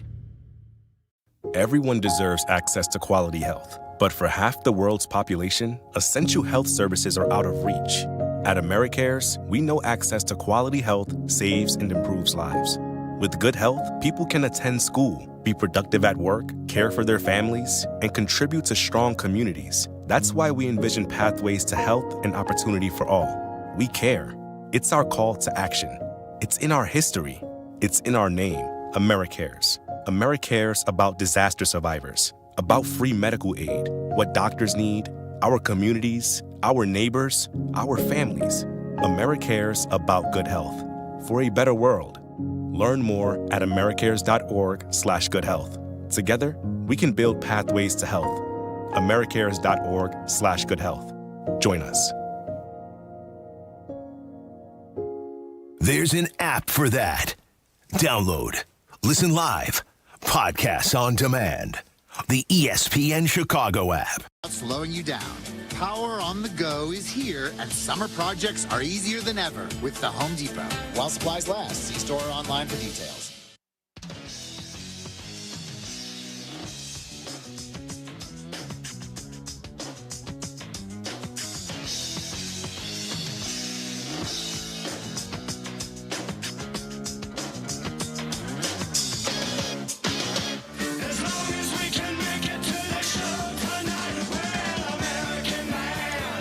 My name is Brian Weber. This is the Rich Eisen Show, ESPN Radio, the ESPN Radio app, Sirius XM Channel 80, or tune in 30 minutes. We wrap it up with gusto and style points as we log on to the World Wide Weber. First, coming off the long holiday weekend on July 4th as we get set for the All-Star game in Philadelphia 8 days from today. Got to talk some baseball. Always a pleasure to check in with Levi Weaver.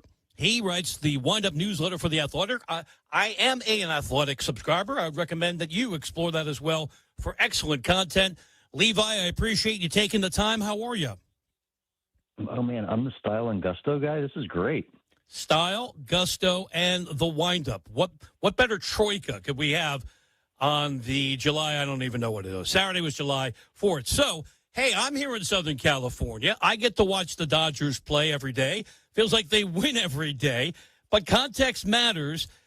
And I know this could fuel a larger conversation about deferred money and the labor war that's coming up. But, Levi, they haven't had Edwin Diaz for the majority of the year, and the whole point of getting him was to bolster the bullpen. That was their biggest issue last year. As you know, no Blake Snell, no Tyler Glasnow in the rotation. Kyle Tucker hasn't done much despite all the money the Dodgers gave him in the offseason. Are you surprised at all they've been this dominant? I probably shouldn't be surprised at all when the Dodgers do good things. I mean, it's not. You're right. They've missed a lot of production from guys they expected to produce, and on a normal team that would be devastating. But at the same time, you got, Andy Pages breaking out this year. He's been worth, I've got my numbers up here, 4.1 wins above replacement. He's been their best position player so far this year. And Max Muncy's having a resurgence, and the depth there is crazy. And, you're not wrong that they spend more than just about anybody. But the thing about the Dodgers that I think gets underrepresented is that Andrew Friedman is doing a phenomenal job there. I mean, he did such a great job with the Rays, and it doesn't always work. Look at the sort of the Wario version of the Dodgers right now is the Mets. They brought in David Stearns, who did good work in Milwaukee and thought that they were going to be the East Coast Dodgers. They spend more money than anybody, not the Dodgers, and they stink this year. So it's not just the money. The Dodgers have also done a really good job of, player development. Look at Justin Robleski. He should be an all-star this year. So Dalton Rushing has been very good this year, despite all the controversies in that one really horrible game, as he takes his lumps and learns how to be a big league catcher. They're really, really good, and it's not just the spending. So no, I'm not that surprised that they've been this dominant, because they just do everything well. We are focusing on the diamond with Levi Weaver. Check out his great work. It's the Wind-Up newsletter, all part of The Athletic. And I'm glad you made that point about not just resource allocation and throwing money at problems, but the people making the decisions, because Andrew Friedman has demonstrated in the past he could win with a lot less in Tampa, and now you see what he's doing with the Dodgers. And let's just connect that to the team they took 3 of 4 games from, and the Padres finally snapped that 8-game losing streak with the win last night. But, Levi, as you know, San Diego, quote-unquote, a small market, has a big payroll. So we know about Manny Machado having just a miserable year at the plate. What else has slowed this team down? Well, it hasn't just been Machado. I mean, a lot of their stars have been underproducing. You look at, not that Jake Cronenworth should be a star, but he should be a regular, and his OPS is in the low fives. Xander Bogaerts has been just okay. Ramon Laureano hasn't really worked out. He's on the injured list. It's been kind of hit and miss with their offense, but really it's the lack of starting pitching depth that has hurt them. I mean, Michael King has been very good, but Walker Buehler hasn't been great. I'm looking through this list here. Griffin Canning, the ERA of nearly 7. German Marquez is pitching for the Padres, which I think probably says a lot. 3 of the 5 guys they have listed as their rotation have negative wins above replacement. So if they, and never underestimate A.J. Preller's ability to go do things at the deadline. Will he go get some starting pitching? I would assume so. But that Padres window seems to be closing a little bit. I mean, Machado's getting up there in years. Bogaerts is getting up there in years. Jackson Merrill's 23. That's great, but it's looking like a closing window for them. And then one of the things that I think really hurt them early was Fernando Tatis was hitting the ball hard, but none of them were going over the fence. Now he's righted that ship a little bit lately. He's up to 5 home runs. I think all of them within the last 3 or 4 weeks. But when you get a guy that is on an offense that's struggling and he's hitting the ball hard and the results just aren't there, that's so deflating for a team. So I'll never count the Padres out until at least after the trade deadline and I see what Preller does. But yeah, it's not looking great there right now. And I think pitching has really been, in addition to some star players not playing like star players, I think the pitching has been the biggest bugaboo for them. Talking baseball with Levi Weaver of The Athletic. He's our guest on the Rich Eisen Show.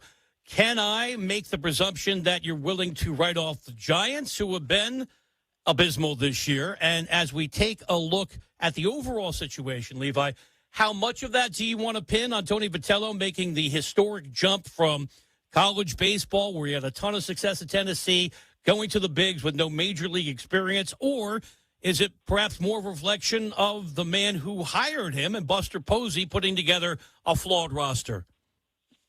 Yeah, I mean, probably a little of both. I think when you hire somebody like Vitello, you kind of have to expect that there are going to be some bumps in the first year. And that's just, the big leagues are, I mean, before I was a baseball writer, I was a musician and had the good fortune to kind of just jump straight into covering the Texas Rangers. And even in the press box, year one, you're learning a lot. You're making big mistakes and learning from those mistakes and learning how the game works. There is a rhythm and a pace to it, and it takes some time. And so I think the Giants had to know that, bringing in Vitello. I was very interested in how that was going to go. So far, the results have clearly not been great. But I think one of the things that we've sort of started to see as a recurring pattern is the communication that it takes to run a big league team successfully just hasn't quite been there. Just almost every time there's some controversy, it's communication, whether that's Rafael Devers. Rafael Devers, not wanting to come off of first base because they were going to pinch run for him, and he didn't think he didn't realize that was coming. Who was the pitcher about a week ago that didn't realize he was only on an 85 pitch? Was it Landon Roop or Tyler Mahle? I think it was Mahle. Didn't realize he was on an 85 pitch limit. And he said, I would have pitched that last batter a little differently if I'd known it was my last batter. To even, the Pride Night cap controversy, in which the commissioner of baseball said, hey, the Giants didn't communicate accurately to their players what was required and what wasn't. And that does come down to Posey. And I really thought that his inability or unwillingness to answer questions in the aftermath of that was not a great look. I know you want to be president of baseball operations and just handle things like roster moves and player development, but that role, you are a forward-facing role, and especially if you are Buster Posey, right? Like, they didn't just pluck their GM out of obscurity. He's a known entity that the community is looking to him to be the voice of the franchise, and it just hasn't happened. Will the Giants be okay? Not this year. I think they should sell this year and restock for the future. But is the duo of Posey and Vitello doomed? I don't think so yet. I think this is growing pains. Posey hasn't been a GM before either, so you can't really expect that combo is just going to come together and be Superman in year one. And I think we're just seeing those growing pains on all fronts. And you mentioned the star power buster, the face of the franchise with those World Series multiple titles. It's not like they hired Kurt Manwaring from back in the day. He had a lot of goodwill in the Bay Area, and a lot of it seems to be marginalized now. I'm Brian Weber, guest hosting for Rich. This is the Rich Eisen Show, and we're rounding the bases with Levi Weaver of The Athletic. Levi, I realize, and it's cliched, but cliches exist because there's some truth. Baseball is the most random sport of them all because you have 162 opportunities, so flip that coin. But when you look at the balance of power across MLB, why do you think the National League is so much better than the scuffling American League this year? Man, I really do think that is just one of those random things.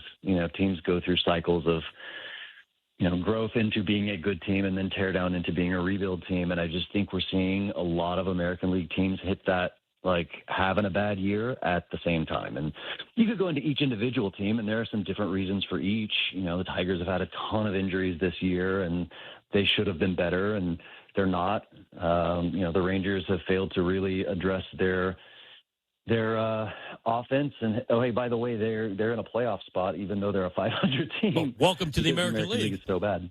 Yeah, the Red Sox, their pitching staff should have been amazing, but they kind of knew that they had some roster deficiencies at the beginning of the season, and those have played out to be such. So it's just every team kind of has their own different reason for why they're not so great.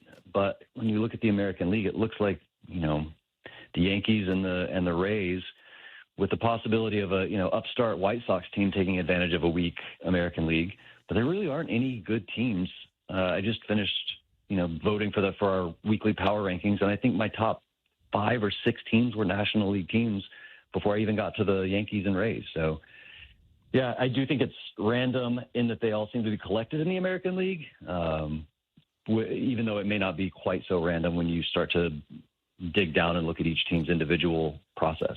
But the fact that 2 years ago, the White Sox had 121 losses. We don't have to talk about the expansion 1962 Mets anymore. And here we are now as we get deeper into the season, still in first place in the American League Central, which is just wild. Let me get you out of here on this. So with all of that parity or mediocrity in the American League, how do you think that impacts how teams are going to approach the trade deadline as we get closer to the first week of August? Boy, I really think that it's going to be a lot of very last-minute flurry, because I think there are teams that still look and go, hey, we've got almost a month to turn this around. One little 6 or 7 game winning streak, and all of a sudden we're a playoff team. So, if you are I live in Dallas, so I'll use the Rangers as another example. They're at 500. They're not a good team. They will not win the World Series. It would be shocking. They've got good pitching, so who knows once they get in the playoffs, if they do get in the playoffs, but they're not good. But should they sell right now? Probably not, especially with a GM. Chris Young is very competitive. He never really wants to sell. He wants to compete. So it doesn't make sense for them to punt just yet while they're in a playoff position. There are some clear buyers. Clearly, the Yankees and Rays and White Sox, and probably the Mariners as well, could use some boost to their offense. But when you look at the list of sellers, I mean, even the Tigers have the worst record, or third worst record in the American League. They're only 5 games out. Tarek Skubal's healthy again. You never know, right? So I think it'll be a lot of last-minute decision-making, and teams that wait till the very last second to finally give a deep sigh and go, okay, fine, we'll sell. But man, you talk about names that are GMs that are the Kurt Manwaring type. I think Chris Getz has done a really good job with the White Sox. And I just, while we're talking about undernamed players that are in the GM role now, that White Sox team has been so exciting to watch. And I really would love to see them sneak into the playoffs or win the division and see what they can do in October. Feel-good story, and a reminder that you never know what you're going to see, Levi, as I'm sure you learned when you started covering Major League Baseball. All the old-timers tell you, you never know what you're going to see when you come out to the ballpark. Let me be a hack as I say goodbye, because I try to actively listen. You mentioned your background in music, so let's wrap this up with gusto. Give me your Mount Rushmore of the greatest guitar players of all time. Oh my gosh, greatest guitar player is a lot. That's a huge mountain, buddy. That's a really big. You can mountain. go Everest, pal. We got 5 minutes left in the segment. The floor is yours. Yeah, right. I'll give you one that I think is underrated. How about that? Okay. I was re-listening to Jason Isbell's discography recently, and remembered a few years ago I saw him live. And when you listen to Jason Isbell's records, he does not strike you as being a guy who rips on the guitar. That dude rips on the guitar. I think he's slept on as a guitar player. So is he on the Mount Rushmore of guitar players? Probably not, but he's front of mind right now because of that listening recently. I think if you're looking for a good guitarist, go see a Jason Isbell show. All right, you went off the board. I was going to go all-time greats because I'm Captain Obvious like Jimi Hendrix or Eddie Van Halen, but thank you for mixing it up. After all, that's why you have the time and the insight to come up with a wind-up. Well, thank you. Thank you, Levi. Appreciate you taking the time. Anytime. Levi Weaver has become a regular when I'm lucky enough to sit in for Rich during the summer vacation period. And I do recommend, and of course this was not in any way conditional, but because quality journalism in sports, that's not a contradiction. It's not jumbo shrimp, military intelligence. Sports journalism exists. It's important, but you got to support it. So consider subscribing to The Athletic, and you check out Levi and the rest of their team's outstanding work. I'm Brian Weber. You don't have to subscribe to anything to enjoy my work, but you get what you pay for after all. Jot down the phone number for tomorrow. Win or lose, I expect reaction and fallout from the United States matching up with Belgium in Seattle, 844-204-7424, or you can continue to pepper me with your thoughts, and they're all appreciated. Good or bad, positive or negative. I just want some attention. That's why I got into broadcasting after all. My handle on the X platform is BW Weber, Weber with 2 B's. And just to amplify what Levi was talking about, if you are the Tigers, while the standings in the wild card especially, but it's a muddled mess in the American League Central, as exemplified by Chicago. I'm going to say this one more time. 2 years ago, the White Sox lost 121 games. The worst team in Major League Baseball history. That's a pretty big sample size. They're in first place in that division now, and it's not an aberration because we're in July. What do the Tigers do with Skubal, understanding he's in his walk year? Scott Boras is his agent. It's already gotten contentious. They had to go to arbitration and lose that record-setting finding against, in a contentious way, with their ace. They could have paid him if they wanted to. They don't have the wherewithal, and they don't have the money necessarily. Now, it's the spending power and the ability to spend. Yes, the Tigers have deep enough pockets if they want to break the bank, but that gets us to where we're going with the impending labor war. But I'm trying to stay upbeat. There's so much good stuff going on in sports right now. But if the Tigers are still hanging around, how do they balance making a push for the playoffs by keeping the best pitcher in the American League over the last 5 years, 2-time Cy Young Award winner, versus flipping him for multiple assets, albeit in a rental situation, understanding in all likelihood he's not going to be pitching for your team next year. Just another important layer to track. And I know a lot of you don't follow baseball the way you used to, but we're in that fallow period before the NFL returns, and the World Cup will be winding down. Even casual fans still watch the All-Star game, the numbers say. And it's going to be a great scene in Philadelphia as some of the angriest fans / most passionate. I don't want my New York bias to come out, but you know the energy will be there in Philadelphia, especially when guys like Schwarber and Harper get in the box next Tuesday for the Midsummer Classic. I'm Brian Weber, sitting in for Rich.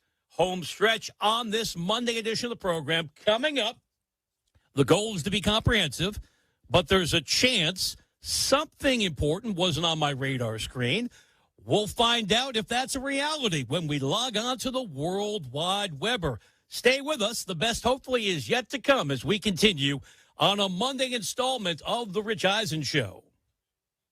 Smalls here, if you're heading into summer without a medical emergency kit, you're taking a risk most people don't think about until it's too late. Summer colds can turn into sinus infections that last weeks, ruining your perfect vacation getaway. And when you're traveling, finding a doctor and a pharmacy, it's stressful. That's why I ordered a medical emergency kit. It's like having an urgent care and a pharmacy at home. It includes prescriptions like amoxicillin and generic Z-Pak to treat a wide range of illnesses. So if you wake up sick, at home, or on the road, you have what you need. No waiting for your doctor, no hours at urgent care, and no pharmacy lines. Also, no copays. Match your symptoms to the right prescription in your guidebook or call their telemedicine doctor. Start meds sooner and feel better faster. Every home needs a medical emergency kit, so order yours online in minutes. It's shipped right to your door. Save $45 with my promo code SMALLS at urgentcarekit.com/smalls. That's promo code SMALLS at urgentcarekit.com/smalls. Prescription required. Always consult your doctor to determine if this product is right for you.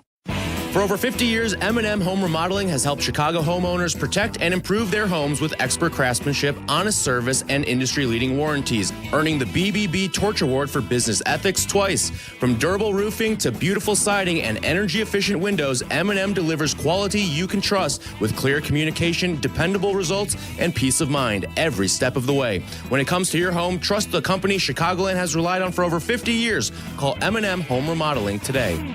Are you starting college, moving to a new apartment, or just looking to create a new vibe in your college living? Make IKEA your first stop for everything you need. Add color with cozy bedding, organize your dorm with smart storage solutions, or find that perfect sleeper sofa. IKEA has your college life covered, and verified college students get 15% off when they sign up for IKEA Family. It's free and packed with rewards. So grab your roommate and head to IKEA Schaumburg, IKEA Bolingbrook, or shop online at ikea.us, or use the IKEA app.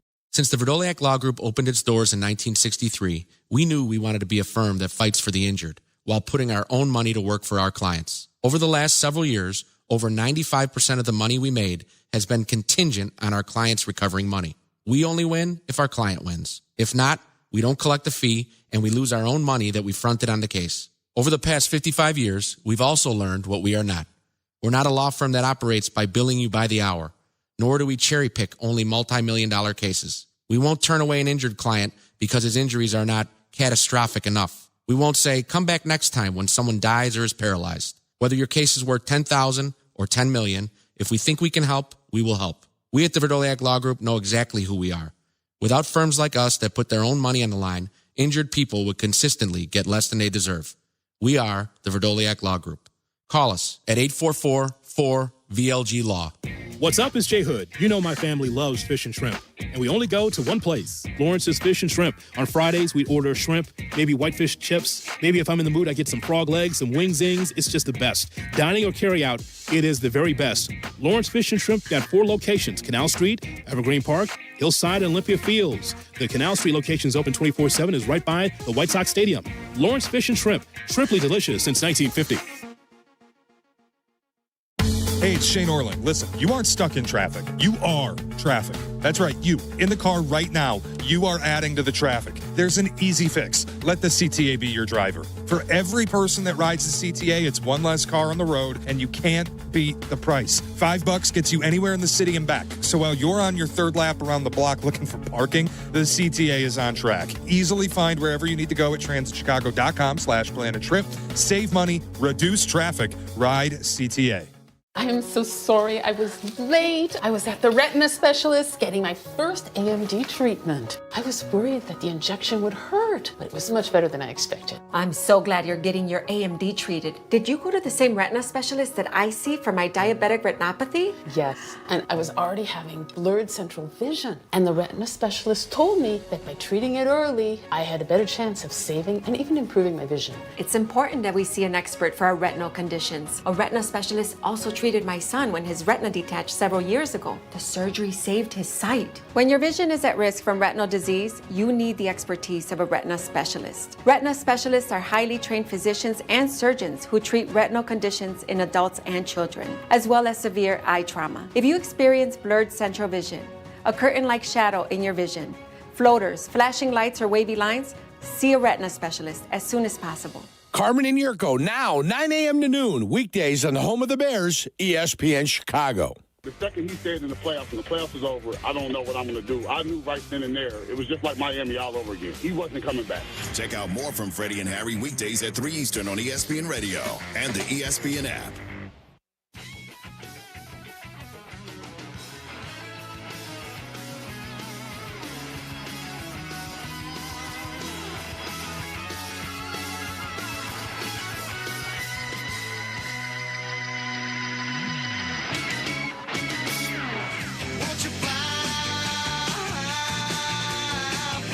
It's the Rich Eisen Show. I'm Brian Weber. Always an honor to sit in for Rich and the guys, and I'm equally pleased with the news that we'll do it again tomorrow with all the fallout and analysis of the highly anticipated soccer match tonight in Seattle between the United States and Belgium. We have just enough time coming up to fire up the Commodore 64 for the worldwide Weber. A reminder, a SoFi personal loan is here to help you achieve something once thought impossible: overcoming high-interest credit card debt. Walk the tightrope of your finances with one low fixed-rate monthly payment, no fees required, and as soon as the same-day funding, that's right, pull off your own debt-defying stunt with a SoFi personal loan. Visit SoFi.com/trick to learn more. Loans originated by SoFi Bank N.A., member FDIC. Terms and conditions apply. NMLS 696891. Who needs artificial intelligence when we've got a host with more bandwidth than a data center? It's time to log on to WWB, the World Wide Weber. And for that, we say hello to super producer James Steele. James, were you ever a DJ? Were you ever on the Wheels of Steel with Jay Steele? I was not, no. I can't say that I was. Thank you for killing the bit. Just play along. Hey, where do you want to start? Yeah, I was. Yeah, thank you for noticing. I'm a lonely man breaking down every team in the NBA. I'm just looking for a little support. Where do you want to start? Yeah, I mean, we've been talking about soccer a bunch today. And you've been talking about how your experience with soccer goes back to the 70s. So how do you see tonight's match between the U.S. and Belgium playing out tonight in Seattle? This is my stone-cold lock. Now, I can't pick against Team USA, and I'm not trying to stake out the moral high ground. Anybody has the moral high ground over FIFA. The nicest guy in prison has more integrity than FIFA. I just have mixed emotions about how they arrived at the proper decision to pause that red card. Remember, it wasn't overturned. Doesn't matter semantically. It's a one-year probation for Balogun. But with the United States leading scorer back on the field, the emotional boost of that, plus guys like Pepe who got more playing time at practice, and the Seattle advantage, I think it's tight. I think it's low scoring. United States 2, Belgium 1, and we advance to the quarterfinals for just the second time since 2002 in the modern era. And I'm really praying to the content gods that happens, because that hands me a show when I'm back on Friday. Quarterfinals, USA versus winner Portugal and Spain. That's coming up. What's next? Yeah, up next, let's stick with soccer. The U.S. fans have been singing Country Roads after their last 3 World Cup matches, wins. Played by the U.S. men's national team. Where do you slot John Denver's Classic among the best post-game sing-along songs in sports? Okay, that is an interesting way to frame it. Now, since we mentioned my soccer expertise goes back to the early to mid-1970s. Now, I'm not 90, but I'm in my mid-50s. So I should stop saying this because I'm never going to get hired for any job now in any form of media. But you're right in my wheelhouse. If we're talking John Denver, I am fully engaged. My only thought would be, since this is an international competition, should we go with something a little bit more overtly patriotic, like Born in the USA? I know Bruce is selective about who gets to play that, but he wouldn't, by, I hope, any stretch of the imagination, be anti-Team USA. I will take you to Rocky IV. Cue up Living in America. We had that during the program. Mikey C. always does a great job, and we didn't even map that one out. That was serendipity. Give me a little James Brown. Finally, if I have to connect it to songs that are mainstream, and you hear them all the time because they play 162 games in baseball, Give me any giant victory, which are rare, as we just discussed with Levi Weaver. I'm wary of talking about the team in the Bay Area. They play I Left My Heart in San Francisco. The great Tony Bennett serenading things in the city by the bay. James, I have listened to you on and off the air. I'm aware that you grew up in the Pittsburgh area. Can you clarify something with Country Roads? Is the great John Denver talking about the state of West Virginia or the western part of Virginia? I always thought that it was West Virginia, but that's a great question. I'm not 100% sure. I always took it as West Virginia. All the people that I know from West Virginia, I believe, take it as he's talking about West Virginia. Just throwing it out there. It could be a new segment, Stump the Steele. As I rip off Stump the Schwab, we got to pick up the pace. What's next? Would not be hard to stump this guy. Taylor Swift and Travis Kelce had their wedding at Madison Square Garden on Friday. Possibly the second most, the biggest wedding of all time at Madison Square Garden. Macho Man and Miss Elizabeth got married there at SummerSlam in 1991. I don't know if you know that. But anyway, Rich Eisen and his wife, Susie, attended. Adam Sandler officiated the ceremony. Should you ever decide to tie the knot, which comedian would you want to handle your wedding? Oh, that is good. Yeah, and of course, I had no recollection that Macho Man and the lovely Miss Elizabeth had their nuptials at Madison Square Garden, because I did not pay any attention to wrestling in the 1990s. Well, I am a confirmed bachelor in my mid-50s, as we said in the 70s. I'm like Charles Nelson Riley on Match Game back in the day. If I'm going comedian, I want somebody funny but not over the top, so I can make the MSG connection, since all my references are decades old. Certainly not Andrew Dice Clay, although he once sold out MSG. Doesn't seem fitting for that kind of event. I love Chris Rock. I don't think I want that big of a personality. I have an ego for no reason. So I want somebody that's going to fit the moment, not outshine me, especially when it comes to volume, because I'm the loudest man alive. How about this? If he were going to do it, because we're just doing hypothetical audio here, Jerry Seinfeld, because I think he would also have the combination of star power, being understated and observational, and of course, I'll give you the worst Jerry of all time. Something like, why does it have to be called a groom? Is it grooming a horse? I don't know. Got time for one more, thankfully, as I'm destroying this bit. What's left on your list? Yeah, that wasn't good. All right, that was atrocious. Thank you. That was not good. July 4th featured another win for Joey Chestnut, the GOAT, at Nathan's Hot Dog Eating Contest in Coney Island. In your opinion, what is worse? People who insist that a hot dog is a sandwich, or folks who put ketchup on their hot dogs? Oh, now you're with me. The folks who claim soccer nation that we are now. If you're having a watch party tonight and somebody comes up to you and says, hey, I want a hot dog, and on that sandwich, whoa, you agree with me, a hot dog is not a sandwich, correct? By definition, a sandwich has two separate pieces of bread. I don't think that I'm with you on that one. Whoa! I believe a hot dog is a sandwich. That's I like you better when you were Yes Man. Now, after a couple of shows together, it's the back and forth dynamic.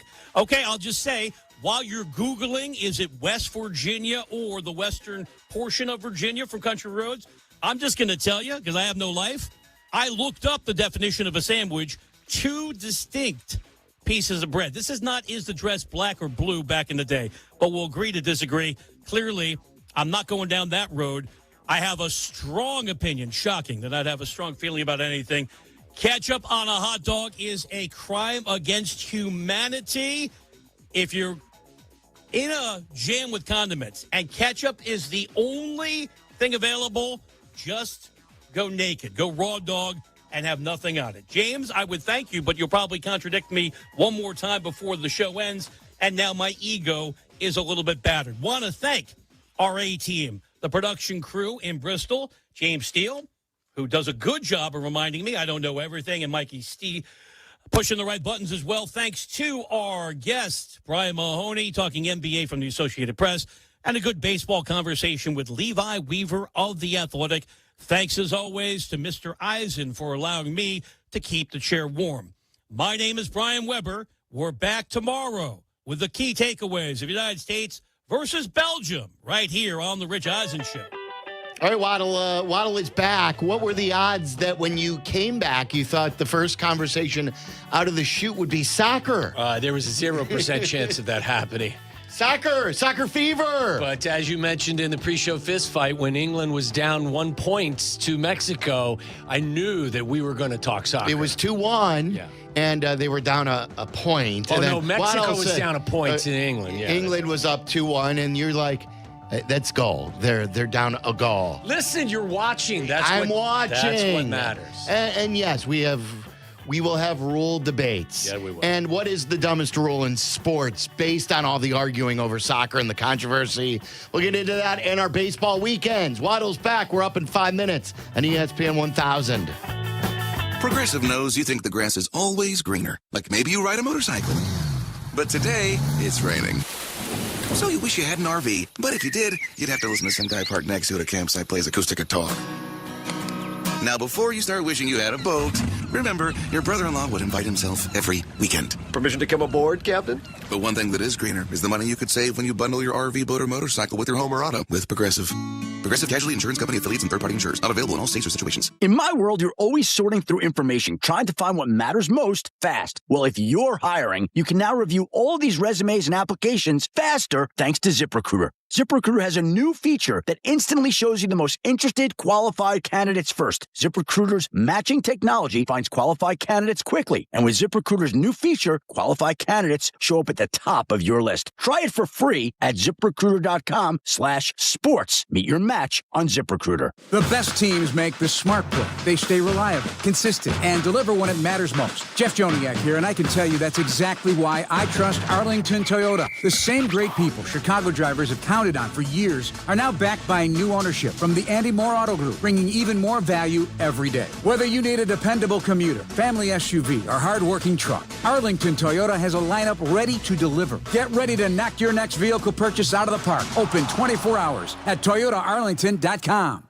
This is Courtney Cronin talking with two of Chicago's top accident lawyers, Julio Costa and Anthony Iavone of Costa Iavone. See that? The name works. Keep it simple. Well, it's your last name. But the real point is that we can keep it simple because we're local, we're good at what we do, and we understand the needs of our clients. And that puts them at ease right from the start. Bingo. Bottom line, we get you, and we're here when you need us. If you've been in an accident, even if you don't think you need a lawyer, call us. It's free. Costa Iavone. Keep our number in your phone. 708-4million. Lots of places can expose you to identity theft. Oh, no. That's why LifeLock monitors hundreds of millions of data points a second for threats to your identity, which is way more than anyone can do on their own. If we find anything suspicious, like new loans or changes to your financial accounts, we alert you right away, all through text, phone, email, or the LifeLock app. Get the alerts that could make all the difference. Save up to 30% with promo code NEWS at LifeLock.com. Terms apply. Rock fans, this one's for you. The Rolling Stones are back with the brand new album Foreign Tongues out July 10th. Experience powerful new songs, timeless rock and roll, and the unmistakable sound that has defined generations. From the band that helped shape rock history, don't miss your chance to pre-order today. Visit therollingstoneshop.com now and secure your copy of Foreign Tongues before the official release. Hey guys, it's Carm. Summer in Chicago means your AC is about to log some serious minutes. Schedule an AC system check for just $29 with my team at ABC Plumbing, Sewer, Heating, Cooling, and Electric. ABC will diagnose any issues and make sure you're not sweating it out. They've been serving Chicagoland for over 70 years, and now Northwest Indiana too. And if your AC has struck out, zero money down, 0% APR financing for 60 months on a new system. For all your plumbing, sewer, heating, cooling, and electric needs, visit my team at 4abc.com today. ABC, consider it done. Celebrate and save big during Steinhaffel's Furniture and Mattress 4th of July sale. Save up to 30% store-wide, then take $75 off every $7.99 you spend. And we make buying your new room easy with our special 60-month 0% financing. Plus, take an extra 15% off our already low-priced clearance. And don't forget about the amazing doorbusters throughout the store. It's Steinhaffel's 4th of July sale. Shop in-store or online at steinhaffels.com. Save big money in your next painting project now at Menards. From your kitchen and bath to doors and trim and even your ceilings, Dutch Boy has the perfect finish for your painting projects. Dutch Boy's Durafighter is a tough paint and primer that provides great scrub resistance and durability. Save big on Dutch Boy paints. Plus, view our weekly flyer on menards.com and get your painting project started today. Save big money at Menards.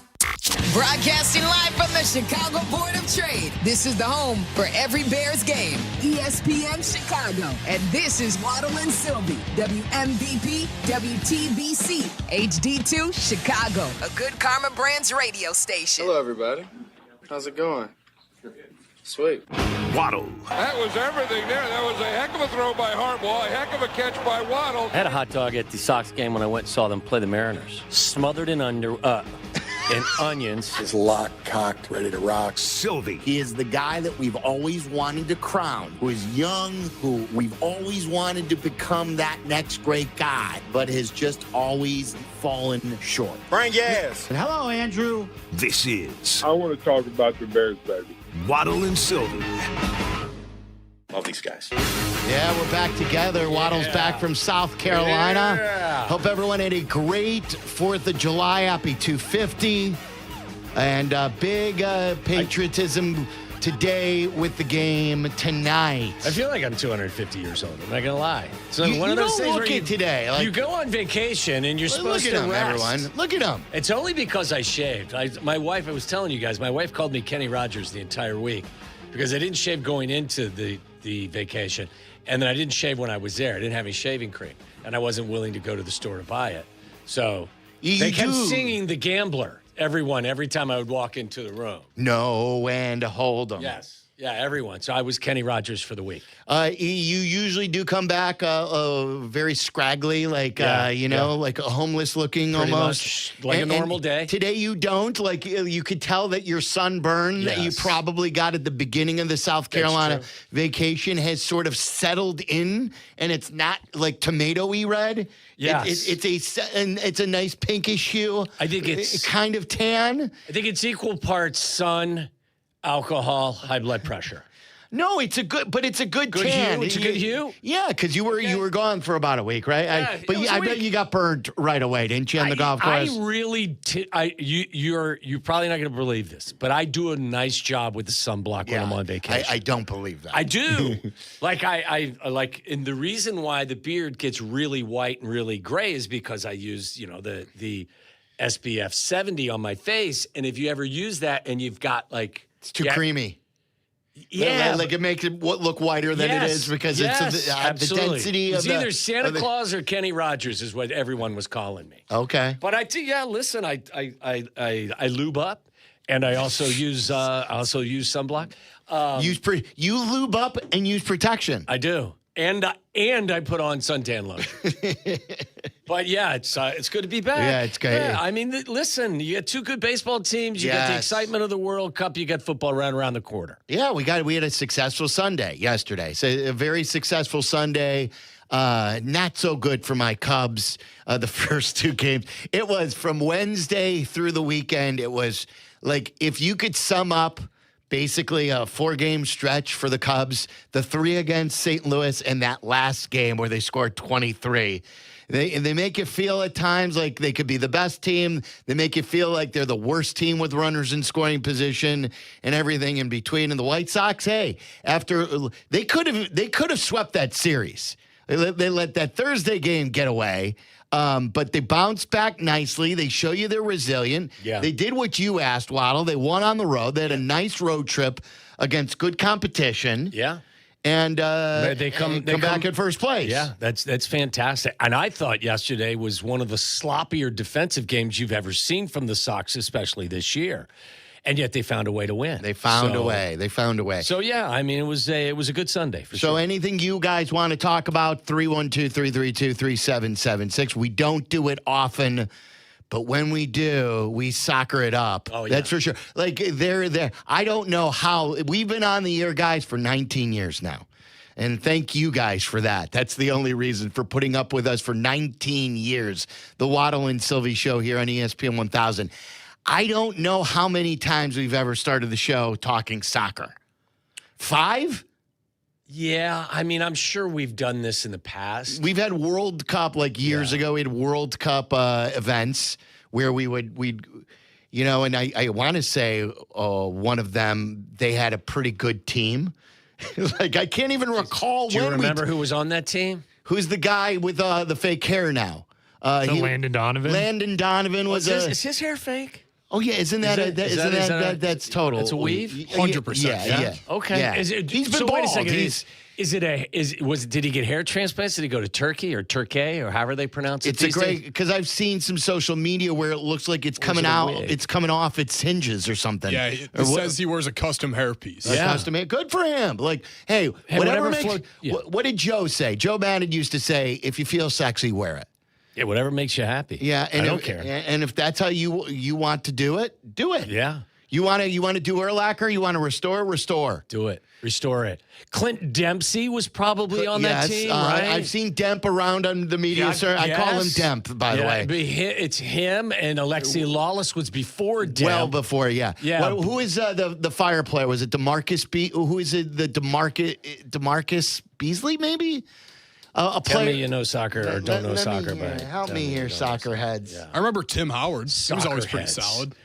Call us 312-332-3776. Light it up, soccer heads. DeMarcus Beasley. Yeah. I had the name, right? Yeah, I needed to say it with more confidence. Yeah, you didn't have He played for the Fire. Yeah, you weren't confident in what you were presenting, so. He played in 4 World Cups for the U.S. from 2002 to 2014. And how far did they get in his stretch? And it wasn't all due to him, but like, is this if they win tonight? This is as far as the U.S. men's team has gone, correct? I'm asking questions. Yes, now. like they. I heard it said this morning, because it's different. There are more teams now, so it's. But this would be the first time they've won 2 games in the knockout stage. Okay, in the same tournament, right? And look, they've cleared the baseball for us. It's been one of the best surprises I've had from my kids, where they've driven the bus regarding making sure we have the television sets on. Like, I used to be a guy who would come for the U.S. games. Especially the women. The women have always, I've always followed the women. The women have always been a great watch, and they've been dominant. Ladies, man. There's been there's no question about Mia that. Hamm, those Brandy teams. Chastain. Those teams were great. Yeah. And so I would always tune in for that. They were always ahead of the men. The men are getting good now. But what my kids did for me this time is they would point out, hey, this game's on and it's going to be good. Mason would bring the iPad. We went out to dinner twice over the weekend, Friday night and Saturday night.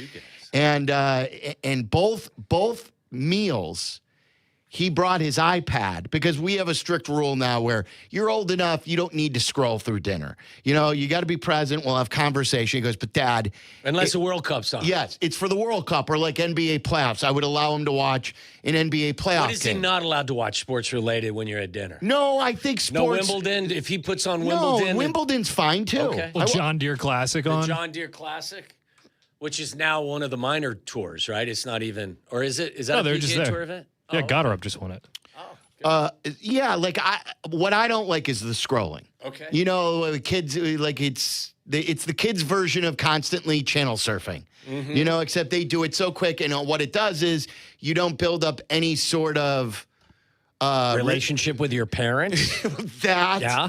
I meant like your attention, your attention to detail, because you're scrolling. Is the first instance you get bored. It's adults do this too. You scroll. Like, we had to sit and we had to be patient. If there was a movie that had a lull with it, we said, look, we'll sit through the lull and we'll get to the next part of the movie. Kids these days, they don't watch movies because they're so quick to, once it becomes boring, flip. Well, that style of television viewing does not go well with soccer. Right. And so that's why I'm like, look, if you're going to bring the iPad, it's only to watch the game. And we keep it on. And so, and yesterday's game, yesterday's England-Mexico game. Yeah. Again, I am never going to talk to you like I am a soccer expert. I know what the hell I'm talking about. But it was a damn good party. I know a good party when I see a good party. And that was a damn good party. And I had a good time watching it. Yeah, all the way around. Like, you could feel the energy in the stadium. Mexico had not lost in that stadium, I think, since like 2013 or 14. So, like, they had a huge home field advantage. It's at elevation. It's like 2,000 feet above Denver in terms of the elevation. When I heard that, I did not, like, I didn't know that either until I heard that today. Yes. So it is a challenge for teams that come to play Mexico in that building if you're not used to the elevation. So, I mean, it had everything. I mean, the crowd was electric. England is always a good team. The Mexican team has been very exciting to watch as well. Did you hear what the Mexican people were doing the night before again? Were they calling the hotels? Or I think they were shooting fireworks off all night long, like, and making noise. Yeah. And like they did that. Who'd they play before in the game before they had done that? But with England, I think I read something online where England, tried to dupe the fans, and they booked like 12 or 13 different hotels to try and throw. They're crafty. And sure enough, the fans found where England was staying. Of course, yes. I mean, listen, if you're a concierge at a Mexican hotel, high-end hotel, and the English team is there, you're definitely letting people know, and rightfully so. You're not signing NDAs like you're going to the Taylor Swift, Travis Kelce wedding. That's another conversation for another time, but it was exciting. And look, I mean, if you're not used to soccer, there are a lot of things that leave you puzzled at times, which I think young Jack McGrath, was expressing himself at the end of the Carmen and Jurko show today, and just got a wicked tongue lashing from Shea about it. But if you're not used to, like, the fact that if one of your players gets a red card, he's out, and you don't get to replace that player. You're playing a man down. And basically what England did was killed a 40-minute, to, cross-reference your sports here, they killed a 40-minute power play. Yes. I texted PB in our group chat. I said, it reminded me of a 5-on-3. Like, not necessarily just any power play. The 5-on-3, the puck is always staying in that end. Like, there's very few times it gets cleared. When it gets cleared, it's a huge win for the opposing team. But it was like, all it was Mexico on offense, and England trying to survive. When you're a man down, you just sit in. And look, I've seen more than 1,000 soccer games at this point, albeit most of them in college level or to travel team level with my girls. I don't profess to be a soccer expert in any way, shape, or form. I still learn as I'm watching now. But, you're basically just trying to kill the clock, especially if you have a lead, which they did at the time. So, but it was very exciting. I mean, I think the whole tournament the whole World Cup has been fantastic. We had probably 24 people, it's a couple of our entire extended family. And every night for dinner, we were one of the two houses. Yeah, everyone's sitting around watching the game. All weekend. It was like an NFL weekend. Yes. Where in the NFL weekend, we'd have football on in the background, and some games you'd pay attention to closer than the others. It's what we had on. And the only time I had them off is when the Cubs and Sox were playing. So like yesterday afternoon, and then at night we had soccer on. Yeah, and earlier in the day we had soccer on. The day before we had soccer on. And even when soccer's not on, the World Cup in certain ways are grabbing the headlines. Yes. So explain everybody this. knows the U.S. will be at full strength. Yeah. So like, I don't know how many. I heard Carmen talk about this. I don't know how many of us who are just general sports fans even knew of this player or his story. I know he was born in the U.S., and that's how he's playing for the U.S., and he's one of their best players. If I heard the guys say, I didn't know that really the details of the story until listening to Carmen Shea today.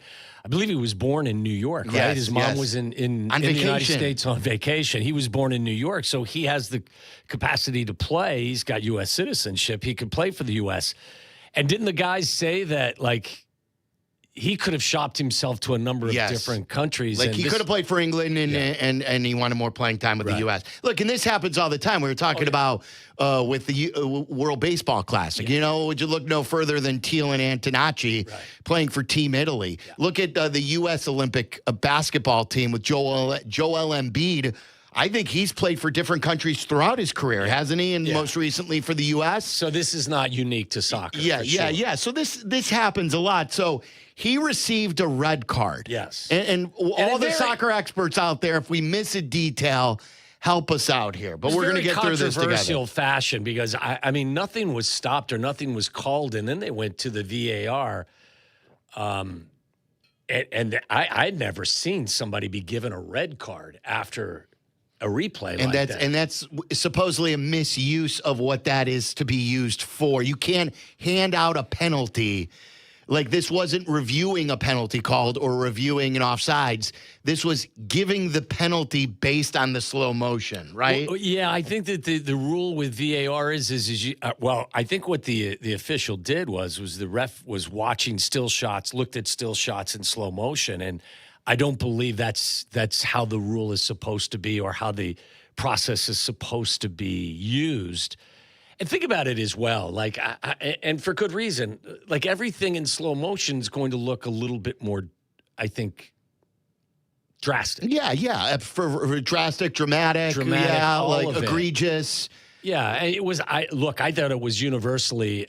Most people that I saw responding to it did not think it was worthy of a red card, and the fact that he got a red card based on them looking at a slow motion replay or still shots definitely is against how it's against the procedure, right? So So again, like, there were a lot of people. I thought it was controversial to begin with, but then to have the suspension. And yesterday when I went to ESPN.com and the alert was right there, that's when I was shocked. Was it? It was last night, right? When it came through. Is that because I remember was it going last night or this morning? Was it last night? It could have been last night. I think it was addressed this morning, and I think last night is when the ruling came down. The ruling came, right. And then we found out this morning that, President Trump got involved, that he called the head of FIFA. FIFA came out with its statement. And I think the basis of the statement was, hey, we have a committee that does this thing, and this wasn't anyone strong-arming us or me making a ruling or whether I agree or don't agree. There are many rulings that I agree or don't agree with.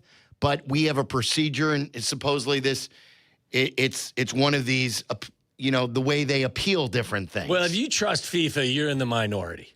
I don't think anybody trusts anything that FIFA does for good reason. They've earned the skepticism of everybody out there. And look, as we always say on the show, two things can be correct. I think that in a lot of ways, again, I'm no soccer expert, but it feels like there's been some form of justice because I don't believe the red card should have been issued anyway, especially using the process. It wasn't an intentionally flagrant foul. Whereas a player on England got red carded last night, got kicked out, he'll miss the next match. That was an egregious foul. That was an aggressive, cleats up foul that nobody is going. You may try to have them review it, or you may petition against it, but that one will be upheld. This one felt like it was the wrong call. Again, I'm no expert, but that's the way I felt, and that's the way a lot of other people felt as well. So in a lot of ways, I kind of feel like, justice has been served, but the process feels like you never want politics to get involved in the world of sports, because then it gets even more polluted, especially on the FIFA stage. So, I didn't know about this until I went to the bathroom after the tease. Jesse was very critical of us being involved. Yes? I think we have a social media post going around where Jesse was in today for Hoodie, and I think Jesse was saying it's very American for us to bully our way into getting. But like you said, it was probably the right way to do it anyway. Well, I don't think the red card should have been issued. That's what I mean. Yeah. So, like, if it was misused in the first place, and you appeal it just like you appeal anything in any sport, any suspension can be appealed. A baseball player always goes and appeals things. Yes. Football players do it all the time, and sometimes they get it lower. Ronaldo was his red card or his suspension was delayed as well, right? So I mean, like, there's precedent. Maybe it's not exact precedent, but there is some flexibility, I think, in how these things are interpreted. But at the end of the day, the U.S. is going to have at their disposal, obviously, or in some people's eyes, their best player. This is what I was saying on Thursday when you were out on vacation. I was saying, and I compared it to Wemby. I just think there's got to be more common sense when you officiate. There's and I quoted you. I said it's the old Tom Waddle place and time. Yeah. It's time and place. This is the World Cup. And It's in North America, okay? And who the hell is paying these astronomical prices to go to games, to tune into these games, to have a guy miss a game on a questionable call? Like, those things, I'd rather err on the side of, we're not here to see the referees. Yeah. We're here to see the players. And it also, I think it's a good debate, too, but what happened with Shea and Jack today. And we did a poll question about this on Thursday. I said, if you're a soccer newbie and start watching the World Cup, is it fair to criticize the game or question their rules? You know what I mean? Like, I do think it's a dumb rule to have a red card go to get you kicked out of one game and automatically miss the second game. Now, Shea was ranting, you know me, I just told you, I barely know anything about international soccer. Yeah. I watched the Sting growing up, but look, we sit here too with NFL games and we question NFL rules. All the time. Major League I still Baseball don't know what a catch is. How many times has Major League Baseball changed rules because they outgrow a rule? Or like the dinosaurs all say, well, this is the game, the way the game has always been. And then you're like, all right, old man, but we got to evolve. We've got to implement a clock here. We've got to have a pitch clock. And it looks better for it. So I don't know if it's necessarily like us. I think we live in a society today where we like to question different things that don't make sense. You know, it's also, this is such a deep and kind of a circular conversation in so many ways. Instant replay, or the use of instant replay, we've always talked about the positive aspects of it. If you've got the technology, use it. But in this case, I'd be a fan of not using that technology for these types of calls. You want to use it for offsides? Perfect. You want to use it for different things? Absolutely. But in a situation like this, in the issuance of a red card, I mean, because it's such a penalizing outcome. Like if I've always been an advocate of using instant replay for quarterback roughing the passers and stuff like that to see whether or not there's been helmet-to-helmet contact, to see if it. Would you call roughing the passer if it wasn't called? Or is this for if it wasn't roughing the passer to take it away? Because this is sort of apples to apples with giving someone a red card. Yeah, well, the difference is like, and it is punitive. Don't get me wrong. 15 yards is 15 yards. There may be a touchdown on the play.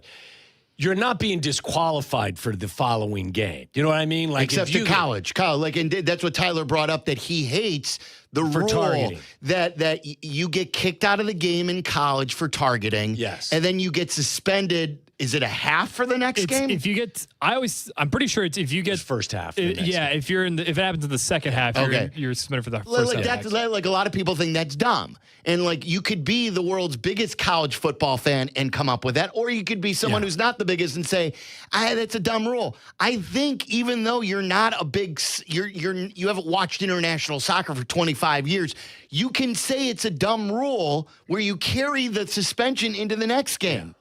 I don't think that's bad. I think that's being curious, and it's trying to make games better. I think there are plenty of dumb rules in American sports that we talk about all the time. Well, why should we be scared to bring this up if we're starting to watch a new sport? No, you should listen. I mean, you should feel the way you want to feel about it. The whole concept of it is if it's that egregious, why wasn't play stopped? If you have to go back and look at it and then issue a red card, which then keeps the player out, not just for the remainder of the existing game, but the next game as well, it just feels too penal, if that's the right word. It's too much of a penalty to me. And there's so much subjectivity to this entire sport. And that, I think, is just part of the game. There are so many plays where a penalty is called or it's not called. I think it's even worse than in football. You know, where they always say, well, you could call holding on every single play. Sure. I think there is more. I think there is a lack of consistency watching this sport with how it's officiated, even more so than football on a lot of fronts. All right, so I invite all calls, whether you're a diehard international soccer viewer and you feel... Or you're us. And you're here for the party and we're like, hey, this could be better at the party. It's a cool party, but you know what would make this party really good?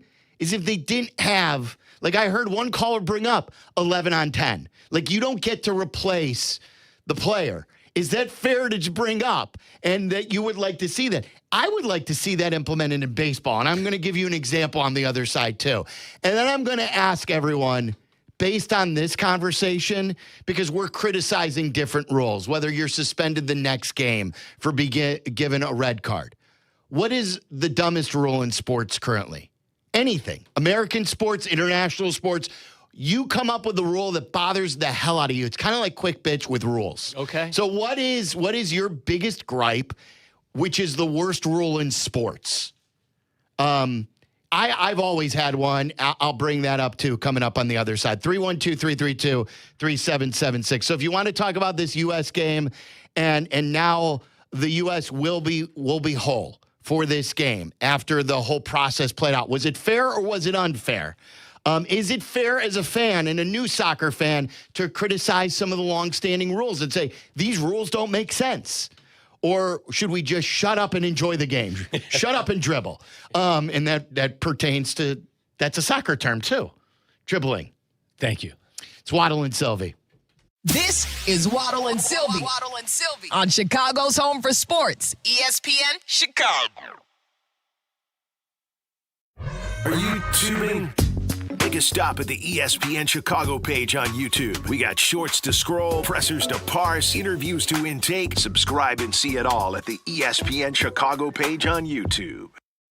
Hey guys, it's Carmen. You know, when it comes to making a big decision, I believe in doing your homework and working with people you trust. That's exactly what you'll find at Advantage Buick GMC in Hotchkiss. No pressure, no unnecessary noise, just clear communication and a process designed to make you comfortable every step of the way. That's important to me, and I think it'll matter to you too. So, if a Buick or GMC is on your radar, I encourage you to visit Advantage Buick GMC. We are professional grade.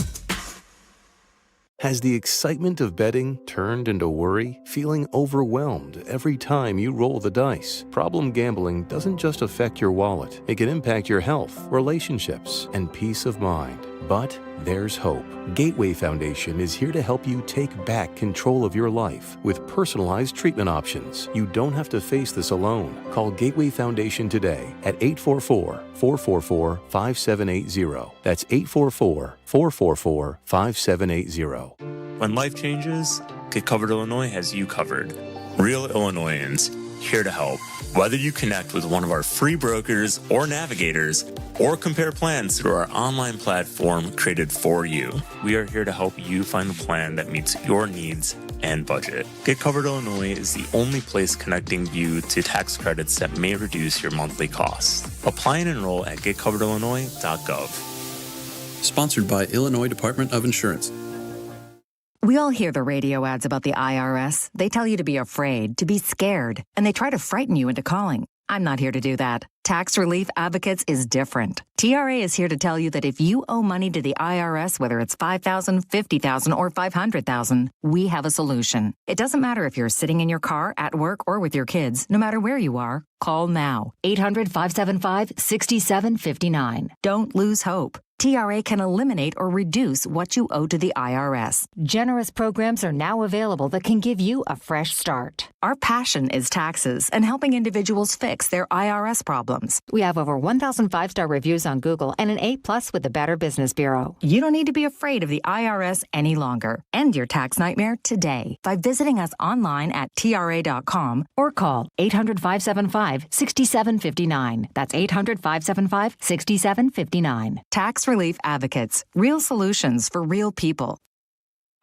This is your White Sox Minute. I'm Len Casper.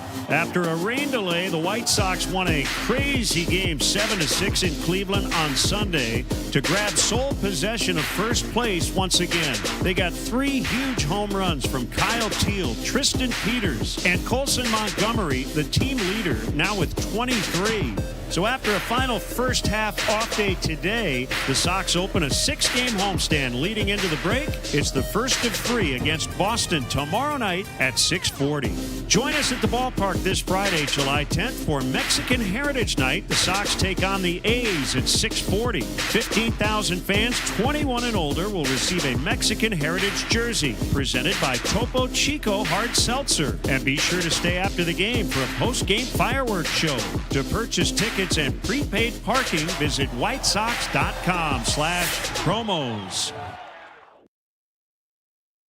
Hey guys, Pat the Designer here, and today we're joined by local dairy farmer Sarah Linkaitis. Hi, Chicago. Dairy farming is more than just a job for my family. It's about caring for our animals, producing fresh local dairy you can trust, and supporting the communities we call home. This year also marks the International Year of the Woman Farmer, celebrating the women helping lead the future of dairy right here at home. From our family to your family, visit usdairy.com to learn more. The 2 o'clock hour of Waddle and Silvy is brought to you by Steinhoffels with 7 Chicagoland locations, including their newest in Maryville, Indiana. Shop in-store today or online anytime at steinhoffels.com. Listen to us now, live on the ESPN Chicago app. Listen to the show in HD at 100.3 HD2 FM. Listen now on ESPN 1000. This is Waddle and Silvy, ESPN Chicago, Chicago's home for sports. The fan that watches this game once every 4 years and then says all of the things that need to be different about it. Of course. Just watch it, man. Just watch it. Why? If you watch it, explain to me. Why does the guy Because who the gets rest fouled, of the world and the soccer fans who watch this sport when it exists, when you don't watch it, understand and appreciate and are fine with the rules that exist.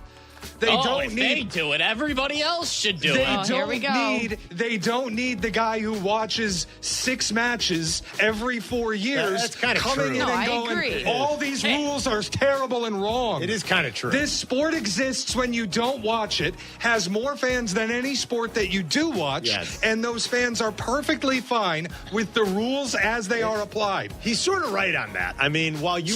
just watch it and shut up. This is why people don't want USA to win. Just watch it. But it's a silly rule. Well, I don't know that You it's still a silly haven't given rule. any... Whether you think it's silly or not, it is the rule. Shay doing what Shay does best, sticking out his chest and yelling louder than anybody and acting like the smartest man in the room. I'm Team Jack all the way through on this one. I don't know, there may be some lifelong international soccer fans that also don't like some of the rules. Wait. I've been a football fan my entire life, and I don't like some of the stuff that goes on with the NFL, for crying out loud. How many times do we criticize the NCAA selection committee, the playoff football rules that continue to evolve? Like NFL, what's a catch? All these different things. Like my beef has always been, you and I have argued, I think it's super ridiculous that a team that wins a lousy division like Carolina gets to host a playoff game against a team that has won 3 or 4 more games simply because they get to play Tampa twice a year, New Orleans twice a year. You know what I mean? Like, I never understood that. An 8-win team, an 8-9 team can host a playoff game because they won their division. And who had to go there? Crappy the Rams? division. The Rams had to go there? I Yes. think this has been it's been a bad rule. Like before, I remember years ago, the Braves and Giants, if you could believe it, used to be in the same division in baseball. You know, the divisions change. All these things are changing. The NBA's screwing around with this dumb free throw rule. We'll get into it in a little bit. But, there was a year where the Braves, I don't know if you remember, won 104 games or something, won the division. The Giants won 103, lost the division, but the team that won the other National League division had 89 wins, and they got to go to the playoffs. There were no wild card teams back in the day, and the Giants, who lost to the Braves, missed out on the postseason. That inspired change because it doesn't make sense. You should just shut up and listen and watch. So, like, I think it's just being a sports fan, whether you're a novice or not. So, like, I'm cool with Jack saying that. Now, there can be a counter argument to why these rules are in place, why it goes to 10 players and you don't get to replace the 11th. Because in hockey, you get 2 minutes in the box or 4 minutes in the box or 5 minutes for a major. Even a game misconduct, you don't play short the entire game. Well, yeah, and the penalty, think of the penalty again for the U.S. player whose name I always mispronounce. Flo, is it? Don't they call him Flo? Did I hear the guys call him Flo? Belligan. Yeah, Belligan. Belligan. Say it again, Charlie. Belligan. I thought it was Balogun. Balogun. Yeah. Balogun. Like, if there was a comparable or there was a comparison, an NFL player inadvertently makes helmet-to-helmet contact with Myles Garrett and Caleb Williams, he gets penalized 15 yards. The punishment should match the crime. There's no way what Balogun did, in my opinion, or if you're just a newbie soccer fan, I don't think it's crazy to ask the question, why would that transgression not just keep you out for the remainder of this game, but keep you out for the next game? Sure, of course. Like even hockey, like there are a lot of gatekeepers in hockey, and it's a sport where a lot of us come, during the big times or when our local teams are better. Look, hockey has changed the way offsides is called. It's back to the way it used to be. There was a dumb rule where you couldn't tag up anymore. You had to wait, and it was so dumb, and it slowed the game down. The two-line pass was a dumb rule back in the day. Like there have been dumb rules, even though they've been in gatekeeping sports where we can argue about them. Common sense is common sense. When you're a newbie in a sport and you see something that doesn't make sense, you shouldn't just shut up. From the man who loves to tell everyone to shut up the most is the man who is telling everyone to shut up. It's to continue the hockey analogy as well. Like if you have a player that has a breakaway and there's a penalty commit, he takes the penalty shot. So I understand why Jack had.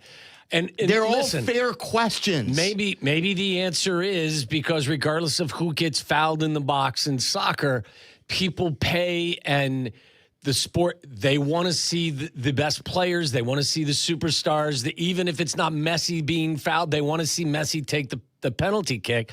If that's the explanation, okay, that's fine. That's the way it's been. But I don't blame Jack for saying that seems weird. If you're the player that actually is receiving the penalty and your good decision or your good performance is the reason why you earned a penalty kick, why shouldn't that player be the one to? That would be like a player in baseball gets hit by a pitch and you can run anybody, right? Like that's quote a foul. Like you got hit by the pitch and you're awarded first, and say it's your slowest player. And then you get to be like, well, you know what? PCA gets to run. Same thing as the guy taking the penalty kick. Yeah. So I don't understand. I understand why people question it. The other thing, too, is... Just because it's the most popular sport in the world doesn't mean that it's universally, everybody's okay with all the rules. What we used to say about Belichick. Just because Belichick was the best coach in football doesn't mean he can't be questioned on the way he would handle business. I would say also in the United States, football is king. There are plenty of NFL fans that hate some of the rules. Yeah, I just gave you one. Yeah. There are many of them. Well, I think the example that you talked about with Tyler mentioning too, the targeting call in college football, it just seems too, too punitive for a player to. I mean, sometimes those contacts in a game that is played that's that fast and there's that much physicality, you're going to have some moments where guys are going to make mistakes. How much of a penalty should a player have to pay? I think missing a half of the following game is a pretty stiff penalty in college football. Yeah. And then too stiff. I was saying in baseball, what would you guys rather have? Would you rather have in soccer when a guy gets a red card, you get to replace him and it's always 11 on 11? Or would you rather have baseball do the same thing that soccer does? If a player argues a call and gets thrown out, now, I'll use PCA again. PCA argues a called third strike or a safer out. I know there's some replay now that takes it out, but is arguing over something and gets kicked out of a game. That baseball team has to play with 8. I don't want to see and now all of a sudden you've got to defend in a different sort of way. Yeah, I don't want to see that. That would kind of be fun. And like if it's PCA too, he would probably be told like, hey, you can never argue ever again because if we lose you, we lose a great center field and the only guy who could probably cover half an outfield. Maybe you would change the way people would argue. But that would be interesting. I was thinking about that. Like soccer, it's like just accepted. Red card, it's 11 on 10 now. It's a full scale power play for the rest of the game. And that player is not eligible for the following game. It's nuts. It's very. I always think like some completely penalty. Like some of the completely outside opinions are sometimes like kind of what some sport. Like I remember like baseball needed it. I remember like explaining like my fiance was asking me about like a 2-point conversion. She was like, you can go for 2. Why wouldn't teams do that every time? 2 is more than 1. I'm like, you know what? That kind of makes sense. That's kind of the growing meta right now. It's a good point because I think especially in baseball, like the old baseball-y guys would say, just be quiet. A 3-hour game. Yes, that's what the dinosaurs. Yeah, and I think that, a lot of the younger fans are like, I'm not interested. The game takes too long. What did Major League Baseball do? They listened to a lot of the people and they decided to make changes. Name one new baseball rule that's bad. Like you still, I think, hate the ghost runner. But you don't rage against it anymore. Against it, no. But you didn't like that. I still don't. I still don't like it. The pitch clock has made the game so much better. The bigger bases has increased the running game in the sport. The shift. You didn't like. I didn't like the no shift either. But that it is what it is. That's right. Like there are plenty of. I love baseball, but I mean. I don't agree with all the rules that exist, but it doesn't keep me from enjoying the sport. Or like voicing your opinion when you don't agree with something. Right. Pat on the Northwest Side, you're on ESPN 1000. What's up, Patrick? Hey, gentlemen, great show. Hey, as a side issue, talk about point shaving. Can you imagine? I mean, that's right for cheating, but that's not my point. My point against Shea is he's a little hyperbolic, but I will say this: what fan in the world watches a variety of sports? Golf, football, baseball, basketball, hockey, tennis. We watch a variety of more sports with more rules than anybody. So if anyone in the world is qualified to criticize a rule, I think the U.S. fan has in that position. Yeah, look, I think it's just bar conversation. It's someone Jack was simply bringing up. How does this make common sense? It's not an indictment on the sport. No. And it's like, I just think these are days where rule changes happen quicker than they ever used to happen. Gone are the days. I think the laziest thing ever is this is the way it's always been done. This is the way it's always been done. So why are we going to change it? My wife grew up playing soccer from the time she was 4. We've had 4 daughters that all played soccer. She watches soccer now. She hates the red card penalizing you, keeping you out of the following game. It doesn't mean she doesn't enjoy the sport, but there's a diehard soccer fan that actually doesn't like the rule, but is still a soccer fan. Yeah, of course. So she's qualified. She's allowed to give her opinion then. Well, she's allowed to give her opinion because she's a human being. Mark and Quincy, you're on ESPN 1000. What's up, Mark? Waddle Silvy, you guys are the best. I will just say I am the soccer fan who watches 6 games every 4 years, and I will not shut up. Yes, I love that, Mark. That's a great take. You know why? You guys are making all the points. I'll just reiterate them really quick. The fresh eyes thing is a real thing. I watch that game. I see the red card, and then they throw them out, and it's 11 on 10, and I literally went to Twitter and I was like, so when do we get a player? And they're like, oh, no, we don't get a player. And then all these other people in my replies like, oh, yeah, and he misses the next game. And so that's why Waddle made the point that it's nailed it. Does the crime and the punishment fit? Mm-hmm. If Myles Garrett could take his helmet off and attack someone with it, the Browns should be without a defensive player then, and he should miss a game. You know what I mean? Like what Balogun did for the crime, for the punishment is insane. And I will just say really quickly, if you haven't already, go on Twitter, follow what big cat and stool president are doing by calling people out and saying deport anyone who's an American who's not rooting for America tonight. Deport them. Get them out of here. Love you guys. Well, I don't know if it qualifies. Can you pull the Jesse stuff? Can we hear the Jesse thing in its entirety on the other side here, Charlie? Let's do that, because I think Jesse was. Did Jesse say he's embarrassed to be an American today? I think I didn't hear it all, so we'll hear it together. I think it had to do with the ugly American thing, the fat ugly American. We're always bullying our way through things.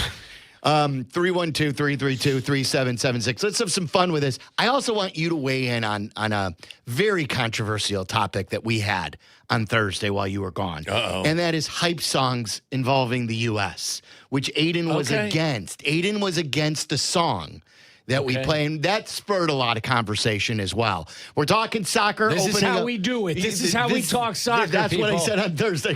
This is how we talk soccer. It's the same way we talked hockey. Amen. 312-332-3776. Be our guest. We'll get to some baseball a little bit later in the show as well. We're guest-free, and we want to hear from you today. You're listening to Waddle and Silvy on ESPN 1000, Chicago's home for sports. Baseball fans, this is your new must-listen. Introducing Inside the Friendly Confines with Jesse Rogers, presented by Arlington Toyota. Twice a week, ESPN MLB insider Jesse Rogers takes you beyond the headlines and inside the game with the access only one of baseball's most connected reporters can deliver. From exclusive conversations with the biggest stars, managers, executives, and personalities across Major League Baseball, to insider stories, clubhouse insight, and the moments fans don't hear anywhere else. Jesse brings you inside the game. Whether it's breaking news, behind-the-scenes access, trade rumors, pennant races, or unforgettable baseball stories, you'll get it straight from one of the most trusted voices in the sport. Inside the Friendly Confines with Jesse Rogers. Jesse Roll. New episodes every week. Presented by Arlington Toyota. The game is happening. Jesse is inside it. Believe in a world of wellness. Blue Cross and Blue Shield of Illinois is lighting the way on your health and wellness journey, always helping you write your own story. As your one local trusted partner for nearly a century, Blue Cross and Blue Shield of Illinois ensures the widest access to the best affordable care, where you need it, when you need it. This is David Kaplan. I am proud to partner with Blue Cross and Blue Shield of Illinois because they keep you at the center of everything they do. Blue Cross and Blue Shield of Illinois, through it all. Hey, Jurko, when the AC goes out in the middle of the summer, I'm not sweating a little. I'm in survival mode. You need to schedule an AC system check for just $29 with my team at ABC Plumbing, Sewer, Heating, Cooling, and Electric. They've been serving Chicagoland for over 70 years, and now they're helping homeowners in Northwest Indiana, too. If your AC decides to retire, ask my guys about 0 down, 0% APR financing for 60 months on a new system. Book your appointment today at 4abc.com. ABC, consider it done. Dear Friday, Toyota says let's put good times in gear with the Tundra, Tacoma, and 4Runner. Want some cool available features? We've got power tailgates to power game days and a trailer backup guide that's the champ of the ramp. Heck, we might even cancel Monday. Toyota trucks. Find yours at toyota.com. Toyota. Let's go places. You've probably heard all those ads for life insurance. Just a few dollars a day, apply online in minutes, no medical exam. Simple, easy, and cheap, right? Now you're thinking, maybe I should get a quote. Well, smart thinking. Everyone should have life insurance. But here's what they don't tell you. Those few dollars a day rates, they're for young people in perfect health. That's why everyone calls Big Lou the 50 to 60-year-old not-so-perfect candidate. Like you. You take prescription meds, and you're overweight. Winner, winner, fried chicken dinner. Well, Big Lou works with life insurance companies that want people like you, with no surprises after you apply. In fact, if you're a 50-year-old guy with a few health glitches, Lou could probably find you $1 million of term life coverage for about $200 a month. So, yeah, you need life insurance. But unless you're young and healthy, you gotta call Big Lou, because he's like you, older, heavier, and on meds, too. Get a quote right now at 800-568-2790, 800-568-2790, or biglou.com. At Great Clips, they use clip notes to save your haircut details. So no matter which stylist you see or Great Clips salon you visit, it's easy to feel like the best version of you. Great Clips. It's gonna be great. Waddle and Silvy are back. Follow the show on Twitter at Waddle and Silvy and at TWaddle87. This is ESPN Chicago, Chicago's home for sports. Please, Jesse. Jesse was in with Kap today. It was very good. Hoodie's a little bit of a holiday. Jurko was also out today. That's why Shay was in with Carmen. Jurko will be back tomorrow. By the way, you can watch all the shows on our video stream, including ours right now. And it's brought to you by our great friends at the Sanctuary Golf Course in New Lenox. They're celebrating 30 years of Chicago Southland's finest golf course. Book tee times at golfsanctuary.com. When you're there, ask for Golfer Bob. That's our guy. He's the pro. He's going to help you out, and he's just a good all-around guy. Good man. Good man. So what is what are the websites to watch our show, watch our stream that I just said, Waddle? No clue. Let's see how well you remembered in South Carolina. No, I didn't remember. Come on, where can we get our streaming? I don't know. I have no clue. Now you're playing. I'm not playing radio. I don't know. I forgot. If I did remember, I How forgot. about the platforms, the general platforms? Obviously, you can watch us on YouTube and Twitch. That's right. Exactly. YouTube. Twitch.tv at Waddle and Silvy. We're the best. It's twitch.tv. Oh, bam. Yeah. It's not ba-bam, Ben. No, that's not a ba-bam. It's twitch.tv/ at ESPN 1000 Chicago. That's what I said. Isn't it, Aiden? Isn't that what I said? Same thing for YouTube. YouTube.com/ at ESPN 1000 Chicago.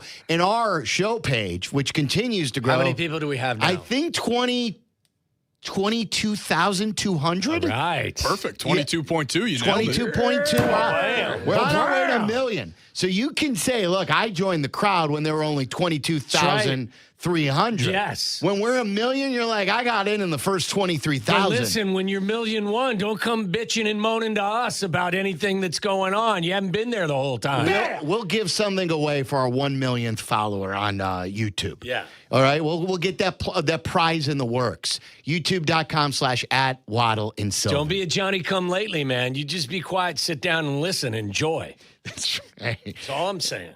This is Jesse. This came up in my feed. I was in the bathroom and Jesse comes up on your feed in the men's room. Right after the tease, I went to the phone and this was the first thing that came up. Scoop, Jesse. But the Wi-Fi didn't work well in the bathroom, so I couldn't finish the whole video. Oh, I thought you meant you couldn't finish your bowel movement. No, I didn't have to. I don't go number 2 at work. Very rare for me. Well, I try to get it out all before. Okay, because I have walked out of there after you've been in there. And well, yeah, I mean, but that's, just a fart or something. Here's Jesse and the whole United States way of things and us being able to get Balgam back. It's a bad call. You live with a bad call once in a while. That's what you do. My God, such an American thing. Let's bully our way to changing the rules because it was originally a bad call. Say Suzuki had a bad call last year in the playoffs. Let's go replay that game. Give me a break. Just admit we bullied them and we're the host country, and that is that. So we're talking about the red card overturned suspension of Flo Balogun, who will play tonight against Belgium. And Belgium is furious that this went on. But in defense of Team USA, it was BS red card anyway. If the right call was eventually made, then why are we having these complaints as much as we are? All I know is even Ronaldo's suspension was he still served one game. He did not serve one game Yes, at this he did. World Cup. No, he didn't. Not in the played World in Cup. every single World Cup Not game. in the World Cup, but before that. He served the one game in a qualifier. He got a 3-game suspension. He got it reduced to one. What Ronaldo did was far more heinous than what Flo Balogun did. Okay. So why isn't there a legit appeals process if it's such bad red cards being issued left and right? Why isn't there a legit appeals You're process? absolutely right. None of this wiggle room, none of this fudging it, none of this president calling. If you think these egregious red cards are being issued left and right, why isn't there a legit appeals process? Do you know who that is? Do you know who that was right there? That was Vladimir Putin. And I'm raising money to send Jesse back to Russia. How's that? That's based on the caller saying that Big Cat and PFT are tweeting at people, deport them. Jesse needs to be deported for this. Yeah. For having this take that we're the bad guys and all this, for wanting to get the call right. You kick in for a plane ticket to Russia for Jesse? I don't want Jesse deported because, truthfully, that is talk show Jesse. That is talk show. There is a difference between Jesse Rogers, Jesse Hot Takes, and Jesse. Jesse talk show. It's Jesse Hot Takes. He puts on the apron and he starts flipping some hot takes and he acts differently than he acts in normal life. Yes. It's like Meller. Meller's the opposite of that. Meller on this show will talk about penises all day long. Yes. But all of a sudden Jeffrey goes home to his beautiful family and the word penis doesn't ever come out of his mouth unless it's used in a medical phrase. And now we get that side of Meller on network White Sox baseball. Yes. Network Meller is a much different person. It's a character than who Jeff Meller really is. Meller is not like that. Jeff the way Penis he acts, Meller is a different guy. He is a completely different character. Yes. It's like an actor playing a character. That's who Meller's playing on network radio. True. When Jesse fills in on the talk shows, this is all another facade. This is not him. It's talk show Jesse. I do agree with his point, though, that I don't even understand what the appeals process is or whether or not it is a decent one. There does seem to be a need for an upgrade of this appeals process. Sure. Yeah, I mean, if you're going to use VAR to dish out a red card, which is, I think, is probably one of the most, if not the most punitive punishments. It's so redundant, but I can't find my words. No, today. I follow. I speak Waddle. Like if that's the way, then there should be an organized way to review what took place, to revisit that. Of course, it's the common sense factor again that we talk about. It doesn't matter if you're new or old. So we're going to take your calls. We do have a soccer ref on the line who is called in. Maybe it's Claude Beavers, same guy who referees hockey. That was our hockey guy. We got to find somebody else. And we got a soccer coach on the line too is called in. And then if you want to weigh in, we have gotten some great responses online, and I also see callers want to weigh in on this. With this as our backdrop with the soccer, what is the worst rule in sports? I don't think anyone's really mentioned something that we have not brought up too. I'll share that with you coming up next. You're in the middle of the Waddle and Silvy Show, ESPN Chicago. White Sox play in the afternoon. If you want the Sox will still be available in our normal spot. ESPN 1000 and the ESPN Chicago app. And if you don't want to miss Waddle and Silvy, the Waddle and Silvy Show will air on our YouTube channel. The best of both worlds. You will get Waddle and Silvy even when the White Sox are playing. So it's youtube.com at Waddle and Silvy. It's your choice. Waddle and Silvy. Watch them live daily 2 to 6 on YouTube. Guys, I've used AI for a lot of different things when it comes to information. But one thing that I don't need to use chat for is improving my Windows, because we have Window Nation. That's right. Go to windownation.com. It's a company you can trust. They're the true experts. Forget all the prompts. They're going to be straightforward with you, and they're going to deliver outstanding windows that you're never going to question. I want you to call them today at 866-90-NATION. That's 866-90-NATION. I have new windows in the living room, in the kitchen, in the master bedroom, and in the kids' room. We love them. They lowered our energy bill. The customer service, outstanding. You could replace your windows in just a day. And this month, you can save 50% on all window styles, plus get $0 down, 0 interest, and no payment until 2028. Find out why they have over 45,000 five-star reviews. Find out why they're A+ rated by the Better Business Bureau. Call them at 866-90-NATION. Go to windownation.com and let them know that Silvy sent you. Hey, it's Carmen, and I've got the golf course for you, a championship-style course, quiet atmosphere, unrivaled course conditions. I'm talking about Stonewall Orchard Golf Club. Stonewall Orchard's been one of my favorite courses in Chicagoland for years. Check them out up north in Central Lake County. Their pristine country club course conditions are a huge draw. They have been the host site for the Illinois PGA, several U.S. Open qualifiers, and currently the Korn Ferry Tour qualifier. Treat yourself to one of the finest must-play courses in the Midwest. Go to stonewallorchard.com and book a tee time today. I'm Courtney Cronin, here with lead attorneys at Costa, Iavoni, Julio, and Anthony. Hey, Courtney. How does being from Chicago help you in your job? Well, I think Chicagoans like directness. I try to always remember that in press conferences and ask straightforward questions, because that's who I am. We get that. It's the way we are with our clients. All they know is they need help, and they want a law firm to cut to the chase. You can do that when you're both local. It's about making a real connection, one Chicagoan to another. Costa Iavoni, your trusted local personal injury lawyers. We get you. Call them at 708-4Million. A small business affirmation from Progressive. Bakery owners, you will be loved today. Every pastry will be flaky. Your cake will make a child's day. Your delivery van won't get sideswiped by a distracted garbage truck driver. But if so, breathe easy, knowing you'll get back to business quickly with Progressive protecting your commercial auto. See if you can save in as little as 8 minutes at progressivecommercial.com. Progressive Casualty Insurance Company and Affiliates. Get in the zone, AutoZone. Annie's first oil change wasn't as hard as she thought because she went to AutoZone, where a friendly AutoZoner helped her find the right oil and save on an oil filter. He explained the job and showed her free how-tos on AutoZone.com. When she was done, AutoZone recycled her old oil for free. Get a free oil filter and more during the Celebrate Free event at AutoZone, now through July 27th. Get in the zone, AutoZone. Restrictions apply. The world's game takes center stage at Twin Peaks. Catch every match, every goal, and every unforgettable moment on wall-to-wall TVs. Enjoy 29-degree ice-cold beers, made-from-scratch favorites, and an atmosphere that brings every match to life. Twin Peaks. Eats, drinks, scenic views.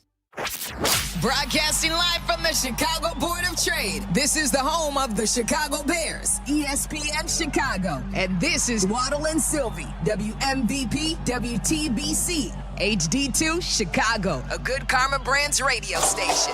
In the opinion of Juan Soto of Venezuela, is a I think potential red card, and he's calling the referee over. You know, we'll get Mark in on this because I think this is one when you look at it in slow motion, it's worse than what the play actually was, where the two bodies were crashing together. We'll see what the final decision is. Potential game-changing moment. The number 20 United States committee serious foul. Yeah, it's going to be a red card. Final decision is red card. Wow. Is it the right call? I don't think it's the right call. Bam! Bam. It's a misuse, too, of VAR. That's what all the soccer people tell me. What we found out is the red card's not nearly as valuable as the trump card. Right? You've been saving that all day, No, haven't you? I haven't. You've been saving that one. Have you? No. Did you read that somewhere? Did you come up with that on your own? I mean, that's not that doesn't take any brilliance. I mean, it's just how it happened. Look, here's his press conference today was outstanding too. I mean, can we I get know a a lot sample about of that? sports, but I didn't know that a red card kept you out of the following game. So I saw the play, and I'm a person that loves sports and was a good athlete, and I understand sports really well, really well. And that wasn't a foul. That wasn't even an infraction. That was two guys running full speed that happened to crash into each other. You can't take your foot and properly place it on somebody else's foot when you're going, no, these were two great athletes that got tangled up, and this referee, who is a little bit suspect, if you check his past. I don't want to say that because I don't like to create controversy, but very suspect. If you'd like, I'll provide you with the past. He made a call. And then he called FIFA. It's outstanding. I mean, tag volley. Look, I know this is not a real world issue, so we're not bringing politics to your doorstep. We're just playing him talking about how he called FIFA. But the point that he made about the slow motion and the still shots, he didn't mention still shots, but we have. I think that is a very prudent point. Like, if that's what you're using, if you just look at the still shots of Flo, I'm going to call him Flo from now. Yeah, that's good. Flo and stepping on the, like, that doesn't tell the story. You want to call it a yellow card, fine. Okay? You want to call it just a general penalty that doesn't deserve a card, whatever. I think in sports, regardless of the sport, regardless of the infraction, you have to work as hard as you can so that the penalty matches the crime. And in this case, like this is a bigger conversation or bigger, I don't think that penalty matched that crime. No. So the fact that the kid Flo's able to play tonight, to me, while you can argue about the process that was followed and the political arm twisting that may have occurred, I understand the process part of it. But the actual, how you got to that resolution, I don't think the kid should have been excluded from tonight's game because I don't think it was a red card. Right. And to go through the process and how they did it, really, I think is worth discussing. Or they could just simply say, look, we misused. We went against our own rules the way we use VAR. And therefore, it is null and void because we misused how we assess the red card. I'm looking forward to these calls about what is the worst rule in all of sports because, again, this is what's important to me is like, if you have helmet-to-helmet contact, like I think it's too punitive in the college game unless you can see the intent was there. But there's a lot of incidental helmet-to-helmet contact that goes on, even in the NFL, where you could be penalized for it, but you're never going to be suspended for it unless it's so egregious and so out of bounds that something is necessary that I just like the punishment's got to match the crime. And this is where I think that on the bigger stage, when you talk about being critical of some of these rules that the masses have just said, okay, it's just the way it is. I think that you could always revisit this stuff. Soccer diehard or not. I heard the comparison say, well, this is like someone in England questioning the NFL. Yeah, cool. Like, that's what the NFL has wanted. They want, you know how many great fans we have now across the pond who watch us in Europe, who call the show, the Ireland Bears fans, who have takes because they came on and they're like, this doesn't make any sense. So anyway, this question just prompts and jogs your memory of how many bad rules we have. First of all, I think the worst thing going, I don't know if it's technically a rule, is NIL in college sports or the way like college sports these days. The lack of rules. Yeah, like the lack of rules. That's a good way to put it. Yeah. Like it's a wild, wild west these days. The games are still very good. The tournament was very good. The college football is still very good, but the way you get the players these days is not good. And it's ending coaches' careers prematurely because they want out of it. Yep. And it's crazy. Jay says the Euro step. Completely agree. Totally. This is a fancy way to say traveling's allowed. Yeah. The gather and then these steps. The Euro step is trash. Andre is with you on this. You've always long argued, and there's been many different installations of this, is NFL overtime. Bring back sudden death. You were always a proponent of sudden death, and they've changed it now how many times? Like 2 or 3 times? Yeah. And look, again, I quit raging against it because overall, I love the sport, and I know it's an imperfect sport in some ways and how it's adjudicated, but I'm not going to turn it off because of that. And you're a football fan. Yes. Or you're a football player who is an expert, but still. I don't agree with a lot of, a lot of the rules, so... Ninja Nick says automatic first downs in football. Like, this is where it's a 5-yard penalty, but an automatic first down. And say they had hands to the face. Yeah, like say they had 13 yards to go. Yeah, you had defensive holding. Right. This other person having 1 foot in the end zone for a catch in college football. It's out of bounds and a touchdown. Instead of 2 feet down, a lot of people entering the ghost runner on second base to start the 10th inning. I've never liked that rule, but I love baseball. Taylor Dowl does a show in Jacksonville, and I've been on her Bears podcast before. She's a big Chicago Bears fan. You've been on that show too, haven't you? Yep. She responded, she says, I personally hate the NFL DPI. I don't think it should be at the spot. College rules are better for that. A quarterback should not be able to gain 55 yards because he launches it up and a defensive back slightly touches the wide receiver. This one is, I bet you if we would poll football fans, you'd have like a 50-50 split of people arguing Yeah, it. because the other side of this conversation is if you're getting beat and you're starting to fall, all you do is tackle the guy, and that guy could have walked in for a touchdown. That would be your best defense on a bomb. Correct. Right, is you just tackle a guy. Yes. And it's just 15 yards. A lot of people saying the designated hitter. Kybin says he's going to stick to soccer. Can we go back real quick before the designated hitter thing? I don't want to see pitchers hit anymore. Like there was a time maybe I did, but I've evolved. I was a National League fan. I enjoyed the strategy that went with it. I'm completely fine now with 9 players batting, offensive players batting. And again, I was always, I think that just kind of the weirdness, every now and again you'd find a pitcher that was a pretty good hitter. And then everyone else sucked at the plate. It just, I'm glad they made the change. But I probably resisted it at the time. Kybin says he's sticking to soccer. He says he thinks penalty kicks are effing stupid only because they're too close and the goalie has a basic guess. Scoring goals and winning games based on guessing shouldn't happen. Move the kick back to the edge of the box. And he says that's a difference from a 12-yard kick to an 18-yard kick. You're given because Aiden gave us this, that he asked us the question. Ask the question to everybody the way you phrased it to us first, and then give us the stats. Yeah, the question I asked was, what is more difficult? A player on a World Cup roster, a professional soccer player taking a penalty kick, or an NBA player shooting a free throw? My first initial reaction was an NBA player is going to have a lower percentage than penalty kicks. Oh, really? Mine was the opposite because you have a defender, and it's always the same. There's no defense on a free throw. It just shows you the advantage that the player has who's taking the penalty kick in this situation because the numbers were. Yeah, it was about 81% of free kicks are converted and about 76% of free throws. So that surprised me, honestly. Yeah, and then there's the dumb rule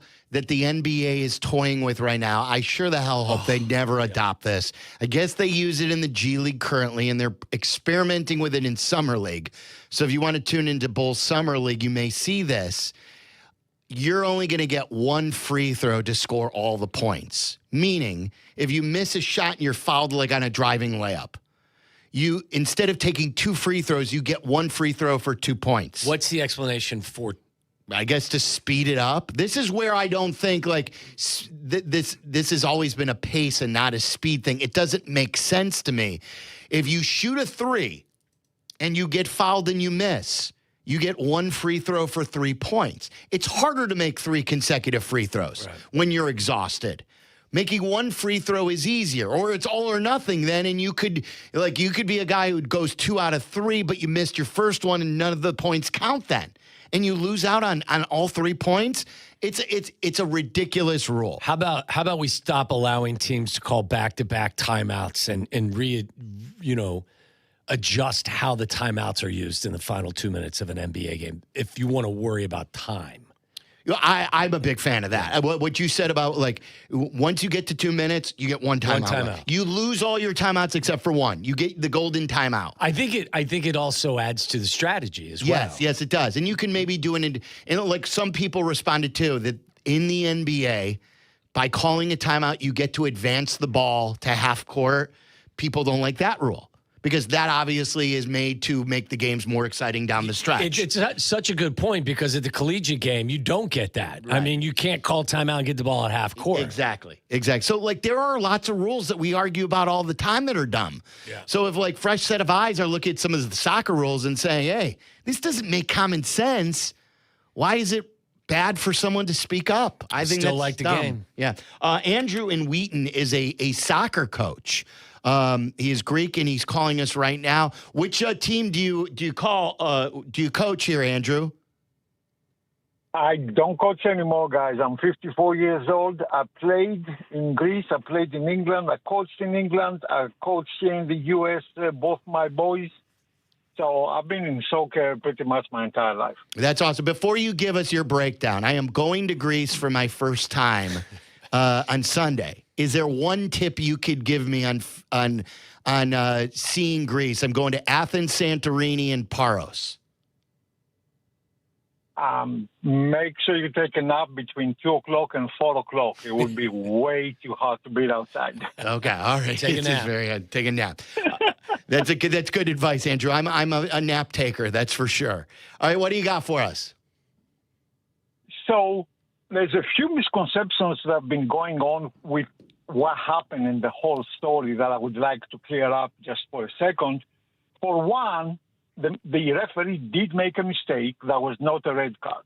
That is, there's no point breaking down the rule and everything. It was incidental contact, so it shouldn't have been a red card. The problem is there is an appeals process.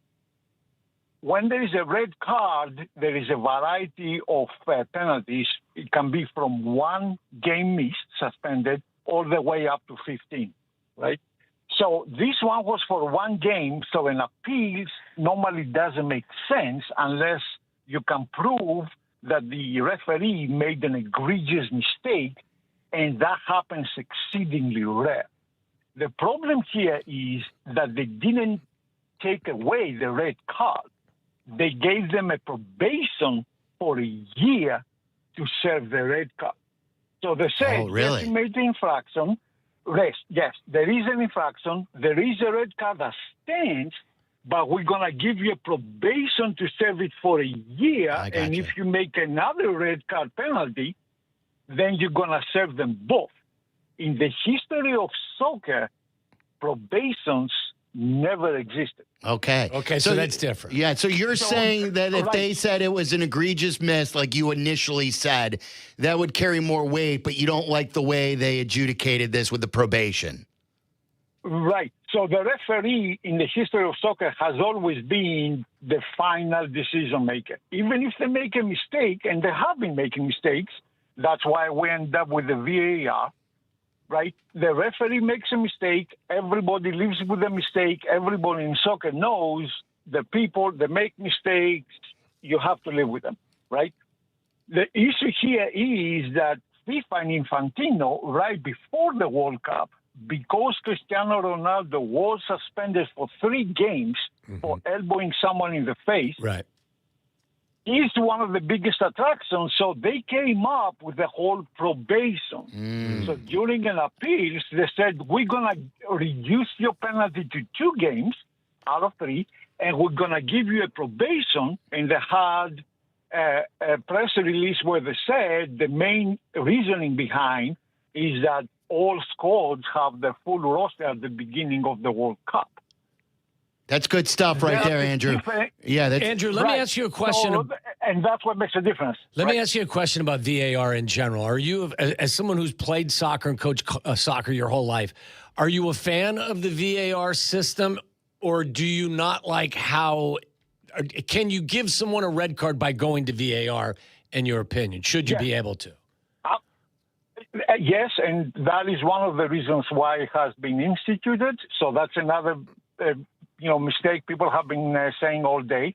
You can, and it has been used extensively for that. Cristiano Ronaldo was caught in VAR doing the elbow thing. So that is a misconception. Yes, you can, and yes, you should, because otherwise you're getting away with something just because someone didn't get to see the whole thing. Okay. I'm not a huge fan of the VAR for the offside, because it has come down to what we're starting to debate about baseball games, about balls and strikes, where we start counting splitting hair. Was it like a quarter of an inch off the strike zone, or was it a quarter of an inch inside the strike zone?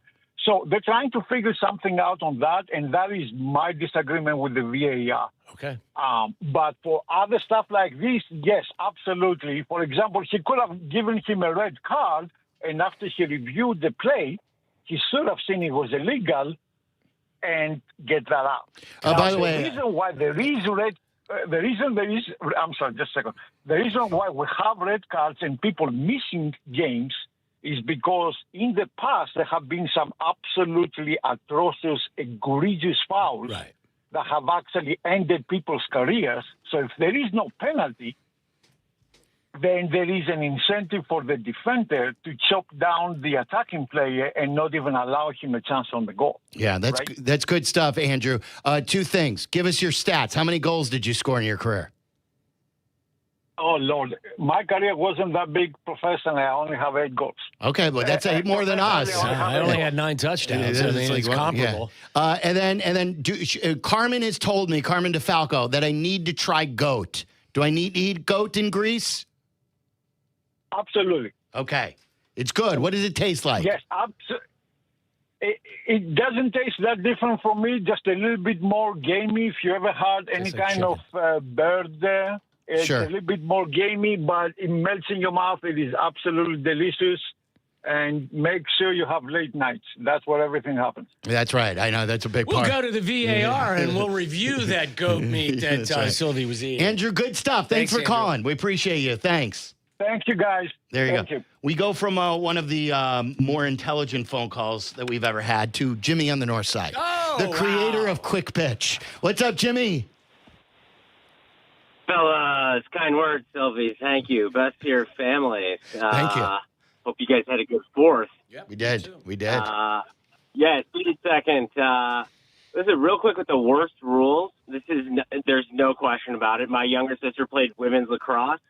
There's a rule called shooting space where if you get in the way of the shot, you get a free run at the goal. So it's basically like you can't play defense. Wow. I don't know. It's just it's a preposterous rule. It ends up being the only thing that the game is based upon. Anyway, Jesse's take was absolutely preposterous. I mean, like, FIFA as an organization is historically the most corrupt league or organization in the world, and they actually got the call right. So what are we talking about here? Like the United States all of a sudden is trying to rewrite the rules. Well, you just listen to Andrew. It sounds like there's 95 million loopholes here that they just exercise. And, it doesn't take a soccer specialist to realize that was obviously not a suspension, action. Yeah, So, Jimmy. I'm excited for the game, though, guys. Let's do this. Let's do what? Let's do what?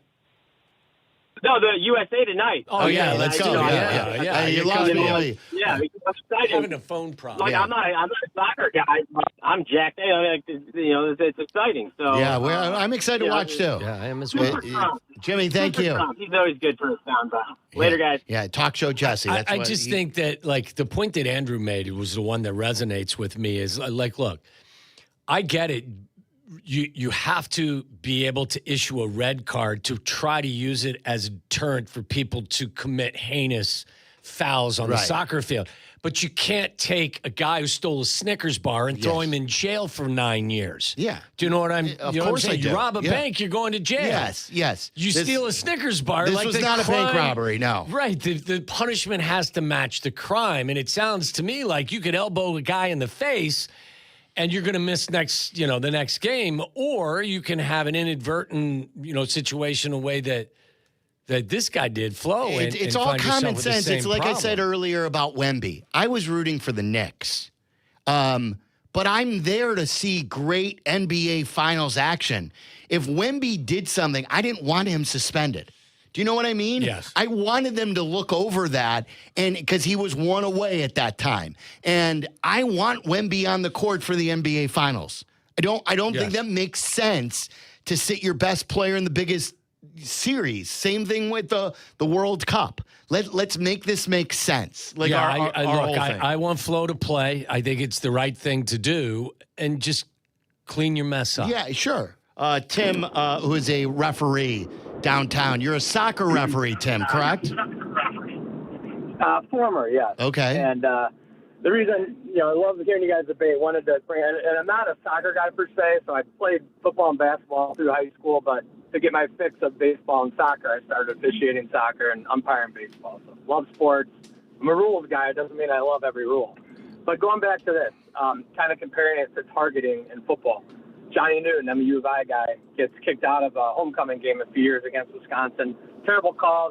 They reviewed it. He got kicked out, missed the first half of the next game. That's why they lost the game. That sucks. It was a wrong call.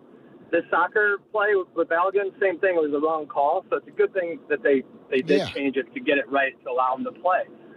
The thing I'm going back to why I think, having the suspension in the next game, or even in college football, suspending the guy for the first half, if he's out if he does it in the second half, is in soccer, red cards are player safety, egregious fouls, or denying goal scoring opportunities, right? If jump in front of the ball with your hand to stop the goal from going in.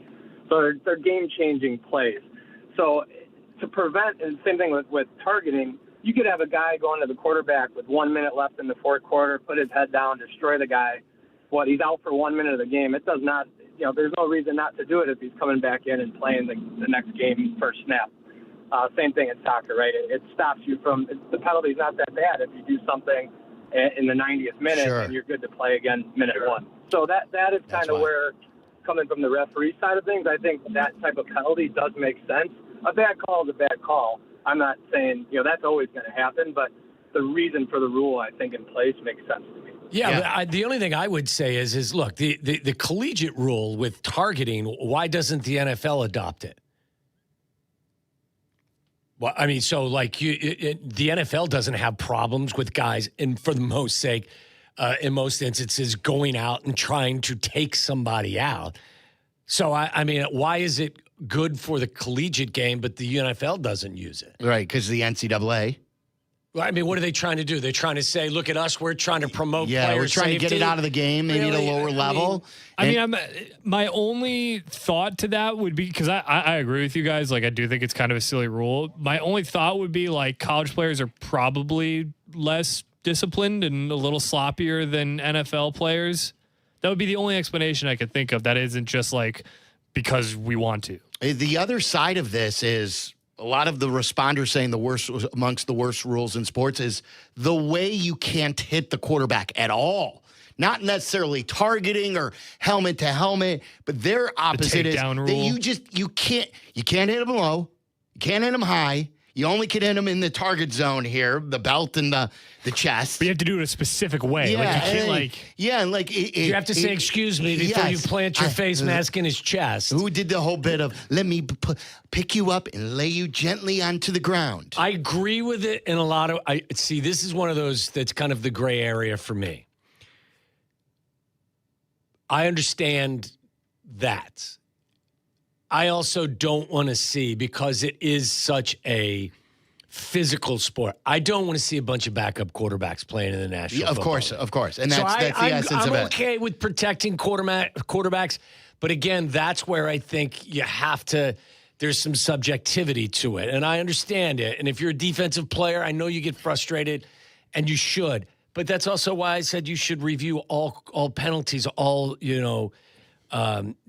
roughing the quarterback plays or helmet to helmet or stuff like that. That, to me, with a quarterback, should always be reviewed. Do you know who the guest of the guest would be for today? The premier guest to talk about this. Dean Blandino. You're close. You're getting closer. Dean Blandino is unavailable because he's still getting over the Kelsey Taylor Swift wedding. Yeah, he was invited. Which is a good conversation. You love Dean Blandino. Who's our favorite soccer referee? Oh, George McCaskey. George McCaskey. Yeah. The prize guest today, Zetterman, if you're listening, call the Bears. I know they don't want to talk about the stadium stuff and all that stuff. I'm still going to slip in a stadium question. You wouldn't promise. I want George, who officiates youth soccer across the Chicagoland area. I want his take on this. Yeah. I want George to weigh in. I do too, and I also want to know where his football team's playing in 5 years from now. So you will not agree. I will not know. The journalist in me will not allow George to come on the air and not be asked questions about the stadium. If there was a soccer player who, say he wanted to build something, where would you get that? Workshop in this. That's good. All right, so let's try and get George on. Our favorite soccer official. George McCaskey. All right, Waddle's World is coming up. I would like to implement a sixth P in Waddle's World. The floor is yours when we come back. The group agreed with me that they should be a sixth P, but you have veto power. It's your world. My ass, I do. It's Waddle and Silvy. This is Waddle and Silvy on ESPN Chicago, Chicago's home for sports. Built on grind, full speed finisher, workload warrior. Grit guy, late night legend, locked in lifer. Full count fighter, no off switch, bro lives for reps. Game prep junkie, hustle hero, ready to work day one. What is this, player of the week? No, we're talking about you. The one and only Howard Enkin. Thanks, guys. I am here to help. Call 312-6-million. Injury law made personal is Howard Enkin, our attorney on the Kap J Hood Show, weekday morning 6 to 9 on ESPN 1000. School's out, summer is here, and for teachers, that means it's finally time to take care of yourself. This summer, Vasectomy Clinics of Chicago is helping men step up, do their part, and take responsibility for family planning. Their experienced surgeons have performed over 30,000 vasectomies, and the procedure is safe, simple, and virtually painless. It's a quick 30-minute, no needle, no scalpel procedure done right in the office. The actual procedure takes about 15 minutes, and you're back in action the very next day. No long recovery, no stress, just peace of mind for you and your partner. With 5 convenient locations, including downtown Chicago at Lake Point Tower with free valet parking, plus Naperville, Tinley Park, Arlington Heights, and Barrington, it's simple to schedule around summer break. This is your summer. Before the bell rings again, make the smart call. Visit vasectomychicago.com or call 877-877-4VAS. That's 877-877-4827. Vasectomy Clinics of Chicago. Class dismissed. Peace of mind delivered. For over 50 years, M&M Home Remodeling has delivered expert craftsmanship, honest service, and the industry's best warranties across Chicagoland, earning the Better Business Bureau Torch Award for business ethics twice. Now, the trusted name in home remodeling also powers M&M Commercial Roofing. From leak repairs to full roof replacements, your business gets the same quality, transparency, and long-term protection you expect from M&M. Protect your property. Call M&M Home Remodeling and M&M Commercial Roofing. Your peace of mind is guaranteed. Do you read more about your team in the off-season than in the season? Does your game day outfit include a brown bag with eye holes? Then you may be a fan of a BST or bad sports team. Luckily, when you bundle your home and auto insurance with Progressive, you're protected. Because seeing your painted face in the rearview mirror after a loss isn't just depressing. It's distracting. Visit Progressive.com today. Progressive Casualty Insurance Company, affiliates, and other insurers. Coverage subject to policy terms. Not available in all states or situations. Your ambition just met its match with Robinhood. You push yourself in everything you do, scanning headlines for insights, keeping an eye on the market. Robinhood puts you in control of your money, all on one platform. You expect more from yourself. Expect more from your money. Get started today at Robinhood.com/yourmoney. Again, that's Robinhood.com/yourmoney. Your money, your move.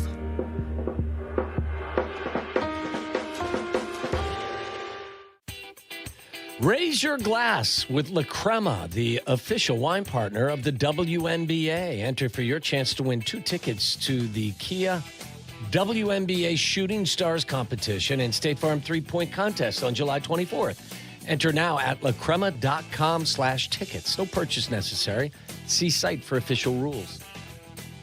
It's that time again when we venture deep into the great unknown. And in Chicago, Tom Waddle. He can't run, he's not fast, but he gets open. A trip inside the mind of a multi-concussed former Bears wide receiver. He caught everything that was thrown and took every hit that they could give him, and he had an all-time day in the use of smelling salt. Buckle up, boys and girls. Tom Waddle, every team wants to have a Tom Waddle. If I had a football team, I'd like to have a Tom Waddle on my team because you draw from that. It's time to go inside Waddle's world. Tom Waddle did have to use a lot of smelling salt. Still do, John. So the floor is yours. You'd like to add a P, a 6th P to Waddle's world. Yeah, well, Tyler is sick today. And yeah, I sent him a text. I think he woke up with a fever. Yeah? A sore throat and a fever or something? Yeah, I don't know. What is he doing this weekend? Because I know Aiden's like all hammered up right now. Or hungover at the very least. Why do you say Aiden's hammered? Well, I don't mean that, but I mean he's not hammered, but he's hungover. Like he's drinking like Aren't IV we all, stuff. though, from the weekend, the long weekend? No, I mean he's hungover. No, I think it's more just the lack of sleep kind of catching up to He me. said he's only had 10 hours of sleep Well, the that's last the 3 key. days. That's the like, That's what especially gets when you. you drink. Yeah, you're. But you also said gonna you were out feel till it 4 more. in the morning cocktailing it up, too. Don't leave 4? out that. Wow. Don't leave that part of the story I out. only know Abe. cocktails, if I had to guess. They say nothing good happens after what, midnight or 2? Did anything good happen after that time? Yeah. What? We listened to some good music. We had a guy playing a guitar. Yeah, it was fun. That sounds awful. No, I was. 3:30 in the morning, you're sitting around a campfire singing camp Anybody tunes. mind if I play a couple songs really quick? You know what we were singing? Everyone was singing along Country Roads, and I said wasn't bad. At 3:30 raged in the against morning? it. He said we need a better. Did you see how after the win in where was their last game? San Francisco, Santa Clara. Everyone was singing Country Roads. Is that new? I know that I've seen people doing it now. They were doing it at a baseball game. Yes, and someone They're hit a doing it home at run. the Cubs game? It was an Orioles game, I think, where someone hit a home I run. thought they also They were did singing it it at the in Cubs Cleveland, game. in Cleveland this weekend for the Sox Oh, series. wow. They I were thought singing when it. they had the fog delay up at Wrigley. Oh, were they? They were singing it then too. I may be That wrong. was a weird night all the way around with the fog and the rains that day. But Aiden wanted. He wants a faster paced song. And I said, the point of it's like a rock ballad where everyone can sing together and sound is one. 70,000 people as one. Do you know what they sing? Did you see after England beat Mexico last night? What they do? Wonderwall. Wonderwall. That's not Oasis. a fast-paced song. No. It's more of a ballad. Yeah, nobody is out there singing fast-paced songs as a It's fan like base. I said to him, it's like a fight song for college. And you sing your alma mater, and everyone, everyone puts their arm- sways back and forth. Yeah, like what do there's- you sing after every White Sox win? Sweet Home Chicago. Okay, A little bit faster pace. not as much as you know. But you could sing with it. Oh yeah. It's a good. But anyway, getting back to the 6P of Waddle's world. Did anybody have like a cowbell along with the guitar that was being played? No cowbell. Okay. All right, 6P. The 6P, and Tyler last week brought up the story about the explosive stomach ailment going around. I call that Wednesday. Yeah, I know you do. And it was such a typical Waddle story that would make all of us worry. So I said this. So much so that I won't even use Aiden's headset now because there was no headset in here. He's like, go ahead, use mine. He's being a very generous young man. I saw him in there with an IV drink, and I'm like, I think you're sick, man. I don't want that. What do you mean an IV explosive diarrhea. drink? Are you drinking IV? No, you know, like the those- little those caffeine hydration packets you liquid just pour it IV. into water. Yeah. Like liquid yeah, IV. Yeah. Who do you think I was rolling in the IV machine in here? You should. Like, if the station offered that on a daily basis, I'd take it every damn day. Oh, yeah. My cousin did that when he got married. He Yeah. just hooked Oh, up to yeah. an IV. There are the best. bars for that. There are IV bars now. Yeah. But anyway, panic. Because you love, whether it's a meteor, and I know this is under planets. I like it. You like when you like to... You want to make us panic. Yes. You're like, oh, hey, everybody, look out. The hantavirus is coming for us all. Yeah. Look out, look out, look out. And then, like I said, Be it's such prepared. a Waddle thing that we should add a 6P. Okay. Panic. Okay. Anything that causes I like panic. It. Do you have anything? Well, like that, it made me think that one that Tyler read. Oh, the explosive diarrhea. Yes. Yeah, sure enough, he'd be all on this, telling us we got to watch out, we got to stay away. Yeah. Because I don't think I have a panic story today. But listen, I'm not trying to incite riots. I'm just saying there's. You listen to claim you're this. trying to inform. Yeah. You're trying to make us panic. I just be It's a big prepared. bad world out there. Be prepared is all I'm Be trying prepared to to help panic. you be prepared. Don't be prepared to panic. Cops are reporting a woman denied owning the coke that was found in her backside. Florida woman who denied ownership of the bag of cocaine that fell from her buttocks while Oh, we being had booked this. into custody told jailers that the drug must have been placed. Was this your Florida? I think this was Florida, Ohio. This was Florida, Ohio on Friday. On you're Thursday. stealing my stuff. It's a good one, I though. had it first. You did have it first. This was from June 30th. I just thought it was such a good story. I'd bring it back. It's a good story, though. It was.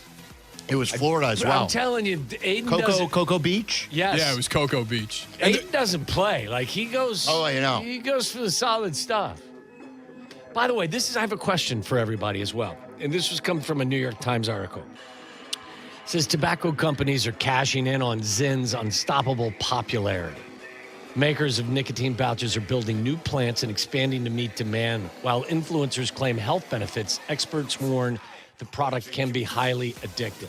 So these things are like pouch sales projected to increase to more than 40 billion worldwide by 2033. And what, it gives you energy? I don't take them. But it gives you like kind of the same, a lot of the same feelings as like a cigarette does. I Yeah. used to have a Zyn in more frequently than I didn't. Right. Okay. Which led? I'm not judging. Lower left. You do it. You have I one wanna in know now? where it You have a was Zyn in. No. I pretty Are much. you going with kicked it. 3s or 6s? I was into 6s. They just wow. released 9s. I bet they did. This is the power of the nicotine? Yeah. It's Charlie, milligrams. what if you took a 6 and a 9 and put You it have in at the same 15. time? Other than being Or you'd have awesome, a 69. Other than being 69 sick as Zyn. hell. What are you doing? Why are you?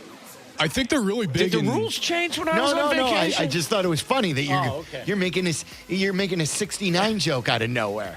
They're really big in Europe, and apparently, like all the 69? hockey. Well, that The too, number? but they have like I think they go up to like 50 milligrams. Oh my I think that would gosh. just like knock you out. Do I remember when Carm tried one? Didn't we have Carm? I was doing a show with Carm. I was listening to that in Oregon. I thought Carm was going to die. And I thought he was going. Yeah. I thought he was going to puke. I've never taken one. Do your thing, but I have zero desire to ever try that. Zero. They say that nicotine, though, I mean, if you separate it from the smoking portion of it, does have some health benefits. I've been And thinking I'm about not that. an influencer, so I wonder who's funding those studies, perhaps. probably the Zyn companies. Yes. The Zyn companies are doing it. Okay, so this led me to the question. I thought smokeless tobacco was ruled out of Major League Baseball. I don't know if they police it like they did right when they first. And then I heard someone say that it was grandfathered 2018 or with a 2016. Anybody who was in the league and was using it at that time could maintain it. But going forward, anyone who entered the league after whatever year it was, you're not allowed to do it. Well, it's not tobacco. Like it's not like chew or anything. Like it's nicotine salts, I think is like what they're. Well, no, technically I'm called. not saying Zyn. I'm just talking. I just saw Oh, they're PCA chaw after dogging ripping all another day, yeah. dong off the scoreboard in right field, goes into the dugout. He packs a hefty lip. Yeah. His lower lip. Well, he's not grandfathered, but No, like, that's my he point. doesn't care, does he? Like, No, I said, do they police these guys for that? Because I know Doesn't Seiya seem does like it too. Did you see do you remember the video? I want to see like Jim Leland just sitting on the step with a smoke. Did you see council trying to put tobacco this in was a few months several ago? weeks ago. Yeah, he couldn't do it. Yeah, he like gagged on it. Yeah, do us a favor. Wasn't a fan. Just knock Bregman down a few, spots. In Oh the no, lineup. he's loyal. Like, That's why Tyler's not here today. I thought it was a good joke. Let's of go, yours. man. You want to give like if a kid from the minors comes up and he has 3 bad at bats, council will never play that player again after 3 at bats. But if Alex Bregman continues to struggle in the 2-hole, since he's been a 10-year veteran, he's going to remain in the 2-hole. Happened to PCA last year. Yeah. Well, you know what? Like remember there was a time where he was leading off and he got knocked back down in the order quickly when he He was struggled. batting 9th earlier this year. Yeah. Mm-hmm. Okay, so I mean, just a roundabout way to talk baseball, but I'm still curious as to whether or not they actually police the no smokeless tobacco rule in Major League Baseball. Jose Abreu was still on the White Sox after 2018. Yeah. He had it looked like he had a pound in there at all It's times. like he took it as a challenge. Right. We have a Diane is on the line who wants to talk about the pouches. You want to hear from sure. Diane? Absolutely. It's on topic. Diane in Westchester, you're on with Waddle and Silvy. What's up, Diane? Hi, guys. How are you? Great. How are you, Diane? Good. I'm good. So my daughter works for a startup company that's doing pouches. But it's not just tobacco. It's calming and mint, and they do stuff for focus. And it's a huge industry right now. And she's doing very well. Good. And it's in Texas. Okay. So this is something that they are working on to do other things with pouches, just not tobacco. Can I ask you a question about the pouch? Sure. So if it's not nicotine and it's not tobacco, but it's like for focus or energy or something, do you have to spit, or do you like when it's between? No, what do? You just swallow the juices? Well, yeah, I guess. I've never. I'm going back on taken vacation. one because I don't like that. But my husband does them, and he does not spit because I would not allow him to spit. Okay. And whenever you see the guy walking around with the cup, the old spit cup. Gotcha. Right. Yeah. Right. Yeah. All right, But Diane. It's huge. Yeah. So, Yeah. okay. Thank Thank you, you, Diane. guys. See you, Diane. There's Diane. You didn't think you'd get a spit or swallow question today, did you? After your 69 joke? What? Quintessential Waddles world back here. Do you think of Yuri Perez being pulled after 7 perfect innings? Is that how you pronounce his first name, Yuri? Did you see what the A's wasn't this at the A's ballpark? Yeah. They were doing the shame chant towards the Marlins because they wanted to see history. Can anybody name Something I thoroughly appreciate is what we're seeing from these fans. And do I appreciate fans leaving the ball game? There it is up there. Necessarily. But under these circumstances, I can Louder. understand it because they wanted to see something special. Yeah. Right? And they were seeing something special with Yuri. Shame. Well, They're saying shame right now. Yes. Shame. The thing is, too, is that the fans... The Marlins It's were great. up 8-0, so the A's fans who were there wanted to see a perfect game. Do you realize that the game ended 9-8? Oh, did it? Really? Yes. Oh. Yes, I believe it. Yeah, the Marlins came back and ended up winning 9-8. But they took him after. I took him out after 7 perfect innings. I think it was 92 He was only at pitches. 92 pitches. I guess he'd been hurt. This was only his 3rd start after coming back from some sort of like leg injury, I think. No strong feelings. The reliever who came in after him went walk, hit by pitch, single. Like, what do you Good. do? Like, do you let the player? Should the player be allowed? I know, like for playing time, a lot of times the athlete has to be policed. We've always talked about that. But if it's a special honor, an individual honor, I mean, like perfect game, it's a team honor too because you got a field and everything. Should the pitcher have say and have a chance? By the way, I got 2 questions. Should the pitcher? I think you have a conversation, but at the end of the day, I think it's up to the manager over the pitcher. If he's going for something special in his career, I'm going to risk my own career to try to finish off the perfect game.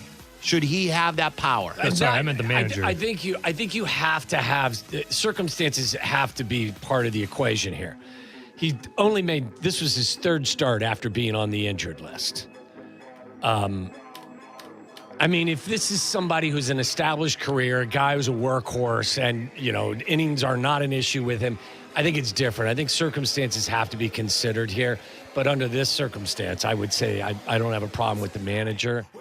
It's not like he was at like 110 pitches or anything. Like he was at 92 pitches. He could theoretically get out of there in under like 110. Yeah. And maybe that's not part of the rehab plan. And like the smart thing is to stick to this plan. Let's get a little dumb. Let's get a little stupid. Let's do this, as Jimmy was saying.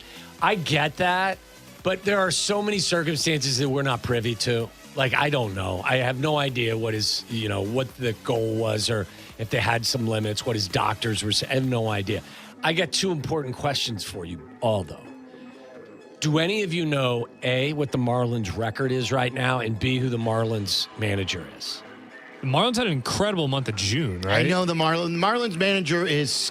No, it used to be Skip Schumacher, didn't it? Or is it That was Skip my Schumacher? guess. Oh, I think I do know who it is. Jack McKeon. McKeon. Schumacher. Jack McKeon used to sit in the dugout and smoke too, didn't he?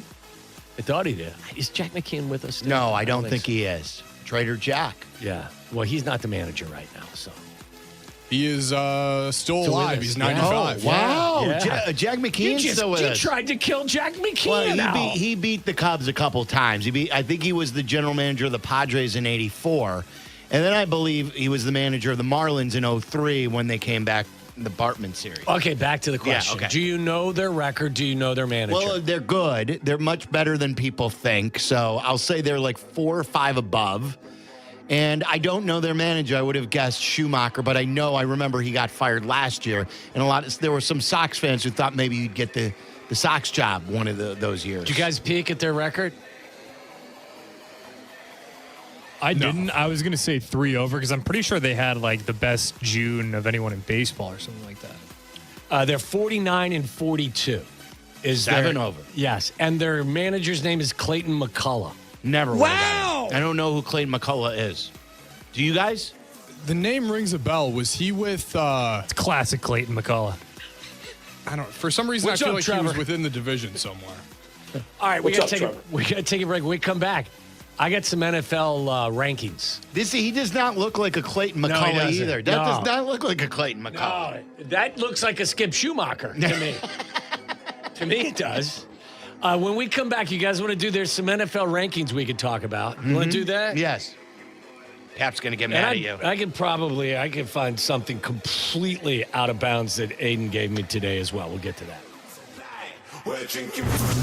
Waddle and Silvy on Chicago's home for sports, ESPN Chicago. Advantage Acura of Naperville proudly presents the Peggy and Dion Show. Join host Peggy Kaczynski and Dion Miller every Saturday from 11 to 1 on ESPN Chicago, AM 1000, FM HD, the ESPN Chicago app, and live on YouTube. Save big money on all of your household essentials when you shop at Menards. Stock up with Diamond Crystal Water Softener Salt. It helps your soap and detergent clean better, minimizes hard water stains, and increases the life of your appliances. Save big money on Solar Naturals Softener Salt at Menards. Plus, check out our weekly flyer on menards.com for all the great deals happening now. Save big money at Menards.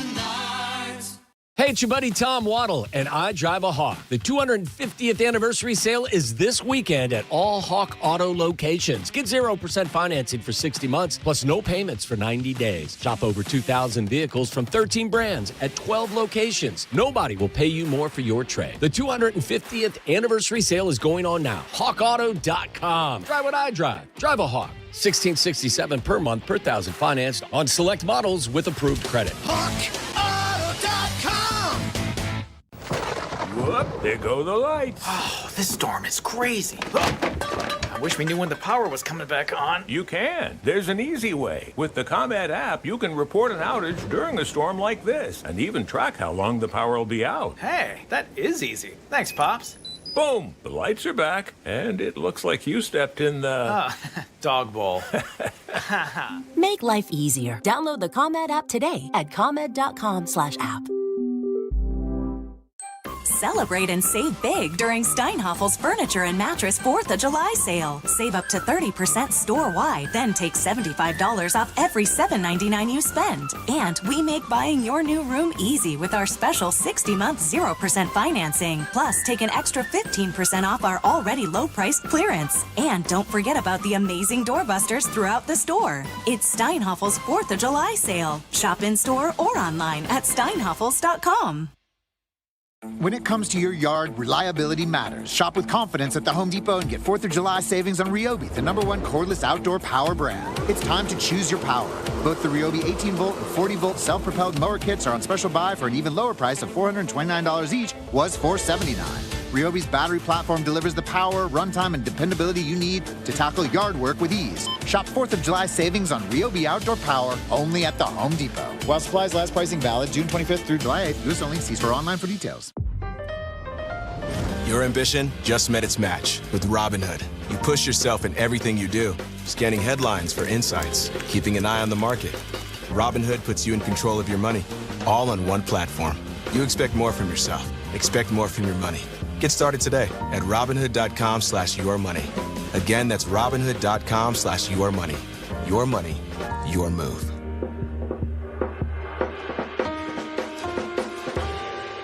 Ring, ring. Hello. Who is it?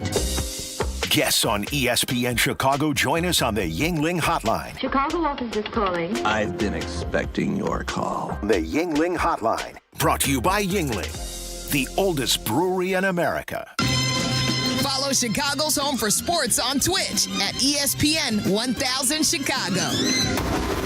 Waddle and Silvy are back on Chicago's home for sports, ESPN Chicago. All right, real quick, from Aiden's collection of horrible stories, here's your headline. Man legally named Santa Claus arrested in Kenner, Louisiana, accused of child exploitation. Oh, boy. We had there's so many things wrong. Yeah, that's a bad story. I mean, the second part of it, the exploitation, is obviously the most egregious issue, and it's just horrible. We had a story the other day Who's where naming themselves Santa Claus? Well, a guy who is a creep. You don't name yourself. Oh, yeah. He's legal. He changed his name to Santa Claus. Yeah. This is like the story, Aiden, did you give us the story, or did Tyler have the story about the guy in the white van handing out candy in the neighborhood? Man, come on. That was me. But he was doing nothing That wrong. was you? I wasn't driving around in the van. He was just a dude who was like being friendly to kids, but like you can't drive a white van in a neighborhood handing out candy. That's like, as long as you drive the white van, or any van for that matter, you can't be driving through neighborhoods handing out candy. Even if you're the friendliest guy in the world with no ill will. That's what we're taught. Never accept candy from strangers, and especially the guys who are driving the vans. I mean, if you listen, it sounds like somebody. Donate your time to a church or something, okay? Like, honestly, giving out candy in a white van. Go tutor some kids. Pick any other vehicle, or just giving out candy. So in How his about defense, helping kids read? In this guy's defense, it was a work vehicle. He works construction. He was going around to houses in the neighborhood. Now, why he had candy, I don't know. Know your personnel, man. Yeah. You can't be doing that. Yeah. All right, do you guys, how about a little quick football story? Real quick. First of all, do you know how many days away we are from the Bears' first preseason game at home against Cleveland? Oh, I heard today on Carmen Jurko with a list that we're down to the 60s, and so this is preseason game. I bet you we are 5 weeks away. I'm going to say 34 days, Walter Payton. Very close, a little bit longer than that. About 6 weeks away. 40 days away. 40 days. I missed by a week. From the first preseason game. That's got to get you nuts high. And that's at Soldier, right? The first one's at Soldier. Bring on the Browns. The only one, I think. That is correct. Yes. This is a good year where we get 9 home games for the regular season. Are we going to Nashville? We were just talking about that. Yeah, Jay, we want to broadcast it from Jay's porch in Nashville after taking in the practice, because it's going to be a co-practice between the Titans and the Bears. He gave it the green light, didn't he? Yes. In a text? And Big Cat said he would consider, if the date is open and they're not on the road, he would consider going down there. What are we doing it for? Because I don't want to make us late, but I have an interesting football Let's ranking. do that next. Okay. Because then I want you to weigh in. Be the judge in the Kap Schlereth situation. Okay, good. Let's do a little football. Kap did understand why I was critical of him, and things have been great between us. Really? But I was critical of him on Thursday for this approach. Mm-hmm. And Kap went to Danny today saying he didn't understand why we're giving him grief for this. Okay. So, and this is more about Bears disrespect, right? Get into the Schlereth conversation. Yes. And then also, Cubs and Sox fans, be our guest. We have not talked a lot of baseball yet, but it was a good weekend for Sox fans after dropping the first 2 in Cleveland. You got the last 2, and you leave in first place. The Cubs salvaged a game from St. Louis after looking awful in the first 2 games of that series. As the roller coaster continues to go up and down. And if you want to continue to weigh in on soccer and the red card situation, we've taken a lot of calls on that. We want to continue to do that as we lead you up to kickoff, right? Tonight, 7 o'clock? Yeah, we'll kick that thing off at 7. That's 332-3776. It's Waddle and Silvy. The afternoon drive is easier with Waddle and Silvy. Chill out. They're coming right back. ESPN Chicago. Sometimes the conversation can get away from the team on ESPN Chicago's Kap J Hood show. Fortunately, there's always room for a sidebar. Just a quick sidebar, may I approach? Sidebars on the Kap J Hood show are presented by Ankin Law. When's the last time payroll was the easy part of your week? With Gusto, it can be. Gusto is the all-in-one platform designed to take the hassle out of managing your team, from payroll and compliance to hiring, onboarding, and more. With Gusto, you can get back 2 full days each month with all the time you've saved. Go to gusto.com today and learn why over 500,000 small businesses choose Gusto. That's GUSTO.com. Gusto.com. We expect our information in real time. US Med carries continuous glucose monitors, which provide real-time readings of blood glucose levels. US Med is an approved provider for Medicare and over 500 private insurers. So call 888-665-0696 today for a free insurance and Medicare benefits check as easy as... That's 888-665-0696. The Taste of Elmwood Park returns. It's August 7th to the 10th. Mayor Skip Saviano, what's your favorite part? Where do I start? The live music, family fun, and sampling from over 20 of Elmwood Park's best restaurants. I love it all. How about you, Carm? Gotta be the meatball eating contest. Always a crowd favorite. And I'm excited to be the honorary MC once again this year. Join us at the Taste of Elmwood Park happening August 7th to the 10th. Grab your family and friends for a weekend of amazing food, live entertainment, and a true Taste of Elmwood Park. Hey, it's the good kid. When it comes to my ride, I don't mess around. That's why I drive an Advantage Chevy. 3 locations. Chicagoland's covered. Boom. You want a Chevy? They got every Chevy. You want savings? Oh, yeah. They've got that too. And here's what matters most. Trust. When you walk into Advantage Chevrolet Bridgeview, you're not getting the runaround. They respect your time. They respect your budget. They shoot you straight. Head to Advantage Chevrolet in Bridgeview and see what I'm talking about. Advantage Chevrolet. Together, let's drive. Believe in a world of wellness. Blue Cross and Blue Shield of Illinois is lighting the way on your health and wellness journey, always helping you write your own story. As your one local trusted partner for nearly a century, Blue Cross and Blue Shield of Illinois ensures the widest access to the best affordable care, where you need it, when you need it. This is David Kaplan. I am proud to partner with Blue Cross and Blue Shield of Illinois because they keep you at the center of everything they do. Blue Cross and Blue Shield of Illinois, through it all. Good Karma Brands is proud to be an equal opportunity employer, providing equal employment, development, and advancement opportunities to all teammates and applicants. To learn more about careers with us, please send an email to talentacquisition@goodkarmabrands.com. That's talentacquisition@goodkarmabrands.com. I'm David Ortiz. When I lost my mom, she was only 46, and I lost my dad to cancer. It was the worst pain I ever felt. It made me think, what will happen with the people I love when my time is up? That's why I have life insurance. Ethos makes it easy. It's all online, take about 10 minutes, and you can get up to $3 million in coverage. Get your free quote at ethos.com/game. That's ethos.com/game. Paid testimonial. Time spent on application may vary. Online health questions required. When it comes to your yard, reliability matters. Shop with confidence at the Home Depot and get 4th of July savings on Ryobi, the #1 cordless outdoor power brand. It's time to choose your power. Both the Ryobi 18-volt and 40-volt self-propelled mower kits are on special buy for an even lower price of $429 each, was $479. Ryobi's battery platform delivers the power, runtime, and dependability you need to tackle yard work with ease. Shop 4th of July savings on Ryobi Outdoor Power only at the Home Depot. While supplies last, pricing valid June 25th through July 8th. U.S. only. See store online for details. Hey, golfers, the Southland's finest golf course is the Sanctuary Golf Course in New Lenox, and they're celebrating their 30th anniversary this season. The Sanctuary offers 18 holes of great golf on awesome course conditions. It's just minutes from I-80 and 355. They're also bringing you our stream today. Book your tee time at golfsanctuary.com. That's golfsanctuary.com. Broadcasting live from the Chicago Board of Trade. This is the home of the Chicago Bears, ESPN Chicago. And this is Waddle and Silvy, WMVP, WTBC, HD2 Chicago, a Good Karma Brands radio station. So at this particular point in time, Caleb Williams isn't a good quarterback. If you were ranking that class, you'd put Jaden Daniels ahead of him. You put Drake May ahead of him. I'd put Bo Nix ahead of him. You know, this generational talent who's supposed to be a great quarterback. He's not a great quarterback. He's a great playmaker.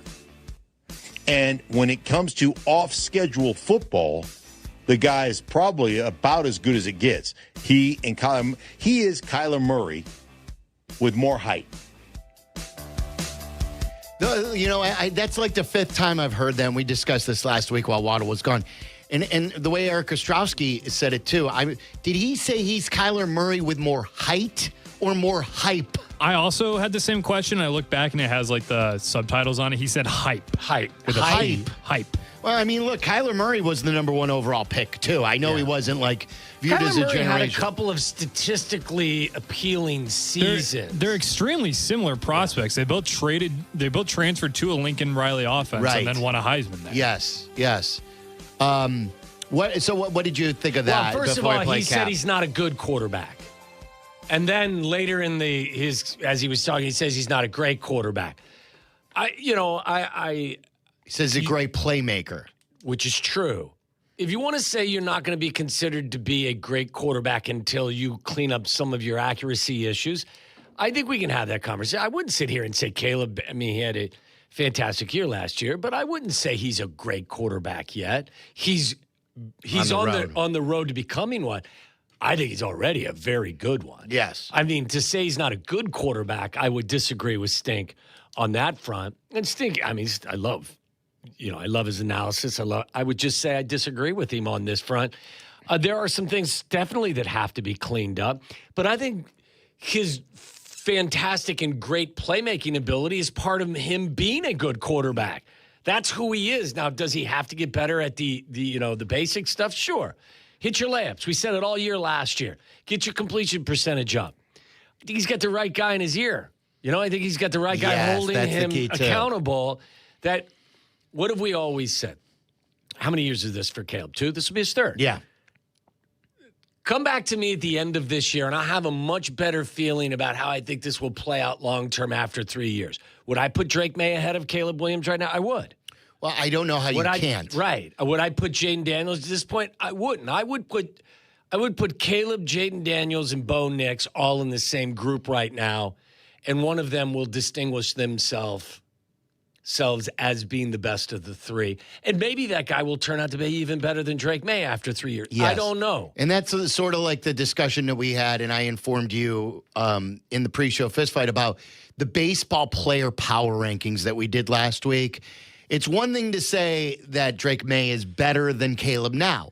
I think, if you're doing a current power ranking, as he was the runner-up for both the MVP and the Super Bowl. So he, like an individual and a team, he took his team to the Super Bowl, lost, and then he was second in MVP voting. Same similar situation, right? Coaching change, has to all learn a of it, new offense. Wasn't expected to win this year, and took the league by storm. He is ahead of Caleb now. Yes. But if you came to me and say, I think in 3 years from now, Caleb will be the best of that class and will be the best quarterback, that's a different conversation. Yes. But I don't know if anyone has the proper facts to say Drake May isn't ahead of him right now.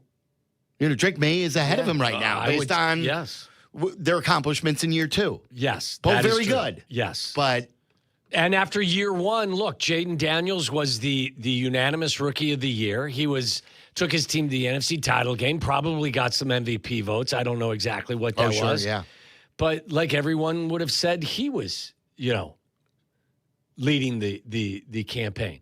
Now it's Drake May. Who will it be after 3 years? There's more of a sample size after 3 years. So I already think Caleb's in the good category. I can argue against the great category because, the completion percentage, the accuracy, all of that's got to improve. And you have to be able to do it consistently. You have to show that this isn't a pop-up season. Once he does that, which I think he will, then I think we have a different conversation. All right, if you want to weigh in on some football talk, Waddle's got a list here coming up, and I want to play you the rest of what Kap said and hear you rule on this. But whether it's football, whether you want to talk about the World Cup game tonight, the red card situation against Belgium, and how you feel that all went down, 312-332-3776. We're talking about the worst rule in sports. And also, we're going to talk some baseball here, too. We have not talked a lot of baseball. But this was Kap's reaction after he heard that same clip that we had played the day before. So the next morning, they played it on Kap J Hood.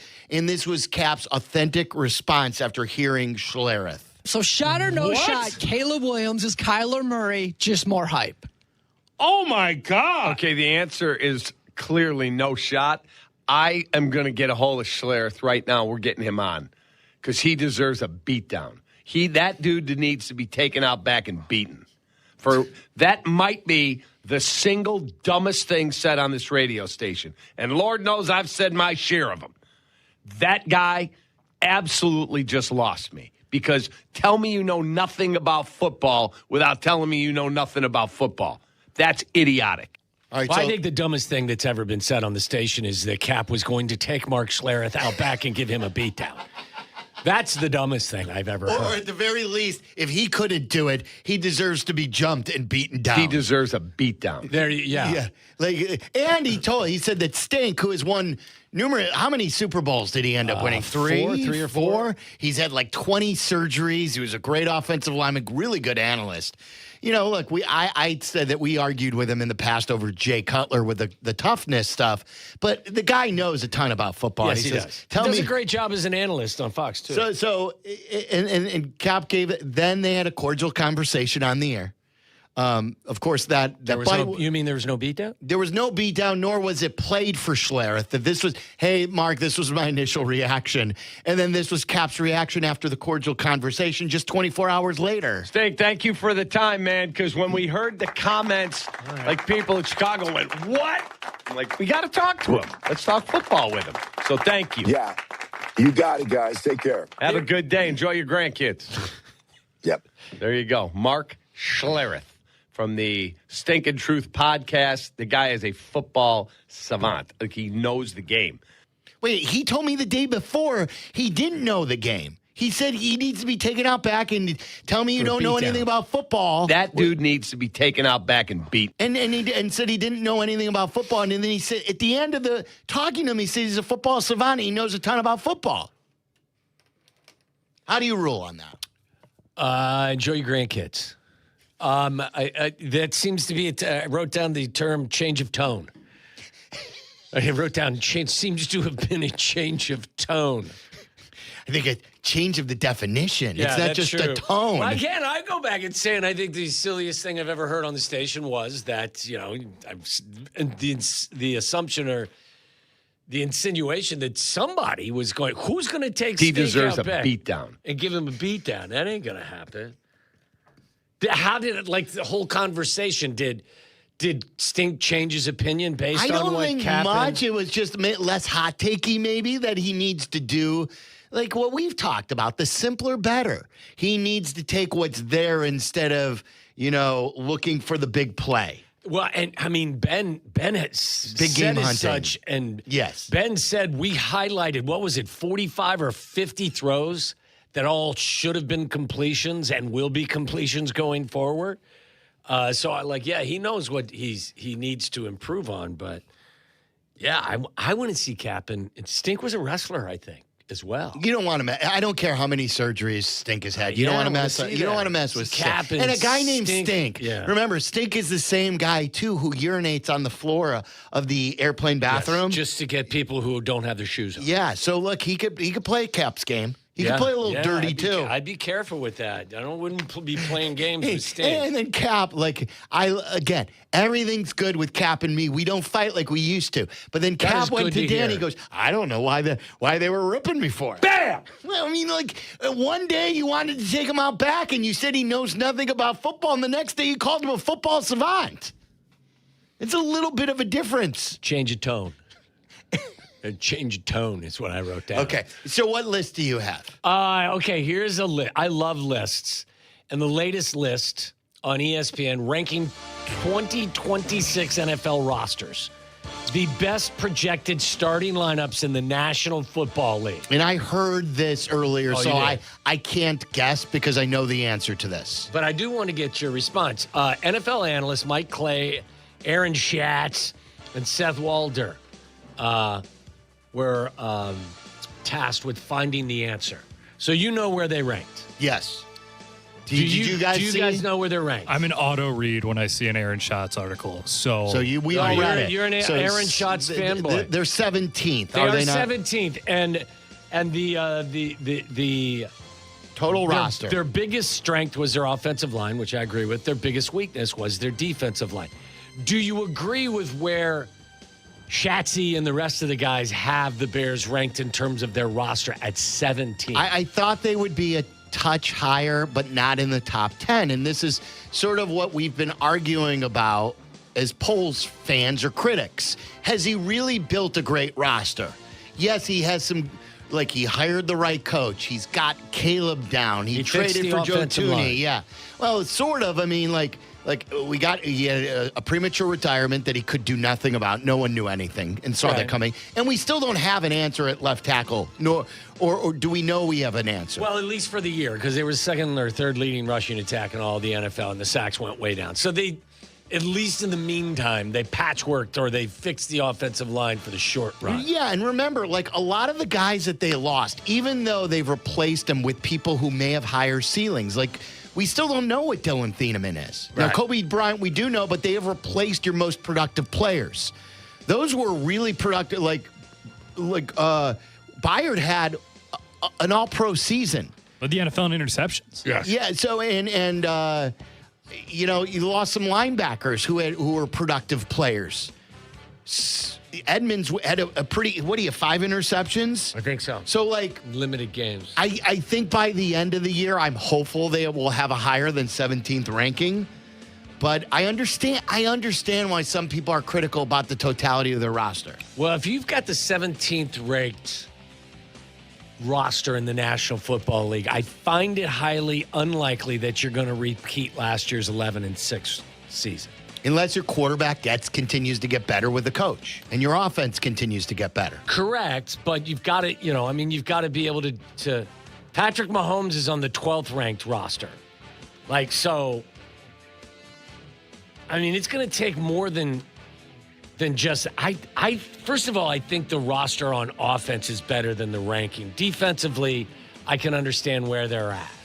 What did they do? Did they do individual offense and defense? No, they did not. They just did the full I would rosters. like to see what that would be. Because offense, they're certainly a top 10 offense. I would think so. They were top 10 in yards and points last year. Yeah, you could even make a case for top 7. Now, you've subtracted Drew Dahlman. With all due respect to Drew Dahlman, I thought Drew was really tailing off at the end of this year. And it was a Pro Bowler, I think, this year, wasn't he? So I don't want to diminish what he... I don't think it's an enormous step back to either Bradbury or the kid they drafted from Iowa. And just like Thieneman, Logan Jones has the much higher ceiling. You would rather have Logan Jones, I would think, going forward than you would Dahlman. In the grand scheme of things, but you can't give them... He hasn't played yet. Thieneman is going to ultimately, hopefully, be a great player. But he's also replacing Brisker and Byard, who were very productive players for you. I'll take this. I agree with that.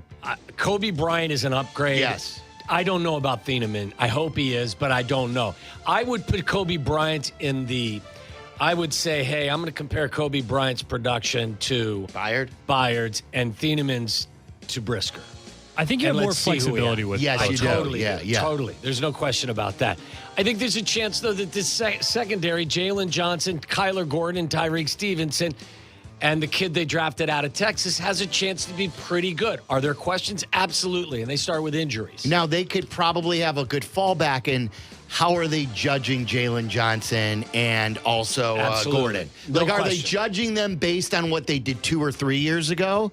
Or are they basing them on what they were as productive players last year? Totally fair. So, I think that's where some of the nuance comes in. Yeah, absolutely. If Gordon and Johnson play up to their capabilities, the Bears defense goes much higher, especially with the additions of Kobe Bryant and Thieneman. Yeah, I don't when I first saw 17, I'm not going to lie, I was kind of like, wow, that's a little bit low for a team that won one of the most competitive divisions in football, won a playoff game, and went down to the final few seconds of overtime against a team that ultimately went to the Super Bowl. But I understand it. And you look at the defense, and I could talk myself into the back 7 being decent. I'm still struggling with what's going on up front. I welcome, I'll say this about it all. I welcome all forms of disrespect for our Bears. I think as a fan, instead of raging against it, we should applaud it because the Bears have the ultimate say in this. Yes. It's Bear fuel for them. Fuel it up. Let's pour Ben loves it. The Bears thrive against it. I'm good. Like everyone likes to say, well, now the Bears are the hunted. Well, if everyone's downplaying them, how much of a hunt, even though they're the defending champion, like I love the disrespect and I want it to continue. I'm not like Kap, where I'm like, this sucks, this is horrible, they're being disrespected. Bring it on. Bring on any form of disrespect you think is out there, because I think that the team thrives on it. Yeah, I do too.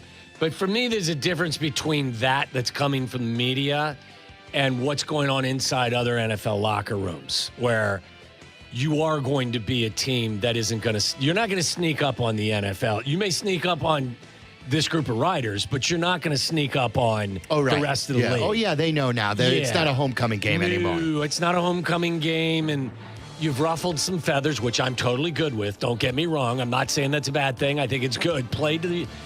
Listen, ride that swagger, but you got to back it up. Yeah. And if you can back it up, keep swagging. If you go out there with that swagger and you can't back it up, well, then guess what? They're going to put it on you, and they're going to layer it on top of you. And the critics are going to come from everywhere. Sure, like Ben already has some enemies in the league. Yes. And I love that too. I love that people don't like our coach. That's great, because we love our coach. That's all I give a crap about. We've hated our coach. The league has loved our coach because they know it's an easy game for them. Everyone loved that Eberflus was a coach that wasn't a Bears fan. Bears fans hated that Eberflus was a coach. But like if they do beat the Bears, with Caleb and Ben, they're going to make them wear it. No question. I mean, this is where being the hunted and that target is on your back and you're not going to sneak up, and all those great football sayings, that's where I think that's more prevalent versus looking at where some riders have collectively ranked where they should be in terms of talent. I don't think that they are not going to escape anybody's microscope this year, including Carolina when you open the season. That's a playoff team too, albeit a crappy division. But they're not going to sneak up on everyone. They're really not. Yeah. They're going to have to. He's right. Ben's going to be right. I don't know if teams knew what they were getting at times with them. Now they know what you're getting, and they're going to be prepared for it. Now the Bears have to have responses to what teams are going to do to adjust to them. And thank God, in my world, that you've got the coach that I think is up for the challenge and the quarterback. Mm-hmm. I think that's the biggest difference in power ranking the starting lineup and power ranking the team, because coaching is so much of it. We saw it this season with Ben in the building. And if you think you got the right guy, which I'm pretty sure we all do and most of the city does, that's going to bump this team up a lot. And that's going to help the roster that may not be up to par with some of the rest of them.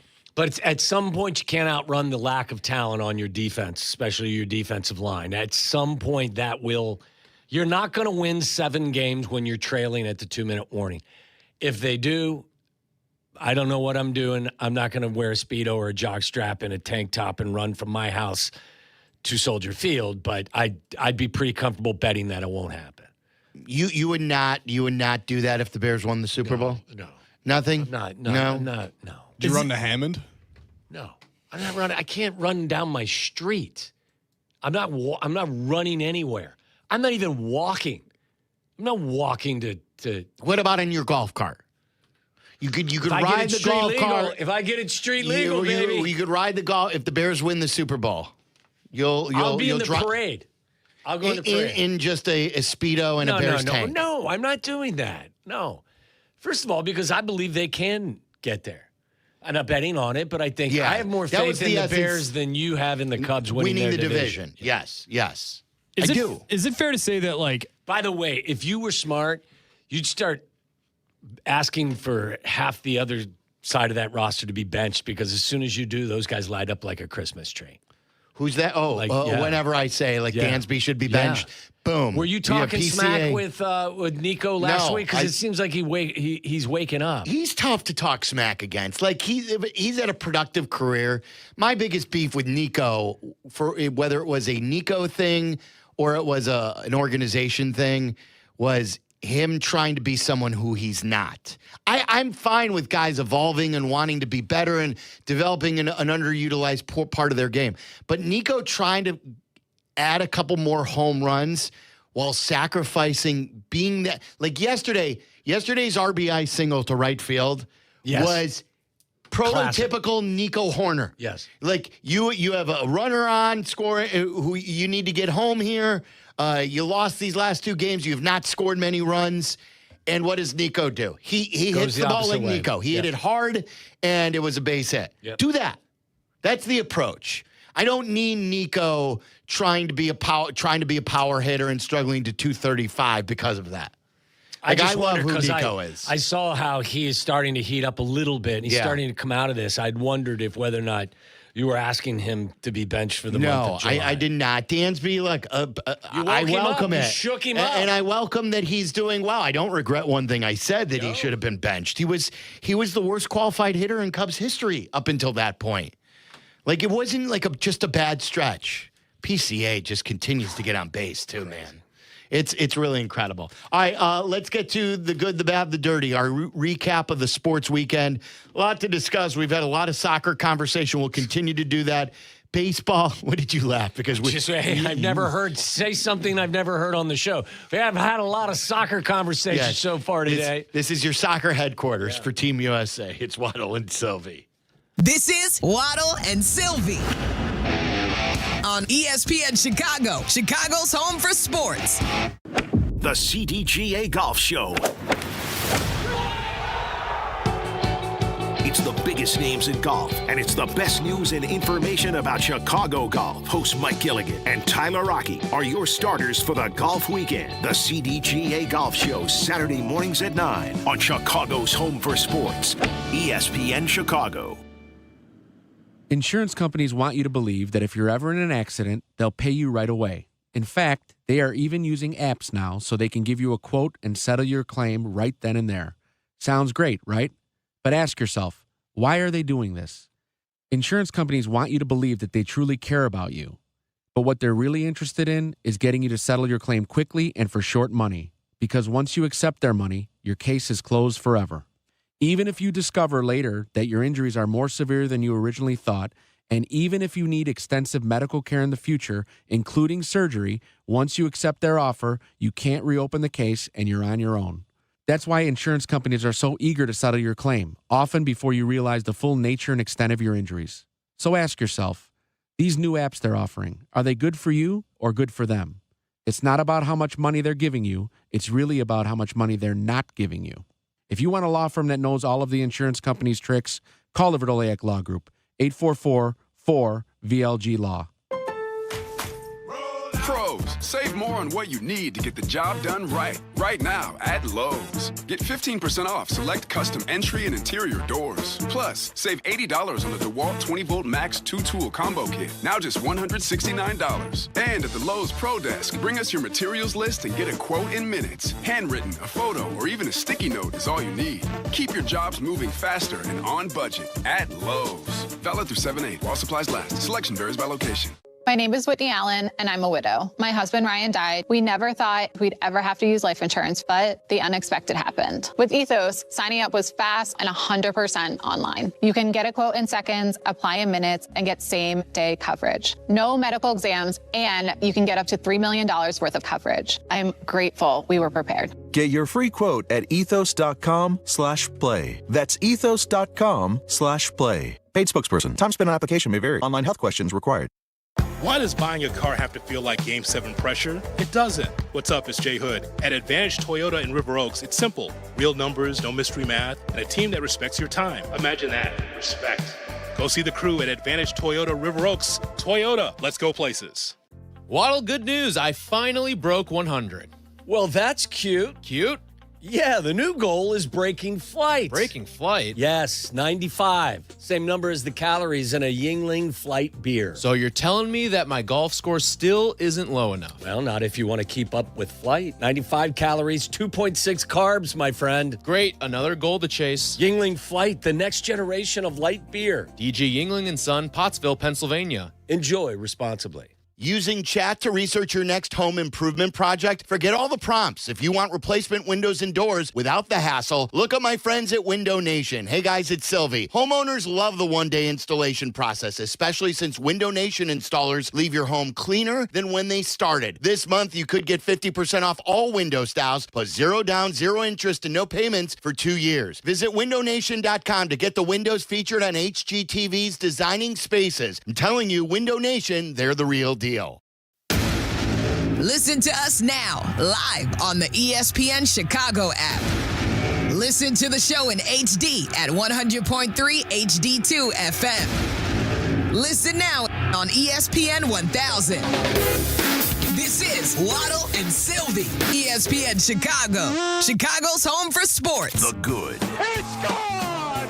Oh, my God! The bad. That is so bad, that is absolutely brutal. And the dirty. I'm talking about nasty. Wow, so many stories are running through my head right now. Waddle and Silvy on ESPN Chicago. That's right. It's the good, the bad, the dirty. And it is brought to you by Window Nation during the buy 4, get 4 free sale. Replace your windows and get half for free. No money down, no payments for 2 years. It's windownation.com. It's also brought to you by our great friends and partners at Flight by Yingling. Flight is the next generation of light beers. How many flights over the holiday for you? Jeez. Too many to count. Too many to count. But I did drink responsibly. So I was in bed every night of vacation no later than 9:30. Wow. Yeah, Eastern time. Like my wife would that's sit 8 up. o'clock here. Charles, that's Yeah. a big story. It is. It is. But you know, you get up early. You're on the beach or you're at the golf course all day. You have hard a work. few Yeah, it's hard work. cocktails and You ever do a nap? Just take a quick little don't nap. hour nap? no, I can't nap, Charlie. I can't sleep during the day. I can't do it. Never been able to. But I was in bed. I just think it does more harm than good for me. Like I'm tired for the next 2 hours after. They Yeah, say but- like even a 15-minute nap will. But then you're supposed to recharge pissed that you can't sleep for more. Like you may That's feel true. better, but then you're like, I want to sleep more. And then when you do sleep for 2 hours and nap, you feel like crap the rest of the day. Yeah, I will say this though. I'm going to bed early. I'm more frequently up like at 3 o'clock to wake up and staring at the ceiling than having to fall back asleep again. That sucks. Anyway, would you like to hear my good? It was Yes, I very would. apropos that you were mentioning PCA and the on-base percentage because that's exactly what I wrote on my little sheet of paper today. PCA's continued success getting on base is my good.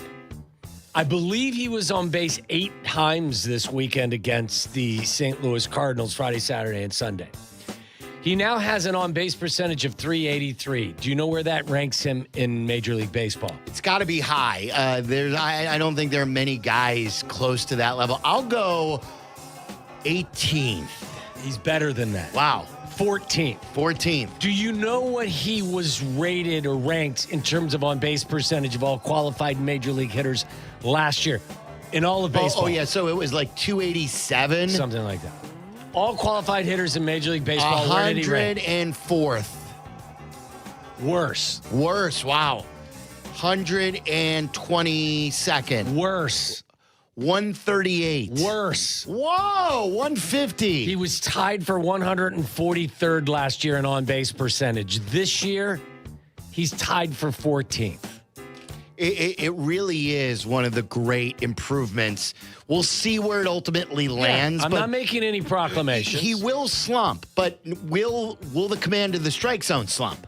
Like when you have the high on base percentage, your slumps don't last as long. No. So how much, like he is not chasing. He's not. He's been really good. I heard them explain it, that he is looking for a pitch in a certain area. And if it's not in that area, he's just not swinging. Look, and the one thing that I'd be even more encouraged by if I'm a Cubs fan is like you can tell he loves the game and that he puts the work in. I find it very hard to believe that he will rest on any laurels that he achieves going forward. Yeah, right. Yeah. So, I mean, he was an all-star last year, and then he slumped, and what did he do? He went back to work. There was a stat, too, that I saw over the weekend where his WAR currently, forgot who posted this. 5.2. I thought it was by this measure, it was 5.5. This is the tweet that I I read Pete Crow Armstrong has officially been worth more WAR halfway through this year, 5.5 than he was all of 2025 at 5.4. It's probably a different WAR because the one that is used by ESPN, he was a 6 WAR player last year, and he's 5.2. There's two different. Yeah, like with Baseball Reference and another entity. You realize that, we've talked about this a bunch as well. Last year, he had 29 walks in 157 games. In 90 games this year, he's taken 12 more walks already. He's 41 walks. There are so many great measurements there. His strikeout to walk ratio last year was 155 to 29. So do the math. It was 150. It was 5-1. It's 2-1 this year. What an improvement! It's like I said, the key to all of his success. The equivalent of what PCA did would be the equivalent of Caleb Williams going from a 58% passer, whatever he was last year, to being a 70% passer this year. I don't disagree with that. That is the equal comp and in 1 year. And my expectation is that he was 32 or 33% on base, 320 or hopefully 325, 330. He's 383 right now. My hope for Caleb Williams is he gets himself somewhere between 63 and 65%, hopefully 64 or 65. But you're right. If he gets to 70, that would be a good comp. Yeah. So I'll build on that. We have not talked a lot of baseball. I love the All-Star Game recognition and the videos that we now see. The Vargas stuff was as authentic as it gets. We had Miguel Vargas, if you don't know, is a guy who at one point was questioning his ability as a member of the White Sox. And so were we. Yeah, we all were. And he has now become a leader, and now he's an all-star. Listen to the reaction that the Sox give him. And I think his speech is in here, too. Isn't it, Charlie? This is just goosebump-worthy stuff if you're a Sox fan. Hell yeah, baby! Congrats. I just want to appreciate every single person in this room. A couple years ago, I never believed in I can't enjoy the game anymore. I found out you guys proved me wrong, and I can't wait for see what this season ended for us. And I know it's gonna be a great season for us for sure, and really appreciate all of them. Like that's real. It's authentic. It's the opposite of the Tim Anderson getting to the All-Star game, no one was really clapping. He couldn't care less. Great stuff there. Then this was Council announcing PCA. Our All-Star this year. In June, he put up numbers in batting average, slug, walks, home runs, and stolen bases that in the history of the game, in a month, only 2 players have done. Their names are Babe Ruth and Lou Gehrig. And that's why Pete Crow Armstrong is our All-Star this year.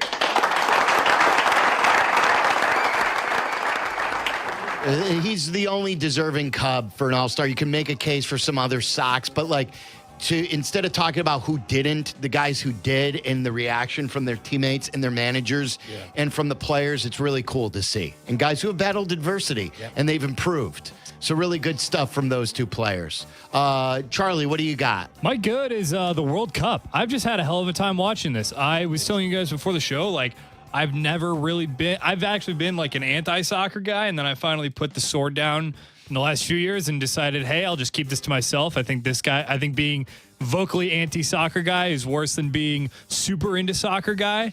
Now I'm just into soccer, apparently. I'm setting aside my time to make sure I can watch the World Cup. I'm already looking ahead to future matchups. It's been really cool. I probably am not going to, pick a Premier League team or anything like that, but at least for the next couple of weeks, they've got a new fan. Yeah. Yeah. And look, the games being on when it is convenient for us that too certainly helps. Yeah. That it's here in North America. Yeah. And that it's on our time zone, and we don't have to watch the game overnight or in the morning or something like that. Now that you're a huge soccer fan, Charlie, have you ever seen? If you haven't, you've got to watch Kicking and Screaming. Oh, of course I've seen Kicking and Screaming. I just didn't know. So good. Why don't you go get me a juice box? Anything with Ditka. Yeah. You're the juice box guy. Aiden's in for a under the weather Tyler. I joked today that maybe it was because Tyler was booing Bregman too much. That was good. He texted us that he gave the loudest boo of his life to Bregman over the weekend and when he had a runner in scoring position. All right, what do you got, Aiden? Yeah, mine is holiday related. We've all seen the viral video from years and years ago of you guys familiar with Put It in Reverse Terry when the fireworks are going off? No. He's the gentleman. We talked about it last week on Carmen Jurko when they were doing the lists. He was brought back to a 4th of July parade and was in his wheelchair on a float. But the sign says, "Back it up, Terry and family." Like, I don't know this gentleman's last name. Could have been Terry Smith, anything. Could have had a float for him like that. I thought this was even funnier. That's cool. Who I don't understand. Who is Put in Reverse Terry? Who is that? There's a video of this guy, Terry, who's lighting a firework, and his chair, like, won't move. Yeah. Put it in reverse, Terry. Back it up. Yeah. And did he almost get... Yeah, It just started going off. Yeah, he was fine. Yeah. I It's a remember staple now. on 4th of July every year. Yeah, I remember now. Waddle, what's your bad? My bad is World Cup related as well. Now, may get scolded by somebody. But I have to say, as a fan of the sport, I can't stand all of the on-field pretending and the feigning of injury. Enough is enough. I get it. Some people defend the players and say, well, this is an opportunity for them to catch their breath. I'm sick of it. Okay, you are ridiculously talented. You are fun to watch when you're not rolling around acting like somebody blew one of your legs off. Okay? Stop. Enough's enough. I can't. It's every sport. It's basketball. Soccer's bad. But like the NBA, like I'm just saying that we do criticize the NBA for this too. I hate that. But this, it's like taking away from a beautiful game that is being played in spectacular fashion. And I got guys rolling around on the ground, feigning injury where you see the instant replay and they weren't even touched. I get it. You're trying to get a penalty. How about not trying to get the penalty and just play? Get up, because when you're laying there on the ground, sometimes play continues and you find yourself, your team is a man down. Yeah. I get so frustrated with it. It drives me crazy. I'm going to go after Tyler once again for my bad. And on the Bregman conversation, it's what I mentioned. I forget if you were in or not, but I was saying, like, with the Cubs, he goes on this ultimate defense. Like, I used to remember when we first started the show and I would be overly sensitive about Bulls criticism. Yes. And it was the one team that had affected me. He, again, loaded up the boo gun for Alex Bregman. And the reason is because he still doesn't consider Alex Bregman an insider or a true Cub. He can boo him because he's still an outsider. Did he boo Dansby during this stretch? Hasn't earned his pinstripes. Did he boo Nico when he was going bad? The answer is no. I'm not telling you that Bregman isn't boo-worthy or that he hasn't performed up to the contract. I'm just saying he's a little rougher on guys that he isn't a big fan of in general or hasn't earned their Cubs stripes yet. So I thought it was pretty convenient. There are many bullpen guys. Who was he defending? He was defending what? Elvis. The Caleb. Not Theo Barr. Who's the reliever? Pomerantz? Maton. Phil Maton, he was trying to tell us. Phil Maton, he was trying to tell us, was having a good year except for a couple of blow-ups. But yet he's booing Bregman. Defending Maton. I don't understand it sometimes. So when he comes back, we'll have a chat with him. That's my bad. It's Tyler's treatment of Cubs players. Some good, some bad, depending on his mood. Caught up with him, obviously, because he booed so loudly. His throat hurt. Now he's got a sore throat. Yeah, it's like Harry Kane's voice, probably. Did you hear his voice after the game? No. Harry By the way, Kane? did you see what happened? Was he? He could barely speak. Really? His voice was so hoarse. Did you see one of their midfielders? Yeah. Who was in a celebration after the game, fell over one of the buntings, and basically broke his arm. Yeah, he's out for the rest of the World Cup. It was like a vicious break too. Yeah, terrible. Horrible. What do you got, Charlie? What's your bad? My bad was if you bought a Cubs ticket for either Friday or Saturday. If you bought one on Friday, you saw them get their skulls kicked in, and if you bought one on Saturday, You didn't see anything. Fog is getting thicker. And Leon's getting larger. That was brutal. Like, the fact that they were even able to make any sort of baseball plays at all, like, blows my mind. They should have called that they should have had a delay way quicker than they did. The fog bowl was just before Waddle got to town. Wasn't it a year before you got here? Got here in 89. Was it 88 or I was think it the 88? 88. I think it was either in the new year of 88 or the 88 season. It was like a year or two before it. Bears Eagles. I've got a picture of Randall Cunningham in the pocket with like Mongo, Dave Dewerson, and Dan Hampton bearing down on him, and you can't see anything else because it's so foggy. That's crazy. But yeah, the Cubs game, it was what a crappy 4th of July weather weekend it was. Like, it was one of the worst that I've seen as far as the rain, the constant rain over and over and I got over lucky. again. I got back. Otherwise, I'd have been delayed. As I think they shut down O'Hare at some point Saturday night. Mm-hmm. I got back around 12:30 or 1 o'clock. And Our Park it was Ridge horrible. tournament got rained out. We barely played all weekend. All right, Aiden, did you give your bad? No, my bad is the White Sox bullpen. We're going to have some tough conversations down the stretch here. Well, you need guys. Yeah, you're going to need a guy or two. Oh, yeah. They're currently ranked 19th in Major League Baseball with a 4.27 bullpen ERA. That's worse than the Cubs. And this isn't like taking a shot at the Cubs. Cubs have had to pick up guys off the scrap heap to work this game. You get walked off Thursday. You blow a 3-run lead. You get walked off again on Saturday. Sir Anthony Dominguez has pitched once in the last 7 days. He got one out. Yeah. Walked two guys and gave up 2 earned runs. Think about him. When they signed him, we were all like, okay, this is good. And maybe a guy you flip at the trade deadline. You didn't think you'd be in it, and you would need a lockdown closer. What's Grant Taylor's situation right now? Are you how are you feeling? I don't know if it's a situation where. Also note there, the bad is the White Sox bullpen, with the exception of Sean Newcomb. He's been phenomenal. Newcomb's I don't know. They put him in the 8th, and he has his good stuff, and then they've made him go 2 innings and get a 6-out save, and that's where you see him start to struggle. He gave up the walk-off home run on Thursday. It's hard to do. It's why a lot of closers don't do it. I think the plan is there from Will Venable. There's just been very little execution so far. What's your dirty, Waddle? My dirty is 4 letters. FIFA. FIFA. Yes. It is it's a 4-letter word, and it starts with an F. Yeah. FIFA. Yeah, that's a good one right there. Did you see this too? I was wondering out loud during the game. I forget. I think it was Friday when the Cubs on Wednesday scored 23 runs. They were a plus 20 in that game.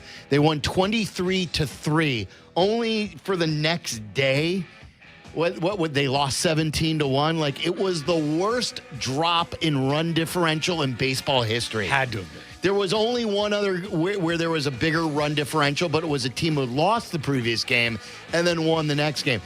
The Cubs offense is in a fog, Charlie, at times. Like, I don't know who they are. And maybe Fog is getting thicker. Yeah. And Leon's getting larger. Where's that from?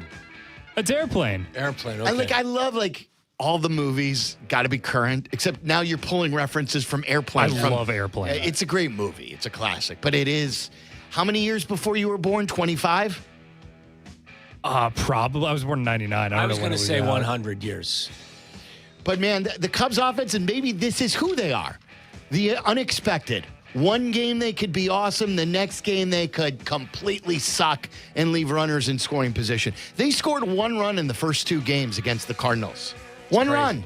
And again, they were helped out yesterday by the Cardinals defense, which got a little shoddy out there. Yeah, so it's just it's dirty to watch this team this year. It's been such a roller coaster season. They're still a pretty good team, but they drive you nuts.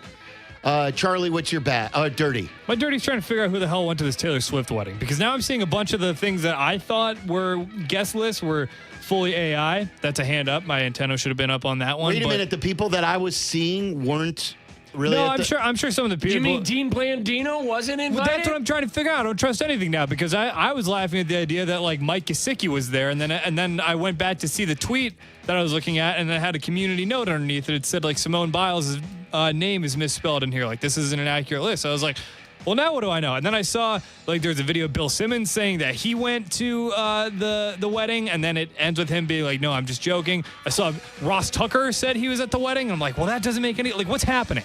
We live in hell. We live in a dystopian hell on the internet. I saw a list that Tristan Peters was on. It got me.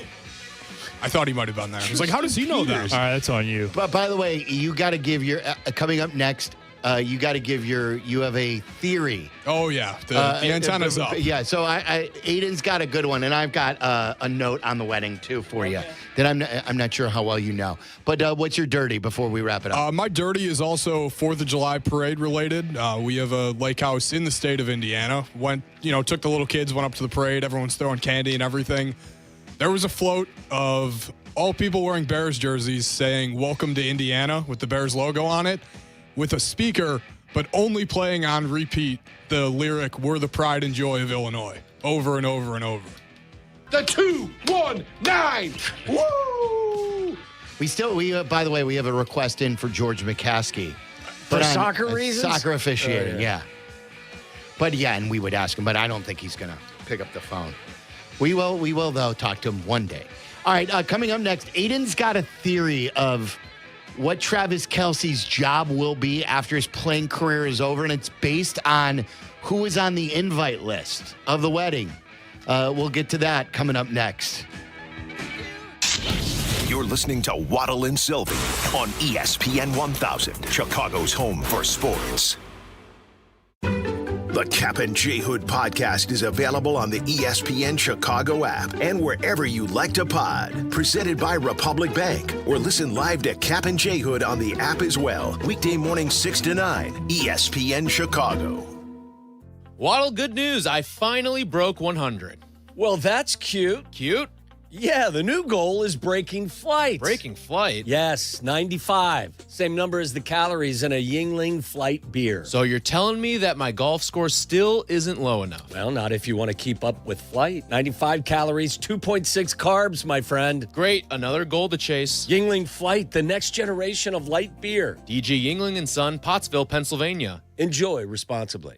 Using chat to research your next home improvement project? Forget all the prompts. If you want replacement windows and doors without the hassle, look at my friends at Window Nation. Hey guys, it's Silvy. Homeowners love the one-day installation process, especially since Window Nation installers leave your home cleaner than when they started. This month, you could get 50% off all window styles, plus 0 down, 0 interest, and no payments for 2 years. Visit windownation.com to get the windows featured on HGTV's Designing Spaces. I'm telling you, Window Nation, they're the real deal. Hey golfers, it's Silvy. I've been telling you about the Sanctuary Golf Course in New Lenox for years, and this summer they're celebrating their 30th season. I'm proud to endorse one of the best golf experiences in Chicagoland. The Sanctuary features 18 holes of great golf with outstanding course conditions, plus a covered heated range with top tracer technology, so you can practice and play year-round. Check out golfsanctuary.com for the best rates and book your tee time today. That's golfsanctuary.com.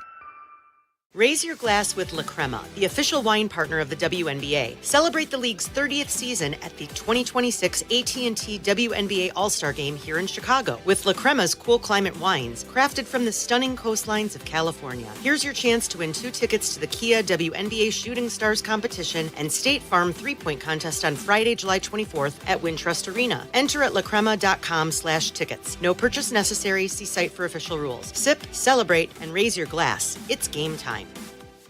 When life changes, Get Covered Illinois has you covered. Real Illinoisans, here to help.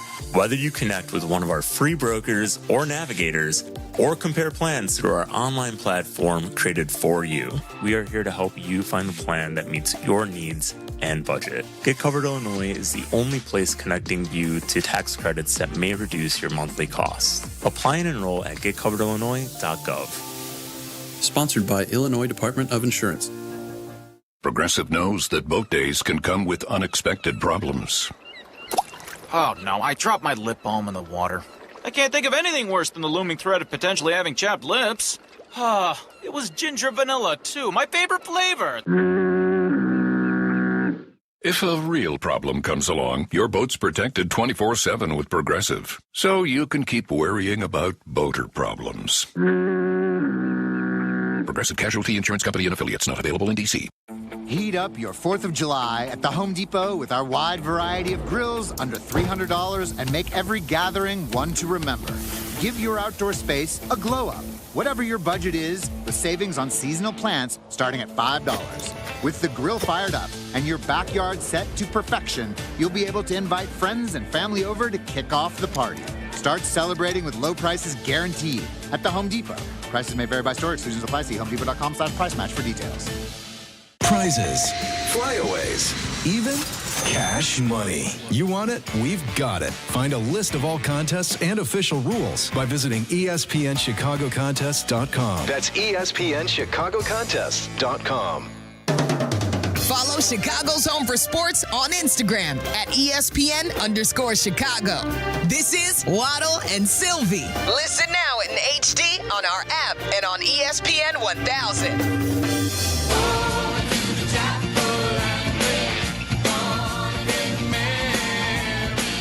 I know not everyone loves hearing stuff about it. Probably it's a turnoff to some. Aiden's got a theory here in a second. Before we get to that, shout out to everyone who watches us on a daily basis. We're more than just an audio show. You can watch us each and every day. 9 HD TVs or 4K TVs. They're not just HD. They're new 4K cameras here in our brand new Jeff Dickerson Studios inside the Chicago Board of Trade building, the new offices, graphics, everything. It's really, really cool. You can watch us on youtube.com/@ESPN1000 Chicago. You could also watch us on Twitch, twitch.tv/@ESPN1000 Chicago. And subscribe to our own channel. If you miss anything, any conversation, any special guest that we put on, it's all there. Just YouTube.com/@Waddle and Silvy. Look at you. You pulled it out. And it's brought to you by the Sanctuary Golf Course in New Lenox. They're celebrating 30 years as Chicago's Southland's finest golf course. A shout out to Golfer Bob. Book tee times at golfsanctuary.com. I just did that for Golfer Bob. You did what? I told you where you can subscribe to us. Well, he appreciates it, and so do I. We appreciate him. Yeah. So you have a theory, Aiden, on the guest list and why maybe there were more people from this entity than we would have expected. Explain. Yeah, it doesn't take, professional detective work to kind of sniff this one out, but why the hell else are Greg Olsen? Greg Olsen, I kind of understand. He's a tight end. Yes. They do the tight end university stuff. Travis Kelce has a big role in that. That one makes sense. But his broadcast partner, Kevin Burkhardt, doesn't make a lot of sense to me. And like Charlie mentioned earlier, why is Dean Blandino there at your wedding? That is the Fox booth for football on Sundays. He's the rules analyst who used to be in charge of the NFL officials back in the day. Yeah. Maybe he was just a great time. Yeah, I hear he's a great guy. Maybe he was the one that put the prenup together. Could be. If there was any rules discrepancies at the after party. Is he a lawyer? Do you know that? And I know that Aaron Andrews and Carissa Thompson are both friends with Taylor Swift. They both work for Fox too, and they were there. Who else? Tom Brady was there. I did read he slipped out the back early. Yeah, why do you think? I saw that. Know.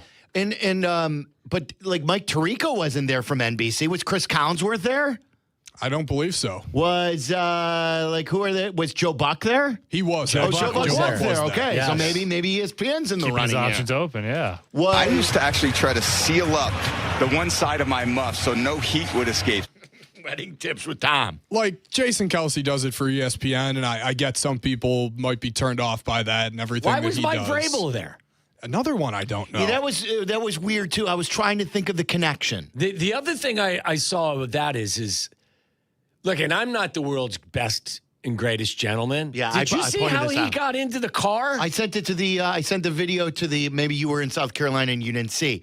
He led the way and he dove into the back seat, basically, leaving his wife behind. Yes. Usually open the door for the woman and let her in. Especially after what he did? Yes. You better be opening doors for her. Are we that shocked? Like, it's the same guy. You know what? Good point, Charlie. Probably expect. So your theory is that he's going to be working for Fox? Yes. When Travis Kelce eventually retires, he has a standing job, an under-the-table offer already with Fox. That's my theory. Did you see this too? That you read that Adam Sandler officiated the wedding? Yes, I did. I did know that. I don't get that either. Well, he must be friends with her first, right? Through Hollywood and stuff.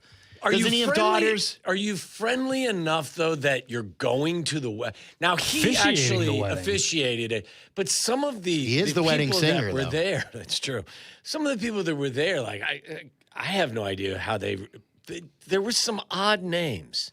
Dean Blandino. Dean Blandino's atop that, yeah. For two people as busy as they both are, I find it hard to believe that all of these people are close friends of theirs. Well, look, you don't have Adam Sandler officiate the wedding if you're not friends with him, do you? You would think not. I also saw this note. I was going to use it for Good, Bad, Dirty. They were talking about Adam Sandler things today on the list. Yeah. And it was really good. I saw this note today. From one of the Nantucket newspapers. Isn't that like where she has a lot of the East Coast people go for vacation, Boston area? I think she's been there a bunch of times, too. Oh, so maybe this would explain it, and maybe how they know each other very well. Adam Sandler was on Nantucket today. This was from yesterday. Less than 48 hours after officiating the wedding of Taylor Swift and Travis Kelce at Madison Square Garden. And guess what? The legendary actor stopped for a quick game of pickup basketball at the court off Bacchus Lane. Andrew Kessler told The Current that he and his friends were playing when Sandler pulled up in a car, got out, and asked to join the game. Quote, Adam Sandler rolled in a car and started playing pickup with the boys, Kessler said. He's like, guys, let me stretch. I'm going to hop in. And then they asked him, did Sandler ball out? And he said, quote, great passing and playmaking, decent layups, hesitated to shoot the ball, Kessler said. But pretty cool. Like, you've heard these stories about. Not me guy. Yeah, where Sandler goes and he plays his pickup basketball. My daughter's in Nantucket. I wonder if she saw it. In the YouTube chat, Bong Hits 19. Travis Kelce was in Happy Gilmore, too. So there might be a connection there. There you go. I'm sure there are more connections than that we're aware of. Yeah. But like it did seem odd, some of the people that were going to the wedding. But they're married. They're now married. A married item. All right, coming up next, you want to weigh in on the controversy involving Team USA for tonight's game. Kickoff in about 2 hours from right now, 312-332-3776. You want to talk some baseball about either side of town? I thought what the Sox did was pretty impressive yet again, winning the last two games and having a good all-in-all road trip. Both teams are off today, so whatever's on your mind, but we'll get you ready for the game. Big game. Everyone should be in on this one. This is where, like, even if you're not a big soccer fan, I think everyone should turn it on and watch because it's an event. This is a huge event. It's maybe Team USA's biggest World Cup game ever, or at least in decades. 312-332-3776. That's the phone number. It's Waddle and Silvy. This is Waddle and Silvy. Waddle and Silvy on Chicago's home for sports, ESPN Chicago.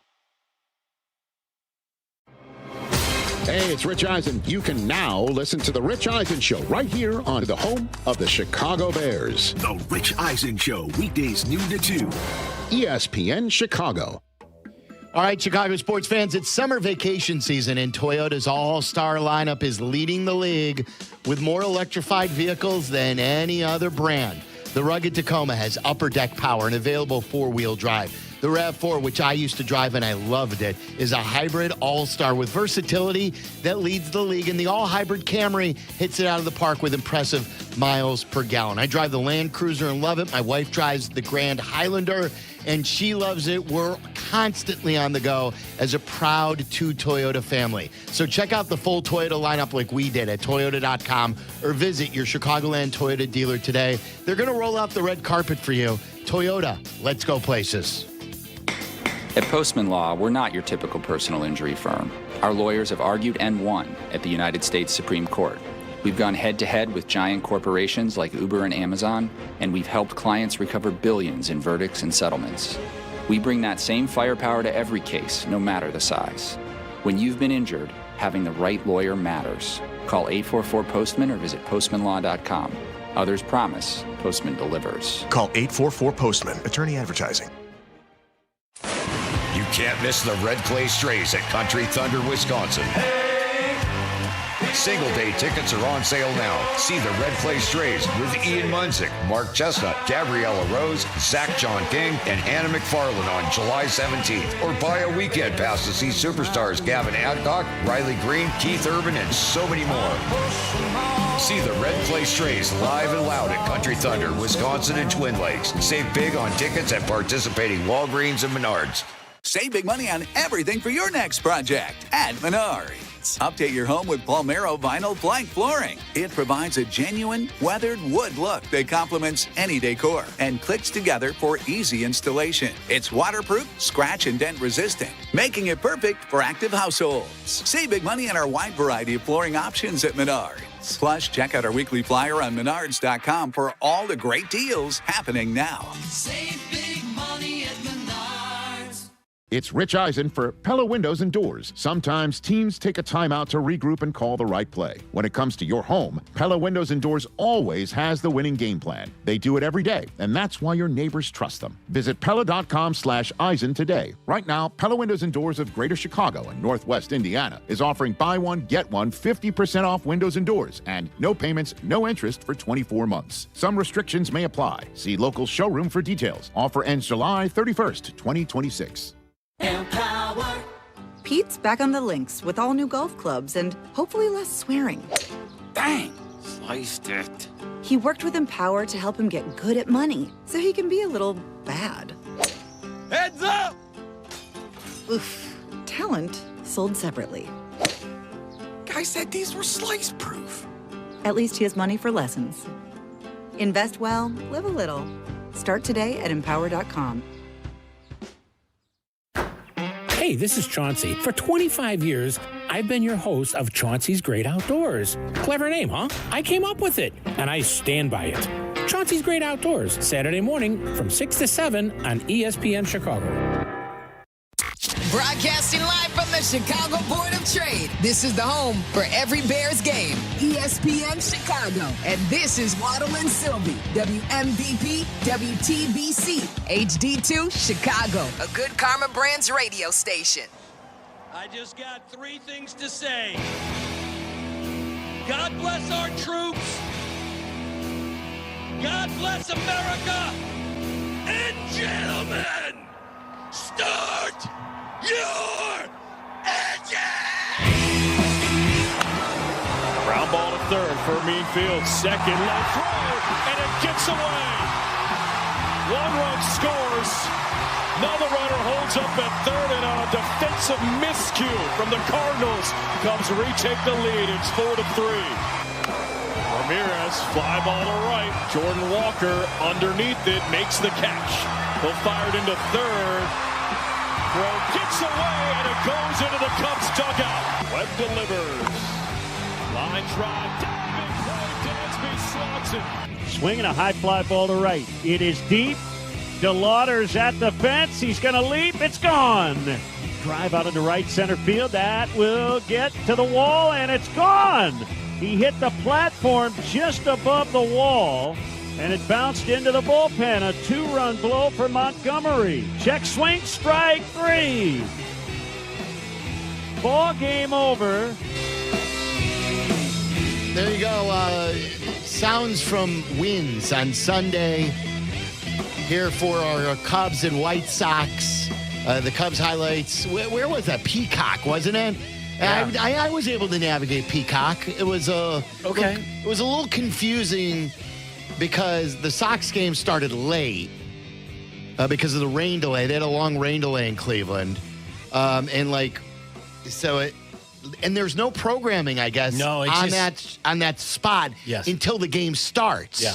I had just a frozen. It wasn't frozen, but just the screen said game first pitch is expected at 3:30. Yeah, it was like your event is in a weather delay. Yeah, just the same building you were looking at. Yeah, mine had like a shot of Peacock. Mine had like a Seattle stadium, and it just said your game will start momentarily, or your programming will begin momentarily, or something like that. I had double Peacock televisions because I was watching Cubs and Cardinals too. Did you hear about? I don't know if you recognize this since you were on vacation, though, is when you returned. Carmen had another streaming issue yesterday. Oh, this happens on streaming quite a bit if you're not careful. Dividends and why? And he is he's incredible when it comes to this streaming stuff. He cannot figure it out. Yet he could whip up a meal like you wouldn't believe, showing that off all weekend. What a jerk. But he was texting the group yesterday, like 20 minutes stuff from the U.S. or no, not U.S. The Mexico-England soccer game. He was way behind. From 20 minutes prior. And he's like, boy, England's really taking out the crowd here. And when he sent that, it was 2-1. And Mexico had just, I think the penalty had happened. The red card happened where England was playing like a man down. And I'm like, what's he, okay, maybe I'm behind. Maybe something happens here. And then something happens. And then like 5 minutes later, he goes, oh, forgot that big goal there by Mexico. And when he texted that is when England scored on the penalty kick to make it 3. Did they make it 3-1 at that one point? And then Mexico came back to make it 3-2. Do I have this right? That is correct. But he was sending us, and I finally texted back to him. I go, in the group, I go, Carm, I don't think you're caught up here. Like, and it's fine if you're on delay, but you're like texting us like this is a live event. I can't believe he's that technologically kind of. It's on antenna. Like, doesn't he have an antenna? I thought he did. I thought he's watching on Direct TV, or maybe he rewound it. I don't know what he does over there. He has no problem putting those videos of the tasty, delicious meat dishes that he cooks and serves up over there on Instagram. I took a leftover Spam and I made it into this. Oh, look at me. Made a 5-course meal out of leftover Spam. But can't watch the England-Mexico game, more than 15 minutes behind. What's going on, Carm? So if you want to talk baseball, you heard some of the highlights there from yesterday's game. Day off today. We could all be focused on the soccer game. Whether you're a big soccer fan and you laugh at people like us trying to talk about it, or you enjoy it. Like, I always like when I hear Howard Stern talk about football. Yeah. He knows nothing about football, but there's like something innocent to it. I kind of like hearing that sort of thing. So maybe childish happiness when he watches NFL games. Yeah, or like he was talking about the Knicks and he knows nothing about the NBA. I enjoy that. So maybe you're a big soccer fan and you love that people are starting to get into it. We started the show. It's been on all tournament in my house. My kids have started it. I was first only on board for the U.S. games, and then my kids would constantly have it on. And especially my son Mason has been super into it. He knows all of the stars' names. He's been taking his iPad when he goes out to watch the games, and it's made me watch it more and enjoy it more. So I'm thankful because of that. And then we were talking about it, the red card controversy.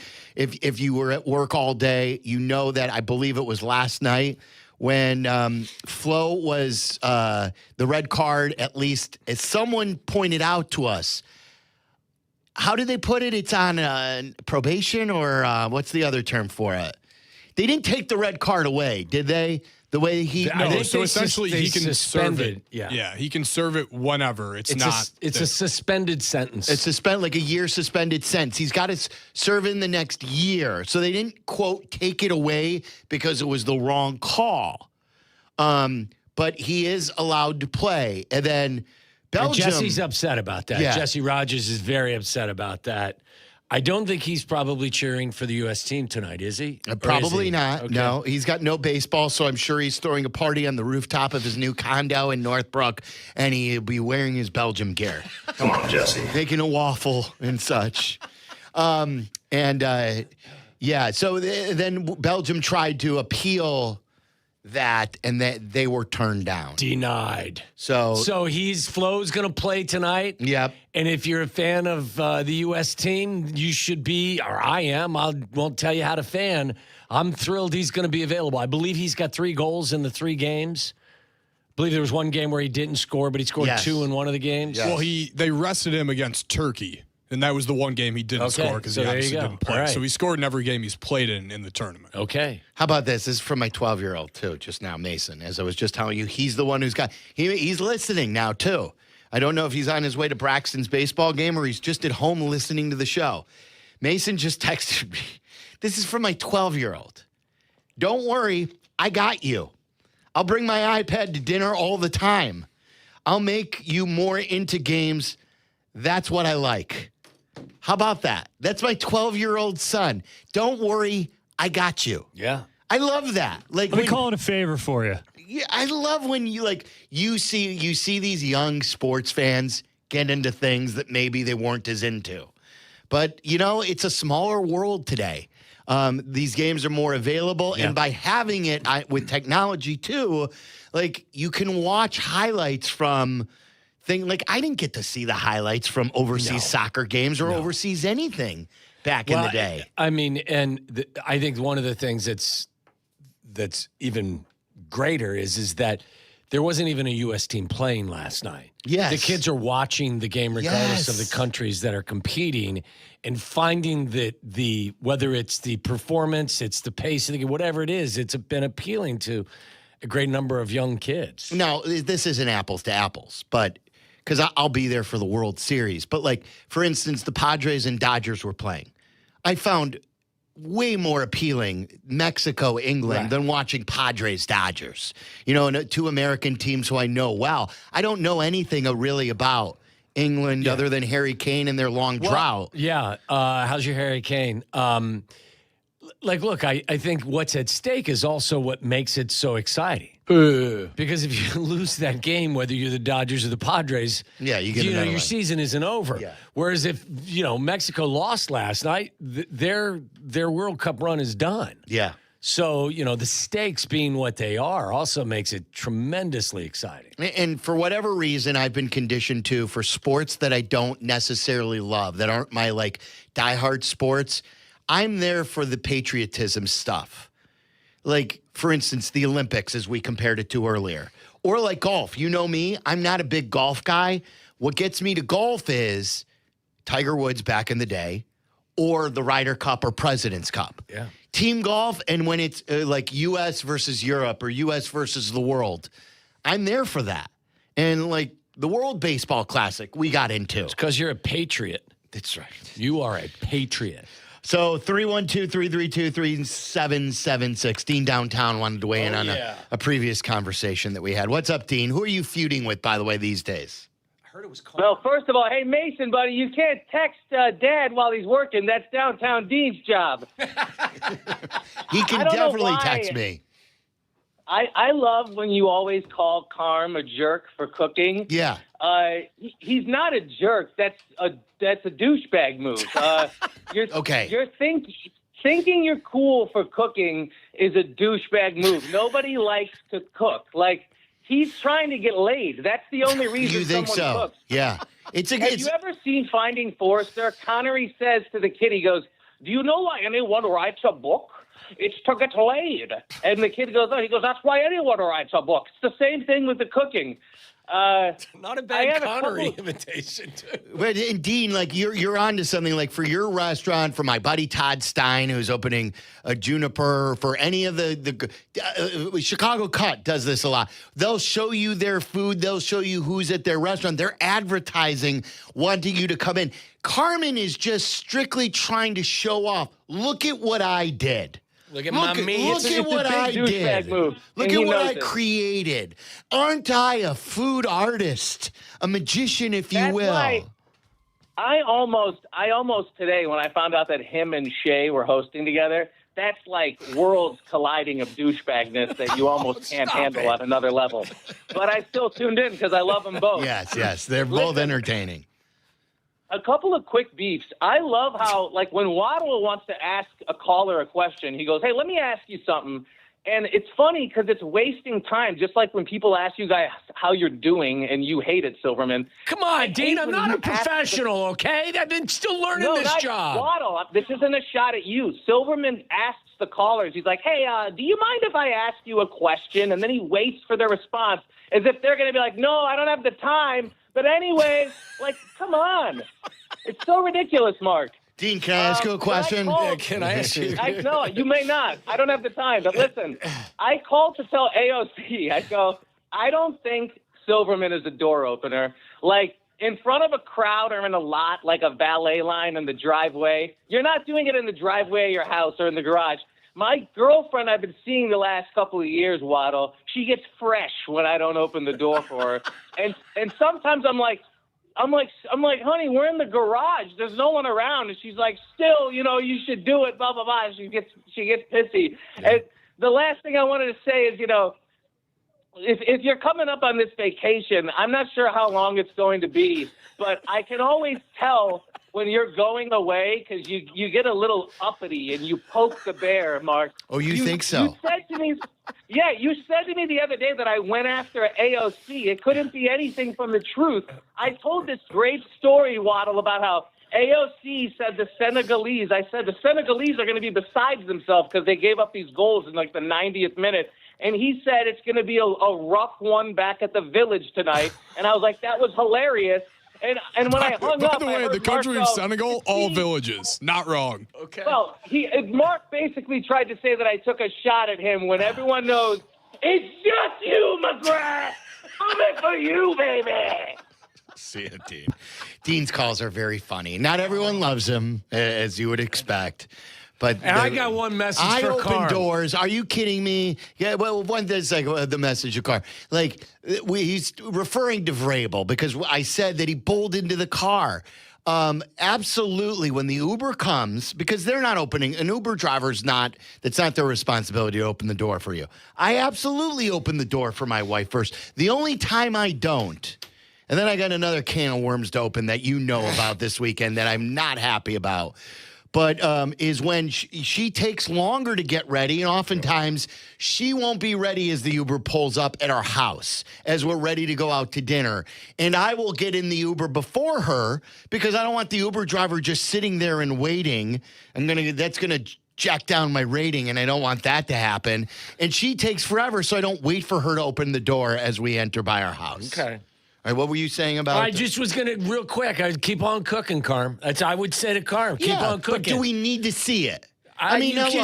Keep cooking, Carm. You just keep cooking. You do you, baby. And I sent you guys this. This really ticked me off this weekend. And it wasn't the fact that an accident happened. We took the Highlander to Braxton's game. And usually when Allie is driving her car, she'll drive and I'll sit in the passenger seat. So I walked around the car in our garage, and sure enough, the right side of the car's all banged up. There's a dent, there's scrapes, there's like a piece of plastic hanging off of it. I go, what was she hiding? I go, what happened? And so she got into the car. I go, hey, when did this happen? And she said 3 weeks ago. I said, were you going to tell me? And she said, yeah, but I was going to take care of it because you have enough on your plate. Like, that's total BS, too. That's the BS. That was just trying to ease. Kind of a reverse card there, yeah. I'm thinking about you by not letting you know that I ran into a sign while trying to make a U-turn. That's what that's about. I don't know if I'm picking sides here, but how'd you not realize if it happened 3 weeks ago? Because I guess I'm not walking by the car and sizing it up like I did. He hasn't been to his house in 3 weeks. No, but I park on the left side. She parks on the far right side. Yeah. So it's away from the garage door where we walk through our house. So I didn't see it. And then, but she was doing me this big. I was going to say this for quick bitch, and I sent it to Waddle. And I'm like, this is my early quick pitch for like, and we all get into accidents. Lord knows I haven't been the best either. I've had my share, but for goodness sake, the hiding. And you what'd you say? You were been there, done that. Yeah. And then Zetterman told us that his car got towed in Cooperstown too, because his wife did not see the no tow zone parking sign. Gosh. Speaking of wives, I just got this text from my wife. This is what she just said to me. She doesn't listen. Said, hey, what are you doing now? Yeah, pretty much, yeah.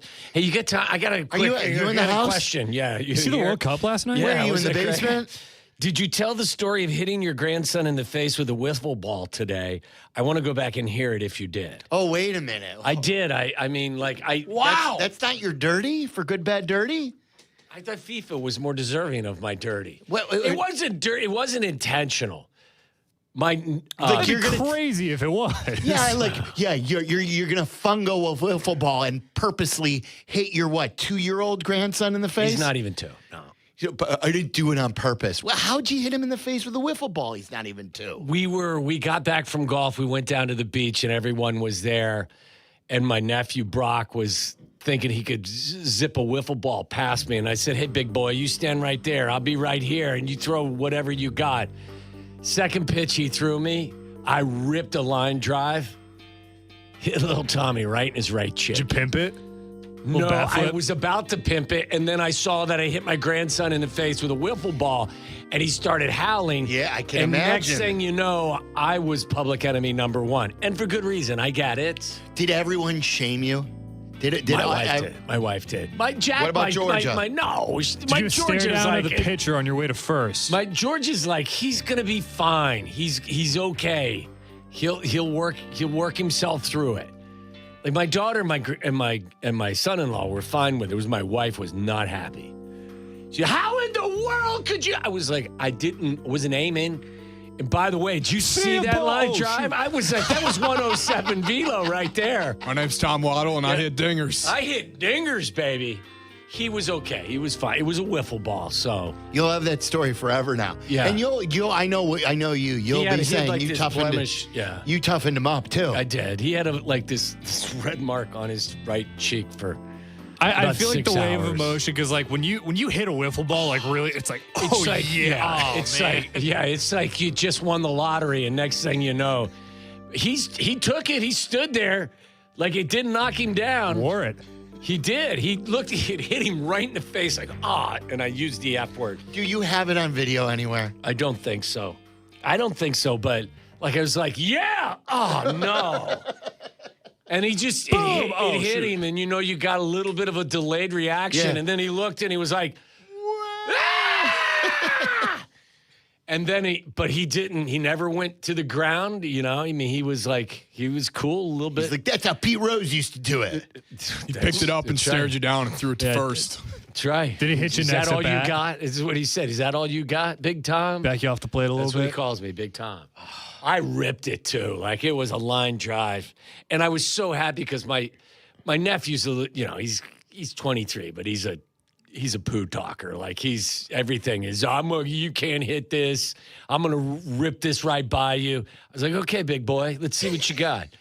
And I just ripped one, hit him right in the face. The worst feeling ever. I feel it would more happen. I feel like when I was a kid, but like. You're playing around and then all of a sudden somebody gets hurt and you're like, oh man, not even that like I don't know how like okay, game's over, and then you're like, oh man, I was just getting hot. I kind of ruined this for everybody. Did you how badly did you feel? We kept playing. What do you mean? I felt horrible. The game's not over. No. We kept playing. Yeah. What we did was we changed the direction we were hitting instead, so we weren't hitting the ball into the family. My bad. I didn't hear a whistle. Look, I felt That's horrible. Right. Move the drill. Yeah. Waddle's doing the move the drill with his less than 2-year-old grandson. Tommy's tough. He was right. He was fine. He was nothing, no problem. Like that's why they call me Big Tom. That's right, Big Tom. My daughter's like, who hit you in the face with a wiffle ball? Big Tom. How could you bury that? I forgot. I'm glad Cara brought that up. Good job, Cara. I forgot about it. Michael in Salt Lake City. You're on ESPN 1000. What's up, Mike? What's going on? I wanted to say one thing about the Taylor Swift thing before I got into my point. The reason why they have Adam Sandler officiate their wedding is because to a 37-year-old, that's like the funniest thing they could possibly think of. It's like, what if we got Adam Sandler to officiate our wedding? That's like Taylor Swift in a nutshell. Like, quirky, but it's not funny to anybody else. What I did want to say, though, is I still got to disagree with Aiden. Yeah, sure, Anthony Dominguez is terrible, and I honestly don't want him on the team, but the bullpen looked good this weekend. Hicks looked good. Richards looked unreal. Newcomb is great. And I can say Sean Burke may have top of the rotation stuff. He looked incredible. And the thing is, when it was either the bottom of the first, or the bottom of the second, when Antonacci slips and Vargas muffs the ball, I said to myself, "This is going." I would have put everything I had that the Sox were going to lose that game on Sunday. And for them to win that game and for them to go 4-3 during the split or during the road trip is incredible. And one last thing I got, and hopefully this doesn't ostracize me, Jesse Rogers is an absolute clown. We all know why he was getting upset today. And this isn't a political show, and I appreciate that. But come on, really, you're cheering for Belgium? I don't know. I don't. He didn't say he's cheering for Belgium. No, he's not. We're just busting his chops. Yeah, and I don't think this is a pro-president or not. I think it's just talk show Jesse. Yes, yeah. I think it was strictly I think you described talk show it correctly. Jesse getting caught in the moment of wanting to come up with big opinions because that's what Jesse does. And he grew up under Northey. He grew up as his producer. Yeah. And that's how they brought it. And Jesse is different than that as a reporter and as a contributor to all of our shows, one of the best Jesse's teammates the out best. there. Yeah. But we all love busting his balls. Yes. Michael, thank you. There you go. By the way, I don't know, did you see, as we get into Hockey's A-list, Aiden, did you see the thing that Keith Law had regarding the number 1 overall pick? This may be interesting. And it may to not you. be Rock Chalowski. Yeah. I'll read you what Keith Law said as we start Aki's A-list. Tyler is out, so we're going to have Aiden do Aki's A-list, and that's coming up next. You're listening to Waddle and Silvy on ESPN 1000, Chicago's home for sports. The Advantage Dealer Group invites you to check out Carmen and Jurko. Tomorrow morning at 9 on ESPN Chicago. If you're the unwitting victim in a calamitous mishap, anticipate compensatory damages, subrogation relief, or tort claims under...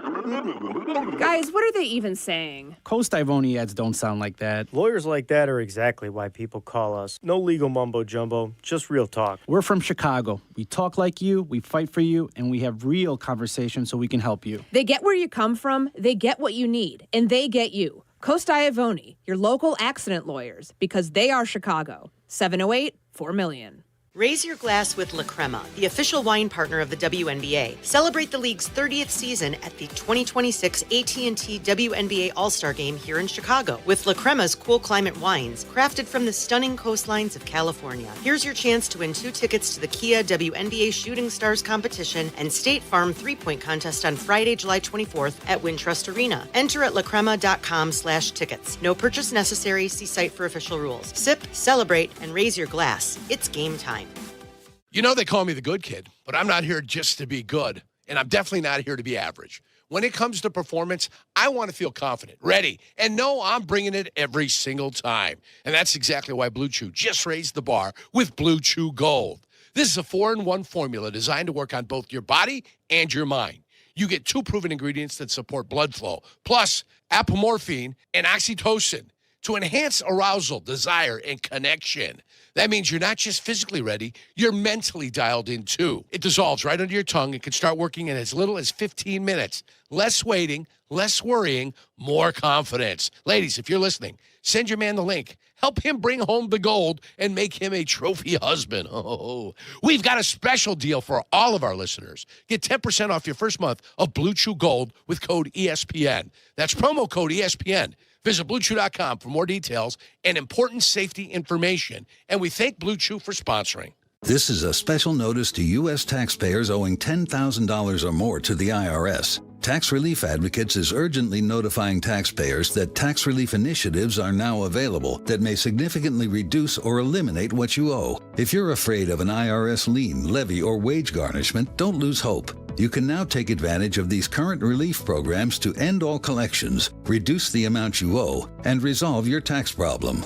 Even if you have years of unfiled tax returns or are already in a payment plan, you may still qualify for significant relief. Struggling taxpayers can now get relief they need during these hard economic times. A hotline has been established by Tax Relief Advocates for you to call and see what you qualify for. They are A+ rated with the BBB and have over 1,000 5-star reviews. Don't wait. Call 800-575-9087. 800-575-9087. That's 800-575-9087 or simply visit TRA.com.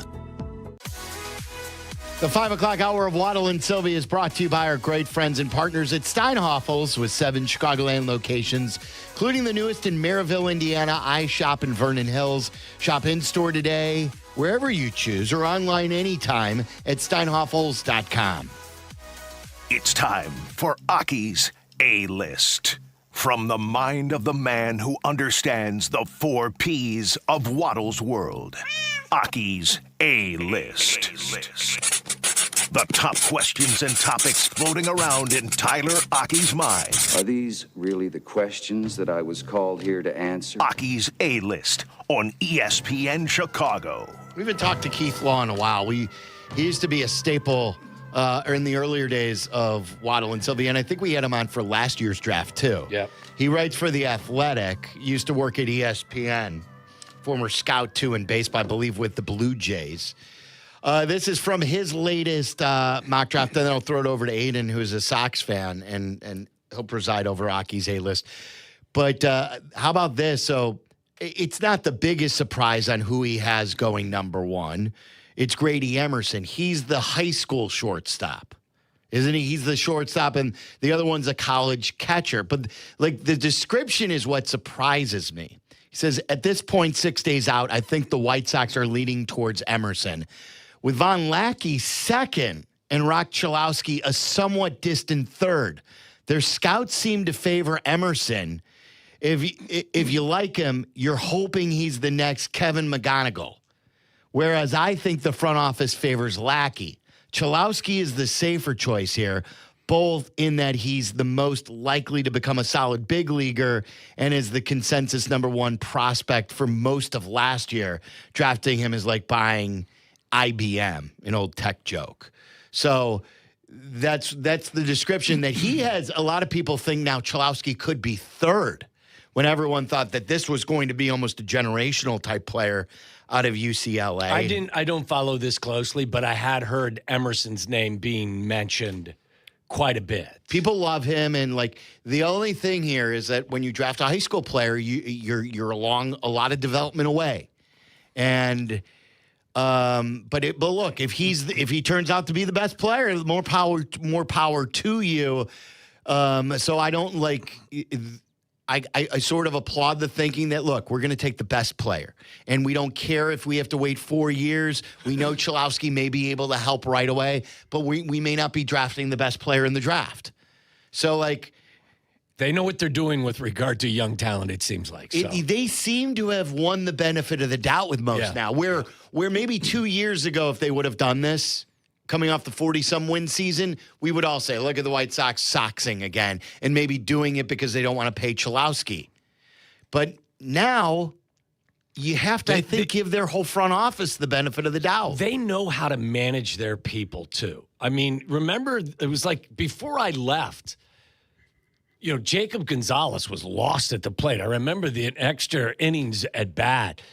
And then to watch, somehow, some way, he finds his rhythm again. And, look, he's back up to 253. I think he was down to like 180. Mm-hmm. And he's had some clutch hits. And he doesn't look as completely lost at the plate. So not only are they picking the right guys, but they know how to manage their people and develop them. And it's a good topic, like, for instance, when you're looking at a kid like Alcantara for the Cubs. Yeah. How many at-bats has he had in 2 years? Not a lot, probably. But yet, he didn't look great yesterday. So Council's going to have – he doesn't have time to develop.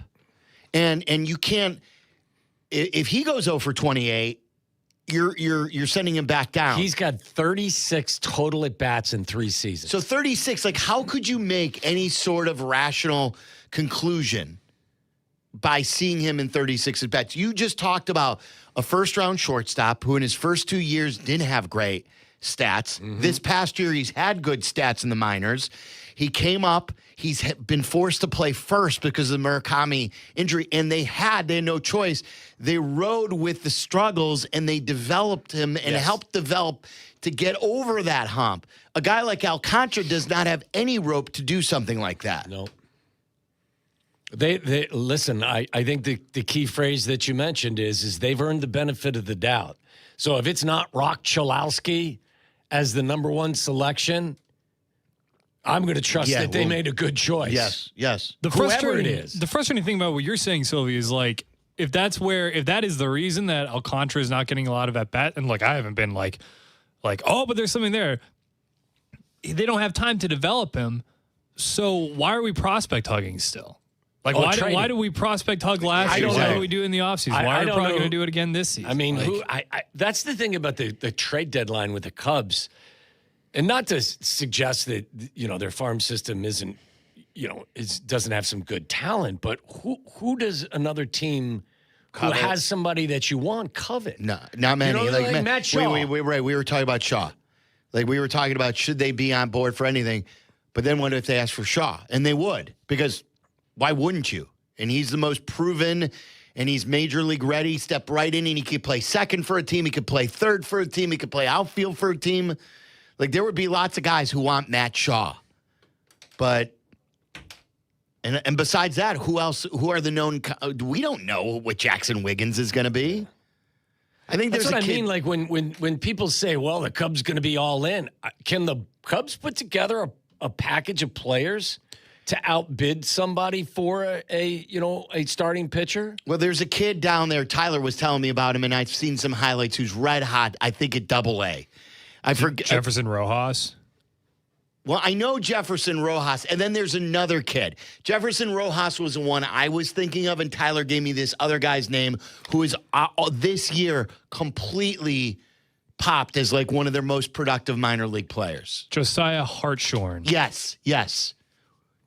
He's got like a ton of home runs somewhere in Double-A. Ballesteros. Yeah, I mean, like, he's hitting 279 in 75 games with 15 home runs. And then, like, his OPS is ridiculous, isn't it? Like, close to 1,000 or maybe 9-something? 900 on the dot. Yeah, so, maybe a player like that. We'll see. But, all right, go ahead, Aiden. I wanted to bring up the Cholowski. Yeah, no, 100%. I think just circling back to that, like, I'm not going to sit here and break down a high school shortstop. And, you saw what Rock Cholowski did. They obviously didn't have a long enough stay in the NCAA tournament as the top overall seed to really see more out of him in those super competitive games throughout that tournament. But I think it just goes back to, while the team this year is young and has surprised people, and you want to add pieces that can contribute sooner, whereas Cholowski would be the option in that case, it just has to be the best player. It's got to be the best player available. It's probably going to be one of the two shortstops. I don't think, just from everything I've read from all the different mock drafts, that they would go with the catcher out of Georgia Tech. He's a great player. He's going to be a top 3 pick, I would assume. It's probably one of the infielders because, one, you can never have enough middle infielders, and just look at the White Sox top prospects right now. But you can't afford to go with Cholowski simply because of what's happening with the team this year. I think there's a lot of talk about the trade deadline and moving people in the minor leagues because of how surprising they've been this year. And it's the same thing here. And Sylvie, I completely agree with what you said. 2 years ago, coming off the 41-win season, no matter who they picked, we would rep the majority of Sox fans would say that's the wrong pick. We would say that's the obvious pick. Everyone's been talking about Cholowski. Got to go with Cholowski. Now, after seeing what they've done with these young players, you go, okay. Yeah, all right, I trust you. All right. They've earned the trust. I mean, where all of these guys end up, I don't know. But I like the way – I love an organization, regardless of sport, that's developing their young talent. Yes. Moving on to another White Sox topic here as he starts an injury rehab assignment in AAA Charlotte tomorrow. Munetaka Murakami, coming off that grade 2 hamstring strain that happened on May 29th, will be in the lineup for the Charlotte Knights when they play tomorrow. And the thing that I've been asking myself, and I was going to ask you two here, if he's ready, and I know it's one of those touchy injuries where, it happened running to first base. It can pop up at any point again. Do you bring him back before the All-Star game because you are in a tight division race? And by the way, the Detroit Tigers just had the best month of any AL team in the month of June. I wouldn't rule them out. Cleveland's right on your heels. You just had 4 games with them and went back and forth. Whenever he is ready, do you bring him up? Or do you get that extra if he would couple only days of come rest? back for 3 days and you're worried about, 3 games, then you're going to have to shut him down through the All-Star break again. I say yes. Every game matters. I think every at-bat matters for him, too. You're going to send him on a rehab situation. So if you're going to send him on a rehab and he's ready, why would you then artificially shut him down before the All-Star break? I think if your doctors tell you he's fine, then you're in a division race. I would play him. Now, if you tell me that there's any question at all, look, you've got 6 games before the All-Star break. You got 3 with the Red Sox, 3 with the A's, and then you go to the All-Star break.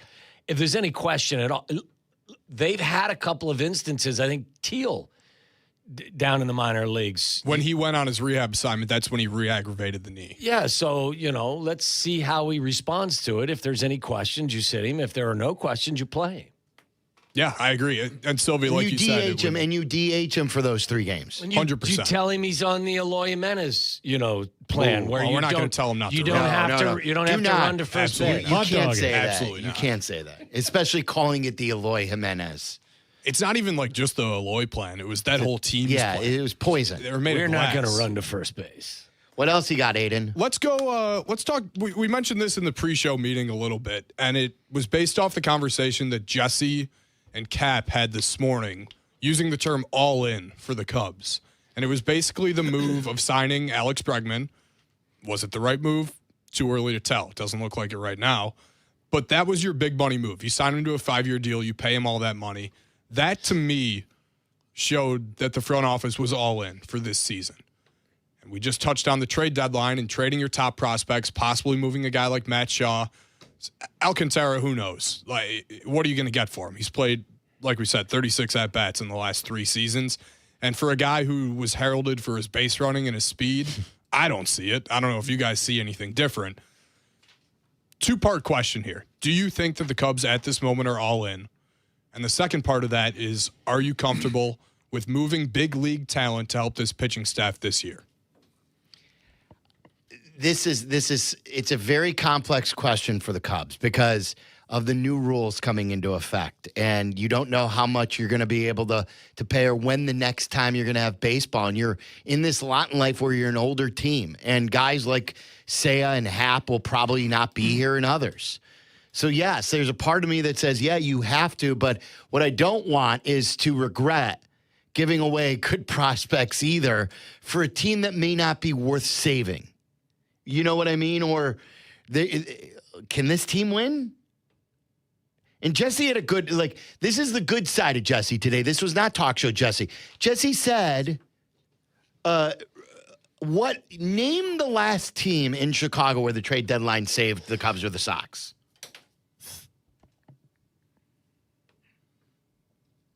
I don't have. Chapman was a necessary move in 16. I was just going to say. But other than that, what are the ones that we remember that at the trade deadline, and I'm you could remind me in 312-332-3776, but I'm trying to remember. Everyone hypes it up as this big game changer of a trade situation. But usually it's only a game changer if you're truly on the doorstep or you're rebuilding. Most of the time, it always benefits the team that is doing the rebuilding. Yeah, I don't recall any time other than I was thinking 16 was the only answer to your question. Again, I don't think you have the starting pitching to get to the top of the mountain because of all your injuries. But who do you are you all in for Skubal? That's going to cost you Matt Shaw and then some. Yeah. And then are you willing to pay him what it's going to take? Don't you think you're creating problems for maybe I'm too into Matt Shaw, but if this team's going to go on a deep postseason run, I think Matt Shaw is going to be a part of that. Yeah, listen, I would include Matt Shaw in a deal for Skubal if you told me that you're going to sign Skubal for an extended period of time. Well, that's the thing. That you can't count on. Because he's going to hit free agency. Right. I mean, he's a Boris guy, Boris isn't he? client. He's never going to forego free agency unless you drop an enormous bag on him. And the Cubs aren't going to do that, are they? No, they will not do that. No, they will absolutely not do that. So Skubal's not even an option. I got a half year of good baseball from Tucker. And you gave up a good prospect for him. Yeah. And then you're going to give up now another really prospects for Skubal, and you may not win it all. It's got to be a win it all or nothing thing. And I know you want to give. Kap is out there yelling, you got to give yourself a chance. You got to give yourself a chance. To what expense? Like, are the Mets thrilled that Javi Baez gave them 2 really good months, but they don't have PCA anymore? How are Mets fans feeling about that? Those are how people always say you don't judge a draft until 2 or 3 years afterwards. Right. I think the same can be true with trade deadlines. Like, analyze some of the ones where in these last few years where teams gave up big-time prospects. How'd it work for that team? I always went back to I remember earlier this season, I always thought of the Angels a couple years ago where they traded screwed a bunch themselves. of guys and then they DFA'd all of them. I was just thinking the name that I would pursue would be Freddie Peralta, and then I just pulled up his last 3 starts where he gave up 5 earned runs. He gave up 10 earned runs. I guess he gave up 3 runs against the Cubs, but none of them were earned, and then gave up 5 earned runs against Toronto. You'd still be interested in Freddie Peralta, but what would it cost? And do you have what it would take? Yeah. Scott in the North Side, you're on ESPN 1000. What's up, Scott? One of the big ones that came over on the trade line was Rick Sutcliffe back in '84. So now you're talking, though, how many years ago? You're talking about 30 years ago, 32 years ago? And the other thing, Scott, too, it wasn't even at the deadline. It was in mid-June that Dallas Green made the move. So, look, that it's still, I'll give you that, but this is a long time ago. And it usually, and Sup became a part of their team for future years. I'd be cool, if they gave up a big package for a guy who I knew was going to be on your team for 3 years, 4 years, a part of this team. But yeah, I'll accept it. But again, we're going back a lot of years now. We're going back to 1984.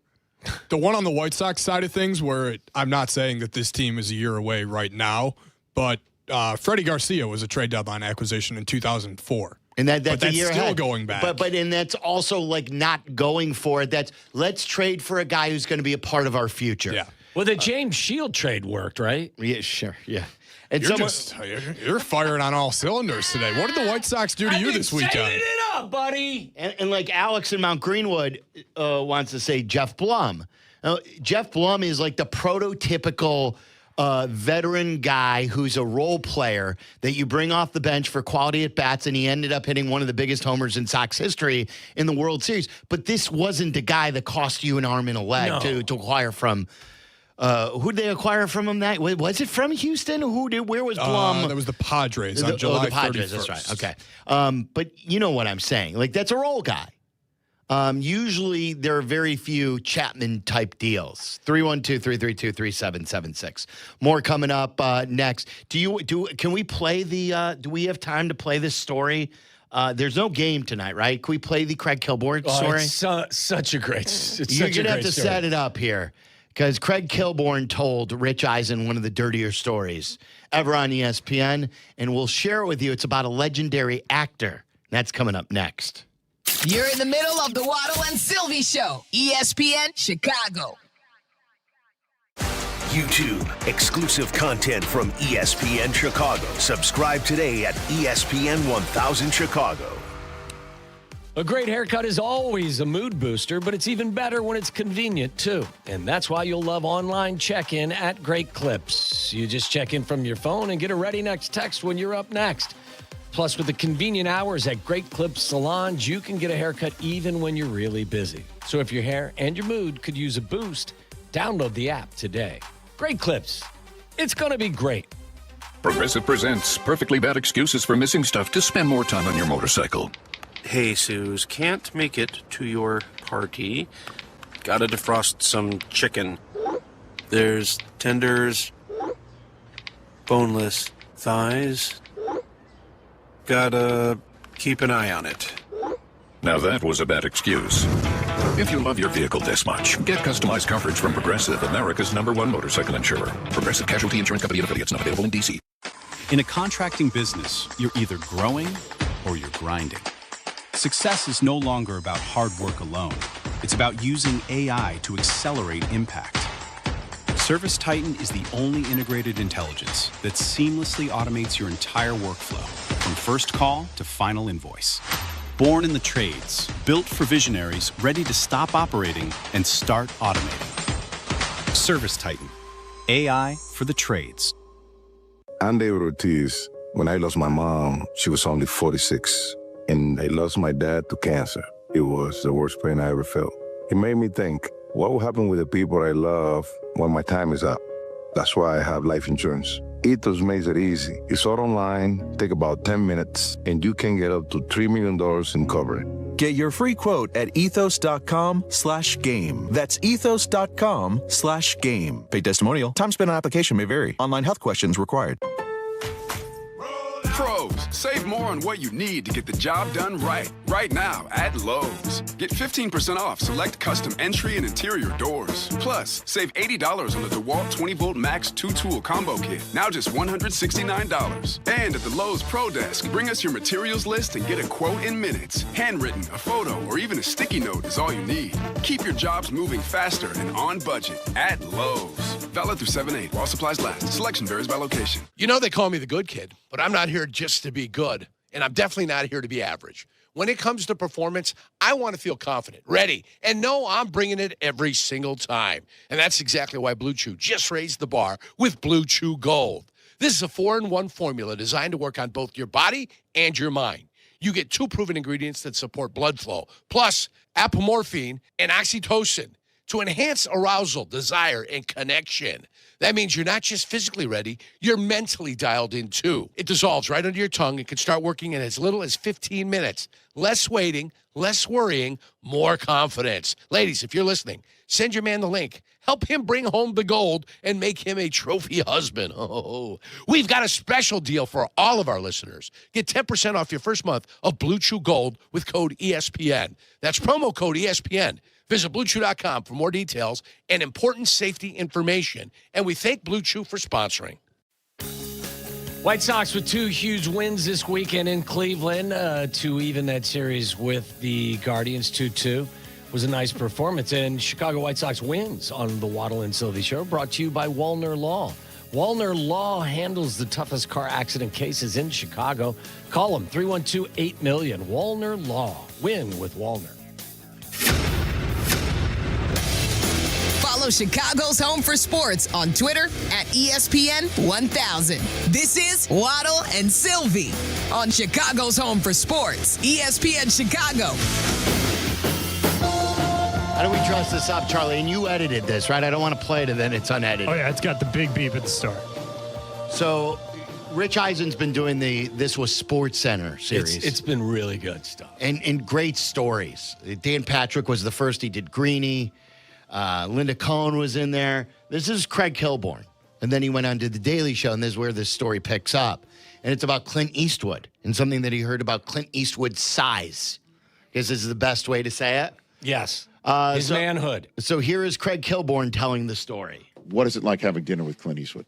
I'm going to tell my best story. It's a Clint Eastwood story. I've told it many times. Okay, great. When I was at ESPN, I got the Daily Show job, and I moved to New York, and it was different than ESPN. I had an assistant, I had a wardrobe person, and the producer says, "You get a haircut for free. Go to my friend. We'll pay for it. Go to my friend in Midtown." Yeah. So I go to Midtown.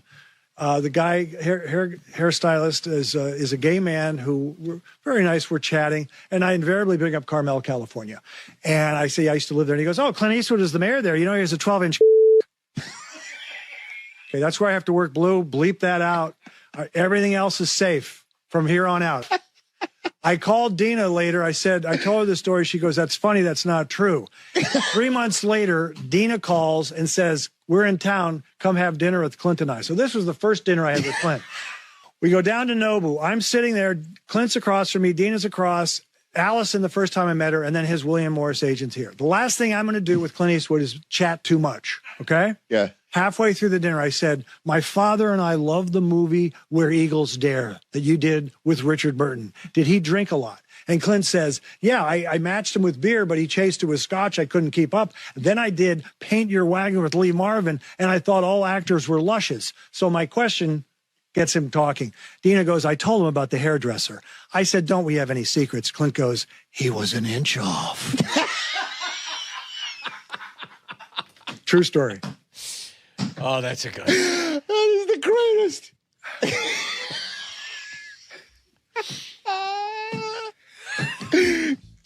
Killer, that is unbelievable. Thank you. It's a good way to end it right there, Rich Eisen. This was Sports Center. Thank you today to Charlie, also to Aiden, and for Tyler. Feel better, Tyler.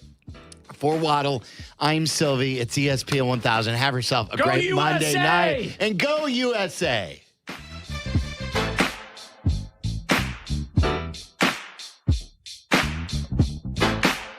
Drive home safe in Chicago. Beep, beep. Waddle, he's gone. Really excited. That was a big thrill. Hi, it's Andre Dawson, including myself, Ed Belfour. There's a very low percentage of